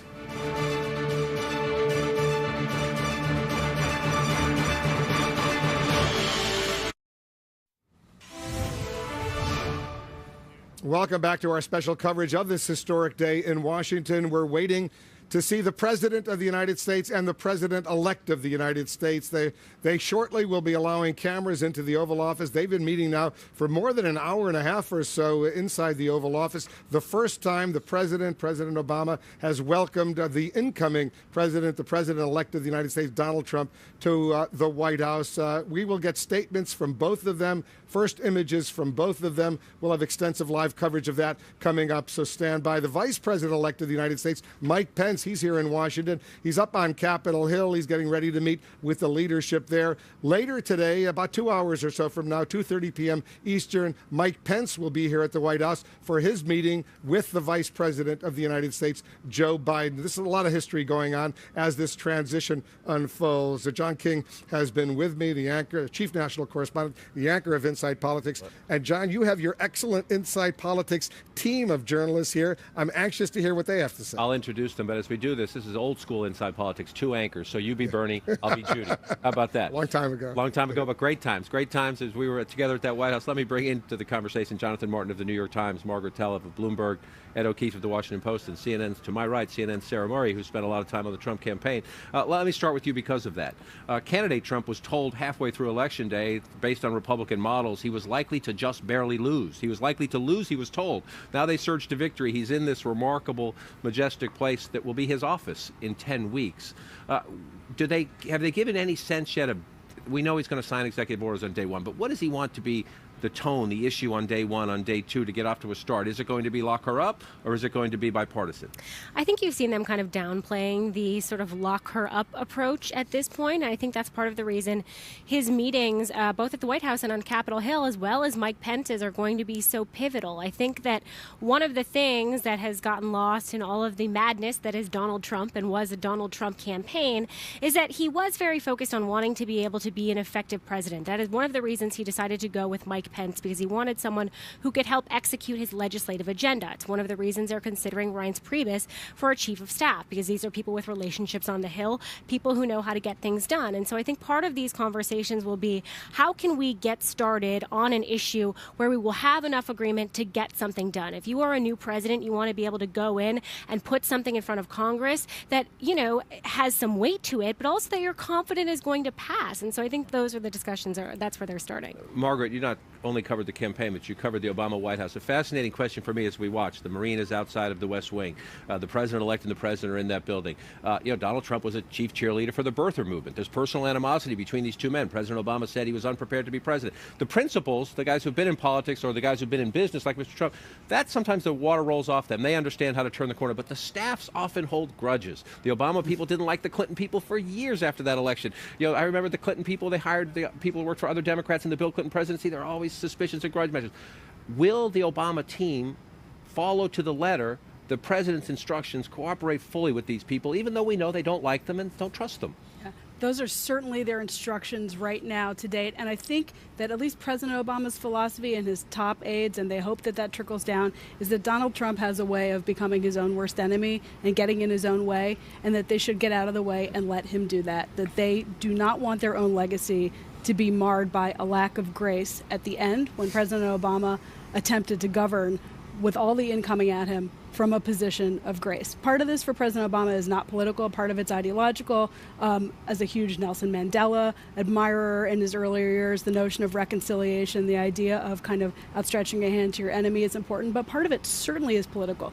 Democratic Party must rebuild. Hillary Clinton and her people, a lot of talented people, have to figure out what to do with themselves now. President Obama has to figure out how to salvage his legacy. And if they muck it up in the final weeks by taking keys off of keyboards and putting T's inside P's and all kinds of stuff like that, it's just not going to be a good situation. But, John, I think this is going to be harder for the Obama folks than it was for any past administration that was outgoing. You know, if you look at the folks that lost tough races, you know, whether it was the Clinton folks handing off to President Bush in 2000 or Bush to Obama in 2008, you're talking about the transfer of power between traditional politicians, people who were in the arena, politics between the 40-yard lines. This is not that. This is someone who ran a very different campaign from outside of politics. And I think the nature of his appeal so scared the left, including the folks in that White House, that it's going to be difficult for them to pass the baton, on to somebody who they think basically ran as a racial demagogue. That's a tough thing. And Ed, your newspaper today, let me just hold it up. The Washington Post, is part of its great campaign coverage, across divide, all eyes on Trump. I think that's a very, very fair statement. And we're going to watch him today sitting in the sanctuary of America's democracy, the Oval Office. For the first time, he'll be with President Obama, but he has to be looking around thinking, that's going to be my desk in 10 weeks. Yeah, and you wonder if he's already literally measuring the drapes as he's in there. This is I think the first time he's ever been in the Oval Office, as far as we can tell. So it'll be interesting to see. And I think picking up on Jonathan's point, too, What's remarkable and what's important to remember is that already I think a lot of the Obama coalition is coming to grips with today. Chuck Schumer, set to be the most powerful Democrat in town as the Senate Minority Leader, at an AFL-CIO meeting earlier today, admitted to them, TPP is dead. The Trans-Pacific Partnership has been scrapped. Put away any thought of it being revived, certainly before the president leaves and probably into next year, because it'll be up to President Trump to sort of what to do about global trade.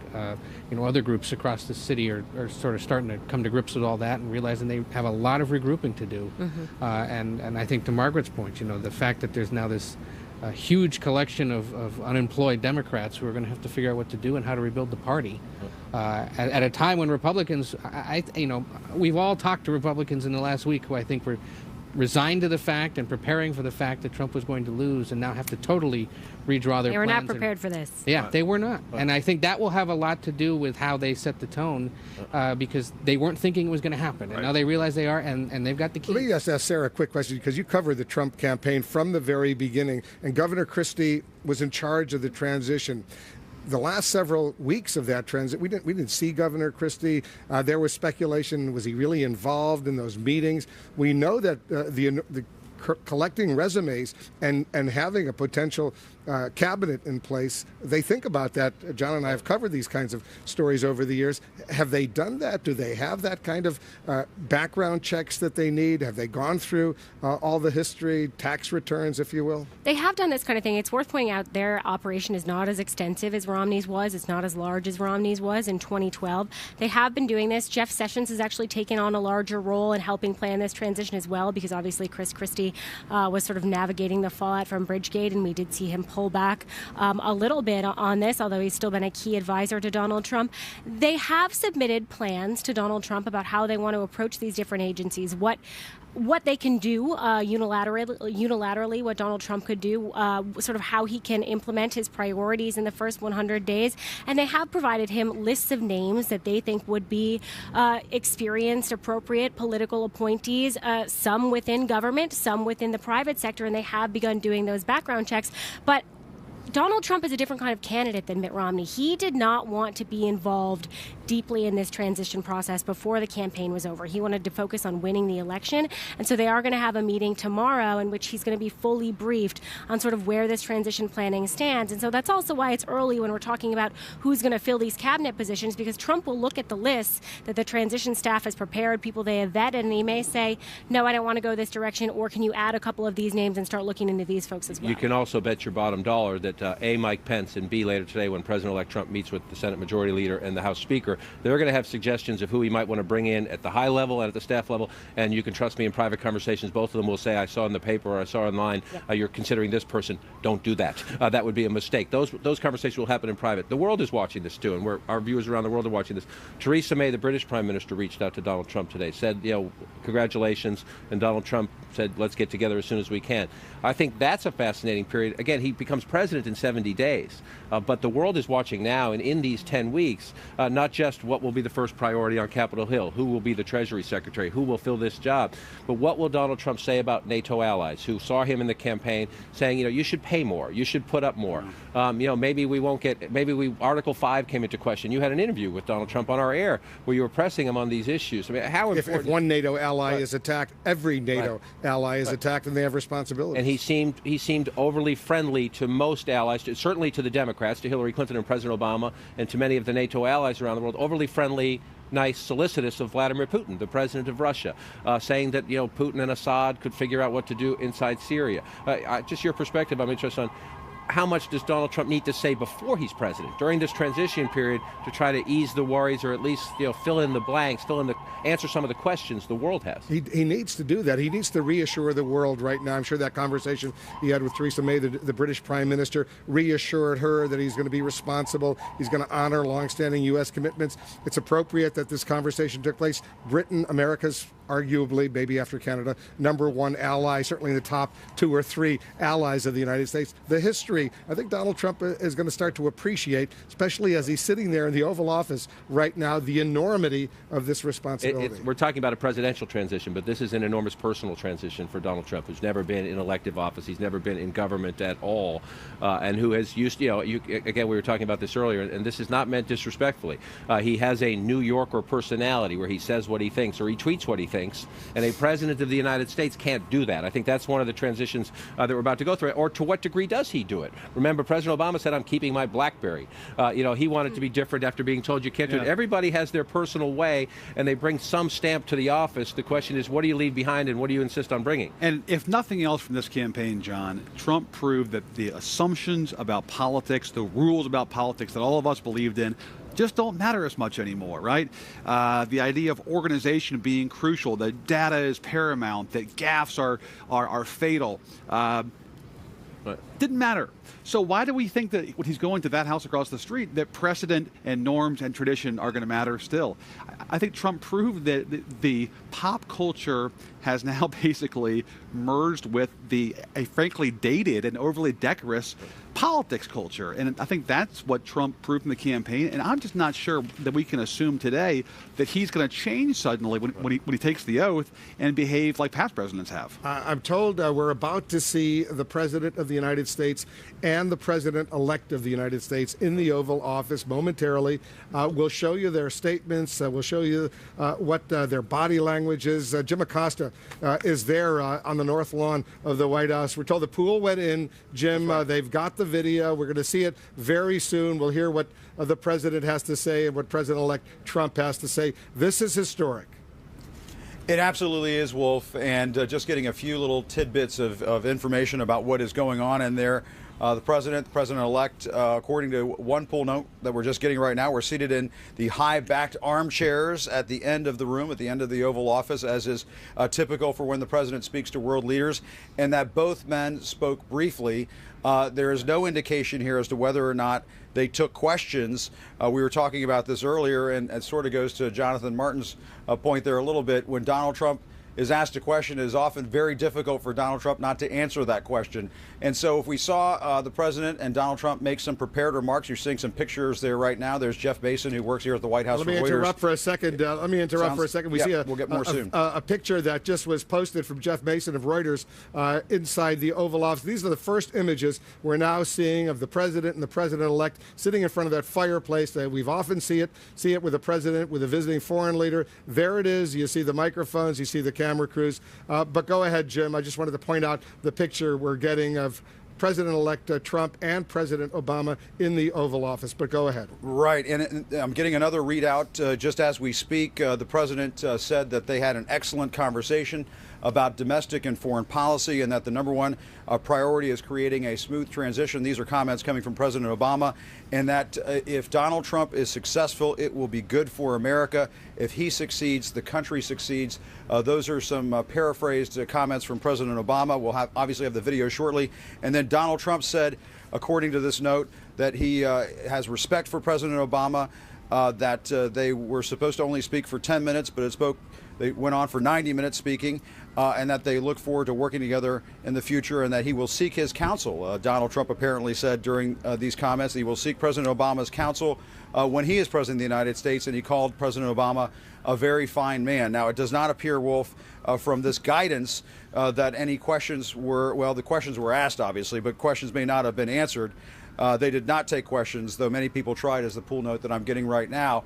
Right there, right off the bat, Donald Trump's first meeting in the White House with President Obama in office, he will occupy in short order exercised restraint. And I know, we don't want to put breaking news on the screen. Donald Trump exercises restraint.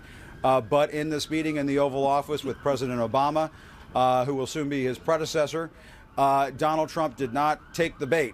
Donald Trump did not answer questions in the Oval Office, because I'm sure there are all sorts of questions that we want to ask. He hasn't taken many questions from reporters, Wolf, keep in mind, for many, many weeks. There was that press conference, very brief press statement that he made in Mexico with Enrique Peña Nieto. He took a couple of questions there.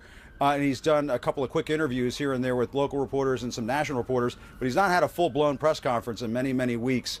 I think that is fascinating. But just to underline there, Donald Trump saying during these comments that he has respect for the president. He will seek counsel from the president when he is president of the United States. This is a man that at one time he said was not born in the United States. He questioned his legitimacy as president of the United States, but obviously striking a very different tone once inside the Oval Office, Wolf. Very different tone. We're only seconds away now. The camera crews were inside. They've brought the video to a feed, and we're about, within a few seconds, to see the president welcome the president-elect of the United States to the Oval Office. We'll hear the president speak first, then we'll hear Donald Trump speak, and we just heard from that pool report Donald Trump, the president-elect of the United States, will express his respect for the president and call him a very fine man. Both of these men certainly right now appreciate the enormity of this historic moment. We see the still picture thanks to Jeff Mason. Here's the video. Ready? Okay. Well, I just had the opportunity to have an excellent conversation with President-elect Trump. It was wide-ranging. We talked about some of the organizational issues in setting up a White House. We talked about foreign policy. We talked about domestic policy. And as I said last night, my number one priority in the coming 2 months is to try to facilitate a transition that ensures our president-elect is successful. I have been very encouraged by the, I think, interest in President-elect Trump's wanting to work with my team around many of the issues that this great country faces.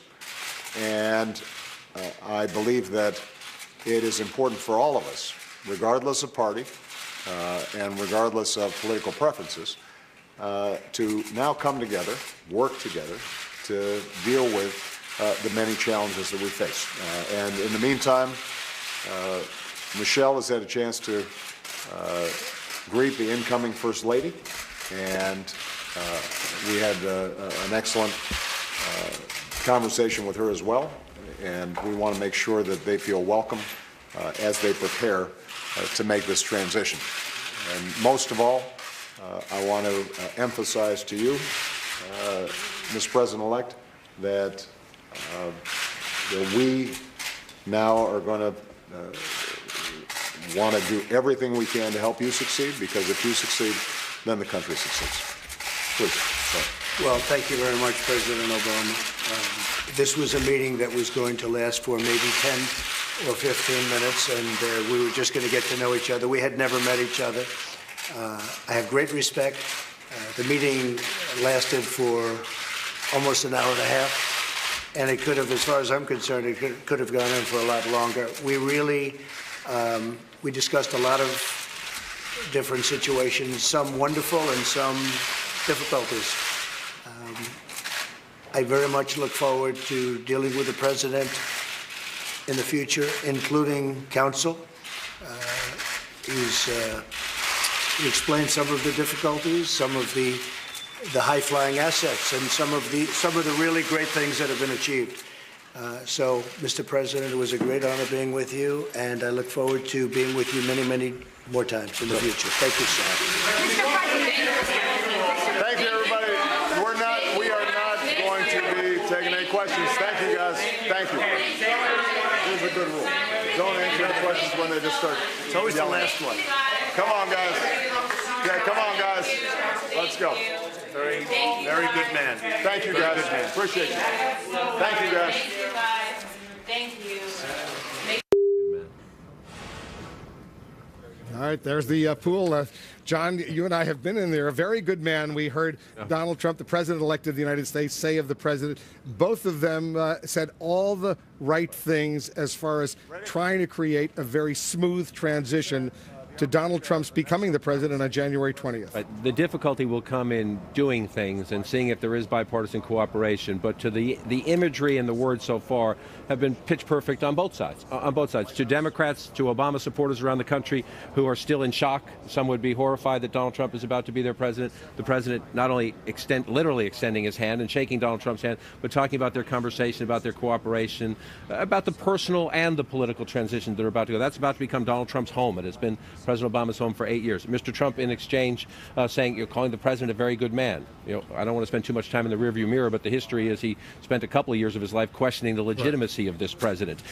So the fact that this is an important image, and people around this country are watching this image, and people around the world are watching this image, and some people are hopeful about the president-elect. Some people are anxious. Some people just have giant question marks. And this is a critically important part of the process. And I think the most reassuring part is the president saying, that he's been encouraged, that the cooperation, that Mr. Trump's team is reaching out to his team, not in a, where's my office, but in a, how do you do your job? How do we build a staff? How does this work?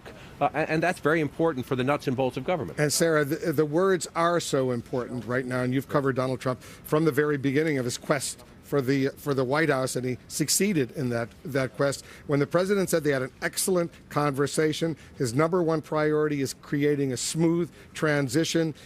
He wants to make sure that if this transition is successful, it will be good for America. Those are important words from the president, who is not only speaking to Donald Trump, he's speaking to all of the American people right there, and indeed to the world. Those are important words, and it just makes me wonder more what they talked about in their 90 minutes privately, especially as we have seen these images last night of people pouring out into the streets and protest in a number of cities. And you know, I wonder if President Obama took this opportunity to impress upon Donald Trump the fact that there are African Americans and Muslims and Latinos and young women who woke up yesterday morning in despair and in fear about what comes next because of Donald Trump's own words, because of calling for a Muslim ban and calling for stop and frisk and saying incredibly insulting and demeaning things about women, and impressed upon him the notion of taking the reins of a fractured country and what you need to do to try to mend that. That's obviously not something they're going to come out and say in front of the press pool, but it is, you know, an opportunity, and President Obama did it, to just say, you know, we're going to try to make this transition as smooth as possible. You know, I think. Hold on one second, because I want to bring in Dana Bash and Gloria Borgia. But Dana, first to you, the words that we heard from Donald Trump, very, very important. I have respect for the president, a very fine man. He's sending a pretty important message to his supporters. We know he got almost 60 million votes. That's exactly right. It is not just about these two men. It is, as Sarah pointed out so well, it is about the people sort of on each side who are looking to these leaders to help guide them on how to react and how to act now.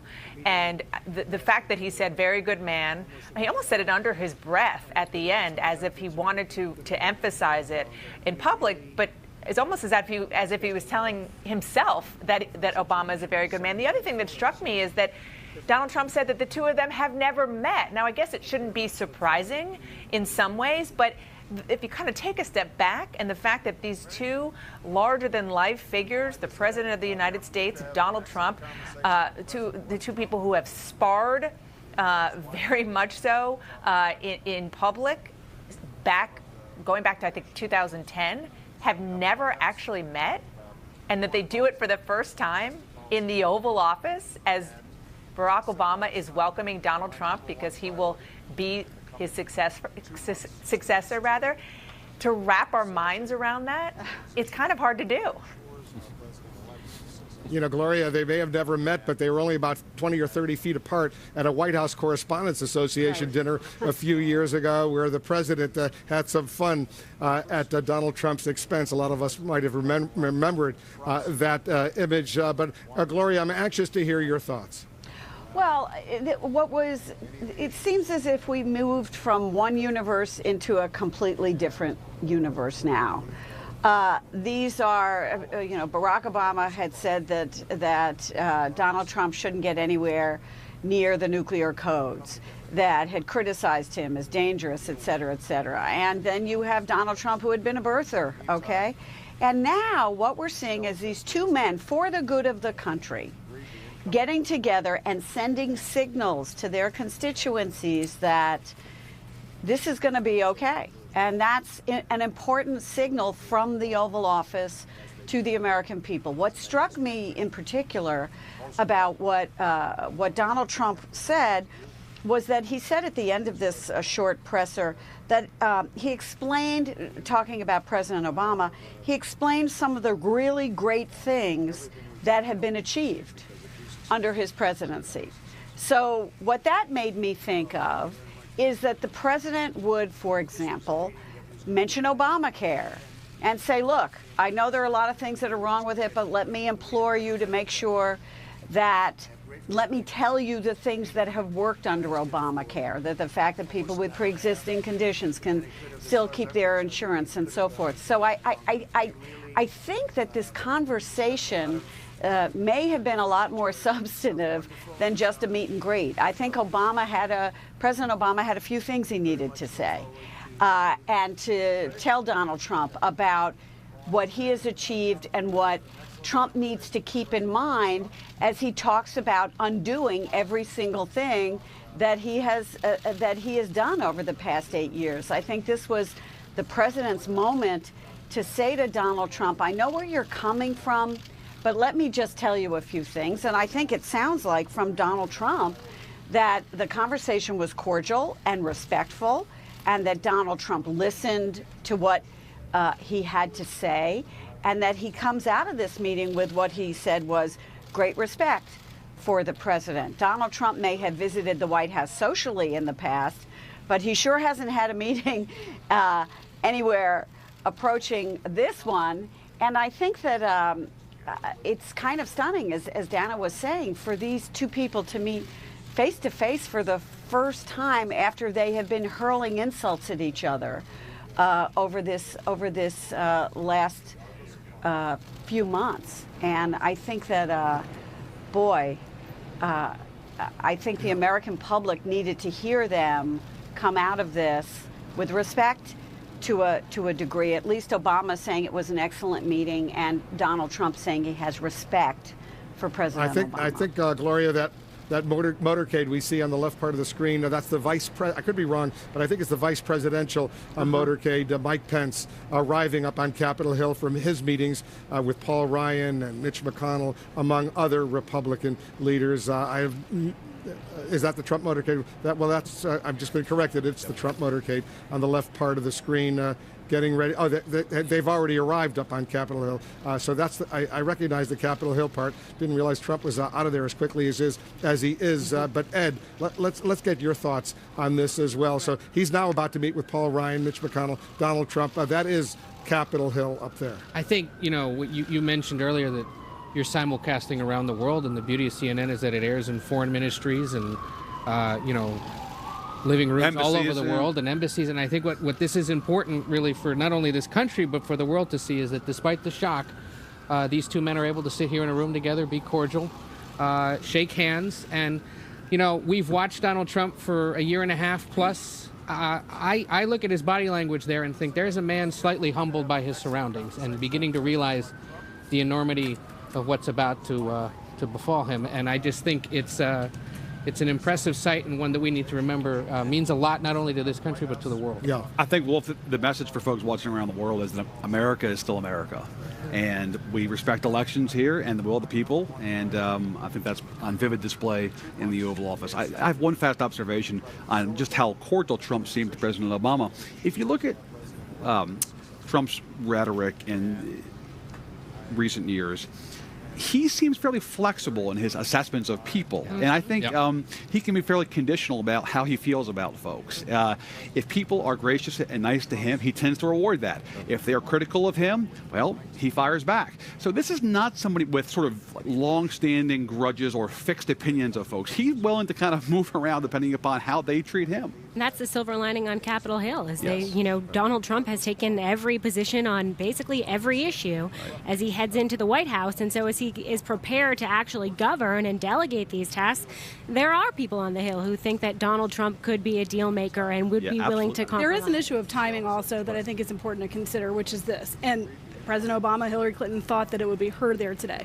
Tomorrow's Veterans Day. President Obama leaves Monday for a foreign trip, his last scheduled foreign trip, to Greece, to Germany, to Peru, world leaders, major U.S. supporters. President Obama's trip was supposed to be a farewell tour and maybe a last bid at TPP. It is now all about trying to answer the rest of the world's questions. And I suspect, and I hope we'll learn more during the readouts, that some of today's meeting was so that President Obama, in these meetings with Angela Merkel, in these meetings with Western and Asia-Pacific leaders, is to be able to say, I spent an hour and a half with Donald Trump. And we're going to be covering Josh Earnest, the White House press secretary. He is scheduled to have a briefing momentarily. We're going to have live coverage of that. Once again, history unfolding behind us right here in the nation's capital. This is CNN Breaking News. Hello, I'm Wolf Blitzer. It's 1 p.m. here in Washington. Wherever you're watching from around the world, thanks very much for joining us. A remarkable meeting has just concluded at the White House. The president and the president-elect putting aside their animosity from the campaign to fulfill a time-honored tradition here in the United States, the peaceful transfer of power. President Obama welcomed President-elect Trump to the White House this morning. They said They had an excellent discussion. The meeting was supposed to last, at least according to Donald Trump, only 10 minutes, but according to the president-elect, it actually lasted almost an hour and a half. Here's what they said at the end of the meeting. Well, I just had the opportunity to have an excellent conversation with President-elect Trump. It was wide-ranging. We talked about some of the organizational issues in setting up a White House. We talked about foreign policy. We talked about domestic policy. And as I said last night, my number one priority in the coming 2 months is to try to facilitate a transition that ensures our president-elect is successful. I have been very encouraged by the, I think, interest in President-elect Trump's wanting to work with my team around many of the issues that this great country faces. And I believe that it is important for all of us, regardless of party and regardless of political preferences, to now come together, work together, to deal with the many challenges that we face. And in the meantime, Michelle has had a chance to greet the incoming First Lady, and we had an excellent conversation with her as well, and we want to make sure that they feel welcome as they prepare to make this transition. And most of all, I want to emphasize to you, Mr. President-elect, that we now are going to want to do everything we can to help you succeed, because if you succeed, then the country succeeds. Please. Sorry. Well, thank you very much, President Obama. This was a meeting that was going to last for maybe 10 or 15 minutes, and we were just going to get to know each other. We had never met each other. I have great respect. The meeting lasted for almost an hour and a half, and it could have, as far as I'm concerned, it could have gone on for a lot longer. We really, we discussed a lot of different situations, some wonderful and some difficulties. I very much look forward to dealing with the president in the future, including counsel. He explained some of the difficulties, some of the high-flying assets, and some of the really great things that have been achieved. So, Mr. President, it was a great honor being with you, and I look forward to being with you many, many more times in the future. Thank you, sir. Thank you, everybody. We are not going to be taking any questions.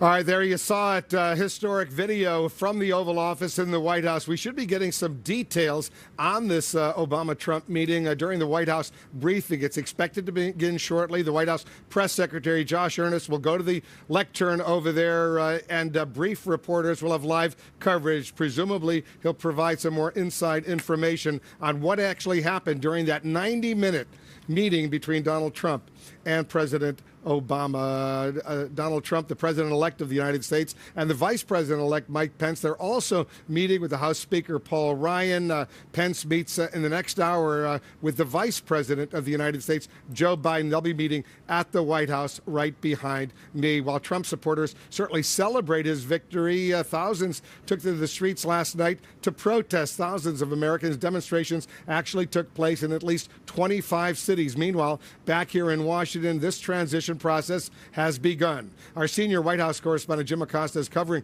the Trump-Obama meeting for us, and our senior political reporter Manu Raju is covering Trump's meeting and Pence meetings up on Capitol Hill with Paul Ryan, the Speaker of the House, Mitch McConnell, the Majority Leader in the Senate.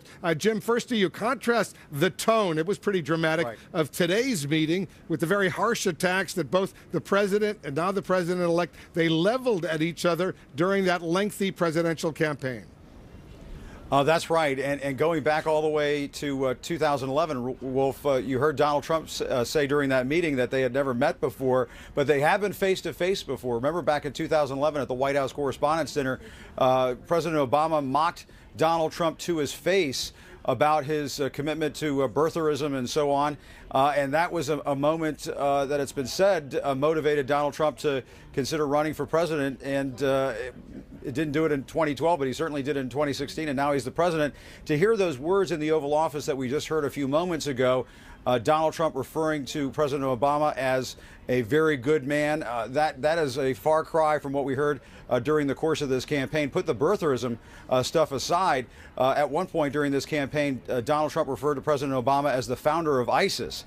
And so, you know, this is a huge leap forward in their relationship. And to hear Donald Trump say that he looks forward to talking with President Obama in the future, including seeking his counsel, that is probably something that just about everybody did not expect. But as we've been saying all morning, Wolf, and you said it yourself, these sorts of moments have a way of changing people. The weight of the presidency is something that can change people, and perhaps it's changing Donald Trump as well. But my sense of it is, Wolf, having covered this candidate and now president-elect for the better part of a year, this may just be a timeout in these partisan wars here in Washington. Donald Trump is going to be meeting with the House Speaker Paul Ryan, the Senate Majority Leader Mitch McConnell in just the next hour or so.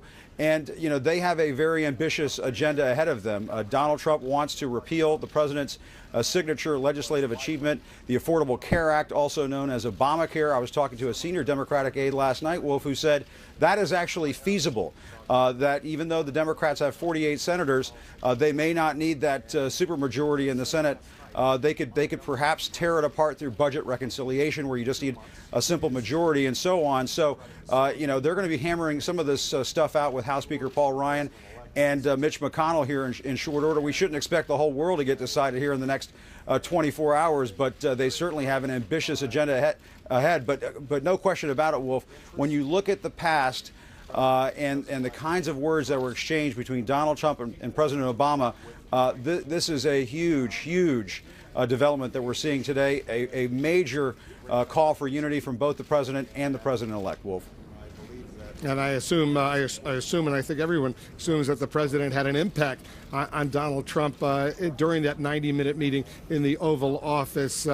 Stand by. Manu, give us a sense of what to expect during Donald Trump's meeting, which is about to begin with the House Speaker Paul Ryan, because as a lot of our viewers know, there's no great love lost over this lengthy campaign between these two men.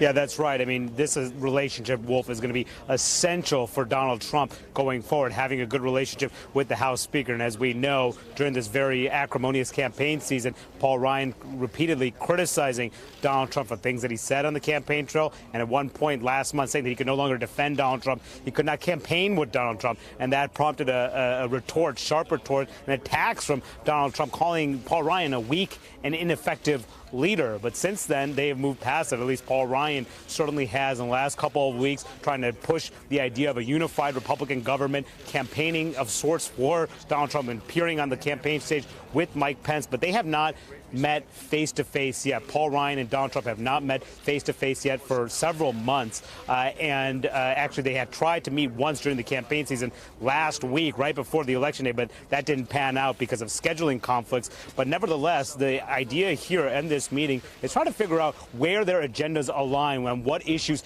they can push initially. Jim mentioned about the idea of repealing Obamacare. That's certainly something that is feasible through the budget process. At least significant chunks of that bill could be repealed. The health care law could be repealed, but that could take several months to do, and the idea of replacing Obamacare cannot be done through the budget process. They'll have to get 60 votes in the United States Senate to get something enacted, and that will require bipartisan support. So there are a lot of things that both the Speaker and the White House will have to coordinate over, try to figure out their strategy and their tactics, because they don't want to be misfiring. And that's one reason why, too, that Donald Trump afterwards is meeting with Senate Majority Leader Mitch McConnell afterwards to discuss their plans, and the Senate playing a critical role in deciding which cabinet secretaries they can confirm and which ones will be rejected, and which Supreme Court nominee can be confirmed and rejected in this Senate, something that also would need bipartisan support, presumably. So a lot of issues to go through. This is the beginning of several discussions, but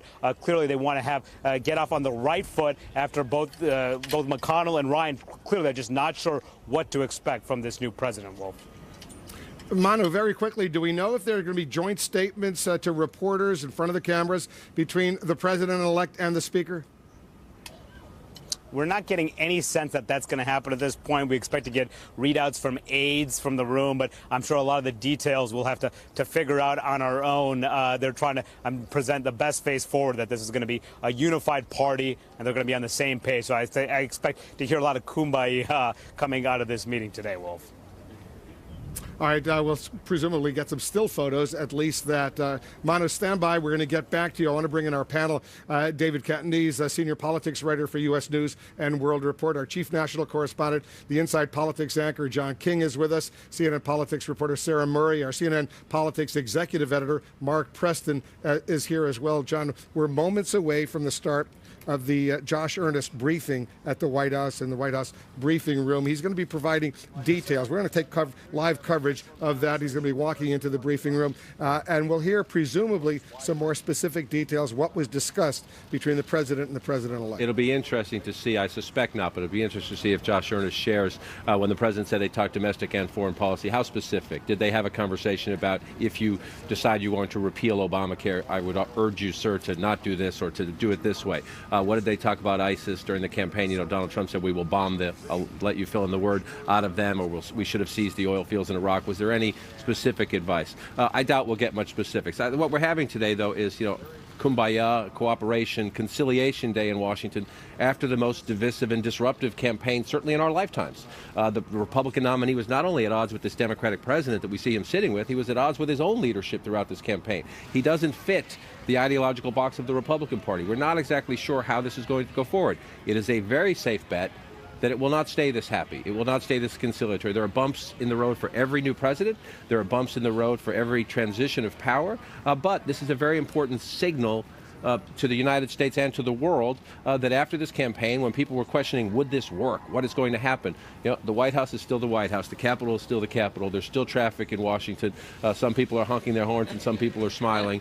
We don't know what comes next, but the early signals of cooperation, especially that picture in the bottom left of your screen there, the Democratic president sitting next to the Republican president-elect, two men with a deep history of personal animosity between each other, saying, it's time to close that chapter. It's time now for me to help you, sir, prepare to live in this house and to have this awesome job in 10 weeks.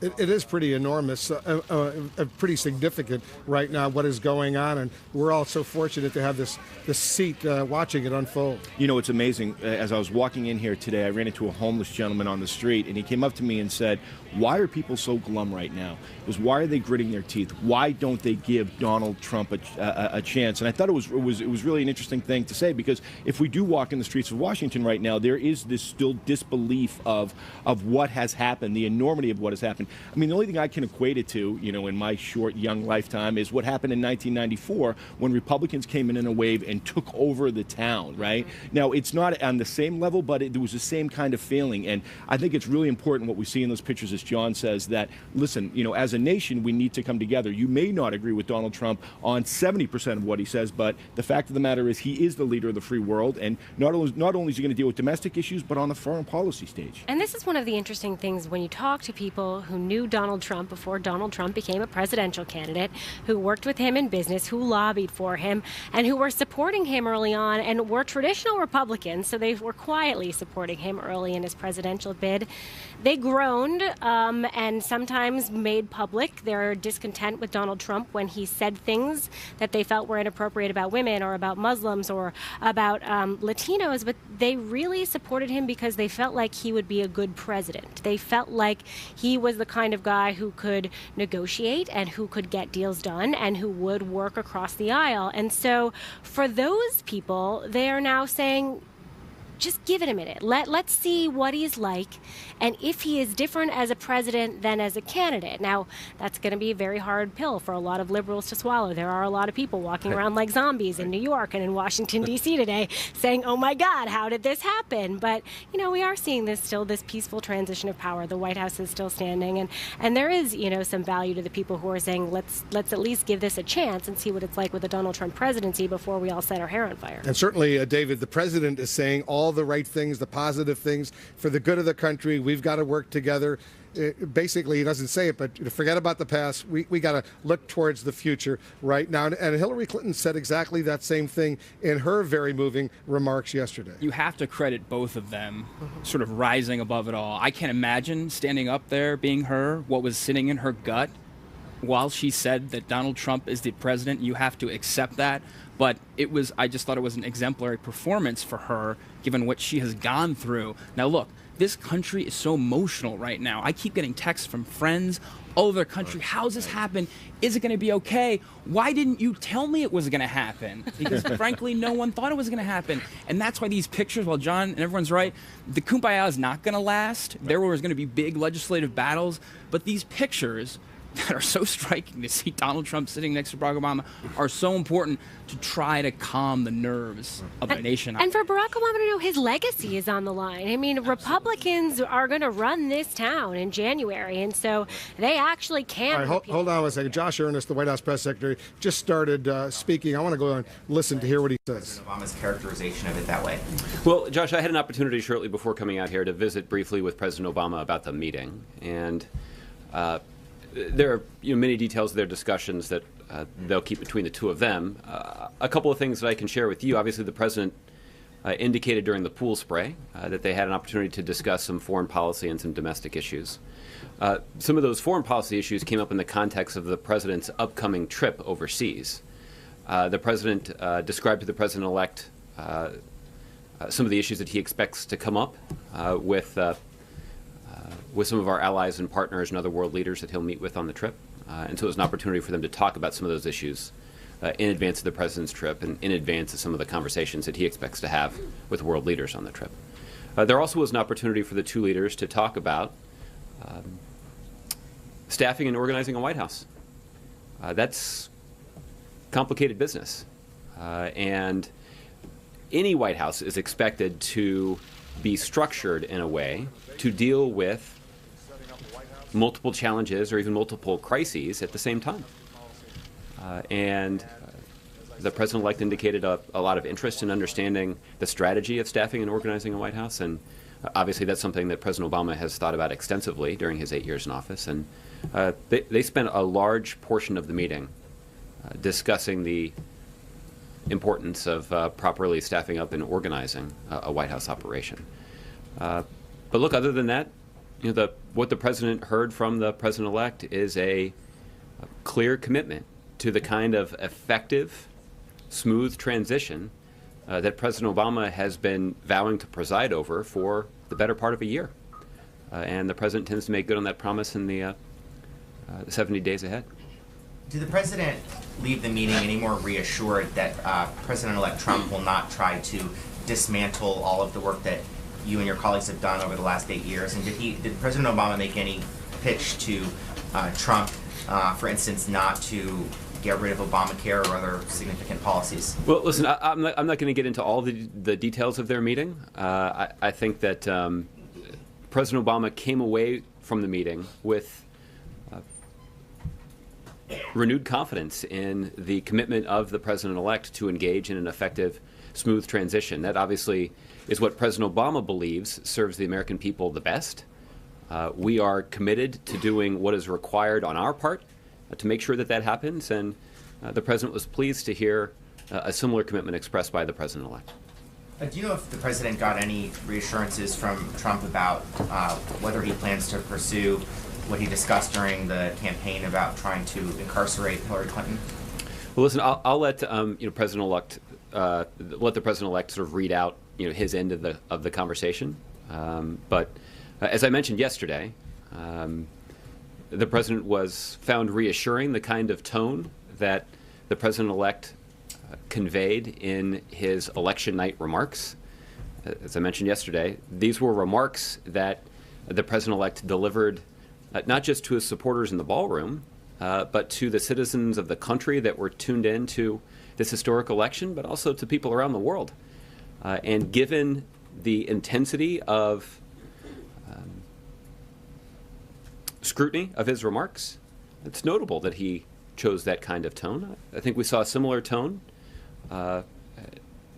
just in the Oval Office 30 minutes ago, where he was indicating his commitment to working closely with the outgoing administration to ensure a smooth, effective transition. It doesn't mean they agree on all the issues. They obviously have deep disagreements. But what they do agree on is a commitment to a smooth and effective transition, and that's a good thing for the country. Did President-elect Trump talked about looking forward to receiving President Obama's counsel in the future and meeting more times? Did they agree to meet again? Were there something put in place where they're expected to continue the conversation they had today in an additional format? I'm not aware of any additional meeting that's been scheduled, but I wouldn't rule out future consultations. Obviously, when President Obama served, over the last 8 years, President Obama has benefited from the kinds of conversations that he's been able to have with previous presidents, and I wasn't surprised to hear that President-elect Trump indicated that he feels like he would benefit from those conversations over the course of his presidency as well. Okay, Roberta. Was it awkward at all, given all the rancor that the two men exchanged versus each other on the campaign trail, and even before that?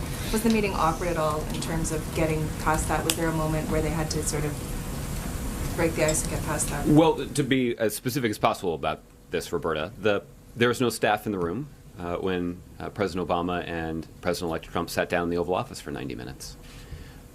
So I think that's probably a question you'd have to ask the two of them. I feel confident in telling you that they did not resolve all their differences. I also feel confident in telling you they didn't try to resolve all their differences. What they sought to do was to lay the foundation for an effective transition from the Obama presidency to the Trump presidency. And this administration, at the direction of President Obama, has been preparing for this moment and this meeting for the better part of a year. And this obviously was an important early step, having the president sit down with the president-elect to discuss that transition. And based on the kind of agreement that was evident about the priority that they both place on a smooth transition, it sounds like the meeting might have been at least a little less awkward than some might have expected. And you said that it was just the two of them alone. There was no staff in the room.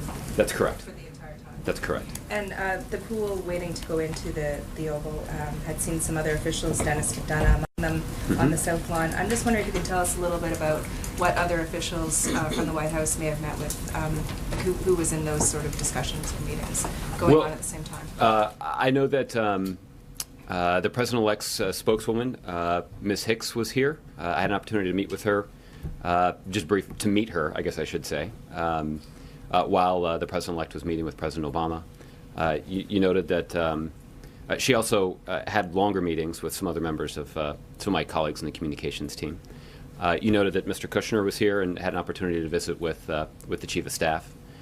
Those are the only two staffers from the President's-elect team that I had an opportunity to meet today. There may have been some others that were with him, but I can't speak to all of the meetings that took place. I will just clarify that there is a more formal process that we would expect would guide the interactions between the President's team and the President-elect's team for the 2 months between now and the inauguration. There will be a formal process for that kind of consultation to ensure a smooth transition. The kinds of conversations today were much more informal in nature. And President-elect Trump mentioned that he learned about some high-flying assets, and I'm just wondering if you know what he was referring to when he talked about that. I'm not sure what he was referring to, but you can check with his team on that. Okay, Michelle. So you're saying, as far as excellent goes, is talking about a smooth transition and having a good tone. I mean, that's all that excellent means in that. Well, I think when you consider the profound differences between the two gentlemen, when you consider the fact that they've never met before in person, and when you consider the high priority that the president places on a smooth and effective transition, I think that qualifies as excellent. And I mean, Donald Trump mentioned that this was originally supposed to only last 10 to 15 minutes. Is that true? And why would it go on so much longer than that? The president had allotted more time on his schedule for that meeting than just 10 to 15 minutes, but they did end up spending about 90 minutes talking about a range of issues, including what I described to Josh earlier. And I think that would be an indication of a pretty robust, valuable meeting. So yesterday you talked about the president still having deep concerns, obviously, and that everything he said on the campaign trail about Donald Trump was true. Mm-hmm. This meeting, I mean, considering all of that, it was a brief meeting. Did it do anything to assuage any of those deep concerns? Well, listen, as I mentioned yesterday, the president campaigned vigorously across the country, making a forceful case in favor of the candidate that he supported. And he did that right up to the night before Election Day. But on Election Day, the ballots were counted, and the American people decided. The president was never in a position to choose his successor. The American people chose his successor. The president vowed to work with whomever the American people chose. So, no, they did not recreate some sort of presidential debate in the Oval Office today. They were focused on doing the work of the American people, fulfilling their institutional responsibilities. And on President Obama's part, that means laying the groundwork so that the incoming president-elect can hit the ground running. After all, as President Obama said in the Rose Garden yesterday, we're all rooting for his success when it comes to uniting and leading this country. So the president still has those deep concerns then, is what you're saying? What I'm saying is that the forceful case that the president made on the campaign trail leading up to Election Day reflected his authentic views about the stakes of the election and about the candidate that he went all in to support. And so obviously there was nothing in this meeting that would change any of that. Well, I guess what I'm saying is that the meeting was not convened to try to resolve the variety of concerns that President Obama had raised on the campaign trail. The meeting was focused on the transition, and it went well. Okay, and Leslie, given that some of Trump's advisors have, just prior to this meeting, talked about looking for all of the ways or wanting a list of all of the ways that they could roll President Obama's policies back starting on day one, does the president fully expect that to happen? Well, listen, I'm not going to prejudge what their transition process is. Obviously, our goal is to make sure that the incoming president-elect can hit the ground running and can enjoy success when it comes to uniting and leading the country. That's what the president promised yesterday. Convening a meeting in the Oval Office today is part of making good on that promise. How they choose to use the time and what priorities they choose to set for the earliest days of the Trump presidency is something that you'll have to ask them. What does the president expect to happen, though? I think the president's expectation is, is that the incoming president will set his own priorities and pursue them accordingly. And again, our goal is to provide them the kind of advice that would give the president-elect and his team the opportunity to succeed in uniting and leading the country. That's what he has indicated that he has made his priority, and we certainly are prepared to do everything we can over the next 71 days to support him in that effort. Well, does the president now have any reason to believe that Donald Trump is fit to be president of the United States? Again, I'm not going to, the two men did not relitigate their differences in the Oval Office, and we talked about them quite a bit in here leading up to the election, and we're on to the next phase now. All right, Justin. You mentioned the formal process, and so I guess I wanted to ask if there are meetings that have either occurred or being set up with senior staff here at the White House since Donald Trump won the presidency, especially national security or economic teams kind of going forward. My understanding, Justin, is that the broader formal process has not yet commenced with meetings.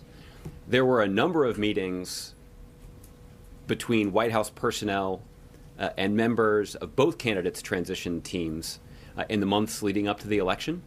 And I know there have been a number of consultations with the president-elect's team and the White House team. But the formal meetings, I don't believe have started just yet. I wanted to ask about, I guess, press access to today. Mm-hmm. The meeting with the Vice President and Vice President-elect Pence is closed press, which is a break from past precedent. And Carol reported that the Obamas canceled a photo op. That's not true. Okay. Can you talk about then why we didn't have a photo op in the way that we have in previous administrations, and why there's no press access, and particularly if this is... Well, first of all, Justin, you just were in the Oval Office with the President of the United States and the President-elect, so it's not accurate to say that there was no press access. But let's just be clear about what's happened. Over the last 8 years, I've enjoyed the opportunity to have many of you in my office over the years advocating for greater access to the President and the work that he's doing in the Oval Office. And what that typically means is you coming in and advocating for the opportunity to see the President of the United States sitting in the Oval Office, photograph him sitting next to the person that he's meeting with, and then hear from both people about the meeting. That's the priority that has been conveyed to me in countless meetings with all of you over the last 8 years. That is exactly what was provided today. That was not provided in 2008. I wasn't part of designing the press access for 2008, so I can't account for all of the reasons for that. But the press access that we put together today was based on the guidance that we've received from all of you over the last 8 years about what the priority is. And we're pleased to be in a position to provide that today. It is an indication of the commitment that we have to transparency, and it's an indication that the President has to building public confidence in the shared commitment to a smooth and effective transition. What better way for the American public to understand that the President-elect and the outgoing President of the United States share a priority of a smooth and effective transition than to allow you all into the Oval Office to hear them talk about their commitment to that effort. I mean, one way to demonstrate that you guys are committed to that, I guess, effective transfer of power would be to show the Vice President or show the First Lady welcoming their successors into the White House. And so, but I think we would all just agree that that would be lower in priority than what was provided today. And what was provided today is unprecedented in terms of the kind of access that was granted to previous White House press corps. So look, there's always going to be this back and forth, as I've stated before. The reason that this is relevant, and the reason that I'm asking the question is, while the President has come out and sort of put on a cherry face, we know obviously many people here are disappointed. First Lady spoke passionately about how she found Donald Trump to be an unacceptable choice. So are we to read anything, or even putting aside whether we should read anything, is the reason that there wasn't press access to either of those events because the First Lady or the Vice President didn't want to be photographed or appear alongside? Absolutely not. In fact, I'm not aware that the First Lady's office was consulted about the press arrangements for today.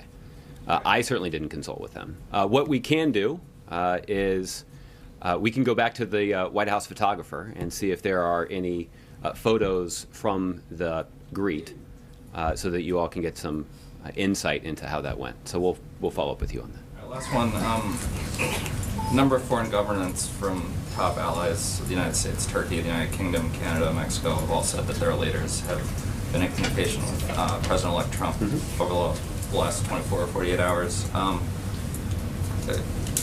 Beyond sort of congratulatory calls, is there concern among you guys as you're trying to pursue your foreign policy agenda over the next 2 months while the President is still in power that allies could be getting mixed messages on the U.S., the United States' foreign policy goals? I'm not aware of any concern about that. It is not uncommon for countries that have important relationships with the United States for them to call and offer their congratulations to the President-elect.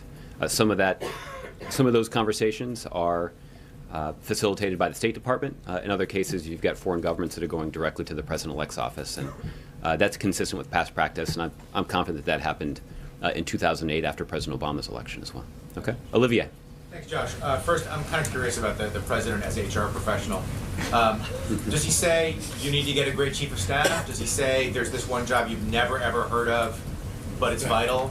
How does that, or is it just, obviously Donald Trump knows he's got to staff the White House. So how much precision is the President offering in his recommendation? Well, I'll be honest, I didn't have a detailed conversation with President Obama about this, but knowing how he has approached these issues himself, I think that he has built an organization at the White House with an eye toward surrounding himself with capable people and putting them in positions where they are given the authority that they need to make decisions. Also, he's ensured that they are given the authority that they need to elevate decisions to him if they need to be. So structuring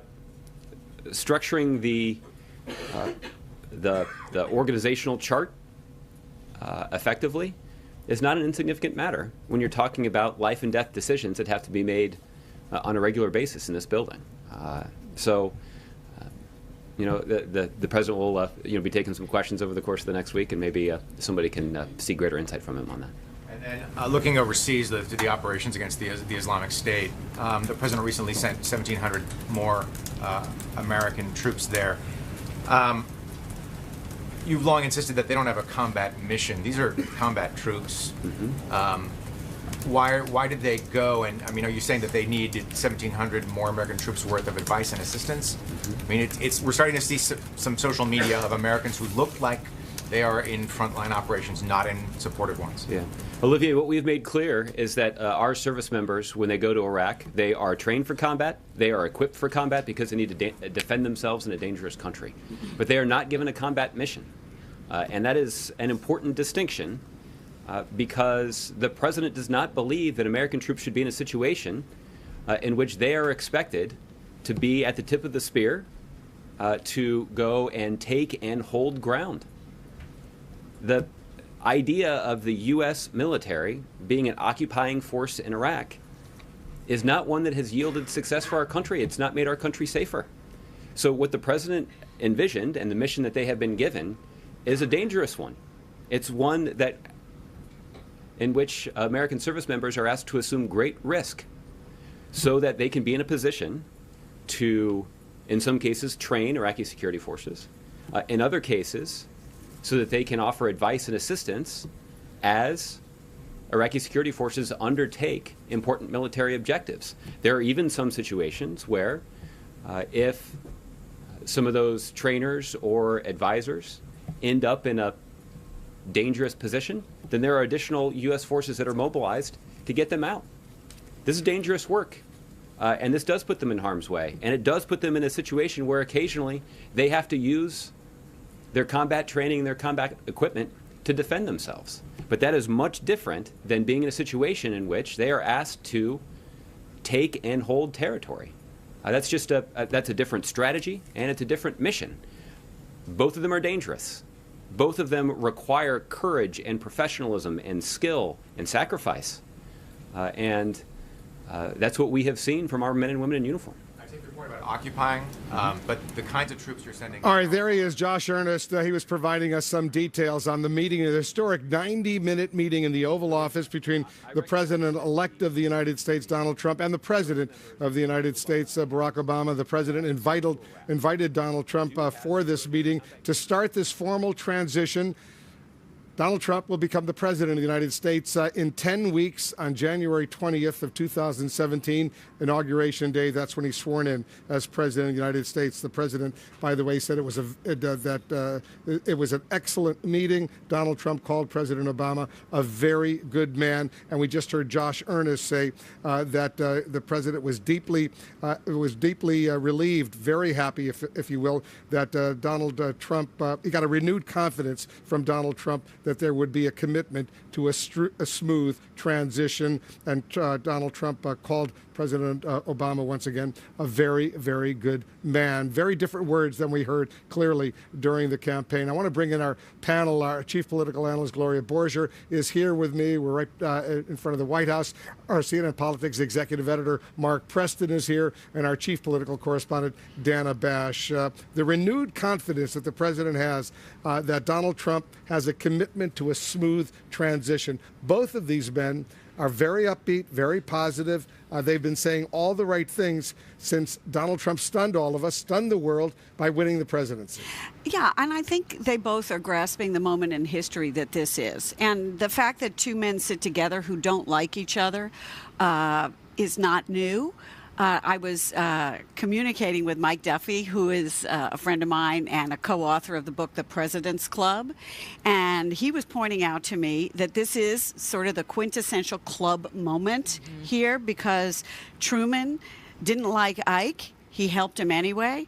And Ike Eisenhower didn't like JFK, welcomed him into the White House. And, of course, LBJ didn't like Richard Nixon much and did the same thing. So each of these men understands, and once you've been a president, you're initiated into the club, that it is your time to help the next person who's going to join that club understand the surroundings, understand the enormity of it, which I think hits you the minute you walk in that door of the Oval Office, probably.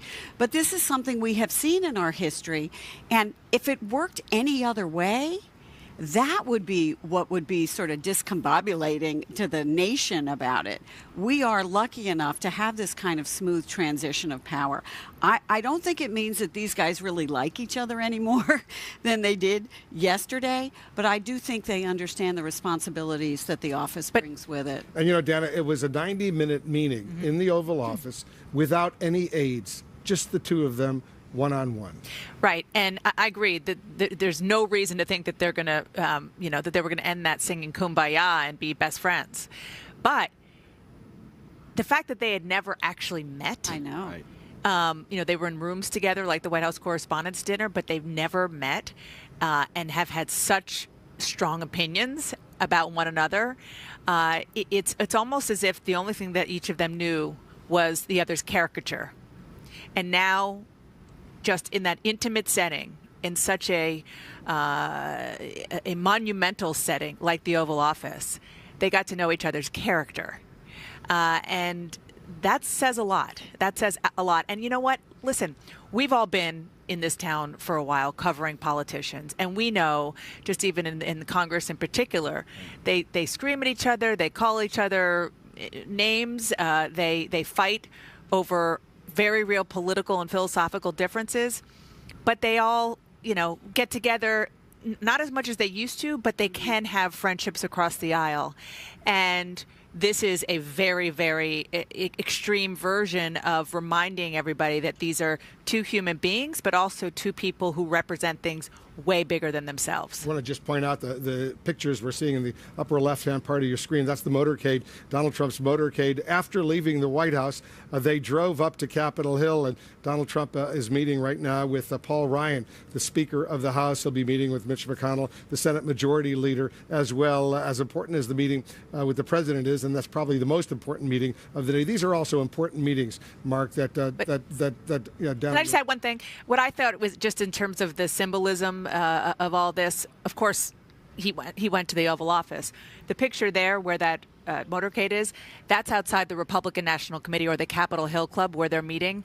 So he's not on Capitol Hill meeting with Paul Ryan in the Speaker's office. They decided to meet on neutral ground, which I think is interesting. Why is that? Why would they do that? I mean, we've all been to the Republican National Committee headquarters where they're meeting right now. The whole area is called Capitol Hill. It is. As we know, but it's not part of the official government part. And most importantly, he's the Speaker of the House. He's got some pretty nice digs on Capitol Hill. Gorgeous, gorgeous. I mean, this view is nice. His view is pretty nice, too. He outlooks the whole mall. Exactly. So, I don't know the reason why they're not doing it there, but I just think it's interesting that they decided to meet on neutral ground, which is exactly where they met the very first time they met after Donald Trump became the presumptive nominee. But Pence is going to Capitol Hill. Mike Pence, and that's familiar turf for him, unlike Donald Trump and the White House. Pence spent 10 years as a member of Congress. I symbolically, these pictures are they're so important, not only here in the United States, where we saw the protests last night. I'm sure we'll see them tonight, and we'll see them in the coming days. And quite frankly,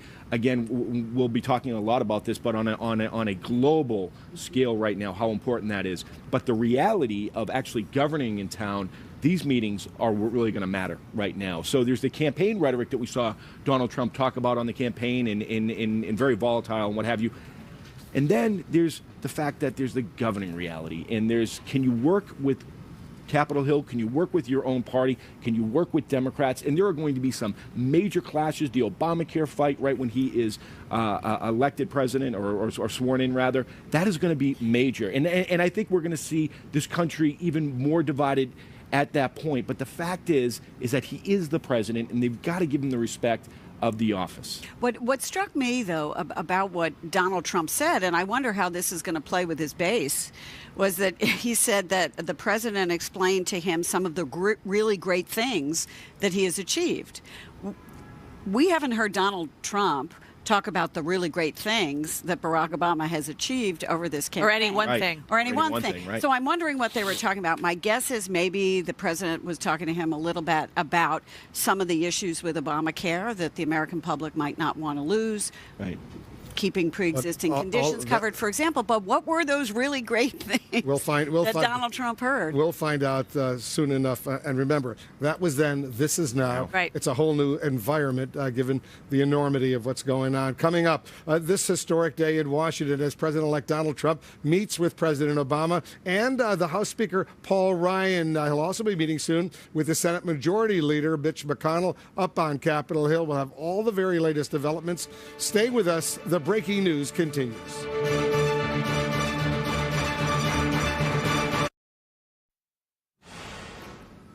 During the campaign, President Obama called Donald Trump unqualified. Donald Trump, during the campaign, called the president incompetent. But that was then. This is now. Today, they clearly have moved past that bitter presidential campaign to begin the transition of power. Let's bring back our panel. Dana, today the President-elect Donald Trump, he called President Obama a very good man.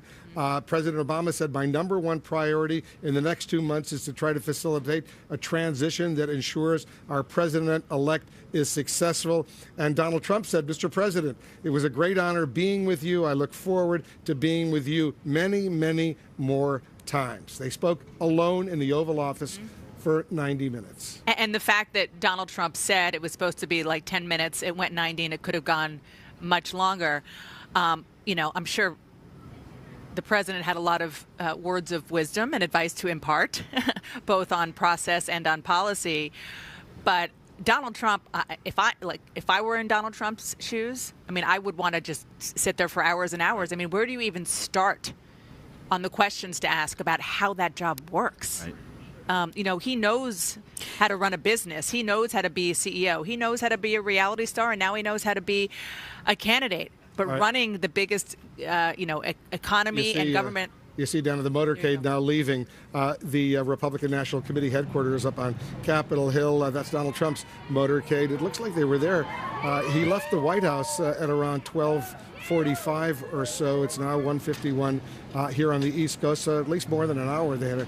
That was the meeting between Donald Trump, the president-elect, and the Speaker, Paul Ryan. Which is probably as important, if not more important, than the one that happened in that building. But go ahead, Mark. I was just going to say, isn't it the irony of it is a week ago we were talking about how Donald Trump was not going to embrace a smooth transition of power and how the system was rigged and how he wasn't going to embrace it and we were going to have pitchforks.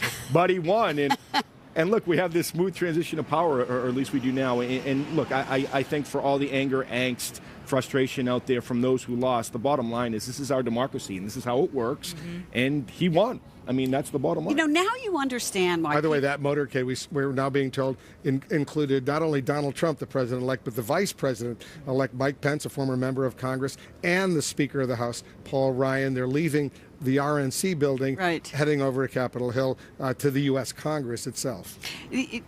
Now we understand why presidents become such ardent students of history if they weren't before they get into the White House. Because to your point, Dana, what they want to do is learn how other people did it and how other people coped with the crises that will inevitably come their way, and how other people organize their White House, and the pitfalls of the presidency, and the difficulty of living in that bubble, and the loneliness, and the loneliness of the job. And these are two men, so I'm not so sure they discuss the feelings part of it, but maybe Melania and Michelle Obama did. But there is a part of that job that is so alone and difficult. And, as David Axelrod always says, that the president says, the decisions that get to his desk because they're impossible. And so the difficulties that face you from the minute you wake up in the morning and you get that national security briefing about the threats against this country to the time you go upstairs, you're always working. And I think that you just saw in Donald Trump's face today, if you can read anything into it, that when he said, I have great respect for him, because I think the president opened a window for him onto what his life is like. every single day from when you get that briefing at 7 o'clock in the morning. You know, two things, just kind of an aside, but very important. One is we're going to have a young boy in the White House now. We had 2 young girls for the last 8 years. You mean Barron? Barron Trump, who we haven't seen on the campaign trail, but really Donald Trump's son. Donald Trump's who's 10 son, years old. who was 10 years old, standing next to him on that stage, looking so uncomfortable, out of the spotlight, and you could feel for that Have kid. we had a young boy since John? I know, I'm trying to it remember. was, It's been all right? girls, Right, so that in itself is going to be interesting. So it'll be easier with the boys. Right. Or not so much. But you know what? What books are Donald Trump going to be reading now? What historians is he going to try to meet with, to your point, Gloria, to find out how other people dealt with crises and learn a little bit more about And the history? That would be telling. And Michelle, as we were talking about earlier this morning, Michelle Obama is so important to tell Melania what it's like to be a mom and try and raise your kids with any kind of normal life in the White House. And I think she's done a very good job. Well, she has, and so did Hillary Clinton with her daughter. But it is. With it is tough. It is very, very difficult, and I think that would be a concern of any. All right, we're looking at live pictures. You see Paul Ryan arriving, Donald Trump arriving. You see Mike Pence arriving. They're in the Congress, the U.S. On Capitol Hill right now. They've just walked in. Dana, you're familiar. Yeah, with I was that just going to say. Well, Yeah. we talked about the fact that he's got nice digs. Well, that's the Speaker's office, and so Donald Trump is about to see the majesty of the House Speakers. It's not just an office; it's a whole suite. It's that whole part of the the whole wing. Thank you of the Capitol, which overlooks the mall. And let's not forget Mike Pence, as Vice President of the United States, will be President of the U.S. Senate, President like Joe of the U.S. Biden. Senate, and he was a former member of the House Republican leadership, so he knows his way around there. And Mike Pence will have an office right off of the Senate floor. Yep. We'll be right there. And look, I expect that he'll be spending a lot of time up there. You know, in many ways, Mike Pence Mike Pence might have the job that Joe Biden had, which is being the emissary to Capitol Hill. Makes an awful lot of sense. Can I just say, the picture we're looking at, Mark Preston and I, when we were kids, spent a lot of time in that hallway, the Ohio So Clark did I, corridor. by the way. And you. When I was a kid. Well, but to the left of there is the Senate floor, and right around the corner is where the vice president's office is. Right. And it's just, and you look at it, and it looks so majestic. It's not a very large space, so you could. You run into, the great thing about covering Capitol Hill is you run into everybody all the time in the hallway, and it's very accessible, unlike the White House, in which you have to get behind guards to get anywhere. And I think Mike Pence is on familiar turf, and he will have the role Biden had, I believe. Right. It's been really these past few hours extremely important to the country to see the President of the United States, the President-elect of the United States, now the Speaker of the House, the Senate Majority Leader, the Vice President-elect of the United States, who's, by the way, in about a half an hour, Mike Pence is going to be meeting behind us at the White House with Joe Biden, the Vice President. I'm sure they'll have a lot to discuss about being Vice President and being potentially President of the Senate itself. So it's been a very, very important day. We're going to continue CNN's special coverage nonstop. That's it for me. I'll be back 5 p.m. Eastern in the Situation Room for our international viewers. Amanpour is coming up next. For our viewers in North America, Brooke Baldwin will continue our special coverage right after a very quick break. Make it more affordable and better. And we're going to do a real job for the public, and that's what we want to do, and that's why we're excited. Thank you. How does it feel to be in D.C.? How does it feel to be in Washington the first day as president-elect? Thanks, guys. Thank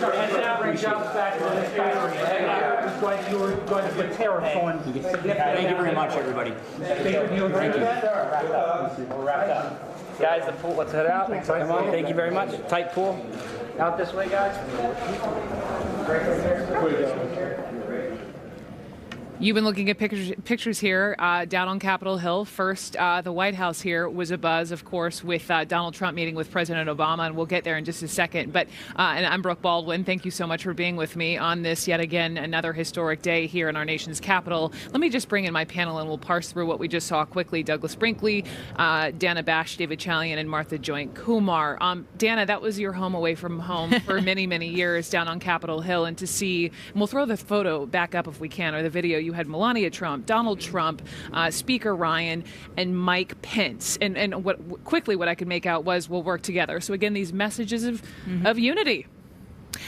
I just remember Paul Ryan being in a press briefing with Paul Ryan towards the beginning of the of the presidential primary season, and he was making it abundantly clear, without saying it, that he didn't think there was a snowball's chance in where that this moment would ever happen.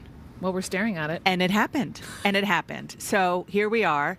And I think, look, I've been trying to sort of think about the way politics works, think about the moment, and been trying to sort of approach this in a very much a glass half full way, in that in Paul Ryan and Donald Trump, you have a policy wonk and a deal maker. And there's nothing that Paul Ryan likes more than to dig into tax reform, than to dig into, budget reform. Then he has a past of digging into immigration reform and wanting immigration reform. And then you have Donald Trump, who wants to be successful. Right. I mean, getting the presidency was just the beginning of the prize, but he wants to do it right. And he actually made that clear a lot on the stump. It got lost in a lot of the Trumpisms that we heard throughout the primary and the general election. But he made it very clear he wants to do it right if he gets in. And so I think that they're a very unlikely partnership, but could be a successful one if they approach it that way. I was thinking about the same thing, how he is such a policy wonk, and how you saw Speaker Ryan not too long ago standing in front of reporters with papers and stacks, and I'm thinking, well, that's not necessarily the Donald Trump that we know. You haven't been briefed unless you had a PowerPoint from Paul Ryan. I missed that. I'll just say, just stepping back and looking, these images that are coming into us from Capitol Hill, there you see the President and Donald Trump earlier today. These last 36 hours, it's been kind of amazing to me. For a campaign season that never followed the script, the last 36 hours have all been on script. So true. Starting with Donald Trump's victory speech and the gracious notes he made about Hillary Clinton's concession and the desire to bring the country together, followed by Hillary Clinton's concession speech yesterday morning, followed by President Obama's remarks in the Rose Garden to really try to bring the country together, and to this day today in Washington of the very... Actually, let me jump in. Let's see if we can eavesdrop. Oh, wow. 2x4 down there. That is a great thing to be swimming. So this is the amphitheater that's going to have Congress, Joint Chiefs, Supreme Court, all sitting in these bleachers. And then that platform down there with a 2x4 railing is where you will be swimming. And this white scaffolding is going to be cameras, TV. This is basically the view. And then this is the just all it's going to be a whole lot colder than it is today. Yeah, that's it right there. That's supposed to be the second water line. And so the trees by that's the Treasury Department, the trees in the White House. So the White House is straight at the end of Pennsylvania Avenue here. Those trees are so your point is design. Thanks, everybody. Hey guys, let's head on out. Thanks, everybody. Thank you. Thanks, guys. Thanks, guys. Thank you. You just can't. It's like photo after photo after photo. And, to see the president-elect and the first lady-to-be, showing him the lay of the land down the road. And that's called the Speaker's balcony because it's the Speaker's balcony. And one of the best views in Washington. One of the best views in Washington, almost as good as this. And John Boehner, obviously Paul Ryan's predecessor, it was his favorite thing to do. No matter who came, he would take them out and look at it. I remember seeing Speaker Boehner and the Pope. Isn't that? Exactly. There you have it again. And obviously Paul Ryan has the same feeling about it. And he's literally giving him a lay of the land. I mean, he's not figuratively, literally giving him a lay of the land. Couldn't hear exactly what he was saying, but what they're doing is they're pointing straight up Pennsylvania Avenue. Hey, there's my hotel. To this, right. I was just going to say, and in between where they are and this behind us, the White House, is the Trump Hotel. Dana, correct me if I'm wrong, but I think what we also see there is the inaugural platform starting to be built. It's already on that side of the Capitol. Maybe that's and the I believe what Speaker Ryan is also showing the Trumps is where he's going to take the oath of office and become president. You are correct, sir. And I'll just in terms of, I'm sure you're exactly right, as usual, David, but underneath where they are, just in terms of the geography of the Capitol, about 2 floors down is exactly where the president-elect walks out to the stanchion. Yeah, you can see they are building it there to the stanchion where he is sworn in, and it's right down there. They walk through the crypt and then out the door. And I actually sometimes, I mean, I'm going to dork out right you now. Totally but sneak out there and look. Yeah, well, just also to take the walk that the president takes, and to walk around the crypt, and to walk out that door, and to see what he sees at the day of the inaugural is really cool. 70 days away, ish. Right? Ish. Douglas Brinkley, you're watching all of this with us. As a historian, you are watching history unfold. What strikes you about all this photo here? The amount of civility that's being seen today in Washington, and it's sorely needed. The country's feeling very divided. I think Donald Trump's really on a listening tour. I hope in the coming days he might meet with Congressman John Lewis. Lewis famously was beaten during the Freedom Rides and marched to Selma. And in recent years, with his group called Politics and Faith, he met and hugged the people that actually beat him. John Lewis. He's a moral symbol on Capitol Hill. It would behoove Donald Trump to meet with him, perhaps have a meeting down the line with Bernie Sanders, talk to him about some issues, just listen some. And I think Donald Trump's doing that today. And President Obama is going to go out with very high marks. He's at a 55% approval rating. By the time of the Trump inaugural, he'll be at about 60% approval rating. And because he's showing us what a class act he is today, the transition to power is essential, and we're watching it happen in its first phases today. We just heard from President Obama talking not 24 hours ago about how smooth and professional the transition was, right, from Bush 43 and then on to him, and the proverbial passing of the baton. And then, of course, let's take a couple steps back. In the historic moment, we saw the president and president-elect sitting in the Oval Office in the West Wing earlier this morning. Let's listen to that conversation. Well, I just had the opportunity to have an excellent conversation with President-elect Trump. It was wide-ranging. We talked about some of the organizational issues in setting up a White House. We talked about foreign policy. We talked about domestic policy. And as I said last night, my number one priority in the coming 2 months is to try to facilitate a transition that ensures our president-elect is successful. I have been very encouraged by the, I think, interest in President-elect Trump's wanting to work with my team around many of the issues that this great country faces. And I believe that it is important for all of us, regardless of party and regardless of political preferences, to now come together, work together to deal with the many challenges that we face. And in the meantime, Michelle has had a chance to greet the incoming First Lady, and we had an excellent conversation with her as well. And we want to make sure that they feel welcome as they prepare to make this transition. And most of all, I want to emphasize to you, Mr. President-elect, that we now are going to want to do everything we can to help you succeed, because if you succeed, then the country succeeds. Please. Sorry. Well, thank you very much, President Obama. This was a meeting that was going to last for maybe 10 or 15 minutes, and we were just going to get to know each other. We had never met each other. I have great respect. The meeting lasted for almost an hour and a half, and it could have, as far as I'm concerned, it could have gone on for a lot longer. We really, we discussed a lot of different situations, some wonderful and some difficulties. I very much look forward to dealing with the president in the future, including counsel. He explained some of the difficulties, some of the high-flying assets, and some of the really great things that have been achieved. So, Mr. President, it was a great honor being with you, and I look forward to being with you many, many more times in the future. Thank you, sir. Thank you, everybody. We are not going to be taking any questions. Thank you, guys. Thank you. Here's a good rule. Don't answer questions when they just start. It's always the last one. Come on, guys. little piece of advice there between the president and the president-elect. I mean, these are wow moments. These are moments when words and tone and body language matter.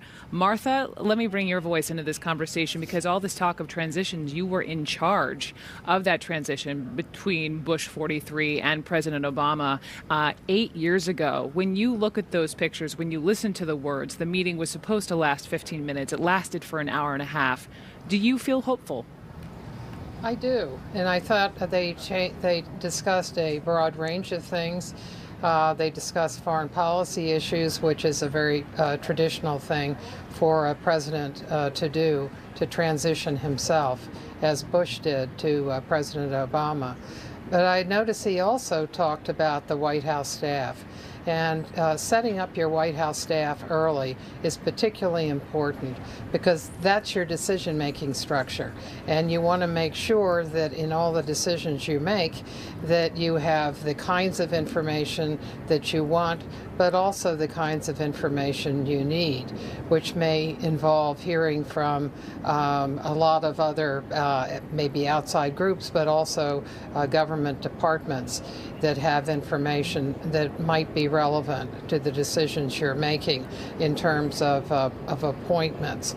And so you want to have a White House structure in place, and it's not easy, because while you have an opportunity at the very beginning of the administration to reorganize a White House, a better opportunity than you have later on. At the same time, you don't have people that have the experience and knowledge of being in a White House and how it should be organized. So let me just jump in and interrupt everyone. That's Senate Majority Leader Mitch McConnell. Let's dip in. Can we listen? We're just walking past. Well, we attempted a question, Tommy. Forgive me, we're juggling. This is how live TV works. We'll stay on these pictures and see if they walk up to any microphones.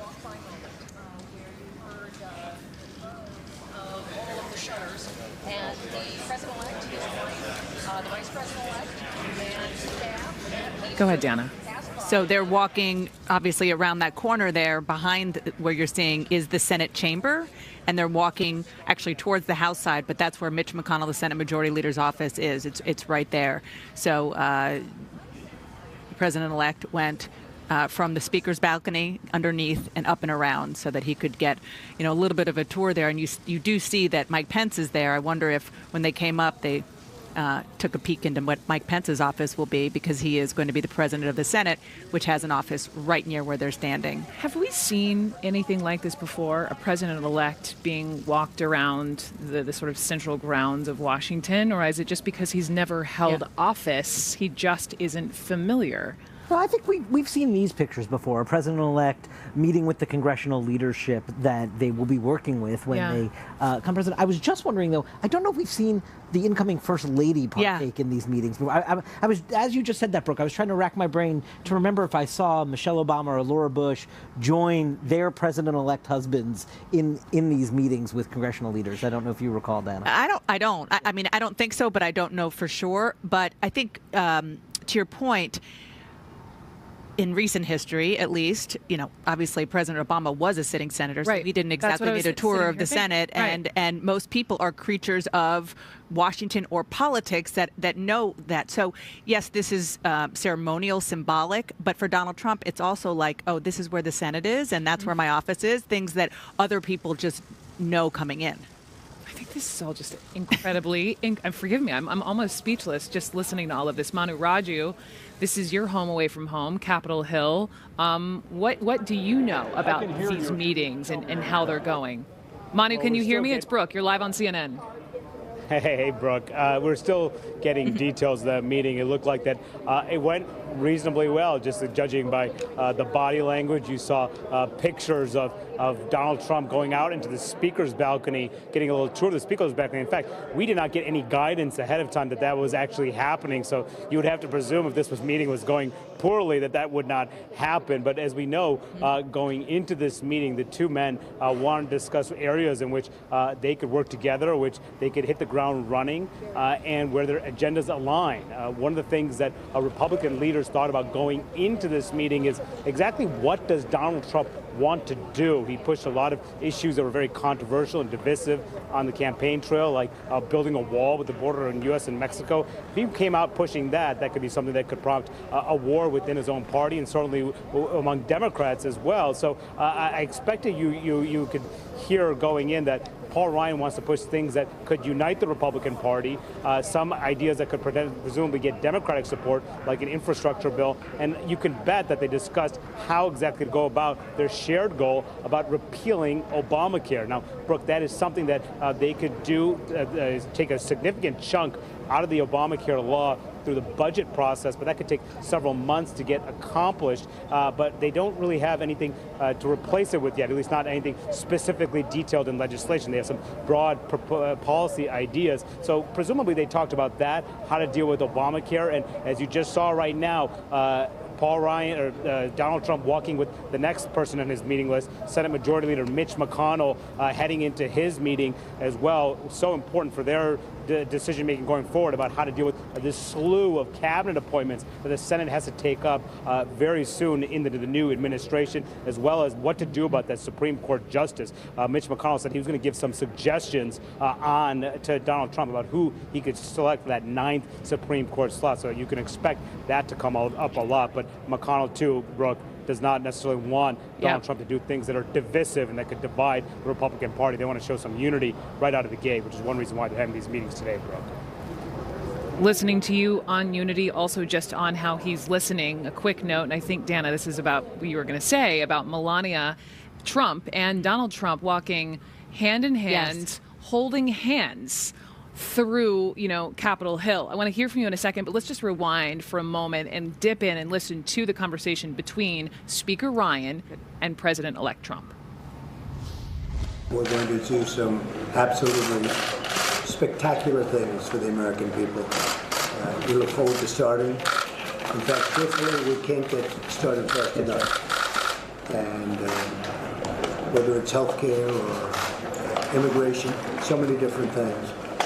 We'll be working on them very rapidly. I think we'll be putting things up pretty quickly. So we had a very good meeting, a very detailed meeting, and we're going to lower taxes, as you know, and we're going to fix health care and make it more affordable and better. And we're going to do a real job for the public, and that's what we want to do, and that's why we're excited. Thank you. All right. So Doug Brinkley, I know you have to run, so let me just come back to you. And as we're watching all of these sort of firsts here in Washington, D.C., I know that with regard to transitions, there have been parallels of this transition, the Obama-Trump transition, parallel to perhaps Carter and Reagan, and how when Reagan came in, he yanked all those solar panels right off of the White House, and not much talking between the first ladies in the limo down on Inauguration Day. Is that a fair comparison, or should the country really give Donald Trump more credit than that? Well, I think Donald Trump's doing a good job today, and Barack Obama. This is not 1980, the way Carter and Reagan just started not getting along. It's very clear for Barack Obama that he is somebody who believes in reconciliation. He is a student of Nelson Mandela and Martin Luther King, and he's got to heal the country right now. The wounds are deep. Gerald Ford called his memoir A Time to Heal. Today we are witnessing a healing day, a lesson in civility, and the world is watching. It's not just about what they're whispering to each other right now. It's sending a wide message that the United States is here, that this election's over, and that we're going to have a sense of unity and purpose. We're not Republicans, we're not Democrats today, but we're Americans. We are Americans. Doug Brinkley, thank you so much as always. We are going to sneak a quick commercial break in, but you really can't turn away from this. I'm Brooke Baldwin here in Washington, D.C. with David Chalian and Dana Bash walking you through these firsts, both at the White House and on Capitol Hill with President-elect Donald Trump and his First Lady-to-be here in Washington. I spy something that starts with M. Mickey! The 2017 Mitsubishi Outlander, one of America's safest crossovers, well equipped for under $24,000. Get up to $3,000 cash back on select models during the Mitsubishi Motors Holiday Sales Event. How's yours, Mom? Ask your dad. Now at Ruby Tuesday for just $12.99, enjoy a favorite entree, 2 sides, endless garden bar, plus your choice of dessert, and some of theirs. 3 courses, just $12.99, only at Ruby Tuesday. Just like Mom, you have dinner on the table at 6 every night. Hey guys, I'm home. Of course, no one said it had to be cooked. Campbell's one-dish recipes, designed around one pan and your schedule. Made for real life. For lower back pain sufferers, the search for relief often leads here, here, or here. Today, there's a new option. Introducing drug-free Aleve Direct Therapy, a TENS device with high-intensity power that uses technology once only available in doctors' offices. Its wireless remote lets you control the intensity and helps you get back to things like this, or this, and back to being yourself. Introducing new Aleve Direct Therapy. Find yours in the pain relief aisle. Attention homeowners. Quicken Loans has some very important information regarding the U.S. government's Home Affordable Refinance Program, or HARP. We've told you about HARP in the past, and we're happy to report that nearly 3 million homeowners have already taken advantage of this fantastic money-saving program. But there are so many more of you who could be saving hundreds of dollars every month on your mortgage. Quicken Loans is here to help you save your money. Why Quicken Loans? The home loan experts at Quicken Loans fully understand the HARP guidelines. We'll work with you to understand your specific circumstances and strive to find the financial solution that's best for you. Then we'll guide you through each step of the mortgage refinance process to make sure that it's both simple and easy. And for 6 years in a row now, J.D. Power has ranked Quicken Loans highest in the nation in customer satisfaction for primary mortgage origination. And for the 3rd year, they also ranked us highest in the nation for mortgage servicing. If you're not familiar with HARP, it's a U.S. government program designed specifically for homeowners who have little or no equity. A great feature of the HARP program is that most HARP refinance loans do not require an appraisal, and there are fewer income verification requirements. That makes it simpler, easier, and even faster. And even if you've been denied for a HARP loan in the past, new guidelines mean that you now may be eligible. Give us a call and we'll give you a Quicken Loans mortgage review. And we'll do all we can to help you save money on your mortgage. It's simple and easy. So find out if you're eligible to take advantage of today's incredibly low interest rates and start saving money every month on your mortgage. Call Quicken Loans today or go to quickenloans.com for a mortgage experience that's engineered to amaze.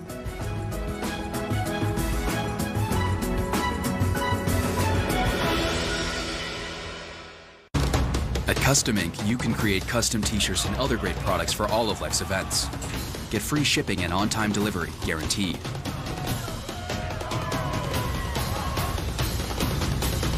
Start today at customink.com. Closed captioning brought to you by Eggland's Best Eggs. Better taste, better nutrition, better eggs. There's only one egg that just tastes better, with more vitamins and 25% less saturated fat. Only Eggland's Best. Better taste, better nutrition, better eggs.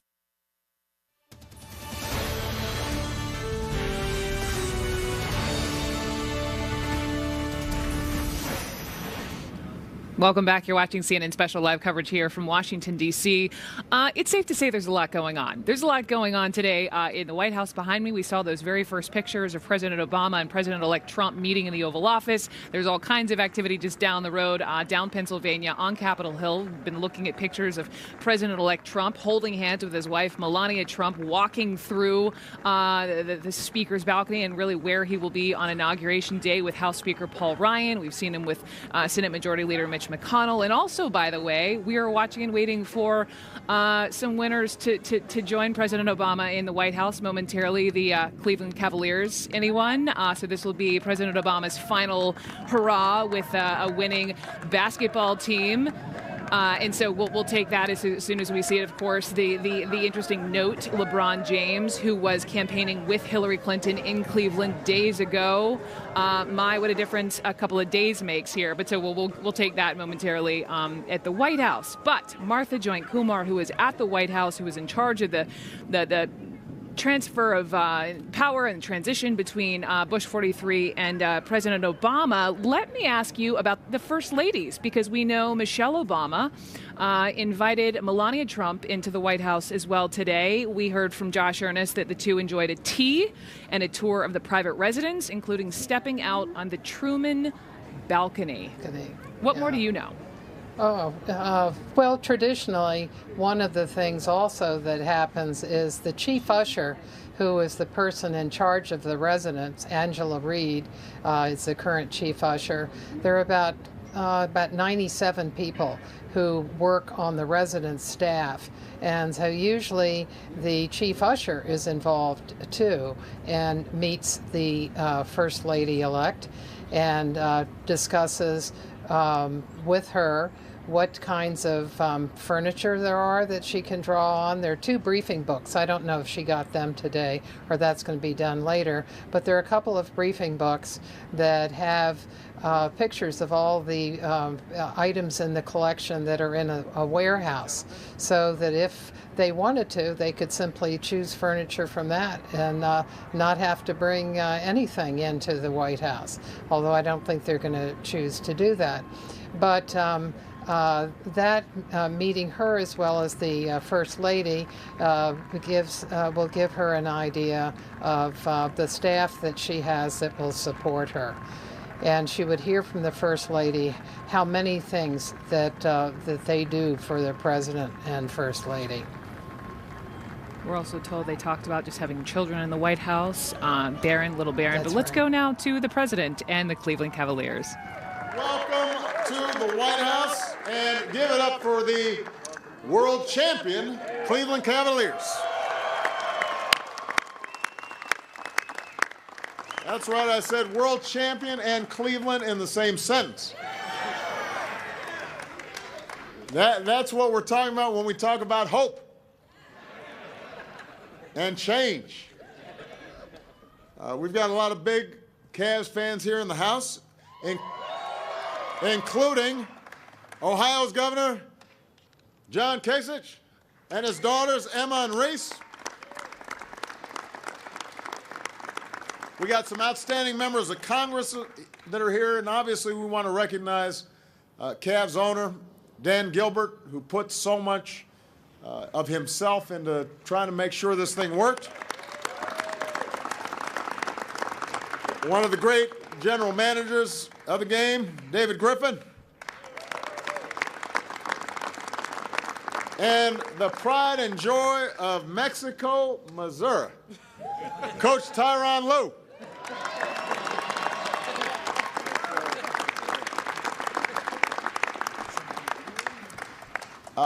I also, before I go any further, want to give a special thanks to J.R. Smith's shirt for showing up.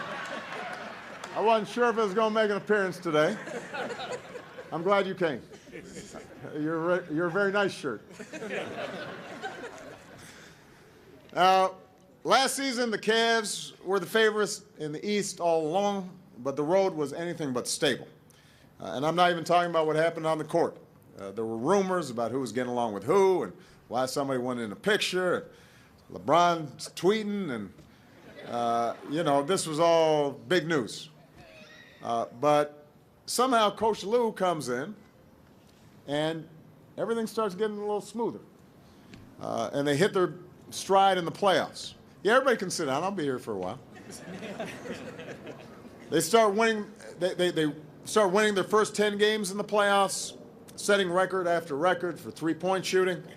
But obviously, what this all comes down to is a team that, for the first time in NBA history, comes back from being down 3-1 in the finals. The first team in history to dig themselves out of a hole like that. And I should add that by knocking off the Warriors, they cemented the 1996 Bulls as the greatest team of all time. So your president thanks you for that. Now, I know. That's funny, isn't it? Yes, it is. See, everybody's happy when their team wins. the comeback was remarkable, and you learn about people when they're down against a historically good Warriors team. Cavs won games 5 and 6 by double digits. You had both LeBron James and Kyrie Irving becoming the first duo ever to score 40 points apiece in a finals game.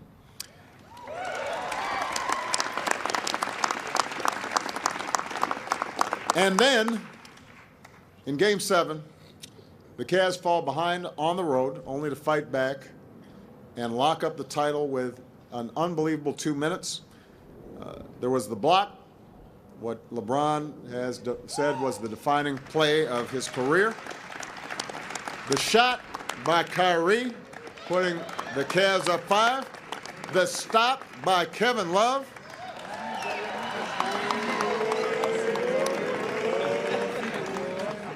Boy, I mean, Kevin was moving. I hadn't seen defense like that. But it wasn't just those outstanding players, not then and not throughout the year, because this was always a team effort. JR always seemed to hit those shots, you know, no, don't shoot that, and then it goes in, and man, that was a great shot. You got Tristan Thompson, who has as great of a motor as anybody, and put in extra work to teach himself how to shoot free throws with the wrong hand. I should have tried that with some bill signings around here. You got Channing Frye, who came in right over the trading deadline and changed the tone of the locker room and his sharp shooting. Richard Jefferson, Dante Jones, providing leadership and giving inspiration to all of us old people that, you know, you can still do something at that age. Iman Shumpert, playing not only great defense and scoring, but also delivered his wife's baby in the bathtub, using a pair of headphones to tie off the umbilical cord.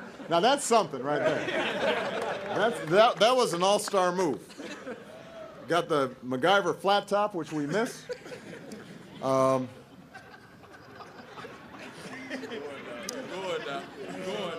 And of course,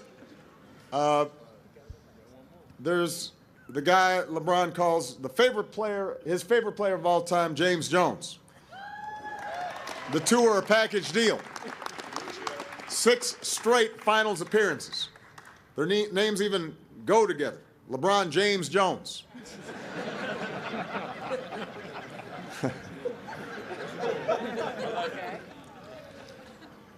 But the truth is, LeBron wouldn't be LeBron without his teammates. Kyrie, Kevin, Tristan. You know, Michelle's brother, who was an excellent basketball player, always says that you can learn a lot about somebody's character by the way they play basketball. And when you see LeBron James, it is not just his power and his speed and his vertical. It is his unselfishness. It is his work ethic. It is his insistence on always making the right play. It is his determination, all of which makes him one of the great players of all time. And you saw it in those last 3 games. Put up some of the most staggering statistics in finals history. He did it the year before, despite injuries, dragging his team along to make a very competitive series. You saw it when this kid from Akron broke down and fell to his knees when he realized that he had finally fulfilled a promise that he had made all those years ago and delivered that championship back to Northeast Ohio. So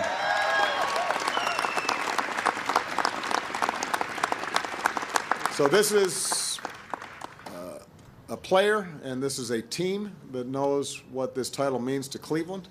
You know, this is a city that's, throughout sports history, been through a lot. The fumble, the drive, Jordan over Elo, a whole lot more. But through it all, Cleveland was always believe land, and that's why the Cavs have always given back to their fans and the community that's been so loyal to them. Over the last 22 years, they've given more than $23 million to local charities. And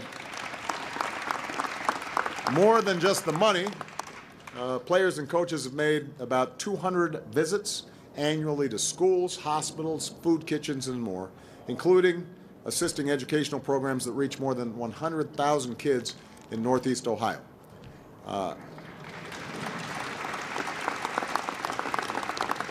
And these Cavs exemplify a growing generation of athletes that are using their platforms to speak out.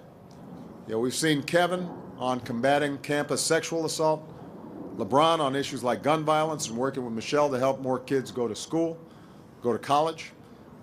His foundation is doing something incredible, paying college tuition for 1,100 kids from Akron.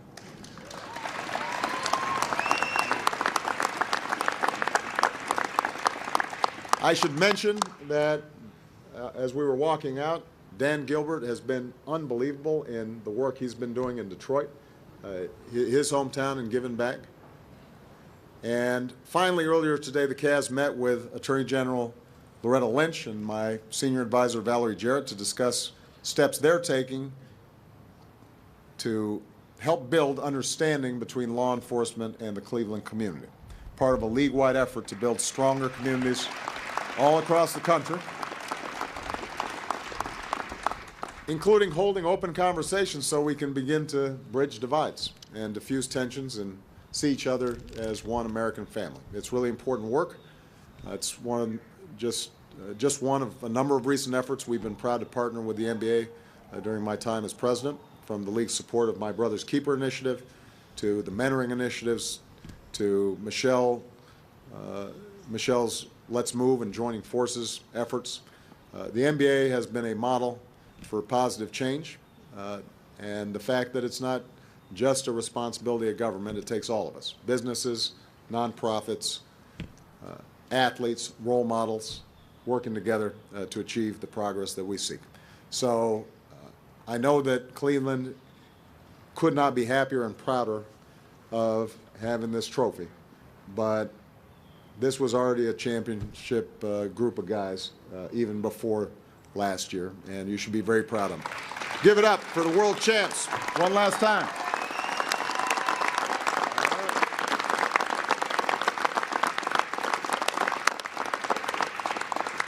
Dan, you want to say anything?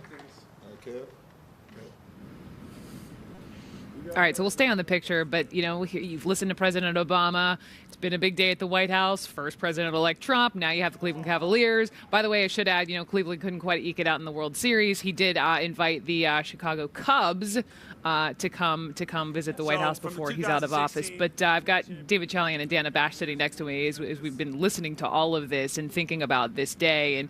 And you were sort of saying earlier, you kind of wonder if it was a big morning for the president, to say the least. And a tough one. And he probably was really looking forward to this afternoon. Yeah, exactly. We were joking around that this morning. It was like he took his medicine and now he gets to eat his dessert. Yeah. This is he ate his vegetables earlier. The tough part of the job, one of the toughest, which is that you have to put your personal feelings, your politics aside and respect the office. And the fun part that when you're in the office, you get the Cavs. And you get LeBron to come into the Rose Garden and hang out with them for a little while. Especially when you're a huge basketball fan. Exactly. Like he is. Exactly. He really loves this part of the job. Exactly. Back, though, on the meetings that we've been watching through the day, whether it was the president and the president-elect in the Oval Office or the Speaker of the House or the Senate Majority Leader, something you noted was when you walk, just even walking around the White House, knowing that President-elect Trump, who's been in many a boardroom, he's shaken hands of celebrities, but to be in that building for almost 2 hours this morning. Do you think he appreciated the magic that is the White House? I think looking at him today, this is a humbling experience for Donald Trump. I think he wears his humility right there in that shot. Just in his body language, the way he's sitting there. He even said that he had respect. He was, for the king of the boardroom, the guy that can run any meeting, run all these businesses. Close deals. He is the decider on, across the board in his career, to come into a place where it's not your home turf, when Donald Trump mostly lives on his home turf, is a humbling experience, no doubt. And I think that's clear. And I think that lends itself to the piecing together, the repairing the breach from the campaign. I think that's part of it, too. You were reporting, because I'm also wondering, 70 or so days until inauguration, and they already are working through, they being the Trump team, the transition team, wanting to get their folks in place, especially the chief of staff. Right. What are they working through, and what do you think it will be Reince Priebus? All signs are pointing to the chief of staff being Reince Priebus, the chair of the RNC chair, who Donald Trump worked with extremely closely, not just during the general election, but obviously during the primary process when Donald Trump was new to the Republican Party, never mind politics. Right. And so they do have a close relationship. And Reince Priebus is also somebody who not only understands Washington, most of the people in that building down there, or that way, I guess, the Capitol, he helped get elected since it's a Republican majority. So he has the relationships which, when you're chief of staff, you need. So I don't know 100%. Nobody does. If it's going to be him, it might not be. We might be surprised. But I am told that whomever it is, that is a position that they want to fast track, that they want to do extremely soon. Obviously, the chief of staff doesn't need Senate confirmation, so it's something that he can make happen. He meaning Donald Trump, and then the big 5 cabinet positions: state, defense. Oh my God, I'm having a Treasury, education. It's okay. It's been a long week. Defense, Treasury, and Justice. Yes. Yeah. That they want to do within the first 2 weeks. Okay. I do think one of the old adages in this town about choosing a chief of staff is sort of finding your best friend that you can trust with everything, the real loyalist to you.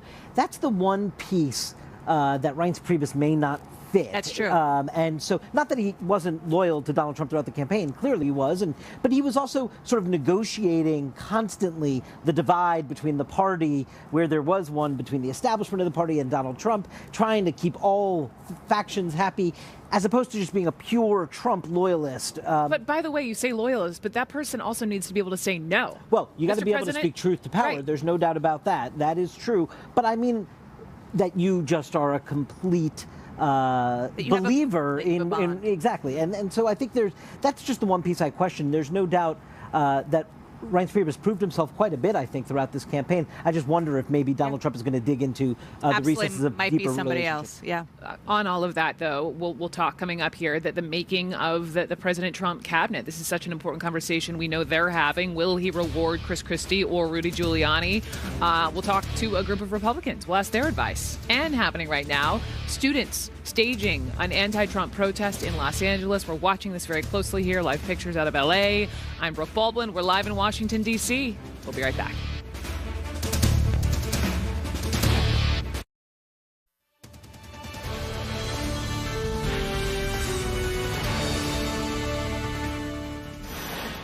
Welcome back. You're watching CNN. I'm Brooke Baldwin in Washington, D.C. Let's talk more about this transition of power with the Trump administration, bringing in my political panel. Matt Katz is with us. He's a reporter for WNYC in New Jersey and the author of American Governor Chris Christie's Bridge to Redemption. Also joining me, Randy Evans. He is former counsel to House Speakers both Newt Gingrich and Dennis Hastert. He is also a member of the RNC. And Chris Wilson is the former research and analytics director for the Ted Cruz presidential campaign. So, gentlemen, awesome to have you all on.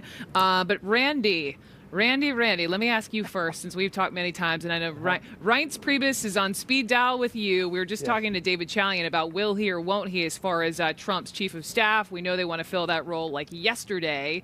Is he the guy? Does he want it? Would he be perfect?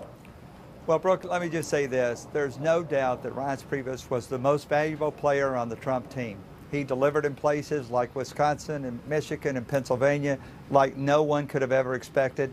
He's a trusted confidant of President-elect Trump. He worked with him on the debate prep. He was there with him throughout the end as they made the moves at the end to pull off the Brexit strategy. The real question is, do you want a chief of staff that can reach across the aisle? Now, if you've been the RNC chairman for 6 years, and your job has been to hammer Democrats day in and day out, it wouldn't seem to be the logical choice to be the person to then have the hand reach out across the aisle. On the flip side, certainly a trusted confidant. Certainly on the Republican side, there isn't a member in the Congress that doesn't owe something to Reince Priebus. So I don't know. I think it's going to be a real question for the president-elect about how important is the reach out versus having a confidant who you know will watch your back and protect you all the way through the process. Okay, I feel like that was a yes or a no, so it's a wait and see. Randy, Chris, what about, we've been hearing of people being floated out. Secretary of State or Attorney General Rudy Giuliani was on TV this morning, and he was saying, well, I know a lot about justice. Not that I'm vying for the job, maybe wink, wink. What do you think about names like Rudy Giuliani and the Trump inner circle versus perhaps more, veteran Republicans who know this town? Well, you'll know a lot more about the Trump administration once we see the cabinet start to play out. It's interesting, different from the overheated rhetoric of the campaign or the liberal meltdown that's going on right now. Most of the names we see are fairly normal Washington, D.C. style names. I mean, you mentioned Giuliani. I don't think anybody would say he's unqualified to be a justice or maybe attorney general. It'll be interesting. You've got Chris Christie, who headed up the transition process. Does he take the Dick Cheney approach and say, oh, well, I couldn't find anybody else, so it should be me, in terms of finding the position for him? It's all the names that are coming out, I think, are fairly standard. I mean, you have a few that are maybe a little bit out of left field, but Steve Mnuchin, we talked about for Treasury. Well, bringing in somebody from Goldman Sachs isn't exactly some sort of revolution that would go on. So I think from a typical Republican administration, I don't think you'd see, if any of the 16 candidates had won, there's not a lot of difference in the kind of names that we're seeing right now. And I agree with that. Reince Priebus played such a critical role that if he doesn't have his pick, it would really be a shame, because he was able to, what the RNC did for the Trump campaign in terms of the get out the vote operation, what they did in Pennsylvania and Wisconsin is absolutely remarkable, and it's why Donald Trump is president today. Yeah, well, President-elect. President-elect today, thank you, sorry. Soon to be in that house. You mentioned Chris Christie, and so, Matt, I mean, we've talked, you're the guy who's written the book on the New Jersey governor, so let me just ask you, talk about his remarkable political rebound. You have someone who has been the governor of New Jersey, wanted to be president, that didn't happen for him. We know everything that's happened with Bridgegate, especially what's happened in court recently, and now, voila, this is someone who could be in the cabinet here. It's an amazing return to relevance. On Friday, two of his top aides are convicted in the Bridgegate scandal. A couple days after that, a poll comes out with 19% favorability rating, 1-9 in New Jersey. He goes to vote on Tuesday for the first time since he's been governor. Doesn't tell the press when he's voting, so cameras can be there. It's like under the cloak of darkness in the morning. Darkness. Yes, under the cloak of darkness at 6 a.m. He goes to vote. 20 hours later, he's on stage with Donald Trump as Trump becomes our president-elect. A really remarkable turnaround, and now I'm told he's being in the mix for 3 or 4 positions. One of those would also be chief of staff, as was mentioned, and the other would be attorney general. I think attorney general would be his ideal job. He was a U.S. attorney in New Jersey. He worked for the Justice Department. On paper, he has the experience. And, he's got a lot of problems with Bridgegate. Some of his top aides are going to prison or supposed to be going to prison. But with a Republican Senate, he shouldn't have to worry as much about the confirmation process. So I think AG would be the gig he wants. I'm not sure if chief of staff necessarily fits his personality as much. What about, here's my question, Mark, the Trump family, and maybe even more specifically, Jared Kushner. Chris, let me just turn to you. Jared Kushner, this is Ivanka's husband. This is his son-in-law. He was here at the White House when he was when they were meeting with, he wasn't in the Oval Office, but he was walking around the grounds. This is someone who played an instrumental role in the campaign. This is someone who also has zero political experience. Do you think he would want a role? For someone who has zero political experience, he probably was the most politically apt person on the inner circle of that campaign. I mean, watching what he did as Senator Cruz got out of the campaign and the outreach that came from Jared Kushner to those of us in the campaign was pretty remarkable. And I think he was probably the best of that group at building bridges and reaching out. And so from that, why do you think that was? Since you had firsthand experience. I think it's probably, hopefully, I'd like to say it had something to do with recognition of competency, or maybe, but I think it's just his personality type. I mean, he is somebody who, looking at the family he came from and the success they'd had in business in New Jersey in a tough market. I mean, he kind of grew up building relationships, and so from that, he just knew where to go to build the Trump coalition and find people to come in and kind of help make decisions. And he also, the good thing about, I think, the excellent role that he played was he recognized where they were weak, and he went and found the people who were strong in those areas that were weak and tried to bring them in very quickly. And his role in the White House would be absolutely integral from that, because the one thing that Donald Trump has coming to this is no experience in political office. Now, some might say that's a benefit, but there's also a lot of knowing what you don't know, and he seems to have a special acumen for that, and I think that's going to be very essential to this White House. Randy, you get the last question. You know, when you think of some of these politicos that we talked about, Chris Christie or the Rudy Giuliani's, Jeff Sessions of the world, the folks who really took a risk. I mean, first it started out with I don't know how many people during the primary cycle, and then finally landed to this one. But they took a risk joining in with Team Trump, and the reward has paid off, has it not? It has, and the name that I think that the guy left out was Jeff Sessions. He clearly gets the pick of the litter. Here's a guy who is easily confirmed by his colleagues in the U.S. Senate. He was there. He was the first senator to endorse President-elect Trump. He was there with him all the way through, Access Hollywood, past that. I think he's a no-brainer. I think if former Speaker Newt Gingrich wanted something in the administration, he'd be the second one. Remember, he was the runner-up in the vice presidential stakes. He was the one who stood there firm day in and day out. He was one who occasionally would call Trump on the carpet whenever he thought that President-elect Trump had kind of crossed the line. So I think those two really kind of have the pick of the litter if they were interested. I just don't know whether they will be. I had breakfast with Speaker Gingrich this morning. I think he's leaning against going into the administration, but you never know what happens when somebody sits across the table and says, Mr. Speaker, would you like to be the Secretary of State? When someone says, would you like to be part of the administration, I imagine that'd be a tough something to turn down. Chris and Matt and Randy, thank you all very much on the transition here in Washington. Coming up, Vice President-elect Mike Pence meeting with Vice President Joe Biden any moment now. That's happening there at the White House. Also, just a reminder, what I'm about to show you, this was just 3 weeks ago. The press always asks me, don't I wish I were debating him? No, I wish we were in high school. I could take him behind the gym. That's what I wish. Did you see where Biden wants to take me to the back of the barn? Me. He wants it. I'd love that. I'd love that. Some things in life you could really love doing.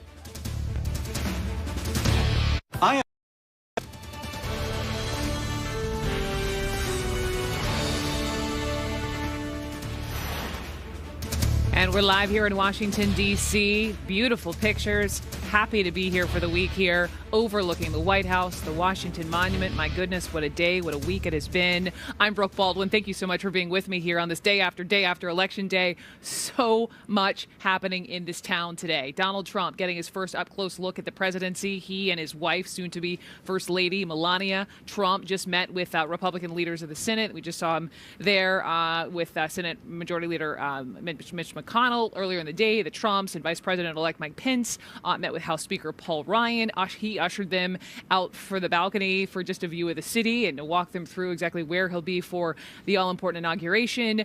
But before President-elect Trump's trip to Capitol Hill came one of the most significant and perhaps most uncomfortable meetings this nation perhaps has seen. Barack Obama and Donald Trump, the president and president-elect, meeting in the Oval Office for 90 minutes, the first step in this great American hallmark, the peaceful transfer of power.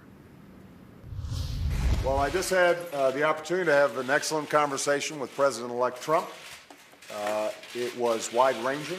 We talked about some of the organizational issues in setting up a White House. We talked about foreign policy. We talked about domestic policy.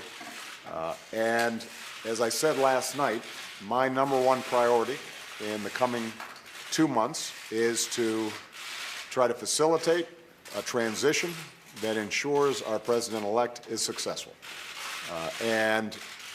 I have been very encouraged by the, I think, interest in President-elect Trump's wanting to work with my team around many of the issues that this great country faces, and I believe that it is important for all of us, regardless of party and regardless of political preferences, to now come together, work together, to deal with the many challenges that we face.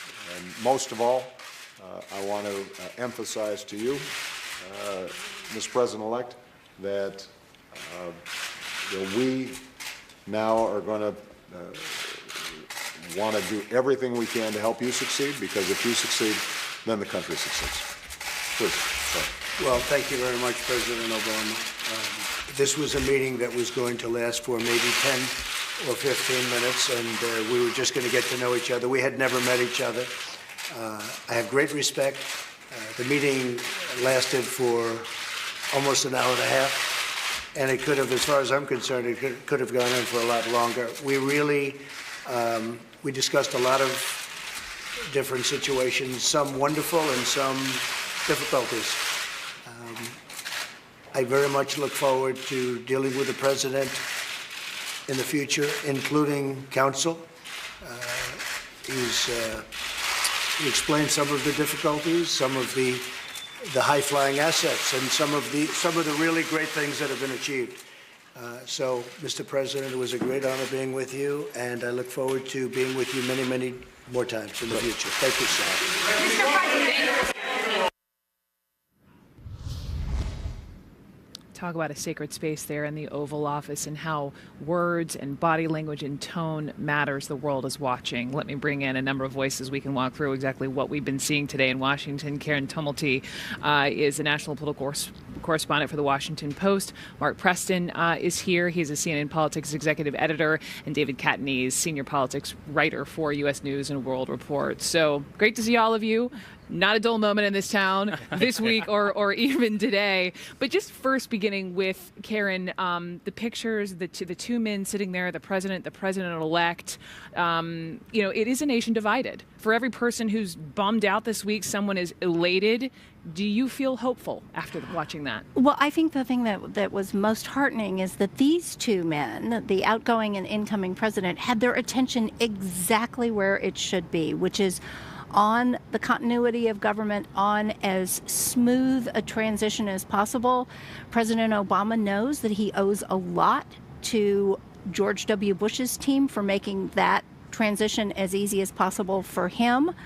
And, again, I think that the healing of the differences of the country is something that is going to have to happen. It's going to take a long time. But right now, these two men have something very important and very urgent right in front of them. I appreciated President-elect Trump saying, I thought this would last 15 minutes, and it lasted some 90 minutes. So that has to be a good sign.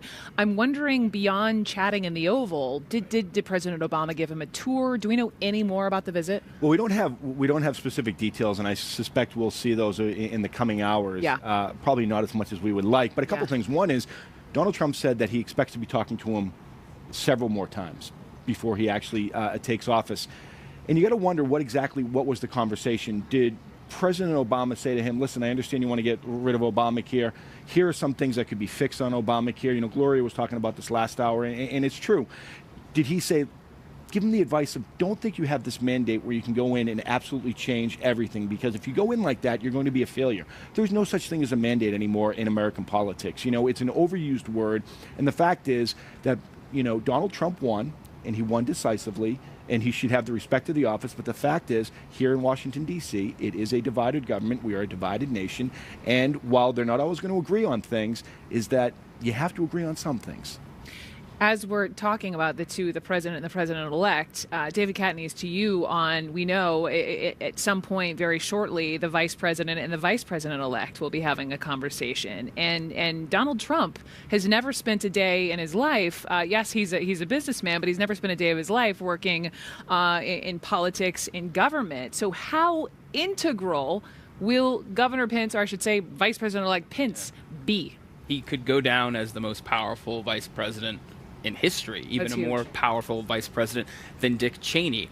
I mean, Donald Trump won on a populist movement, on on people's fears, on change, but he doesn't understand the levers of government, that the way this town works day in and day out. Mike Pence was a House member. He was a governor. He understands the mechanics of government, how you put together a budget. That's going to be a big deal. Donald Trump's first budget, presenting it to Congress.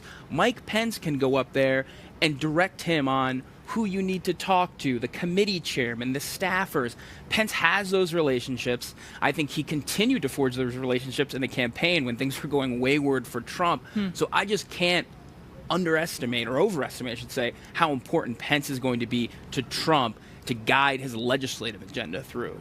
So in addition to all of that, here we were looking at pictures. Tim Naftali, I know I have you now, where we're watching Speaker Ryan with both Donald Trump and Melania Trump, who, as we watched, walked, holding hands through the halls of Congress, along with Mike Pence, and we saw Senator Mitch McConnell. But Tim, when you look at these pictures, and I think when we were eavesdropping earlier, he was sort of saying, this is where you'll be inaugurated, and this is the view from my office. What do you make of all of this? Well, first of all, it's real. It's going to happen. And President Obama made a decision almost immediately to raise absolutely no doubt. Forgive me, let me jump away. Ohio Governor John Kasich at the White House. And frankly, every Sunday in the church where I go, they pray both for the president and for the governor. And I happen to be the governor, but whether I am or not, and when I leave that office, they'll still be praying for the governor. And today I said my prayers on the plane for the success of Donald Trump. And I think as Americans, we all need to come together, because it's the lives of our children, my daughters here, that a president of the United States can really have success. We know there are a lot of people in this country that struggle, a lot of people in this country now who are hopeful that things will be fixed. Well, they won't be fixed overnight, but what we can all do as Americans is join hands, join arms, say a few prayers for the success of the next president of the United States. I want to also compliment the president himself, President Obama, and also Secretary Clinton, who I think were inspirational in the way in which they embraced the outcome of the election. So for those who are in the streets, I just want you to think about the fact that America works best when America is united. America doesn't work best when we are divided. That's been my message, and it will continue to be my message as we move forward in this new time. So, thank you all. Did you have a chance to meet the president-elect, sir? Okay, let me back up 2 steps, because I know you're thinking, oh, actually, here's Donald Trump, President-elect Trump, forgive me, still on Capitol Hill, walking alongside his wife, the First Lady-to-be. Let's listen. Well, we have a lot. We're going to look very strongly at immigration. We're looking at border. We're looking very strongly at health care. And we're looking at jobs, big league jobs. Mr. Trump, do you have to repair some relationships with are you going to ask Congress to ban Muslims from the country? Thank you, everybody.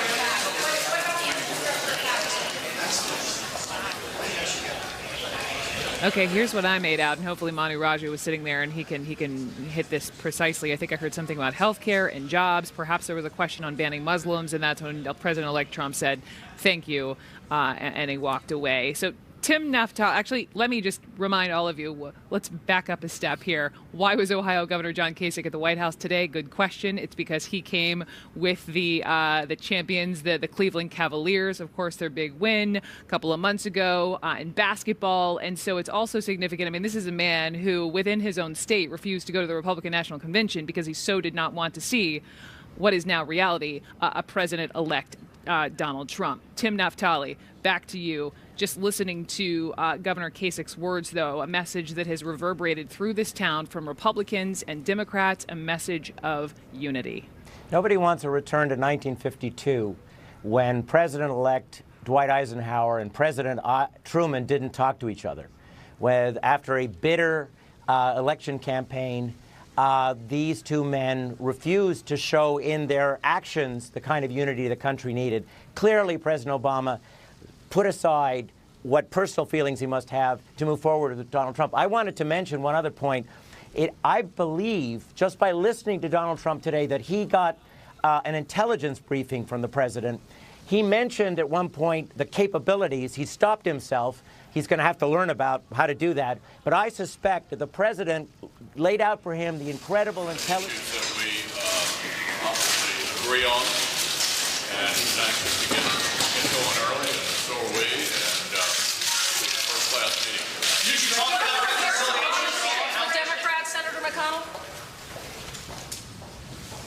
So just total transparency. It's tough. We catch some of these quick gaggles. We know reporters are waiting for these, for the president-elect or the Senate Majority Leader to stop by. So we just caught the tail end of that. Sorry, Tim, we're cutting you off constantly, but 'tis live television. What were you saying? Those people have power. It doesn't matter. Cut me off. My point was, listen to what Trump said. I suspect that the president laid out for him the immense capabilities that the U.S. has in intelligence so that he understood that what he was receiving now, because he's getting a full presidential briefing now, is based on really superb information. I think the president was trying to encourage him to be more empirical and reality-based. I'm guessing at that, but listen again to what Trump said. I believe the president-elect did get an intelligence briefing from the president of the United States today. I can't confirm that. I know that he could have, starting yesterday, began getting these classified security briefings as he is now officially the president-elect. Karen, just turning to you and watching all of these pictures, watching all of these very powerful men and some women walking around the halls of Congress. Perhaps this is the Trump motorcade and we can catch a glimpse of him hopping in the SUV. But how are you feeling? What are you thinking? Well, I am going to be just fascinated to see what style of transition this is. We've seen, for instance, President Clinton's transition was very chaotic. He was very anxious he focused a lot on his cabinet because he wanted to send out the symbolic message that his cabinet was going to look like America. In retrospect, he didn't focus enough on his White House staff, so he had a very chaotic first year. By comparison, President Obama did the opposite. They really built the White House staff meticulously during that transition. Donald Trump, as he told us during the campaign, really didn't have much focus on this question. He was too busy trying to win the race. So I think that in the way he manages his transition, we are going to get some hints as to how he's going to approach the presidency. I know you wanted to jump in on this. Your dark horse pick for the Trump administration, Mark Preston. Right. So a couple things, right? When we're talking about Donald Trump and his campaign and how small it was, he doesn't have Washington behind him, right? He didn't have his party behind him. Had it been Hillary Clinton who had won, it would have been just a seamless transition. Many people probably would have stayed in similar roles, perhaps not at the cabinet level, but in roles below. But he's going to need people that understand how to work with Capitol Hill. And David talked about how the vice president, he was a leader on Capitol Hill. He was a governor. He understands it. But here's one name to keep in mind. A lot of people don't know who it is. His name is David Urban. Okay, David Urban was Arlen Specter's chief of staff. He went through impeachment with Arlen Specter. He went through the 50-50 Senate, which I know that was a long time ago, but I can tell you, talk about a chaotic time in Washington. And David Urban is well known by the Democrats and liberals, and they trust him. He's also a decorated war hero from Desert Storm and a West Point guy. So when we're talking about who's going to be the chief of staff or who they're going to put in there to actually try to get things done, this is going to be the type of person that they need. And quite frankly, I know that Trump's like him. He won Pennsylvania for him. So let's look at the people that are actually going to be doing the work. Pence, in many ways, as Karen says, let's see how the transition goes. Who from the Republican establishment gets behind Donald Trump now and wants to fill these voids? And this is one of these people I think they're going to be looking at. All right. Thank you all so much. Coming up next, we will talk about the fear many people across this country are feeling. It is real. It is raw. We will go there hearing from all sides. Plus, the man who helped President George W. Bush transition into the White House joins me live on what is going to happen behind the scenes in preparation for the Trump administration. I'm Brooke Baldwin in Washington, and you're watching CNN Special Live coverage.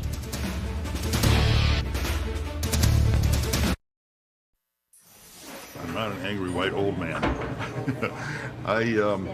I just feel that I've been through, I've been alive for 65 years and I've seen a lot go on. So, and I just thought that there's this may be the first time I've seen something that we can actually change.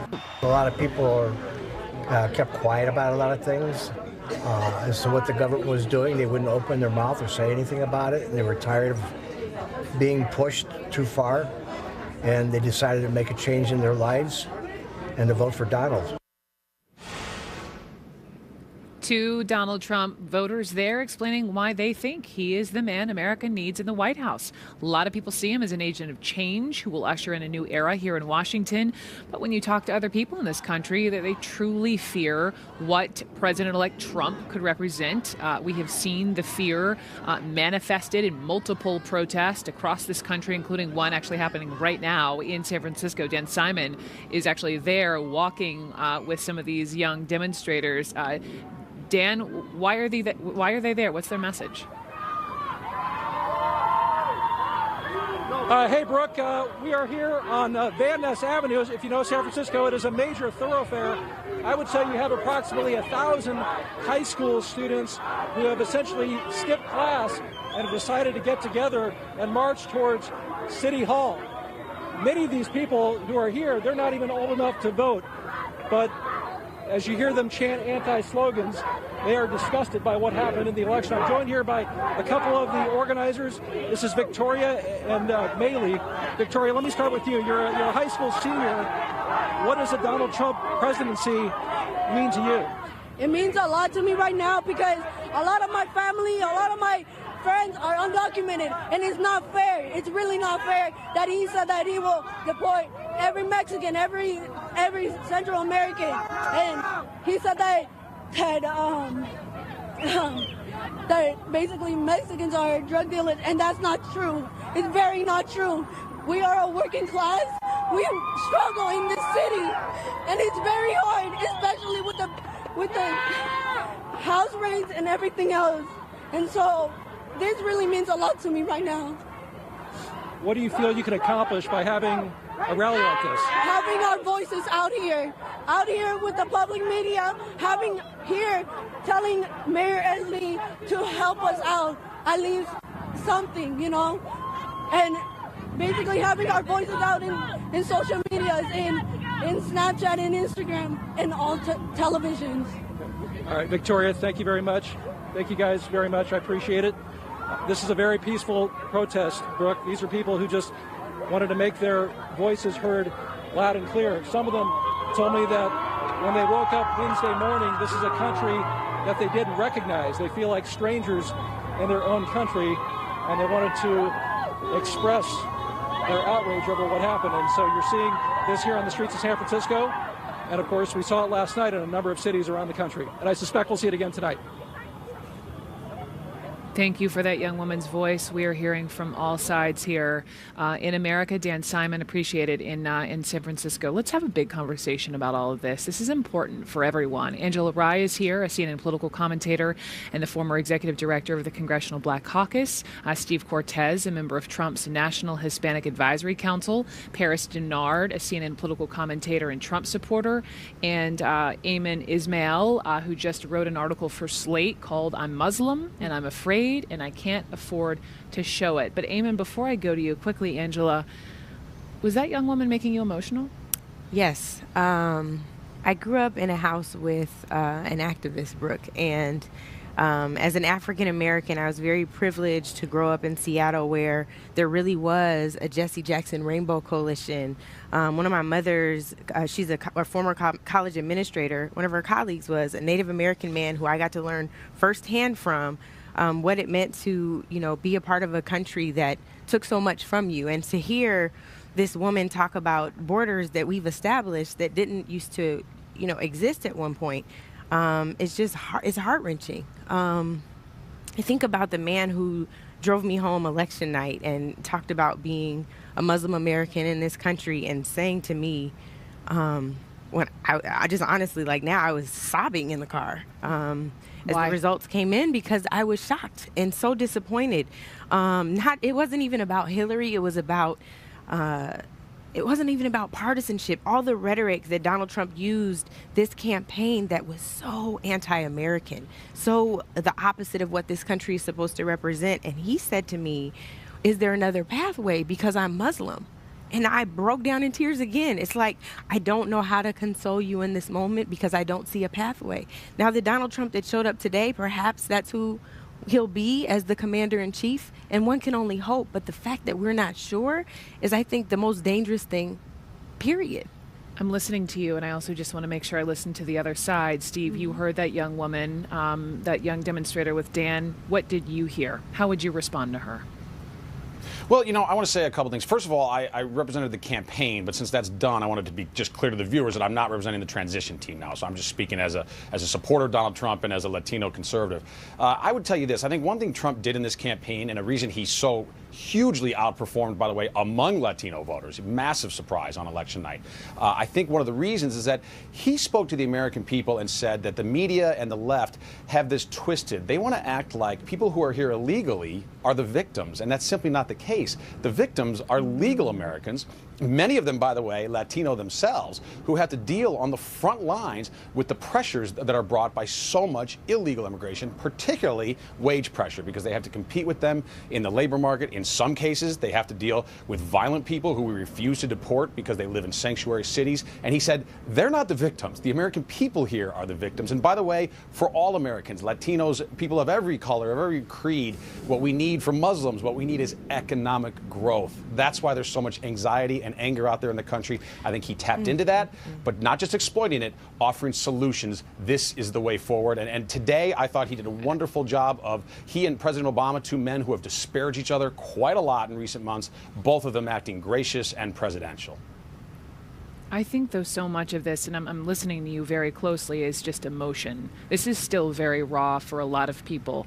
For every one person who's elated, the other person is crushed. And Eamon, you wrote this piece in Slate, I'm Muslim and I'm afraid and I can't afford to show it. Explain that to me. Explain how you're feeling. I just want to say first quickly that I'm not here to complain about my feelings. I do believe that we elected someone who does not understand that his words can have consequences. And just in the past 2 days since he's claimed victory, we've had violent attacks against Muslims on college campuses and other places. In Louisiana, a woman was beaten up by 2 Trump supporters. One of them was wearing a Trump hat. So I do want to separate the emotion bit from the danger bit as well, because this could be very dangerous, and this is what we're actually afraid of. We're afraid of the Trump supporters more than we are of his rhetoric. So why do you say you're afraid and you can't afford to show it? The reason why I said that I can't afford to show it is because we need to be strong for each other.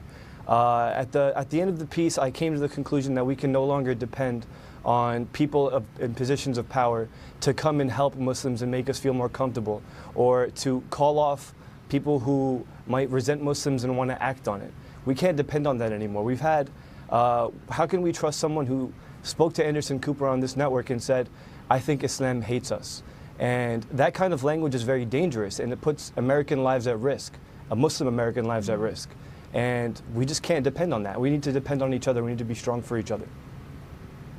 Paris, let me just turn to you, and we've talked multiple times, and you say this, loud and proud. I'm a African-American man who supports Donald Trump. Can you also appreciate the fears from the young woman or from Angela or the Muslim man who drove her on election day? And you're also not Donald Trump, so you can't respond for him, but what can he say to the country in this precious time to say, I will unify? Yeah, I think it's important to point out a few things. One, as an African-American Trump supporter, I have had death threats that people have called me out of my name and things that I couldn't even repeat. My mother called me and said, Paris, don't look at your Facebook page, the things that they're putting on there. She goes, it makes me sad. And my mom actually stopped watching some of the network stuff because the responses that come from not Trump supporters, but African-American, mostly Clinton supporters, coming at me because of me being a free person and free thinking. But the other point is this. There are many people on both sides that are Muslim, that are African-American, that are Latino, that are supporting Mr. Trump and who aren't afraid. Many of them are part of the National Diversity Coalition for Mr. Trump. But here's the point that you wanted to make. Are the fears that others have justified?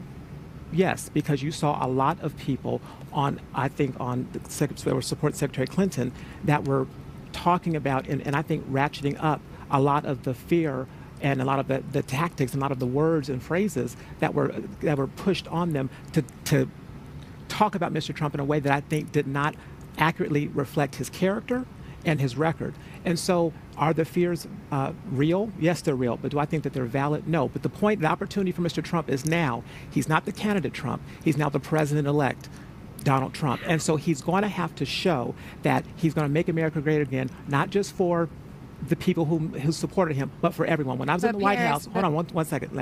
When I was at the White House, I would tell my colleagues all the time for 4 years, when I was director of Black Outreach, President George W. Bush is the president of all Americans, not just the Black Republicans that support him, but every single one. So we had to have Reverend Sharpton there, Jesse Jackson there, and people who were adamantly opposed to his agenda, but we brought them to the table because we have to find solutions. Harris, so this is an opportunity for Mr. Trump to do that, and I think that he will. Here's the problem with what you're saying.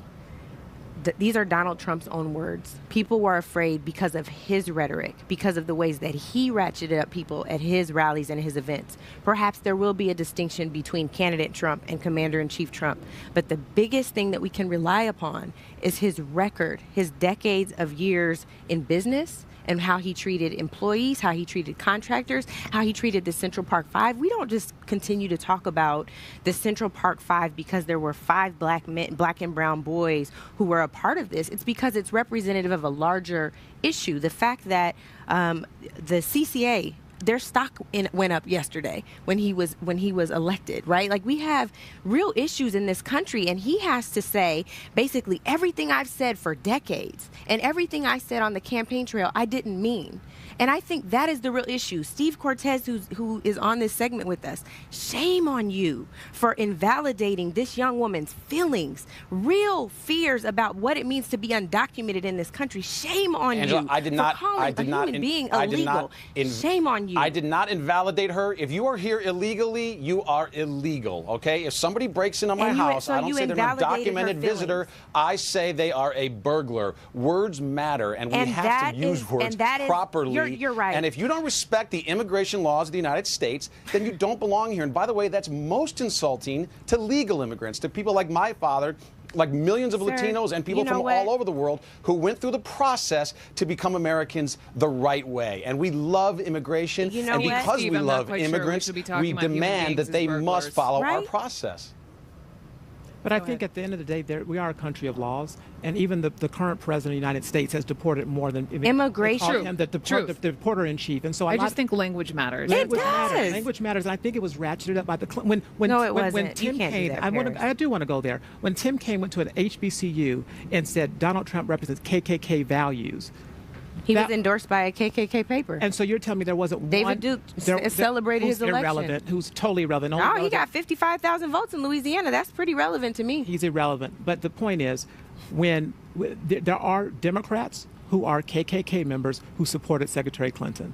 So to us to make these blanket statements and just assume there's no racist or people who do not ascribe to the Republican Party and values that I do on the other side is emphatically wrong. And Paris, you know me as your friend, and you know I've never said that there aren't racists on the Democratic Party, but that's a different rabbit hole. And I think the main thing that we have to talk about now is how this commander-in-chief is going to be responsible for the rhetoric on the trail. He had to sit down in the Oval Office today with someone when he questioned their birth in this country and questioned whether or not he went to Harvard. He asked for him to produce his Harvard transcripts. This man owes so many people an apology. President-elect Trump, you saw him there. He called President Obama a good man. He said they both did. Let that be a symbol for everyone moving ahead, but it's really the weight is in action and in who he chooses as part of the transition and what he says moving forward. Thank you both so much. This is such an important conversation. And Steve and Eamon, thank you as well. Moving on, a couple of months from now, President-elect Trump will fill those key cabinet positions and make that transition to the White House. My next guest knows exactly what that process is like. We'll pick the brain of George W. Bush's former press secretary, Ari Fleischer. Ari joins me live next.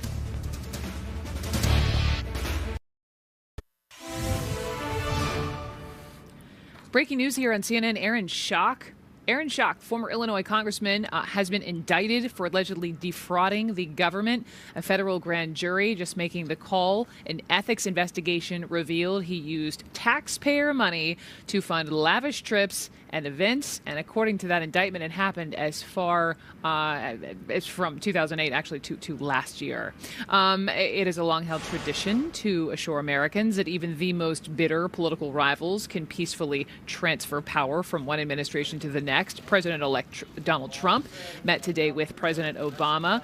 The very first time these two have ever met happened just today, right there in the Oval Office. President Obama said the conversation was, in a word, excellent. President-elect Trump said they talked about challenges and differences. So let's talk more with someone who has been part of a major transition of power at the White House from the inside, Ari Fleischer. He is a former White House press secretary for George W. Bush. Ari, nice to see you. Congratulations for you and your party. Thank you. Let's begin just with, you got it. Let's begin with just the pictures from within the Oval and seeing the president-elect and the president. Conversation that President-elect Trump said would have lasted 15 minutes, lasted a solid 90 minutes. What do you make of all of this? Well, first and foremost, it's awe-inspiring. You know, believe it or not, I don't know that Donald Trump has ever been inside the White House before. Maybe he was in the mansion for some type of ceremonial function, but to go into the West Wing, to go into the Roosevelt Room, the Cabinet Room, the Oval Office, you know, I had never done that despite being on Capitol Hill for 17 years before I went to the White House with George Bush.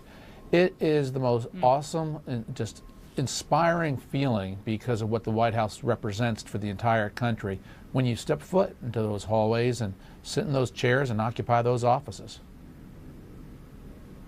Probably humbling to anyone walking into that sort of sacred space. In terms of behind the scenes at a meeting like this, Ari, do you think that President Obama would have taken him on a tour, or just a conversation? I would anticipate just a conversation, although I have no insider information. But if I was Barack Obama, I would recognize this is a unique chance to get in the ear of the next president of the United States and to say to him about a whole series of policies which get short shrift in the campaign. Here are the substantive facts you have to look at. For example, the debt limit, an issue that has forced crisis upon crisis. Here are the implications if we really have another debt limit crisis in 2017. The Iran deal. I know you want to withdraw from Iran deal, but here's what will happen if you do. A, B, C. This is President Obama's unique opportunity to try to get a couple layers deep into the reality of policy. My hunch is President Obama probably spoke for about 3/4 of the meeting. Donald Trump was a good listener for 25% of the meeting. I think that's what President Obama probably did on issue after issue important to him. What about cabinet picks, Ari? We know that our reporting is that Team Trump wants to fill that chief of staff spot as soon as possible. They want cabinet officials named as early as 2 weeks from now. If you were advising the president-elect, what would you say about the Chris Christie's and the Rudy Giuliani's of the world for cabinet positions? Pick outsiders. Look, Donald Trump won because he ran to change Washington. And that is what he has to deliver on. And Donald Trump is not an insider, so he needs a certain mix, a smallish number of people who know Washington and probably know Capitol Hill well. But my advice to him is you've got to deliver on the things you promised you to deliver on, and you need to have an outsider's perspective about Washington. Reinforce that. Surround yourself with people who are outsiders as well. We know also he can start getting those classified briefings. Barbara Starr over at the Pentagon said that he will be receiving daily intel briefings shortly. Do you remember when President-elect Bush had his first briefing, and do you remember the look on his face when he walked out? Was he overwhelmed at all? Well, I wouldn't say overwhelmed, but I'll tell you, I do remember, and there's two levels to this. President-elect Trump right now is receiving what they call the PDB, the Presidential Daily Brief. It's the printed, written document that's given to the President of the United States and an extraordinarily small group of people around the President. But there's another briefing that President Trump is not yet getting and won't get until shortly before the inauguration, and that's an oral briefing, which is a discussion about our covert activities around the world. He is not yet getting that, and there are reports that I heard that he was getting everything President Obama's getting. Not true. He won't get that until shortly before Inauguration Day. There was a quote, I think you actually retweeted it. It was from September. Peter Thiel in The Atlantic wrote, that's just relevant now. He wrote, "The press takes him, Donald Trump, literally, but not seriously. His supporters take him seriously, but not literally." Would you agree with that? Absolutely. Brooke, you just put your finger on, I think, why the press coverage was so flawed in this race. The press, many of whom are writers culturally, they're literalists. You said this, I will cover what you said. The American people aren't like that. When Donald Trump talked about thousands of people on rooftops in New Jersey celebrating the 9/11 attacks, the press took him to task. There weren't thousands. But the American people largely heard the bigger point Trump was making, that some people in the United States celebrated the attack, whether the number was 300, 3, or 3,000. And this is a huge But Ari, difference. words matter. I mean, when you literally. say, you gave that as an example, but building a wall, banning Muslims, I know, Brooke, words matter. But Brooke, but again, you're separating what the media does for a living from how the public interprets public events. The press is literalists, and I get that is the job of the press. But don't miss the bigger story at the same time. And so Trump was wrong on certain facts, but he was right around the bigger truths. And that's what the American people heard. And this is why so many reporters, I think, have a cultural disdain for Donald Trump, while so many of the American people have a cultural disdain for the media. And people have got to figure this out. The media has to figure it out, because it's vital that the media is accurate and is relevant in people's lives and not dismissed in people's lives. Trump figured that out. Media needs to figure it out too. Well, I keep saying it, and I'll say it again. We all just really need to listen. We need to listen to one another moving forward. Ari, thank you. Always a pleasure. Ari Fleischer coming up. Ari, actually, I should mention, this is a short time from now, Donald Trump's lawyers are due in court for a hearing in a lawsuit against Trump University. We will show you the CNN interview they are fighting to keep out of evidence.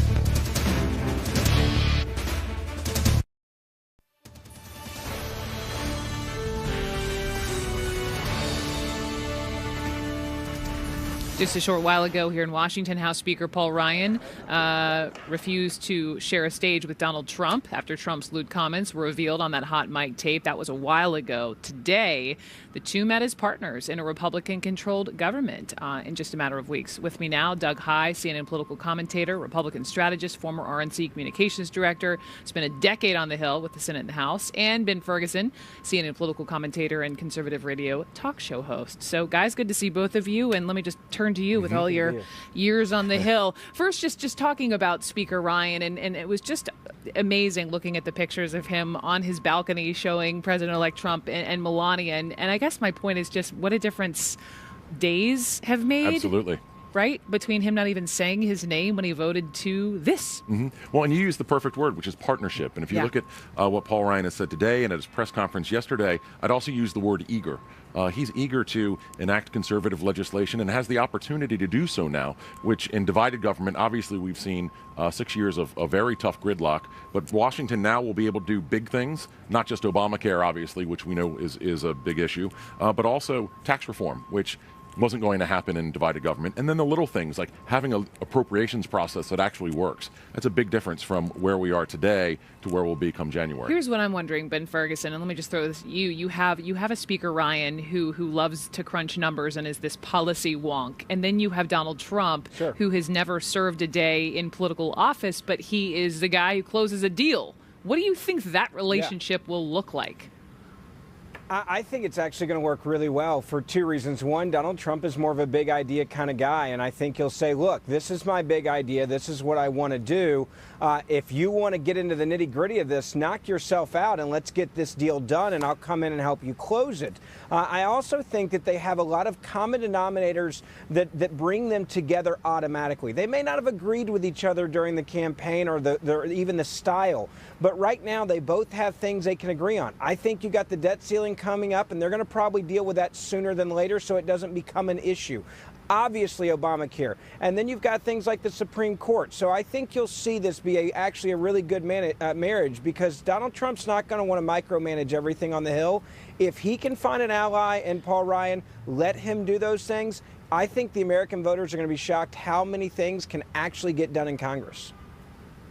I love to hear that, and I think that's so positive. But Doug, let me ask you, because not only is not this country feeling kumbaya this week between Dems and Republicans, I mean, within Republicans, there are a lot of Republicans just down the street here who did not support Donald Trump. So what do you think, what potential fights could break out even just within the Republican Party on Capitol Hill?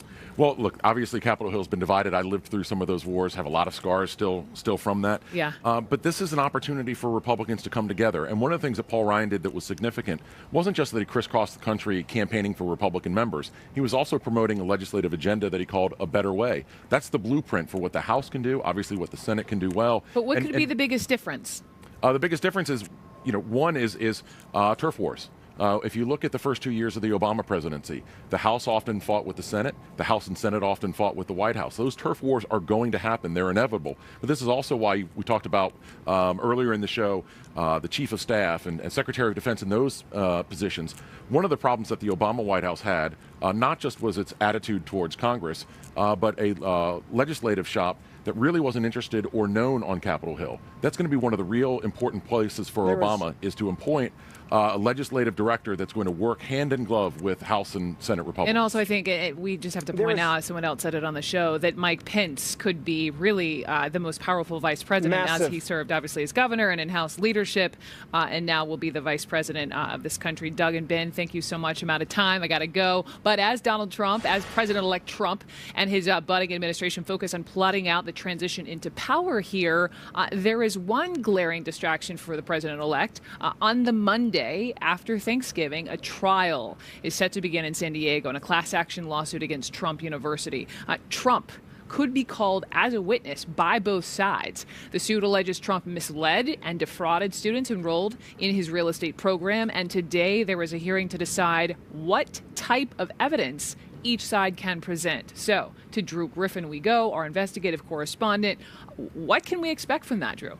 Well, we can expect the president-elect trying to defend himself in not one, but 3 lawsuits coming up here. There have already been some pretty big developments in advance of this hearing, which takes place in about a half hour.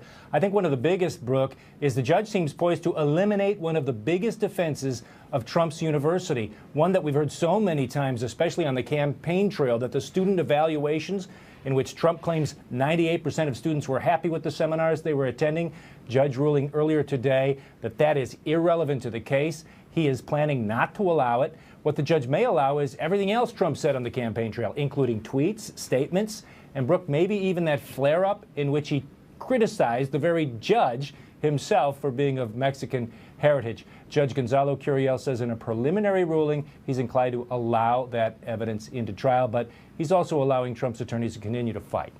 Brooke? One of your stories, I know, is your actual story here on CNN, part of the evidence in this case.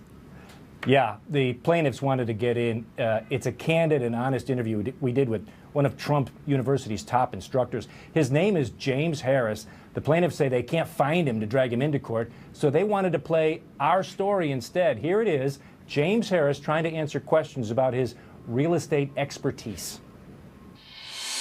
Do you remember when you said this? I'm a former licensed agent broker. At 29, I became the top 1% broker in the country. I build homes in Atlanta, Georgia, and I used to live in Beverly Hills. Yes. If I said those things, they are true. I did live in Beverly Hills, and I... We have no record of you ever living in Beverly Hills. Okay, well... We can't find your broker's license anywhere. Okay. And I have no idea what homes you built in Atlanta, Georgia. You build homes in Georgia? I'm not prepared to answer those questions today. Brooke, you can see why the plaintiffs wanted to use that and especially wanted to get that guy into court, and perhaps why nobody can find him. The judge says, you know, that playing that tape is basically hearsay. I think is correct on this. He plans to deny the motion to play that tape, says he wants to know more about where James Harris is and why the attorneys can't actually get him into court so they can question him himself. All right, Drew, thank you on those 3 cases. You'll be following it. You're watching CNN Special Live coverage here in Washington. I'm Brooke Baldwin. Back in a moment. President-elect Donald Trump meeting with the guy he once called the founder of ISIS. The lead starts right now. President-elect Donald Trump meeting hours ago with President Barack Obama. I think it's fair to say the respect they have for one another knows bounds. What was said inside that Oval Office? Trump now tasked with building an administration that could decide the way forward for this country. Where could RNC Chairman Reince Priebus land? We'll ask him live. Plus, after months of allegedly messing with our democracy, does Vladimir Putin see a partner or a puppet in our new president? The signs that Moscow may want to hit the reset button again. Good afternoon, everyone. Welcome to The Lead. I'm Jake Tapper. 71 days. That's how long President-elect Donald Trump and his team have to prepare to run the biggest government and biggest military in existence. Step one happened this afternoon. The president-elect met with President Barack Obama, their first ever meeting in the Oval Office. Before, from afar, both men had lustily attacked one another. Trump, former birther-in-chief, having led the charge, falsely questioning whether the first African-American president had been born in Africa. For his part, President Obama taking to the campaign trail, repeatedly insisting that Donald Trump was temperamentally unfit to be president. But today, as a testament to the peaceful transition of power we have in this nation, both men shook hands. They said nice things. Both men trying to speak to a fraught nation, eager to hear some reassuring words. President Obama said if President-elect Trump succeeds, then the nation succeeds. President-elect Trump saying he would be seeking the counsel of President Obama. Jim Acosta is at the White House. And Jim, what do your sources say that the tone was of the actual 90-minute meeting between these two? Was it as sunny as presented to the public? It appears that way, Jake. While people here at the White House are very clear, they have not changed their views on Donald Trump. Senior administration officials from the president on down say they are devoting their final weeks here in office to ensuring a smooth transfer of power to the incoming Trump administration. And that was very much the spirit of the day in this first face-to-face meeting between a president and president-elect. It was an image designed to calm a nervous world. The president and the president-elect, fresh off the political battlefield, sitting together in the Oval Office, calling on a divided nation to come together. And most of all, I want to emphasize to you, Mr. President-elect, that we now are going to want to do everything we can to help you succeed, because if you succeed, then the country succeeds. Please. Following his 90-minute meeting with President Obama, Donald Trump offered his own display of restraint and respect. I very much look forward to dealing with the president in the future, including counsel. He explained some of the difficulties, some of the high-flying assets, and some of the really great things that have been achieved. So, Mr. President, it was a great honor being with you, and I look forward to being with you many, many more times in the future. Thank you, sir. And as reporters were ushered out of the room, Trump added one more compliment for the president. Very good man. And even got a little advice from the president. Here's a good rule. Don't answer the questions when they just start. It's always the last one. Away from the news cameras, First Lady Michelle Obama and soon-to-be First Lady Melania Trump met in private. As two key transition figures, White House Chief of Staff Dennis McDonough and Trump's son-in-law and top aide Jared Kushner went for a long stroll on the South Lawn. It was all a far cry from the down and dirty campaign that just wrapped up earlier this week. If his closest advisors don't trust him to tweet, why would any of us trust him with the nuclear codes? Mr. Obama argued Trump was unfit for the White House only weeks after the GOP nominee finally conceded the president was an American citizen. President Barack Obama was born in the United States, period. Their last encounter face-to-face came when the president mocked the idea of a Trump administration 5 years ago. Say what you will about Mr. Trump. He certainly would bring some change to the White House. Let's see what we've got up there. Oh, you guys are right there. The president-elect also stopped by the Capitol, where House Speaker Paul Ryan gave him the view from the other end of Pennsylvania Avenue, where he also met Senate Majority Leader Mitch McConnell to start plotting the GOP agenda. Trump's stunning rise to power has sent shockwaves around the world, sparking protests in cities across the U.S. Not my president, not today! Top Trump advisors like New Jersey Governor Chris Christie are trying to lower the temperature, suggesting the new president will not seek to imprison Hillary Clinton, as he suggested during the campaign. Politics are over now. People have spoken. Time to move to uniting the country. Though Rudy Giuliani made it clear Trump is determined to carry out his plans, including that wall on the Mexican border. The wall is going to take a while. I'm sure he's going to build it. It's a campaign promise. Now, there are other signs, Jake, that this transition is a work in progress. Vice President Joe Biden just wrapped up a meeting with the Vice President-elect Mike Pence a little while ago here at the White House. And I'm told by one key transition official that the transition office space has been building up for several months now. There will be office space, of course, here in Washington, but they'll be maintaining transition office space in both New York and Indianapolis. And one other final note to point out, Jake, one of Donald Trump's former foes, John Kasich, the governor of Ohio, was here at the White House earlier this afternoon. He was here because the Cleveland Cavaliers were celebrating their big NBA Finals victory with President Obama. John Kasich, even though he didn't attend Donald Trump's convention and didn't vote for him in the November election, did say that he is offering his prayers to the incoming president-elect. Jake.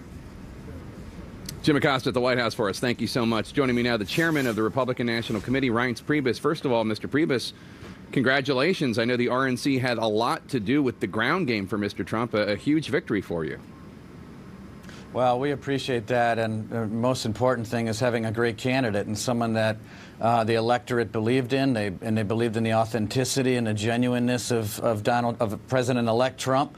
That's where it starts, and then, you know, being good at the small stuff and the mechanics is part of the equation, and certainly the team at the RNC, along with the Trump campaign, delivered in a way that I think shocked a lot of people.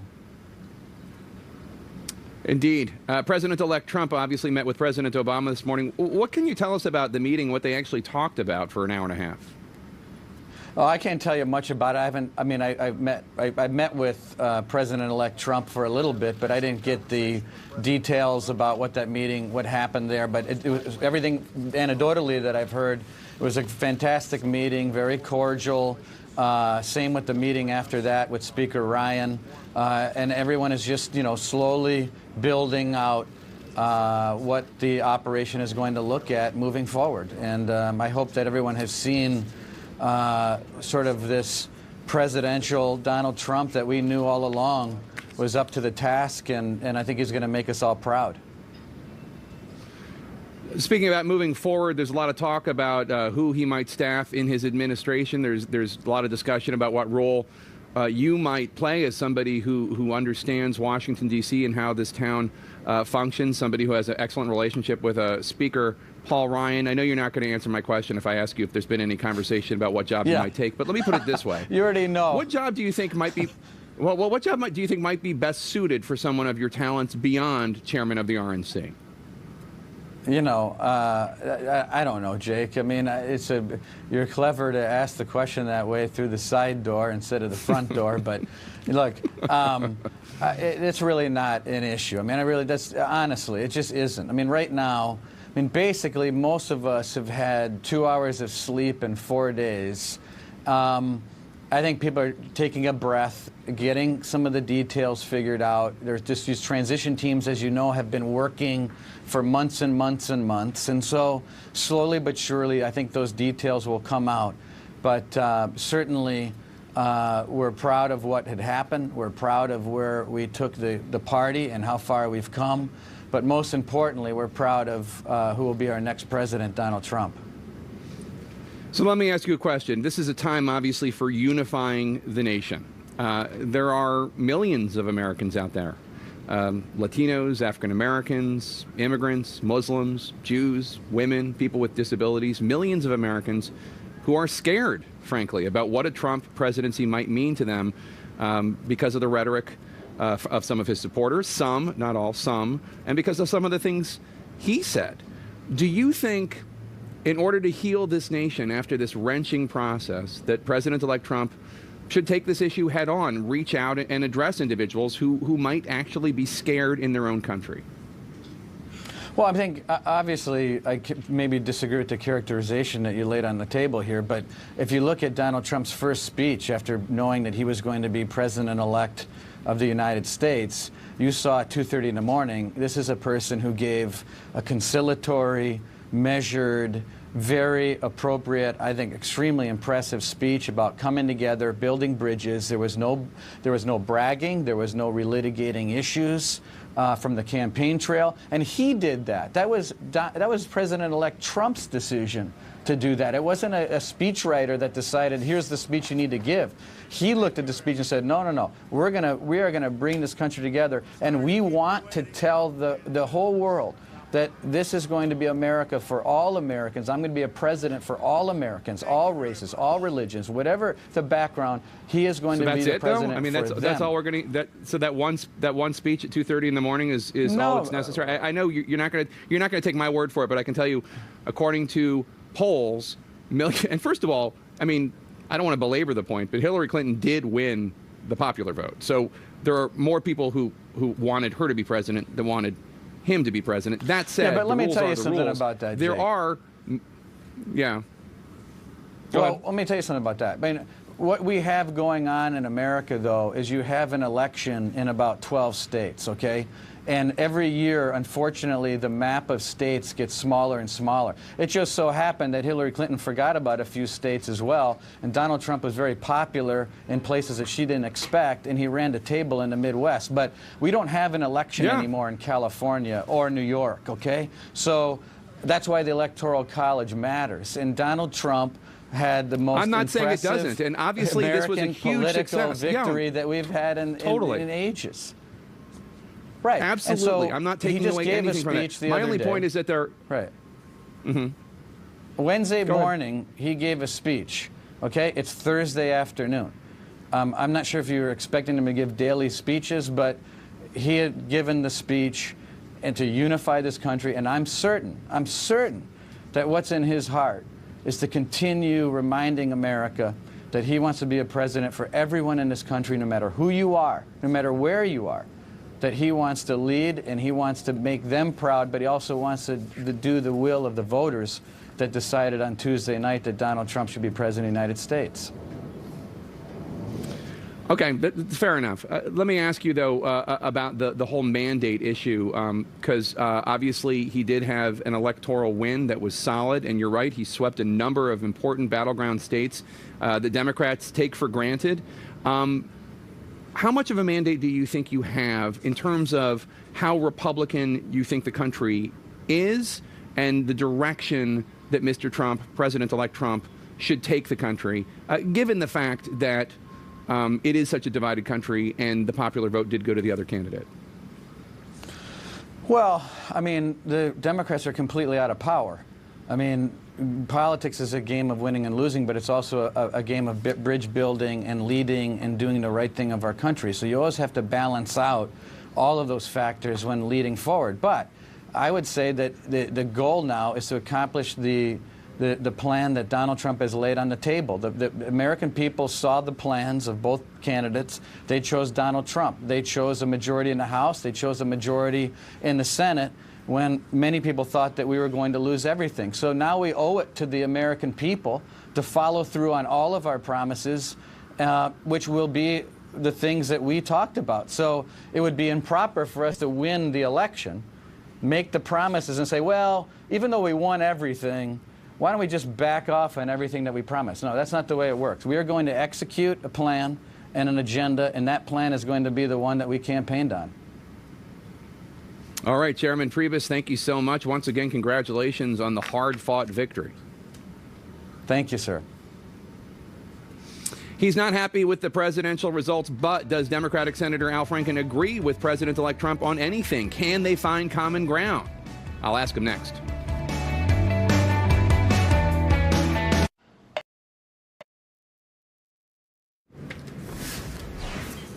Welcome back to The Lead. I'm Jake Tapper. Sticking with our politics lead, there will be few checks on President Trump. Under a Trump administration, Republicans will also control the U.S. House and the U.S. Senate. This afternoon, the president-elect and his vice president met with GOP congressional leaders to discuss the coming agenda. So what can we expect from President-elect Trump's or President Trump's first 100 days in office? Manu Raju is on Capitol Hill right now for us. Manu, Trump has vowed to repeal Obamacare. Is it likely to happen, and how quickly could he get that done? Well, Jake, he can certainly gut core aspects of the health care law because of Senate budget rules that actually allow for key aspects of that law to be overhauled, to be repealed, or to be killed by just 51 votes. And remember, Republicans will probably control 52 seats in the new Congress. So that means they could get rid of things such as the taxes in Obamacare, subsidies, that gigantic Medicaid expansion, all could be on the chopping block. But because of Senate procedures, other aspects of law will not be under a 51 vote threshold. They'll have to overcome a filibuster 60 vote threshold to kill other aspects of the law, including those state-based insurance exchanges, as well as ensuring that people who have pre-existing conditions will not be denied health care coverage, and ensuring that kids up until the age of 26 can stay on their health care plans. In addition, Jake, the Republicans will need 60 votes to pass a replacement bill, and as we know, that's very hard to do over such a polarizing issue. They're going to need Democratic support. Not an easy task, Jake. All right, Manu Raju, thank you so much. Thank you. Joining me now is Democratic Senator Al Franken of Minnesota. Senator Franken, thanks for being here, and I suppose condolences. Well, yeah, I worked very hard for Hillary, went around the country for her, thought that she was most qualified to be president, but we've had the election, the people have spoken, and I'm a senator and still, and got a lot of work ahead of us. Democrat, I want to ask about the results, and then we can move on to what you're going to be doing in the future with this new president. But Donald Trump almost won your home state of Minnesota. He didn't, but it was very close, and Minnesota obviously long a Democratic stronghold. He won Wisconsin and Iowa and Ohio and Pennsylvania. He's leading in Michigan, which hasn't been called yet. Why do you think Democrats did not turn out to vote for Hillary Clinton in the numbers you needed? Well, you know, I kind of want to leave that to pundits and others, but I'd say that there obviously is a feeling among a lot of people that the country hasn't been working for them, and that they wanted to try something new, and we got him. We got Donald Trump, and you know, I'm concerned about a lot of the issues that he talked about in a way that on immigration, I don't want to see mass deportation, on climate, I think that's very real. I think most Americans know that that's real and it's man-made, and there's a reason that sea level's going up. The Affordable Care Act, he said he's going to repeal and replace it. He said he'd do that on day one, but you have to replace it with something, and I haven't heard anything really about what that would be. Let me ask you this, Senator, sure on that subject of Obamacare, because one of my relatives in Minnesota, a constituent of yours, who voted for Obama 4 years ago, she saw her health premiums skyrocket. I know it's a real problem in Minnesota. As a result, she voted for Trump. How much do you think Obamacare might have ultimately hurt Hillary Clinton? I think that hurt. I think a number of things hurt. Look, that is about the exchanges. So your relative is probably getting her health care through the exchanges, and this is something that people have a right to be mad about. But the people they should be mad at really are Republican office holders who refuse to do anything other than vote to repeal the ACA. Refused to, made it more difficult for insurance companies to be in the market by, this gets down to the weeds, but the risk corridors, they basically did everything to undermine them. Now we're going to get into a little bit of the weeds of health care, and I hope that President-elect Trump, informs himself about how health care works in this country. We need to, if we're going to repeal and replace, we need to replace it with something that doesn't take health care away or insurance away from 20 million people, that doesn't take it away from people who have pre-existing conditions. So let's talk about what you can work on with Donald Trump. Obviously, you'll be fighting to preserve health care for those 20 million Americans who got it through the Medicaid expansion. What are some issues, moving away from health care, where you think you might be able to work with Donald Trump? It seems to me you oppose the Pacific trade deal that seems to be dead for all intents and purposes now. It seems to me there might be some overlap between the views of progressive senators like yourself and Donald Trump when it comes to issues like trade. Yeah, here's one, infrastructure. He has talked about spending a lot on American infrastructure, and I agree with him completely on that. And that includes not just roads and bridges, but broadband, rail, schools. This is something that we should be doing, and I think that I may be more in line with the president-elect than some of my colleagues on the Republican side in the Senate and in the House. There's going to be obviously a post-mortem done by Democrats. Do you think Bernie Sanders, because of his appeal to working class voters and young people, do you think he could have beaten Donald Trump? I don't know. I'm not a pundit. We are where we are. There'll be discussions within the Democratic Party on where we go from here. I think that the Republican Party now has gone through an incredible change, and I think they're going to have some postmortems too when figuring out where they are. We're in the middle of a big change, and I think it affects everybody. Senator Al Franken, Democrat of Minnesota, thank you so much. Appreciate it. Jake Tapper, Washington, D.C. She spent the past 18 months getting to know and understand Trump supporters. What one journalist saw that so many others missed. Next.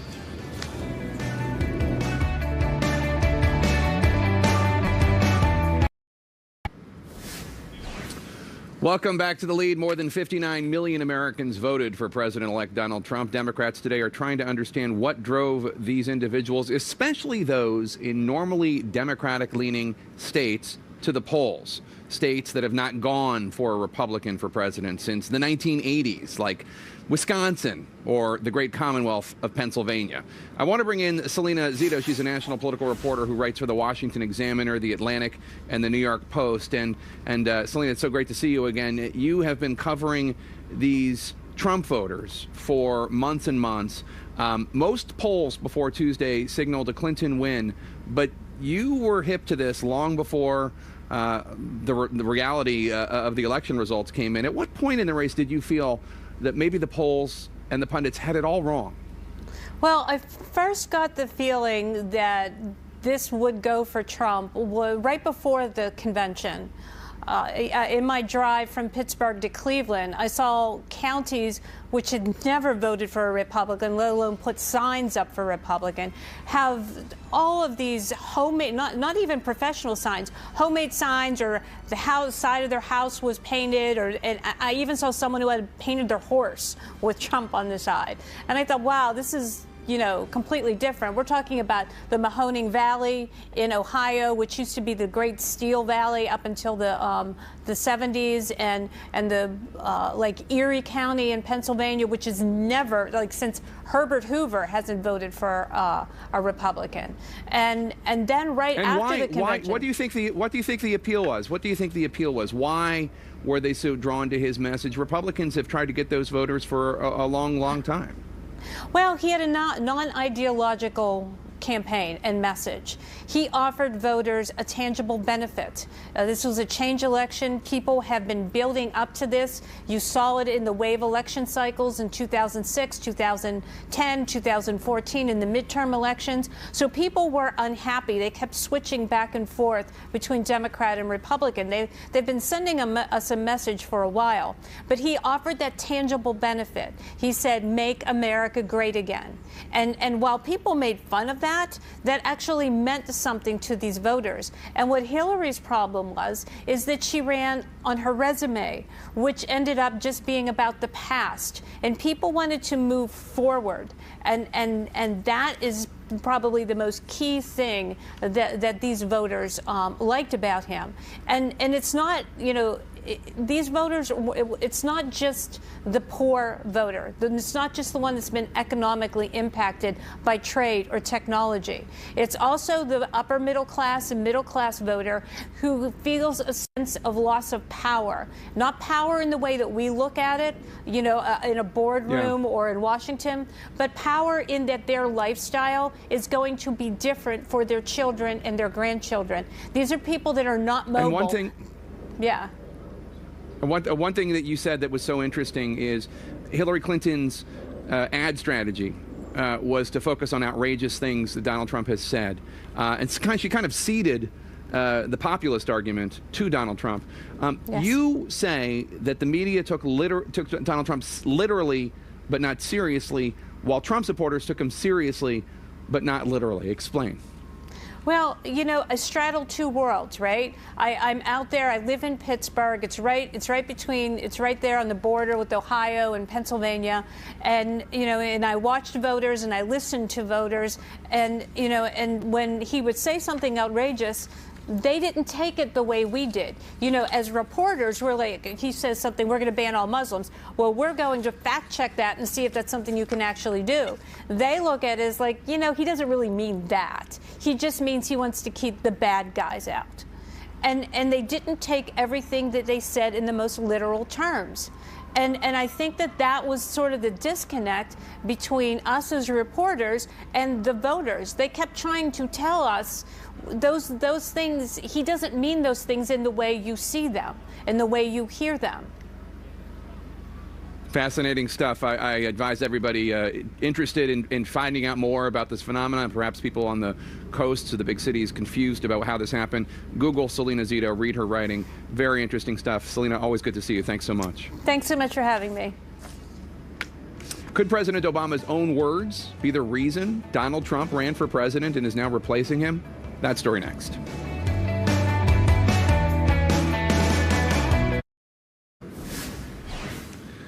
Welcome back to The Lead. We're going to stay with politics now, and we have this breaking news. CNN's Dana Bash just got this news in. A source telling her that President-elect Trump wants Steve Bannon, the executive from Breitbart News, to be his chief of staff. Others apparently in the Trump orbit are trying to talk Mr. Trump, President-elect Trump, out of Steve Bannon. That source stressing that one of the most important skills for the chief of staff is the ability to keep the trains moving. And some in the Trump orbit do not think Bannon would be the best person to do that. Obviously, President-elect Trump might disagree. With me to discuss this extraordinary political day, my political panel, we have with us Simone Sanders, Anna Navarro, and Kayleigh McEnany. Obviously, we all want the nation to succeed. What do you think about the Steve Bannon pick, if that's actually what's going to happen? Do you have a match somewhere so that I could set my hair on fire? Look, I think that you don't approve, is I'm guessing what that is. What that. I don't approve, and I suspect a lot of Republicans in Congress don't approve. I think it's a very important first step. It's a first sign of what kind of president Donald Trump is going to be when he takes over. And the chief of staff job is incredibly important. It sets the tone. It really is. What's wrong with Mr. Bannon? Do you know Steve Bannon? Have you read about Steve Bannon? What's wrong with him? Okay, he is polarizing. He has been incredibly critical of so many Republicans, even in Congress. He has led Breitbart News, which has been savage on folks, and I think it sends the message that he's not going to be a unifying president. It is his choice. Right? Chief of staff, White House staff don't have to go through confirmation. It is absolutely the president's choice. But if he chooses somebody of that ilk, I think he's sending a very strong message that no, he's not going to be conciliatory. No, he's not going to work in cooperation with Congress. No, he's not going to try to unify this country. No, he's not going to represent everybody. And I think it's going to put the fear that's already out there and, just increase it exponentially. What do you think, Kayleigh? Look, we don't know who President-elect Trump will pick. That being said, I think Steve Bannon and Breitbart were on the forefront of this movement. They saw the movement of the people rising up against the government really before anyone. So if he chooses Steve Bannon, it shows he's going to stick to his roots. That being said, there's great value in people like Kellyanne Conway and Reince Priebus, who do know the traditional mechanisms of working with Congress and have that skill. So I trust President-elect Trump. He put together the team that got him to the White House against all odds, and I trust he'll pick the right person. It might not be a surprise to anybody, but I don't trust President-elect President-elect Trump, and I'm in mourning because we're about to put the alt-right in the White House.